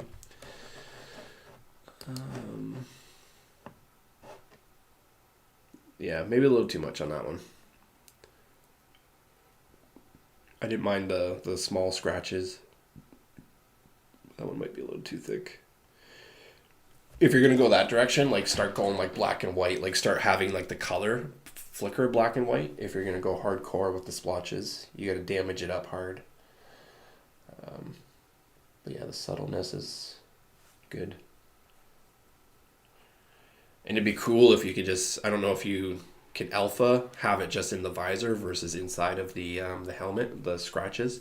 But it'd be cool just to see, like almost as if he's walking through like a 1980s film himself, right? That it's the world around him that's got the scratches and stuff to it. It's not the video itself. Just a thought. Yeah, like masking type stuff, right? If you want to push it a little bit further. And hopefully it doesn't move so you don't have to motion track it. But if it moves, you might have to motion track it. But yeah, you got some skills. I like what I'm seeing.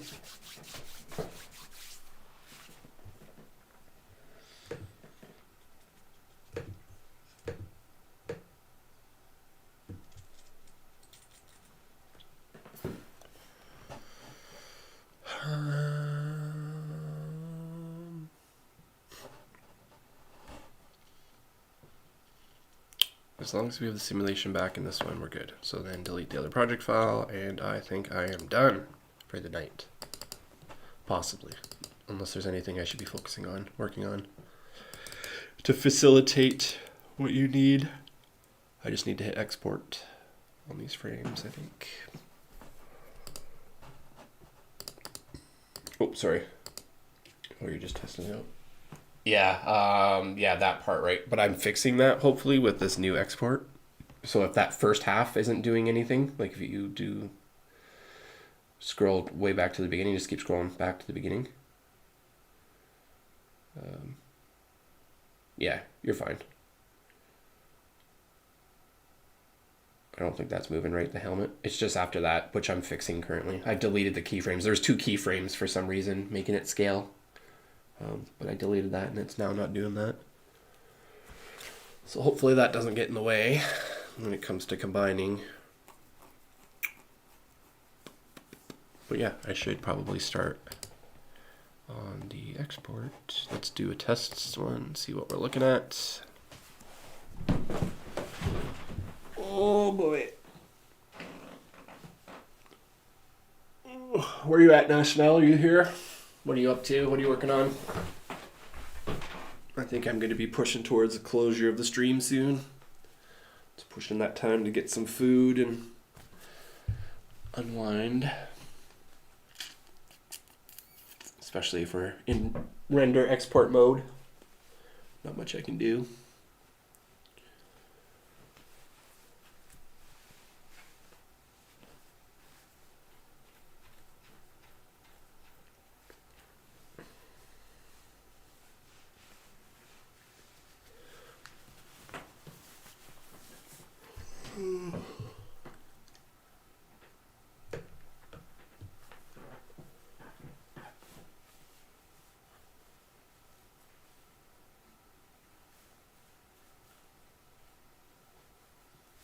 Yeah, I can't understand color scopes to save my life. People have told me how to do it. I'm just like, no, I don't understand it. But you don't need to show me now, but I just saw the scopes in the corner.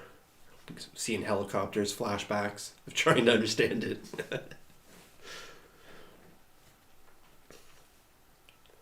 And then, yeah, the nodes. That's why I stayed away from DaVinci, because I knew it was going to be a lot of node-based stuff. That's why I stayed away from Blender. But I'm glad I'm pushing through it. I'm glad my buddy pushed me through it. Yeah, it's like layers, but it's just another way to visualize it, right? Like to kind of mind map or how you look at it. You still need to kind of wrap your head around it a bit. But it's probably a lot easier said than done. I just was very intimidated, that's for sure.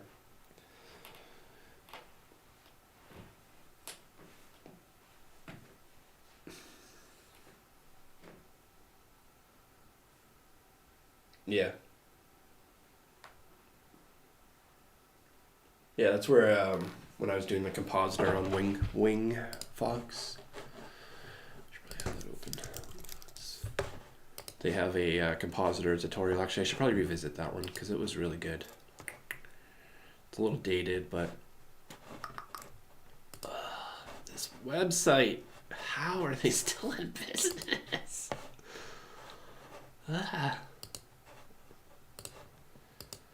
Or maybe it's my browser. Maybe it's not their fault.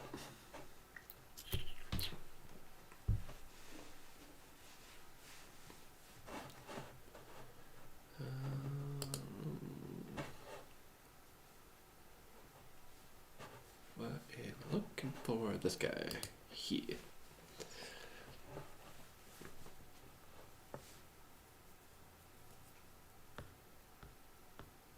$5 hours. But yeah, I need to revisit that one.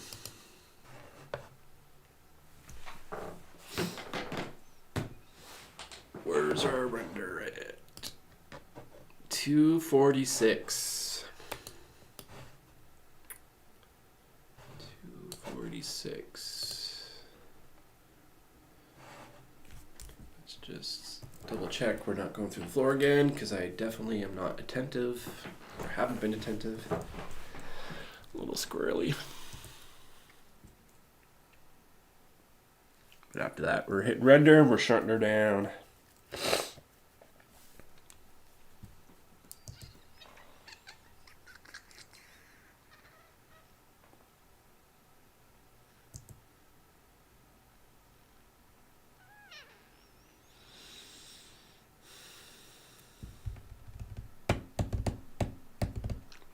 Everything I checked because we got a little clippage.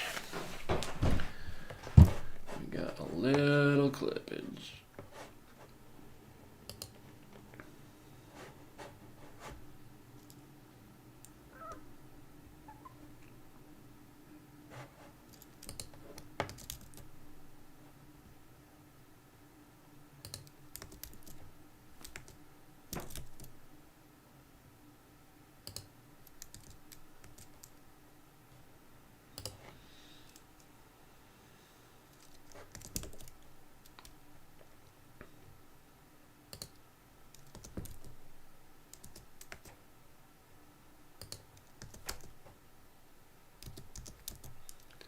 What am I trying to do?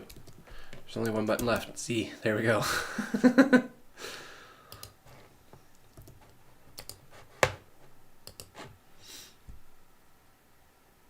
Still going strong. Well, we're not strong anymore. I'm talking about shutting her down. Just double checking, making sure I have no more clipping. I had a bit of vines going through his arm, so I'm just double checking. But once I feel that it's good, I'm going to hit render, and then I'm going to be shutting her down.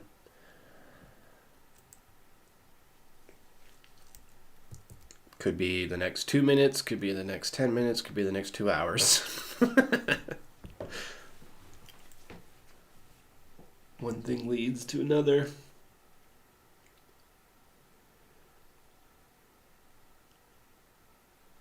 Come on, Twist Arm McGee, don't look too crazy. Like, you're falling down, right? And you're like flimsy. That's what my thinking is. Crap, I can't get up. I've fallen and can't get up.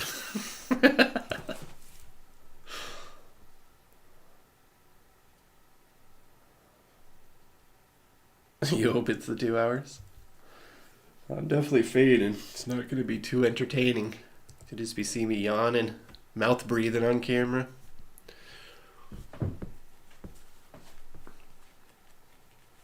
I'm hoping tomorrow. What's tomorrow going to look like? Tomorrow's going to look like tutorials. We were talking about Wing Fox, so we should be back in Blender tomorrow doing some tutorials. If the client doesn't get back to us. Oops, I'm going the wrong way.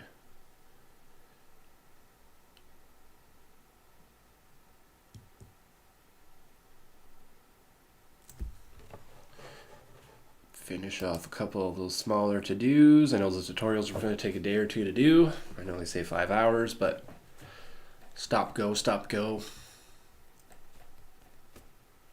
Anticipate it to be 3 to 4 times longer. Well, it's looking a little more realistic than his little meh that he had before.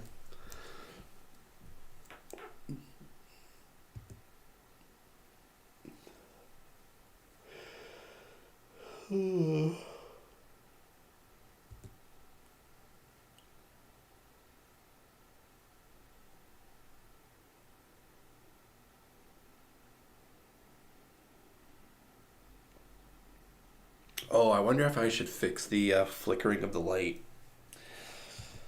That was a little quick too. Damn. See? It's not gonna be 2 minutes now. If I jump into that.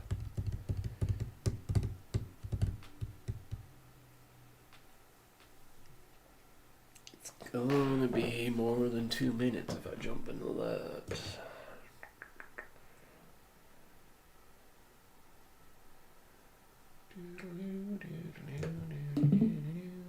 Oopsies.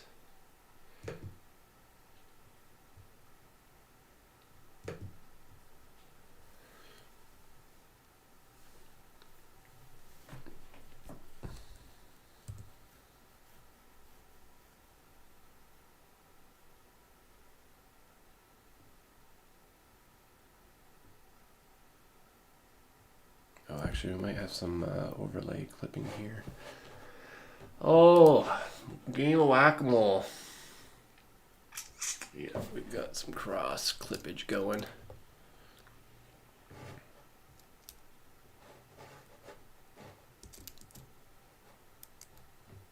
Let's just get you out of the way.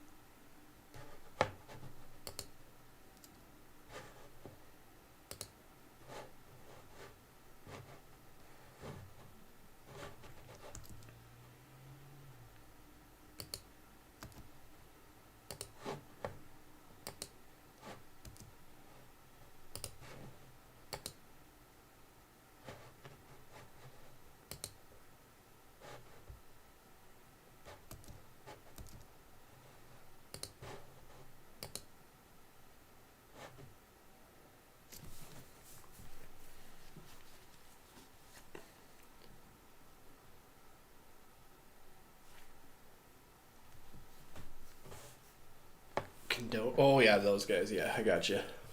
No, I hear you, man. You're just doing creative exploration.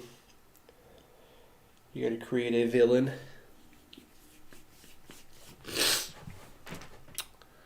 I got ya.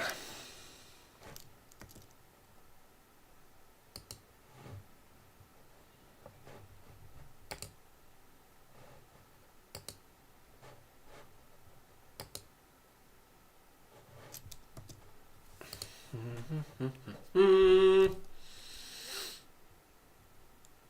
there's tons of people, right, that are tons of vampire type movies with that theme attached to it, like Captain America, right, had that stuff in it.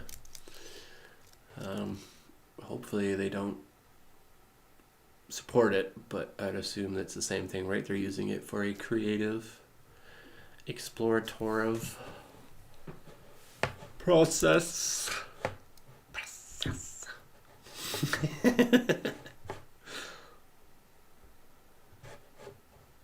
Please don't forget about me while I get swallowed by ooze.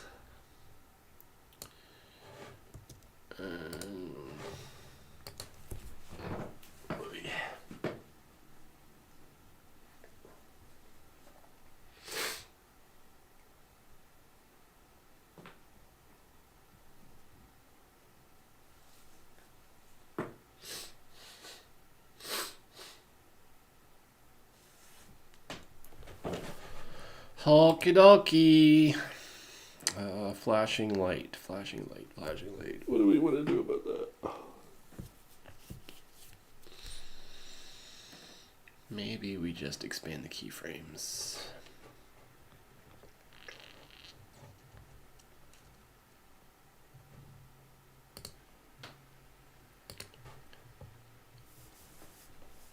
Light, light. Where are my lights?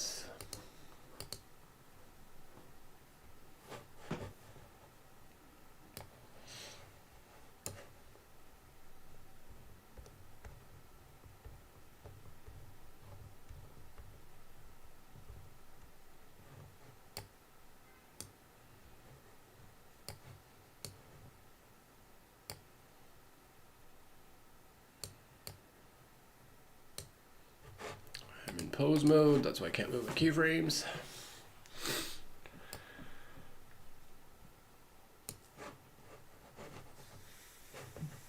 Oh, I hate this. It's so silly. You can't select or see your keyframes if they've if you're keyframed them off. You have to go to a point that's where it's active to be able to see the keyframes. How are you supposed to animate off and on, flicker off and on, if you can't adjust the keyframes? Click the pin on the left. Click the pin on the left.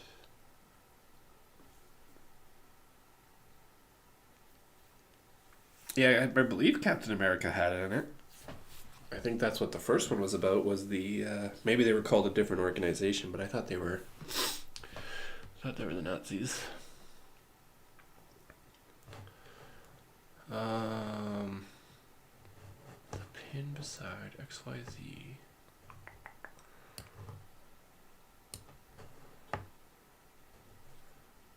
Disable view ports.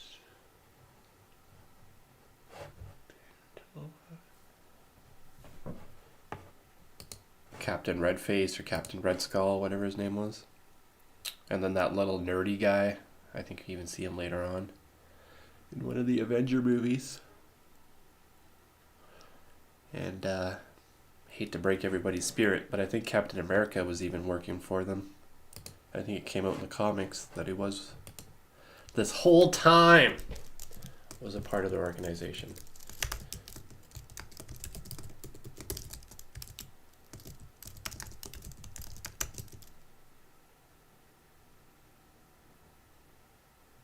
I don't want to Google it, but I feel like it's actual lore that they made a comic. But anyways.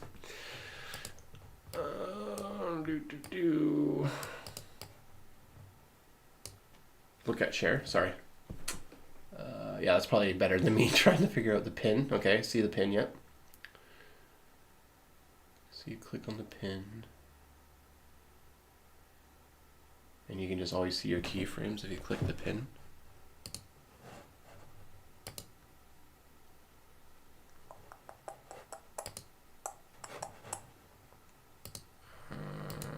Don't know if it's working for me.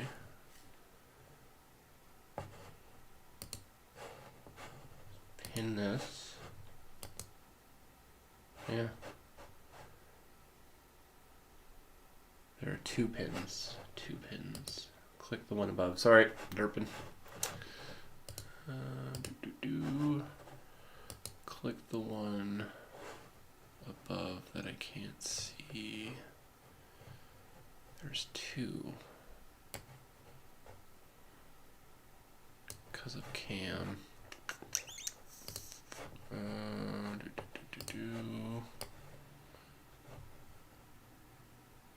Apologies. Right now I just have 1. I've animated using this.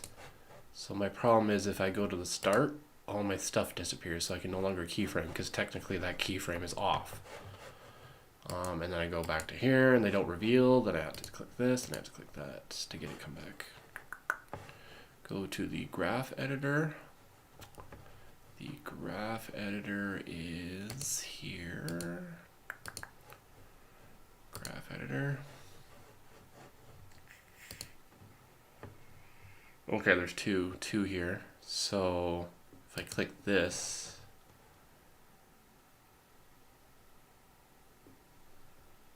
now it should work.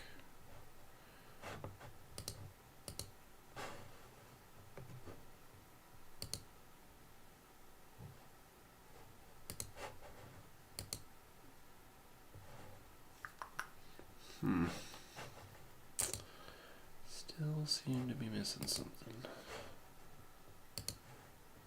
Graph editor. Display channel regardless of object selection. So I need to stay on the graph editor.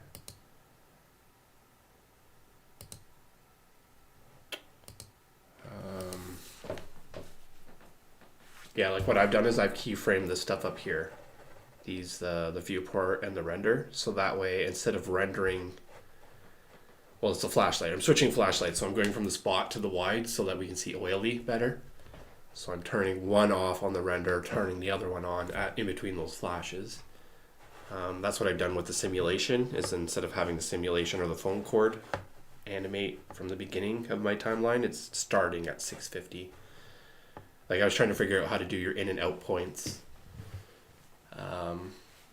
Like you would like a timeline editor, right? Like After Effects or Premiere or what have you, that you can usually create these blocks, right? And I couldn't figure out how to do that other than this. You could switch them like position from one frame to the next. But like how do you turn one light off so that it's not oh, you would keyframe the emitter versus the viewport.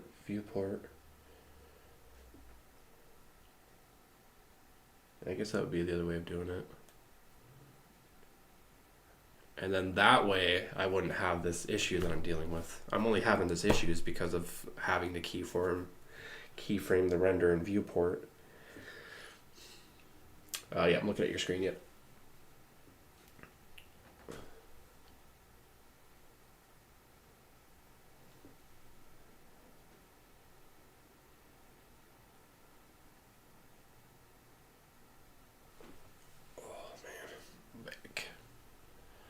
Back.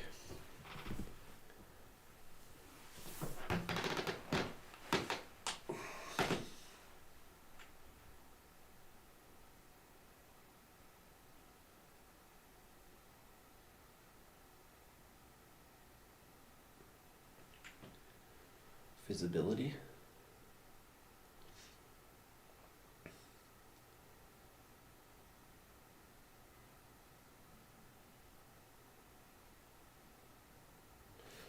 Fortunately, it's hard to see your stuff. It's pretty pixelated. What you're naming it there. Okay, you're duplicating a bunch of stuff.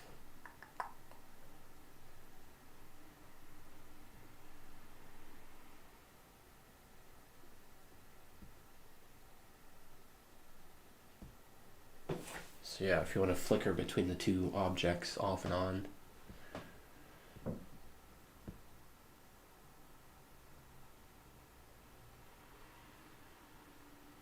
Oh, yeah, okay, I see what you're saying. You just move it off camera. Yeah.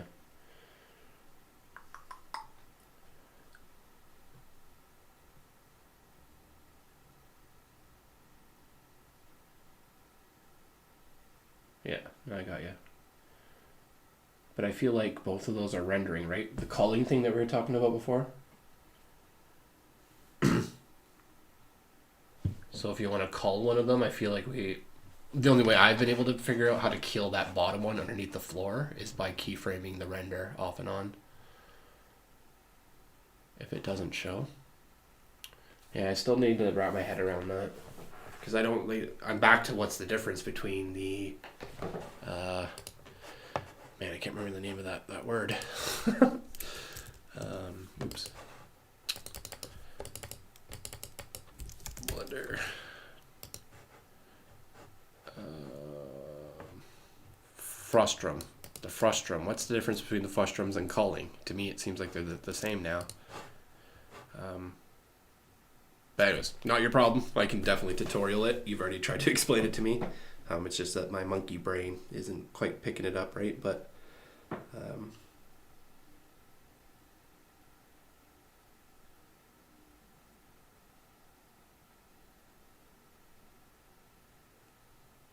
like Grand Theft Auto, we were using that example earlier, like anything behind the camera isn't rendering, but Blender's automatically doing that. But I feel like what's happening is if we have people inside of our Grand Theft Auto buildings and we're not culling them, even though we're not looking at them, they're still rendering inside of that building. It's not until we cull them that they won't render. But maybe I have that understanding wrong. Because if we're not looking at it, we shouldn't be rendering it. If it's through the floor, it's not visible, so we shouldn't see it, right? And that's where my monkey brain, I just can't understand it. Well, I understand it, but it's not equating like 1 + 1 is 2. Right now it's 1 + 1 equals 3 is how it's equating in my head. And obviously that doesn't make sense, right? So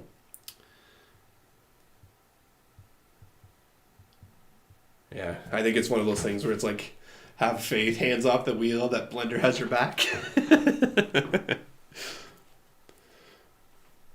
Just the info. But then that's why I feel like we have these two buttons. This is so that the info isn't rendering, but we can still see it. We don't see it, but the info is still rendering. And then if we want it in our render, we do this. But if we want it to suddenly pop into our render, we can keyframe from off, move one frame forward, keyframe it on, so it snaps on wherever it's set. But again, doing it that way, now I'm having this problem of trying to animate versus where I should have just done it, what you're suggesting. Switching my flashlights, I should have just moved my flashlights to the floor, but they'll still be projecting, right? So keyframe the power. That's what we solve it with the lights. Keyframe 1 to 0 for the power, keyframe the other one up versus off and on, what I've done. That would be the solution for the light.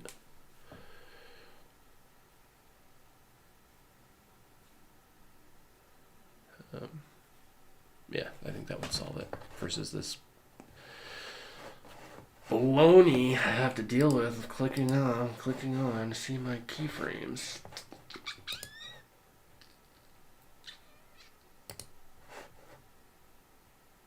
And now they look different. Oh, because of the pins. So what are the pins doing? Because that's new to me. Display channel regardless of object selection. Oh, if you're selected on something else, you'll still see the keyframes of the other thing. Gotcha. I understand. Maybe make sure you stay there. Gotcha. But in this case, it's not happening because of this BS.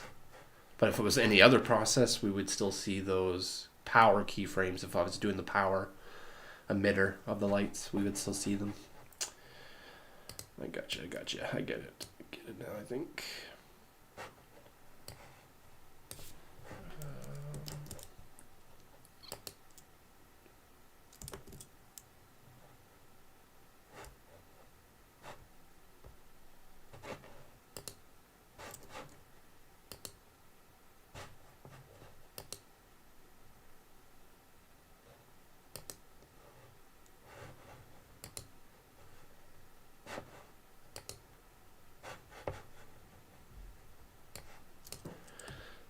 Definitely annoying.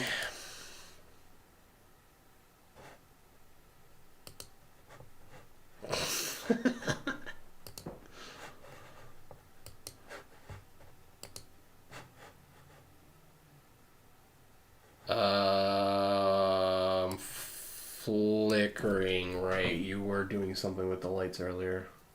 Did you do any motion tracking stuff with that?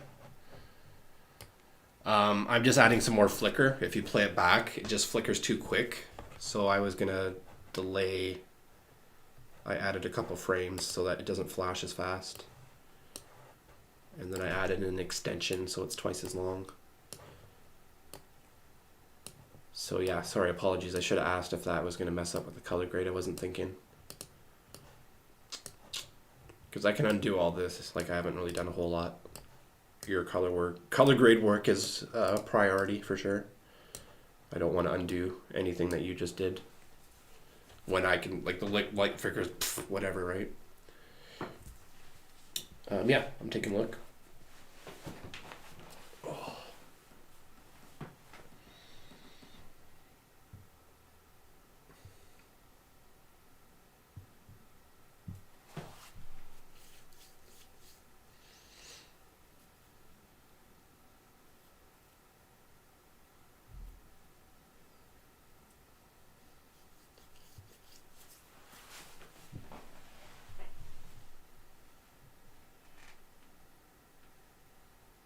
Yeah, you have the end panel, the graph editor.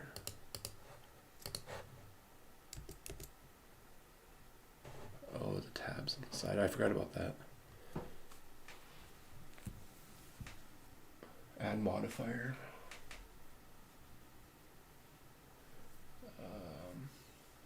That one's hard to read. I'm not sure when that one says light, probably.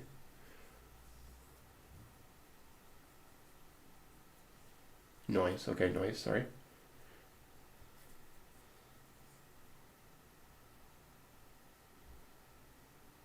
Oh, okay, I see.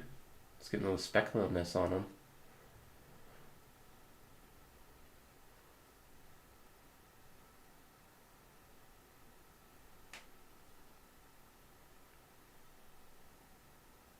Yeah, yeah, I see. So there's that flickering, that's the jitteriness, right? Like if I wanted on my ceiling lights, I could add a noise modifier so the lights would flicker on the ceiling. I think my one buddy was suggesting that I do that, but I didn't bother.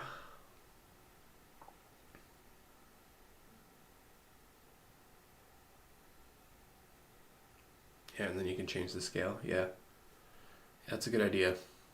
Save me from having to keyframe it. You just have to play around with the parameters until you get it to look good.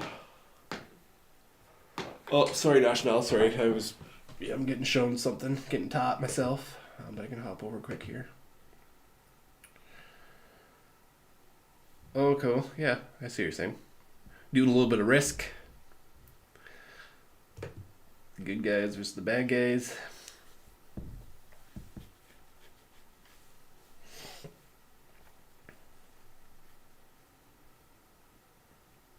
Oh yeah, limits, so it doesn't like completely go off the grid, right? You can just have it between 0 and 1 versus 0 and 100.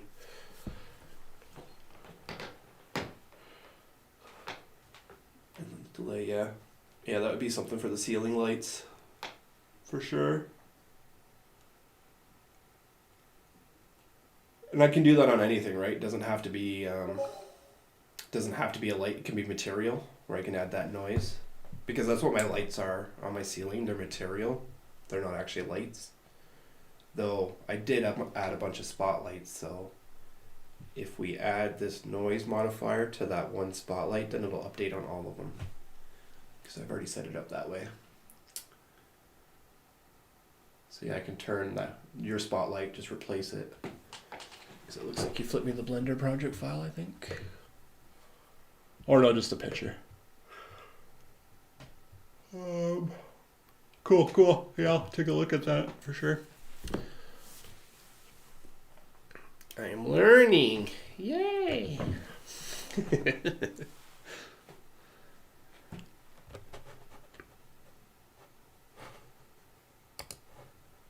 But we're good with the flickering lights, or do you want me to undo? Because I don't want to undo anything that is going to jeopardize what you've been putting your time into. Okay, cool.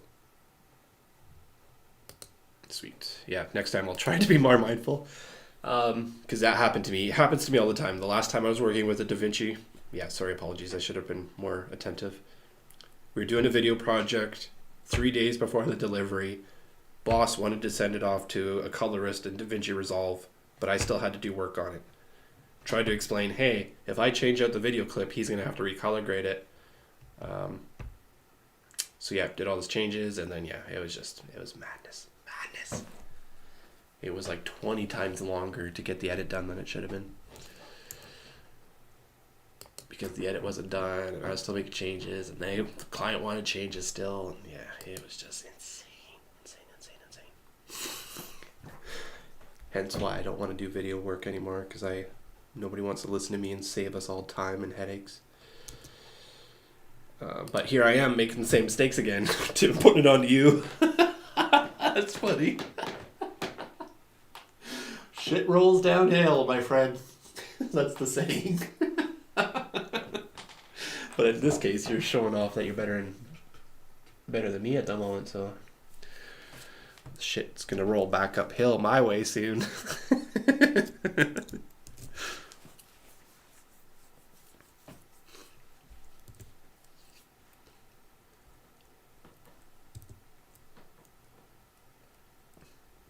Yeah, that's gonna be better. Just a couple more frames on, and then it flickers off, hopefully. Hopefully.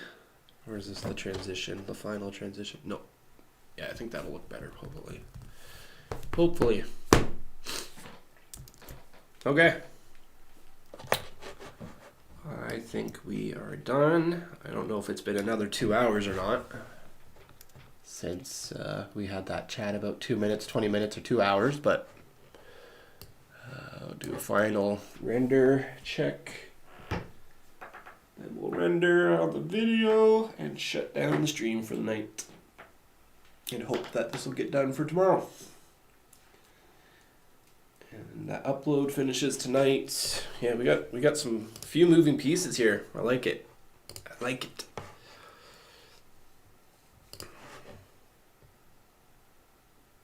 Yeah, I'll stream tomorrow. Just whenever I get my butt rolling, get my breakfast in me so you guys don't have to watch me eat that. Get it out of the way. It's usually 9 to 10. Try to do that. But yeah, actually it might depend on where Backrooms is. If Backrooms still has like another hour to render out, we'll just let that finish and then I'll jump on stream. Because tomorrow's going to be tutorials. We're going to try to finish up those Wing Fox tutorials that I bought. Because it's on my mind. I'm tired of buying things and not using it. So we can at least explore these tutorials. There's only a handful. We've already done a couple. Wouldn't hurt to explore this one with a bunch of people actually. But yeah, I think this is going to be our day tomorrow. Is jamming on that. Until the client gets back. If the client gets back, then we pivot right into this. And all this stuff gets pushed to the back burner. We're not going to bother with that.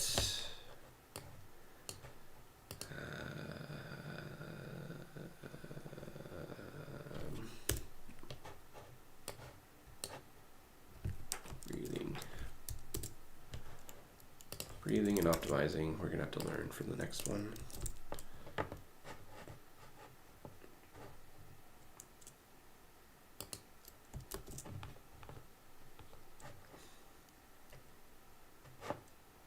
Oh, and I need to do that. But I'll let the other stuff go first.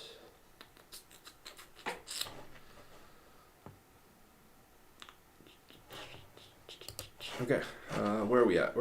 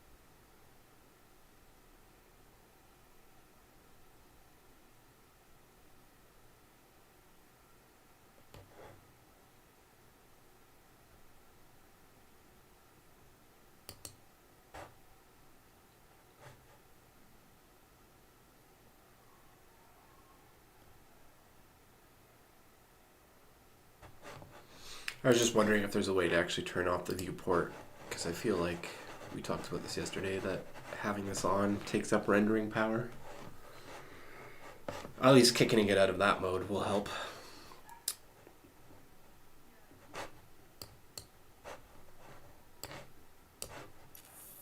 $3.11. Where's our liquid? Where's our liquid? Is our liquid rendering?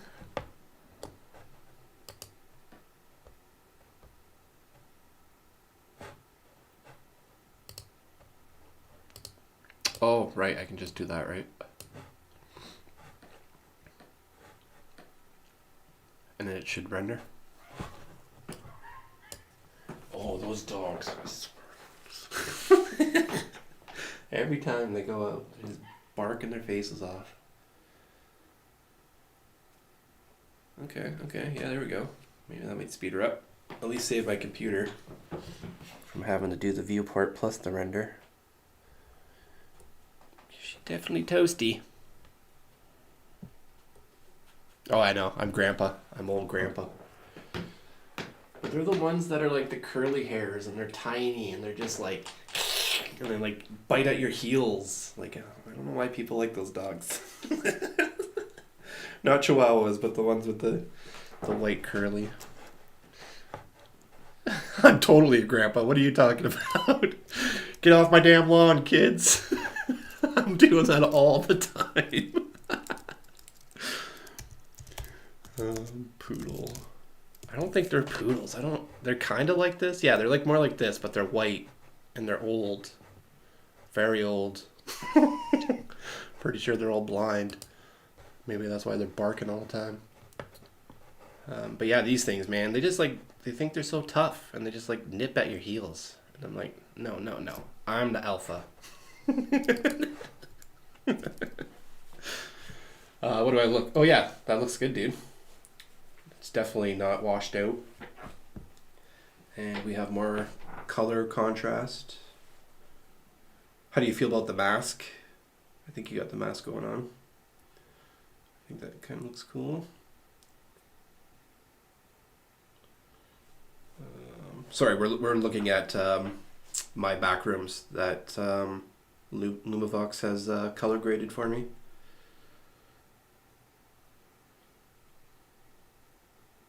Yeah, I'm fine with that.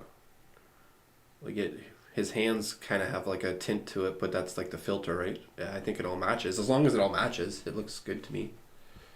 Just your preference of your aesthetic, right? What you want. But it's kind of good. Like, I like the overexposed, that part right there with the spotlight. I like that. Yeah, that right there is like really harsh. Because it makes people actually look there, right? I feel like if we look at our scopes, it's technically overexposed, I think, for my understanding. But to me, I like that. For some reason, I like the harshness on it. Because you'd get that, right? You'd get that harshness. Well, I guess the closer to your... Yeah, maybe not. The closer the flashlight is to the wall, you'd get that. You wouldn't get it necessarily maybe here, but... I like it. We got mistakes in it, so slap it in it, keep it in it. I like it. I just wanted to point out that I recognizing some of the stuff that you're doing. Or hopefully recognizing it. All these colorists put in 8 hours to do a shot. And the boss comes back, yeah, it looks good. And you're like, looks good. I spent so long on it. Or it's like, yeah, great start. That's the worst. Never mind, sorry. When you think you're done, you spent 8 hours on something and the boss goes, yeah, that's a good start. And you're just like, oh, the vein just like grows. But anyways, sorry. My tiredness is catching up to me and getting giddy. But yeah, dude, I'm digging it. It's definitely a step up than what we had before. Yeah, except for that, right? Yeah. That'll be a care package inbound tomorrow, hopefully. Fix that. Yeah, that's cool. I like it. Yeah, I like the hand, like the light, right? The light's shining on his hand, yeah. to what I was talking about before. That's what should happen. It should be kind of overexposed because it's way closer. Like imagine the light on his helmet right on the top. So anytime his hands are closer to his face, it should be that overexposed.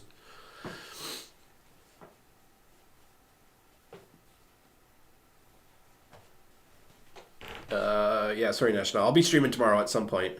No, overexpose. It's a term we use in color correcting where, let's see here, overexposure, exposure. Like you have like it, you can't see anything. It's overexposed. Like your light is so strong that it's overexposing your shot. You can actually see what's behind them. Like a wedding. Imagine this is a wedding photo, right? And a professional photographer took this picture, and they paid for this. You'd be like, wait a second, like I can't even see myself. I can barely see the castle. And the photographer would go like, oh well, actually, that's an artistic style. Meanwhile, they don't know how to expose their camera properly, right? But what it should look like is something like this. This is a proper exposure. But meanwhile, we still have overexposure in the shirts. You can see how we can't see the definition like we can here. So we'd say that this is over. His shoulders are overexposed, hands are overexposed, arms overexposed, pants are overexposed. But if you shot like this and you color correct to that, then you got a win under your belt. Because at least you can send that to a client. Worst case scenario, you can always add like a bloomy type thing. So these kind of like look dreamy. But you definitely can't ship that. That's overexposed. Hopefully that makes sense. Probably rambling. Here's another example. Underexposed, it's too dark. This is what it should look like. And this is overexposed. So yeah. Hopefully I have the terminology right. Come on Google Earth, playing with me. I need a passenger. I'm gonna be shutting her down, bud, but I'll come check you out. Yeah, the cables, the vines, I fixed those. So we shouldn't have any clipping, hopefully, for my frame by frame that I looked at. I'm hoping that's all gone. And then the simulation stuff, unfortunately, is going to have to stay. We'll have to figure out a way to fade it to black or cut to black. But yeah, I'm hoping the vine stuff will be fixed. I kind of just frame by frame, right? There might be one or two that are still poking, but... sorry, National, come check out your channel, and then I'm going to say goodbye. Keep up the good work there, Henry. Appreciate it. You're crushing it, dude. Holy, you can fly a plane on Google Earth, like literally? That's pretty cool. I never played like a flight simulator game, but I was always a fan of like flying jets and helicopters in like Call of Duty when I was playing video games. I was pretty epic in those. I'd always have to invert the joystick. So up is down, down is up. It would drive people nuts, but that's the only way I could actually fly it. That's pretty cool that you can experience flying. Like imagine this with like a MetaQuest headset. It'd be really cool. Feel like you're flying around. Well, you make me dizzy.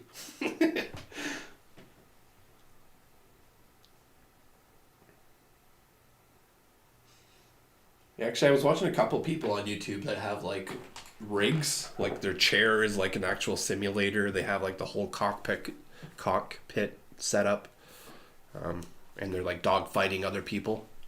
I watched a couple of those videos. Those are pretty sick.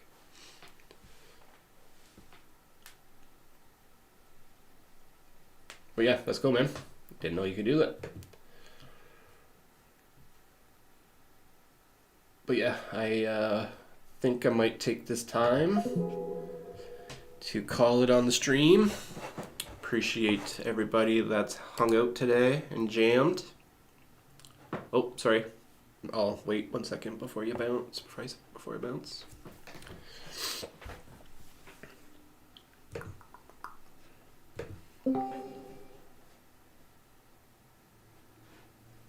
This is why you need render. This is why we need to render in layers. Yeah, because you'll be able to color grade a lot better, right?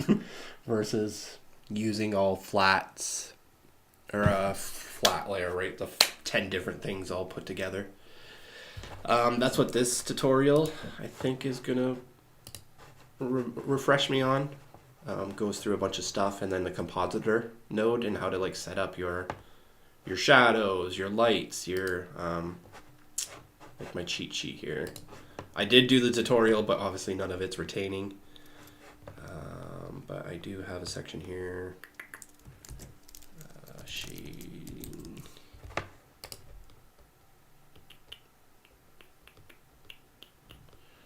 Bunch of tutorials. Where is it? Where is it? Compositor, maybe? See, I'm not even, my cheat sheet's not even the best. Compositor. There we go. This is some of the stuff that we see in the tutorial. Like I did it on my backrooms, where I was just able to get like the shadow pass or the mist pass. That's what I think that was. But here, like, shows you how to just isolate stuff so that people can color grade, or you can alpha stuff. Denoise, we're gonna follow some of that stuff. Changing out the color, changing out the lighting, exporting them all in separate layers. So I'm hoping after revisiting this tutorial that I'll be able to set you up for success in DaVinci a little bit better. But anyways, one more peek, and then I'm bouncing.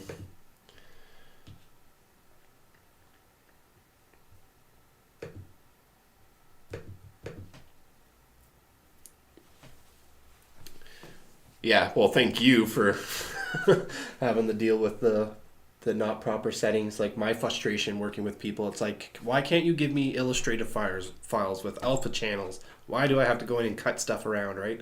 Why is everything baked in a video? And here I'm doing it to people that I'm working with, so appreciate your patience. But I definitely want to set you up for success if you're working with me. And I definitely feel like we'll get there once I can kind of wrap my head around more of this compositor type stuff, which I want to do. Just, it's daunting, right? So I've kind of avoided it. Because you're a madman. That's why. Sky Captain. What was his name? Skyjack. That story about the guy that took the airplane for a joyride. Sky King. I think his name is Sky King. Oh yeah, for sure, dude. That's one thing I was always bad at was asking for help. But now that I've created this channel, I think I've placed my flag that I'm here to help other people, and I also need help. So I'm looking at, uh-oh, the helmet is moved on this one.